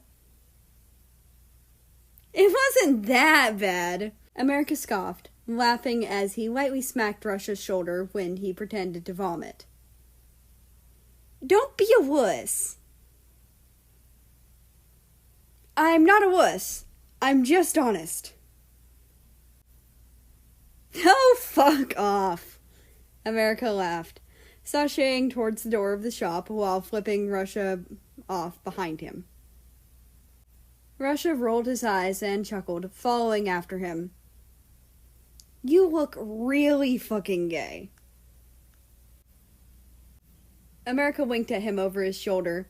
You just admitted to checking me out. What? No, I didn't. The more you deny it, the more true it becomes. That makes no damn sense.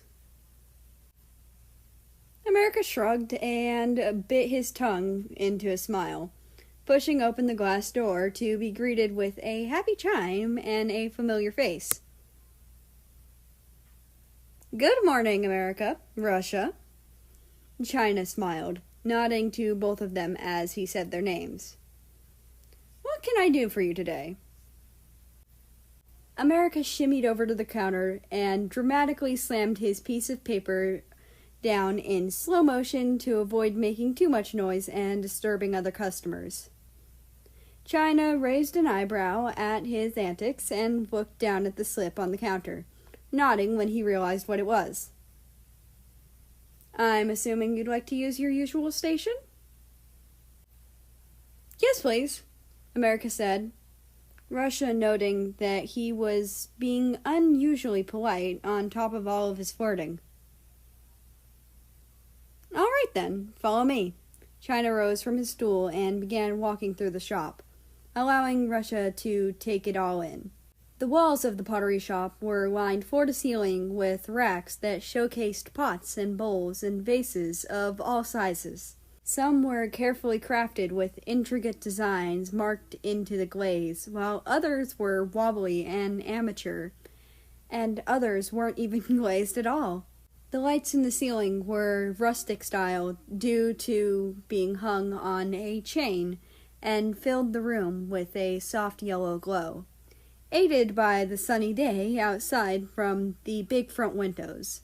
China brought them to a small corner of the shop with 2 potting stations facing each other with comfortable short stools at each end. America grabbed an apron and haphazardly put it on, throwing one to Russia as well. China was just about to grab his own when he noticed the bell ring and some customers walk in and look around in awe. "Ah, newcomers," China deduced, returning the apron to its rightful place on the wall. "I apologize, America. Is it all right if I leave you two alone to handle this?" America nodded happily with a grin, already sitting down on what Russia assumed was his usual seat. "That's all good. I'm sure I can teach Ruski all he needs to know." China smiled gratefully and slightly bowed. "I will go collect your clay then." As he quickly tended to the customers, Russia sat down on his stool, looking awfully confused. America snickered at his expression and came around to stand behind him. "Do you see that pedal on the ground right there?" America asked, lightly tapping Russia's right thigh to show him which foot he should be looking for the pedal with. "Da." "Great. Now press on it with your toes." Russia did, and the table spun around fast and slowed down when he backed off. "And off with your heel." It stopped spinning. "Awesome," America encouraged, returning to his seat and getting settled. "Now, we gotta wait for China to come and bring us the clay." Russia nodded, frowning as he thought about something. "America, did something happen with Vietnam?" The striped country stiffened, looking up at Russia and raising an eyebrow. "What gives you that impression?" "Well, you were being really flirty this morning," Russia reminded, blushing slightly from the memory. "And you only do that when you're sad and trying to hide it." America leaned forward and lowered his voice. "Russia, did it ever occur to you that maybe I like flirting with you?" Russia's face heated up more, making him pull his Ushanka down. "Niet?" "Cute," America chuckled, leaning back before frowning. "While that may be true, you're right. There is something happening with Viet." "All right, I have here the 2 types of clay you can use," China interrupted, making America shoot Russia a "we'll talk about this later" look. "There is the normal white clay and the speckled clay." The two chose speckled clay, prompting China to go tend to his other customers again, and left America to teach Russia the basics. He went through all the normal moves of stretching and manipulating the clay, making sure it was wet enough to be molded and all that jazz. Once they got to the third and final step, Russia had a bit more trouble than he planned. Oh God, that's wobbly. Russia winced as he desperately tried to save his pathetic-looking bowl. He kept glancing up at America's bowl, which was pretty much perfect. He just needed to do some carving, because he's the extra, and that was making Russia feel real disheartened. That's alright, don't freak out, America reassured, coming to Russia's rescue and standing behind him. I'll show you how to fix it. America took Russia's hands and brought them to the bowl, pressing down on his thumbs and helping him bring it outward and emphasize the bowl shape more clearly. America was explaining what he was doing as he was doing it to help Russia understand, but all Russia could focus on was the warmth of America's body behind him, pressing against him, in that Roskromos crop top. Oh, Bose. That roughly translates to, oh God. He was not having a good day. There we go, America grinned, standing back triumphantly. Russia already missing the warmth. One perfect bowl that you did without any extra help. They laughed at his joke, Russia admittedly rather shakily, and finished off the final touches, calling China over when they were done. These look great, China remarked, smiling at the two bowls in his hands.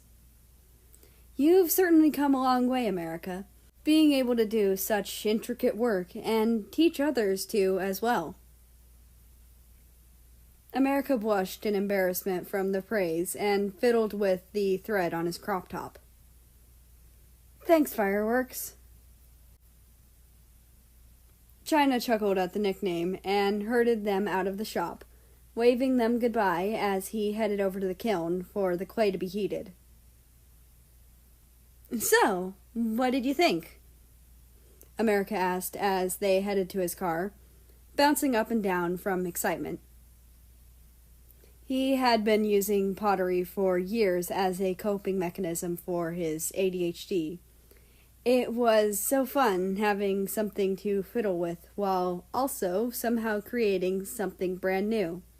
He took all his family members along with him as a sort of secret initiation, but Russia was the first friend he had shared this secret with. America was really hoping he enjoyed their time together as much as he had. It was far more fun than I expected. Russia smiled, watching America fondly as he jumped around with an energetic buzz.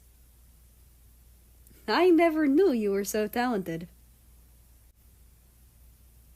America blushed lightly, pushing Russia's shoulder as they reached his car. Oh, shut up! You're just saying that 'cause you've never seen anyone else make pottery before. Who's to say I haven't? Me, America grinned, poking out his tongue with a slight blush still remaining. They both climbed into the car, and America turned on the radio and started the engine, joining the long line of traffic that was headed in the direction of their houses. America trekked through the channels for a bit before finding one he liked and nodding along. Just as the beat was about to drop, Russia turned off the sound, making America whine. Aw, man, why'd you do that? That was my jam. I want to talk about Vietnam, Russia reminded, leaning his arm on the windowsill of the car. You never got the chance to tell me what happened between you two before China came. Right, that. America sighed, running a hand through his hair and slumping slightly. Vietnam wants to move in with me. Snowflake, you should go home. You're too sick to be here. Antarctica shook his head vigorously, attempting to sign his argument, but he was moving his hands too fast for even his boyfriend to understand. Greenland sighed, wrapping his arms around Antarctica and burying his face into his neck, swaying them both back and forth silently as his boyfriend reciprocated. You want to see everyone, don't you? Antarctica nodded, pulling away slightly and signing something to him with a sad smile on his face. Greenland sighed once more, gently bringing Antarctica closer to touch their foreheads together. All right, then. Chapter 45.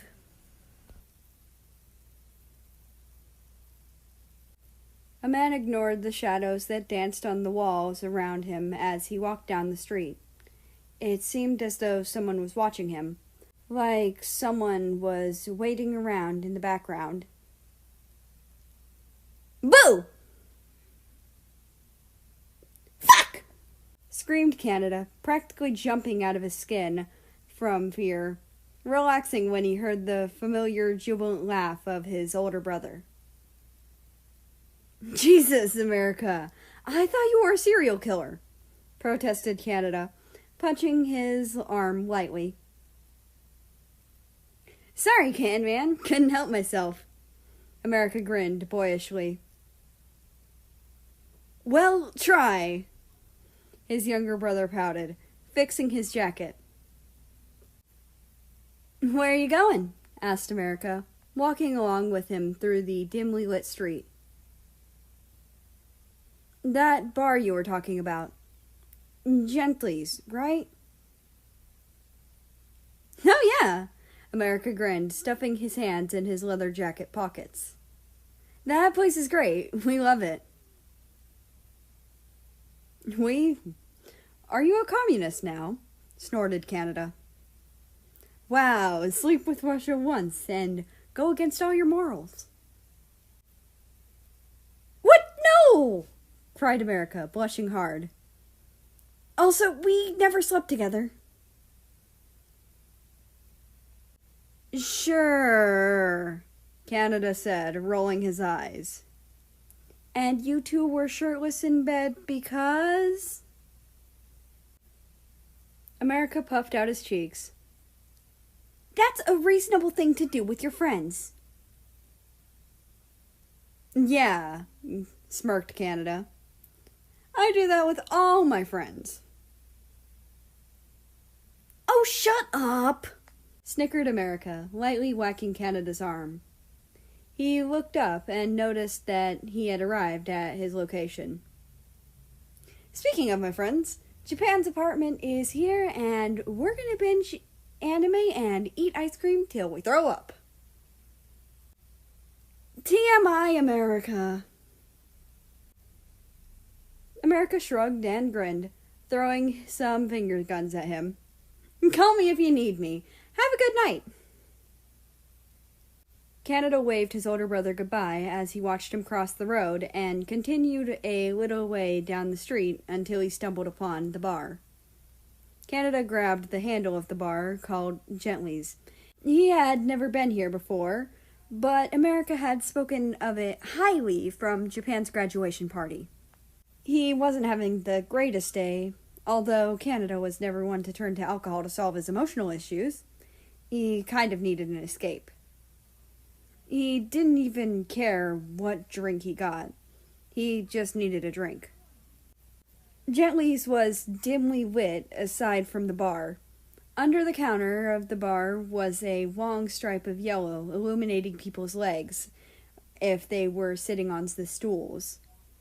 And from that light, Canada was able to make out a Christmas-colored friend. Mexico? The small Latino swung around with his head basically lolling due to the unholy amount of alcohol he had consumed. Oh, hola! Canada shushed him with a laugh, sitting down next to the giggly ragdoll Mexican. Why are you being so loud? Because I want the whole world to know we're besties. Mexico giggled uncontrollably, rolling all his R's as he spoke. I see, Canada hummed, asking the bartender for a drink. What kind? The bartender asked, raising an eyebrow. Canada shrugged. Surprise me. How did you manage to get all those drinks from the bartender? Canada asked quietly. I mean, he's not a country human. Humans couldn't come close to the alcohol tolerance of country humans, who took around 50 drinks above 70% alcohol to get poisoned. And while some were lightweights, it still took about 15 to get tipsy for the average country. Which is not great for their wallets. Mexico swung back and forth slightly, barely keeping his eyes open. I don't know. But it's great, right? Shh! Canada hushed, laughing as the bartender slid him a drink that smelt and looked like rum. Sorry. Mexico wheezed, shaking his head as he downed another cup of tequila. Not a shot. A cup. So, Mexico said as he smacked his lip from the sharp taste of the alcohol. What brings you here? You're not much of a drinker. Yeah, I'm not. Canada smiled slightly, taking another sip of his drink. Yep, definitely rum. I'm just having some problems right now. Canada took another sip as he paused. With Ukraine. Mexico nodded in understanding, patting his chest. Lay it on me, bro. Canada snorted before his face fell, and he downed the rest of his drink and patted the bar for another from the hovering bartender. He was gonna need a lot more alcohol. It's just, I really like them. They're nice and sweet and funny, but I think they wanted me because they didn't know me. And now we know each other better, and I feel like we don't have much in common. Like, they aren't much of an outdoorsy person, but I love being outside. And they love video games, but I'm not very good at those. And they get super competitive, and it almost makes it unfun. It's not that I don't like Ukraine, I just worry, you know?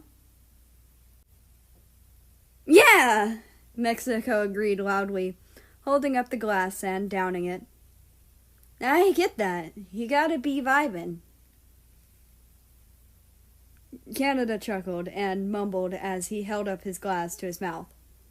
I don't think I've ever heard you say vibin'.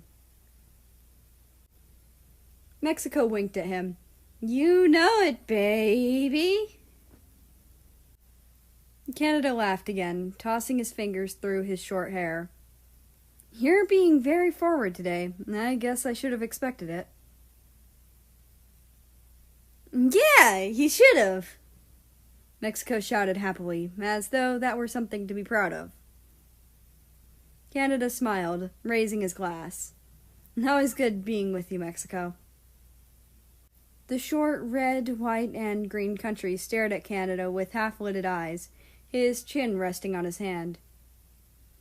You know what, Canada? Mexico plonked his arms down on the bar, using it as support for himself as he stared at Canada. I think I love you.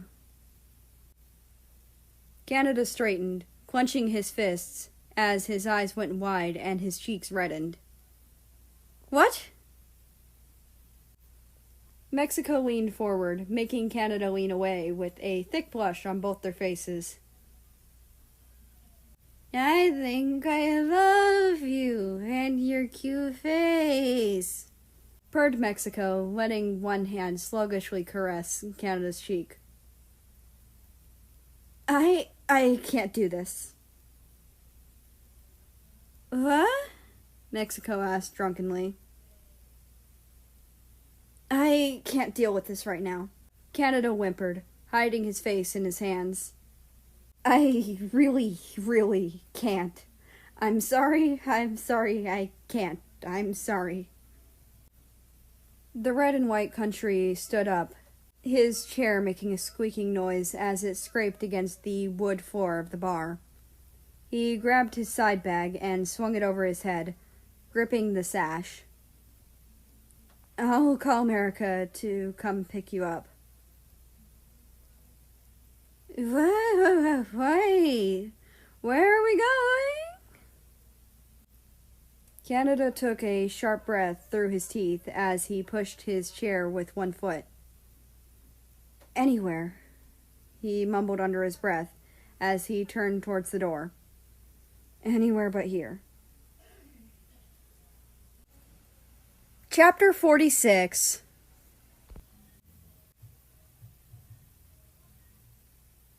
I'm sure I deserve it, but tell me why you want to murder me this time? I don't want to murder you. Oh yeah? Then why are you holding that knife so threateningly? Russia snorted. What about cutting bread is threatening? Finland shrugged with a grin, pointing towards the bread knife in Russia's red hand. I don't know, but that looks like a pretty big knife, Mr. Non-Threatening.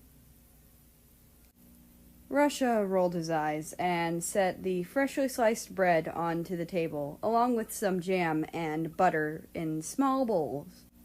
Finland smiled at him appreciatively and grabbed a slice with no hesitation, stuffing his face with the homemade loaf. You're welcome. Thank you, Finland said with food in his mouth and a big grin. Russia chuckled, taking a bite of his own slice. This is delicious. Did you make this? Finland asked after he swallowed his piece, reaching for another. Russia nodded slowly, looking down with an embarrassed blush. Well, great job. It might be the best I've ever tasted, Finland complimented, elbowing Russia with another boyish grin. Yeah, Russia dismissed, finishing off his slice and clapping off his hands to get rid of any crumbs stuck to his hands. Russia had invited Finland over for a catch-up, since it had been a while since he had seen him. They were friends in primary school through high school, and while Finland had kept in touch with Russia's siblings, like his girlfriend, Estonia, the two of them had sort of lost contact. Russia, pass the gravy. On bread, how about you go fuck yourself? Only if you watch me. Turns out they somehow still got along. As Finland began buttering another slice of bread, he said, So, what's up? I know a sad Russia when I see one. What is that, your fifth slice? Shut it, it's good, Finland retorted, stuffing his face once more. You're lucky I don't burn this house. I'd like to see you try, Sluka. Russia chuckled. As much as I'd love to burn your house down out of spite, you're dodging the subject, Finland pointed out. Russia raised an eyebrow. That subject being? What's bothering you this time, big guy? Russia sighed, leaning back in his chair. I don't know. Russia thought for a second as he turned his bread over in his fingers. Well, it's the Obi-Wan stuff, to be honest. What? I never really thought about it when we were kids. Like, oh, he dies and the Force brings him back as this weird blue ghost thing. Cool. But now that I'm older, I can't help but watching it and thinking, okay, I'm gonna stop you right there, Finland said, holding up a white and blue hand. I know this. You're either gonna go into an existential spiel about how nothing matters, or you're trying to change the subject. Neither of which I'm willing to entertain for the sake of your bullshit. You call it me. Russia chuckled, plopping the bread in his vermilion hand into his mouth. But remind me to talk to you about that later. It's some pretty heavy stuff I've been thinking about for a while. Finland chuckled. God, Star Wars. We must have watched those fuckers like 30 times over. Nah, remember that time you came over and we were supposed to finish our assignment, but we just binged Star Wars and Disney until 2 p.m. the next day? Classic us, Finland snorted, having absolutely no regard for a proper sleeping schedule. Amen to that, Russia giggled, holding up a slice of bread for Finland to clink together with his, which he did without question. So, aside from Obi-Wan being a spooky ghost, what's troubling you? Finland repeated. Come on, I'll be your therapist. Russia snorted. I already have a therapist, one that's actually licensed. I don't need an expensive piece of paper to tell me how to listen, Finland retorted. Russia raised an eyebrow. Do you really want me to tell you? The Finnish country nodded. Spit it out! All right then.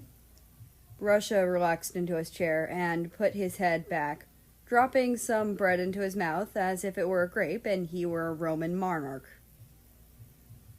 Basically, Russia said, between chews, trying to procrastinate as much as humanly possible, it has to do with America. Is that the country you won't stop talking about? Finland smirked, setting his chin in his hand. Russia shrunk into his ushanka like a turtle. Maybe. Finland chuckled. Continue.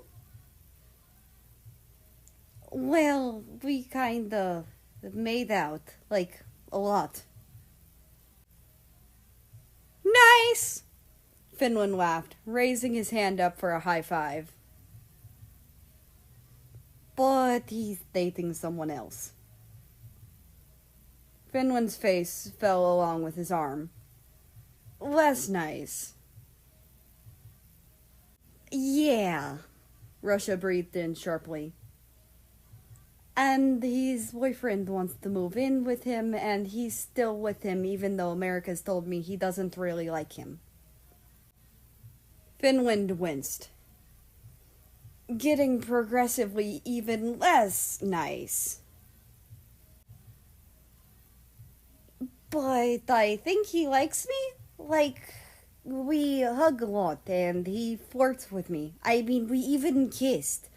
And when I told him I was moving, he tried to get me to stay by planning basically a life for us.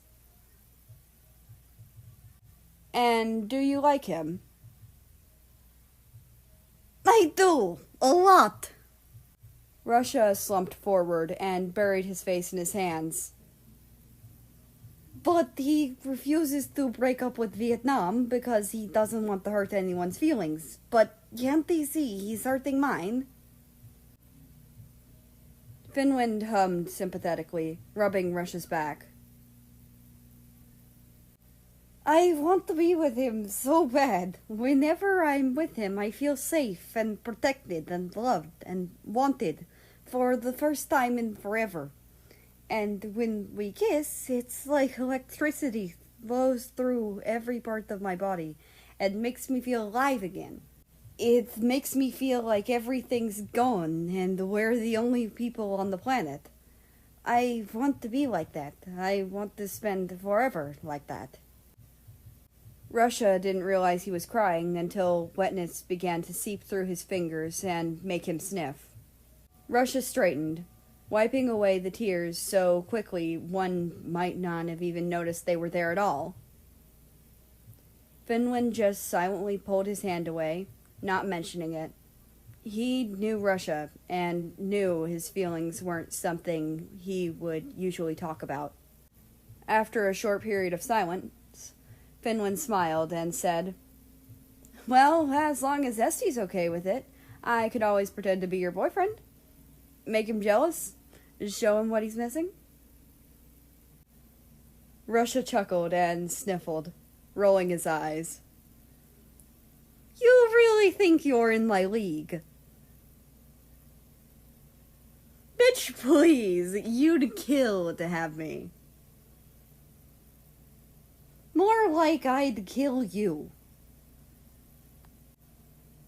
The two smiled at each other, and Finland gently bonked Russia's Ushanka over his eyes, making the taller hiss in mock annoyance. I'm not joking. You know Este. She'd agree to it. Russia frowned and shook his head. Niet, I don't want to use you. Besides, you're my friend. It would be gross to even hold hands with you. Finland snickered. You know I've seen you naked before, right? Russia blushed from embarrassment, lightly punching Finland in the shoulder. Oh, Mulchi! We were 10, that doesn't count. The Russian roughly translates to, shut up. Finland threw his hands up, exasperated. Let me have this, Russia. It's my only blackmail. Russia smirked. That's your only blackmail, after 13 years. Pathetic.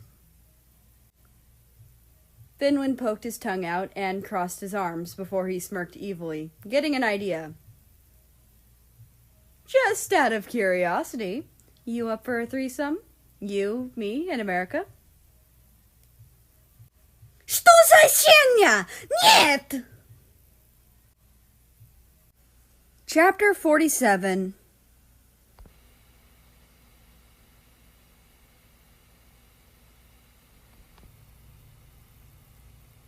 A loud crash outside rattled the windows of Germany's room. He watched the torrential rain bash at the glass, desperately clawing away at the thin material. Germany ran a hand through his hair, looking back at his bright laptop screen. The blinking cursor taunted him on the blank open page, leaving him to rub his eyes under his glasses. A bright red 334 pierced the room, the only other light in the darkness. Germany tried to avoid looking around in fear of what he would see in the shadows. Demon? It's just a coat rack. Ghost lady? Some letters pinned to his corkboard. The pitter-patter of tiny feet running to his room, slowly getting louder. Germany stiffened, realizing that last one was not anything mundane. Couldn't be rats, too loud and heavy. Couldn't be the rain, too slow for the fast lashing of the water outside. What is that? Germany held his breath as he tried to recognize the steps. Maybe one of his family members? But the steps and the rain and the thunder blurred together, making one strange cacophony of what the fuckery. Germany tried again. Those steps, they were definitely getting louder. The tired country grabbed the nearest thing on his overstuffed side table, which happened to be a pencil. Not exactly the greatest weapon, but it wasn't like Germany could ever bring himself to shoot someone or something like that. A knock on the door made his legs twitch and his laptop wobble. "Germany!" A small voice hissed from behind the door. Oh god, this intruder knew his name. What if it was a targeted assault or a murderer? Did he even have anything someone would want? He was just an exhausted college student. The door cracked open, and his little brother's innocent face popped in. "Germany!" he repeated. Germany let out a relieved sigh, putting down the pencil he was holding somewhat threateningly. It was just his little brother. Thinking about how ridiculous he was being, Germany chuckled a bit, lifting his laptop off his lap and placing it on the wheelie chair near his bed, scooching it away and watching it spin. "What's up, Tiger?" Sylvie pushed open the door more, shuffling inside. Germany smiled at his cute tiger pajamas and slippers. His dad had gotten the whole family matching pajamas, everyone having a different animal and a different color, but the same pattern and general design. Sylvie had tigers on his pants and a big tiger face on his shirt, with a cream-colored top and purple-colored pajama pants. Germany, on the other hand, had ducks all over his pants, a big duck on his shirt, and the complementing color was a nice mint green. "I'm scared," Sylvie whispered, making Germany swing his legs over the side of the bed and open his arms for his little brother to run into. He propped Sylvie up on his leg and booped his nose to try and make him laugh, or at least smile. "Sylvie? Scared? You're the bravest kid in the world." Sylvie puffed out his cheeks and crossed his arms. "Okay, I'm not scared. I'm worried. Rusy's being bad again." "Oh, I see." Germany sighed, rubbing his eyes underneath his glasses as he immediately understood what he meant. Sylvie's room was the closest to Russia's, which was on the other side of the house of the rest of the family. Originally, that was Germany's room, and Sylvie had Germany's current room, because it was right beside their parents. But Sylvie wanted to be more independent from their hovering dads, and Germany wanted a bigger room, so it was a happy compromise. However, the room change came with a hefty price. Russia suffered with night terrors since he was a little boy, but their parents didn't know he still had them. He wanted to hide them. That's one of the reasons he wanted a room away from his parents. He didn't want anyone to know. When Germany had a room next door, he found out and helped Russia cope with them by soundproofing his room to muffle the screams and yells from their parents, and helping be there for him when he pulled out of them. When Sylvie moved in, the two had told him about it as to not scare or worry him if it happened, and told him to always go get Germany if it got bad. It was their little secret. "All right, come on, Tiger." Germany smiled softly, hauling Sylvie up onto his back, making him giggle quietly. "Let's go save Big Brother." Trudging down the hall, through the upstairs lounge room, and to the other side of the house where Russia lay tossing and turning, Germany and Sylvie remained silent. Even though he was young, Sylvie understood the severity of the situation. Sometimes the night terrors could get to be so bad that Russia would hurt himself badly without thinking about it, which wasn't fun for anyone involved. The night terrors were difficult to deal with, not just for Russia. No one could touch him, console him, or really even talk to him.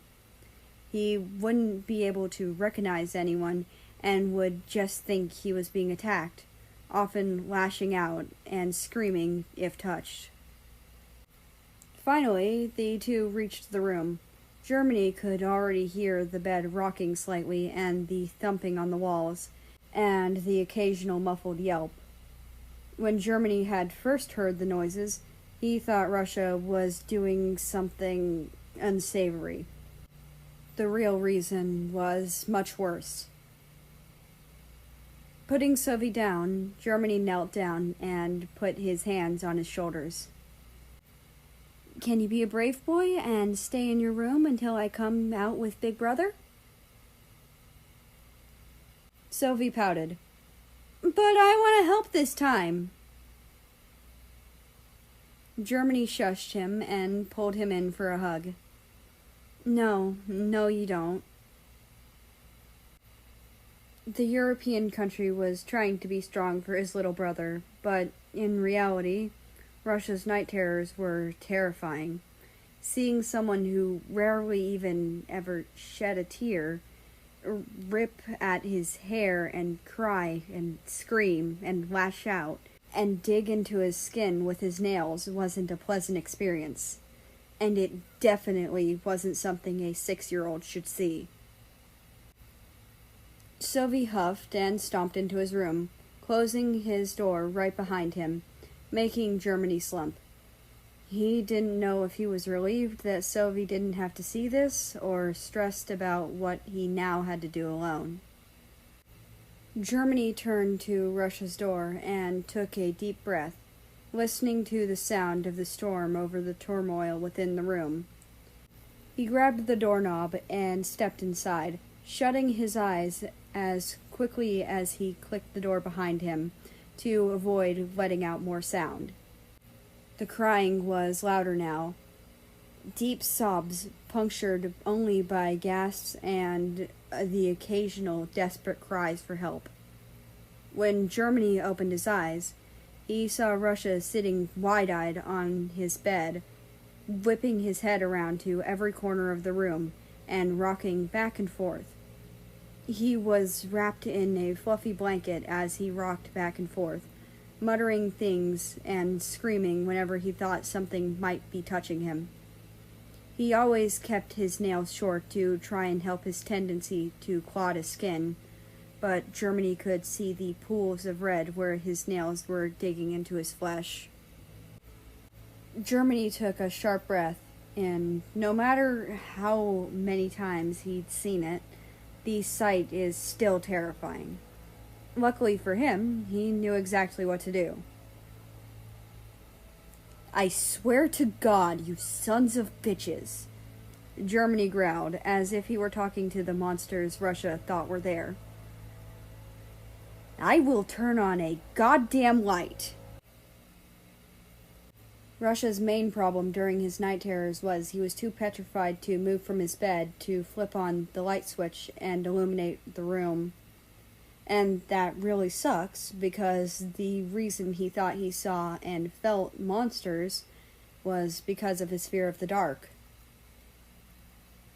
So, Germany, as calmly as he could, flicked on the small light on the wall, causing any and all monsters to scutter back into the darkness and slip away from the burning light.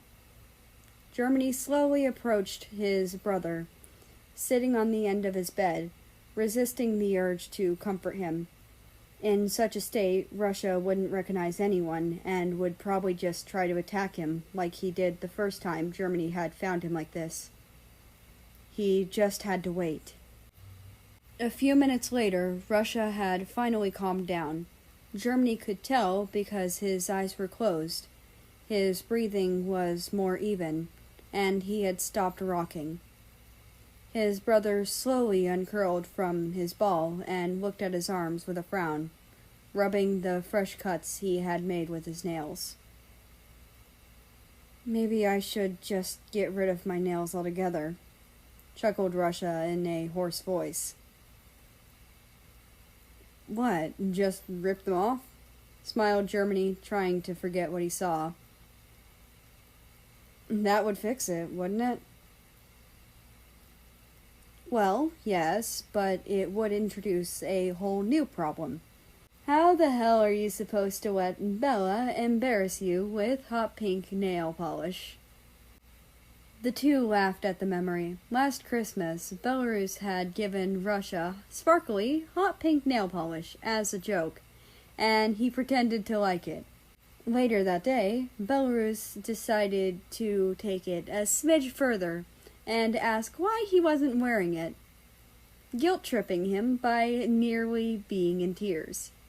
Long story short, Russia ended up with sparkly nails, his real gift, and Belarus crying from laughter. Germany gave Russia a friendly pat on the leg. "What's wrong? You haven't had one this bad in weeks." Russia sighed and ran a hand through his hair.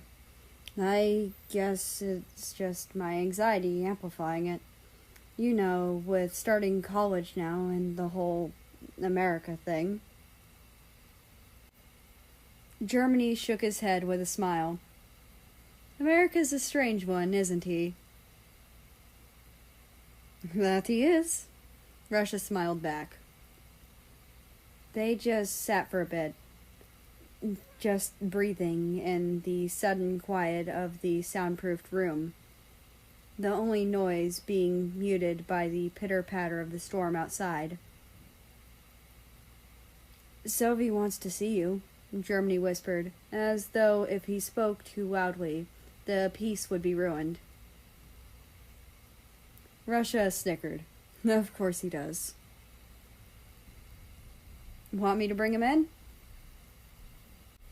Russia shrugged, grabbing his pajama shirt from his bedside table and tugging it over his head, smiling at the cute bear face on it. He had always gotten too hot while sleeping, so he would just take it off. But he didn't want Sylvie to see what he did to his arms. Germany nodded and moved to the door, opening it only to have Sylvie fall on him with a surprised yelp. Germany chuckled as he caught him, shaking his head patronizingly. "Were you trying to listen through the door?" Sylvie pouted and crossed his arms. "Maybe." His two older siblings laughed, and Germany let go of Sylvie to close the door, allowing the boy to jump into Russia's arms and snuggle into his chest. "Tupayake?" Sylvie asked, looking up at his brother with big eyes. The Russian roughly translates to, "Are you okay?" "Zigda." Russia grinned at him. The Russian translates to, "Always." Я не могу поверить, что ты сказал обо мне, маленький негодяй.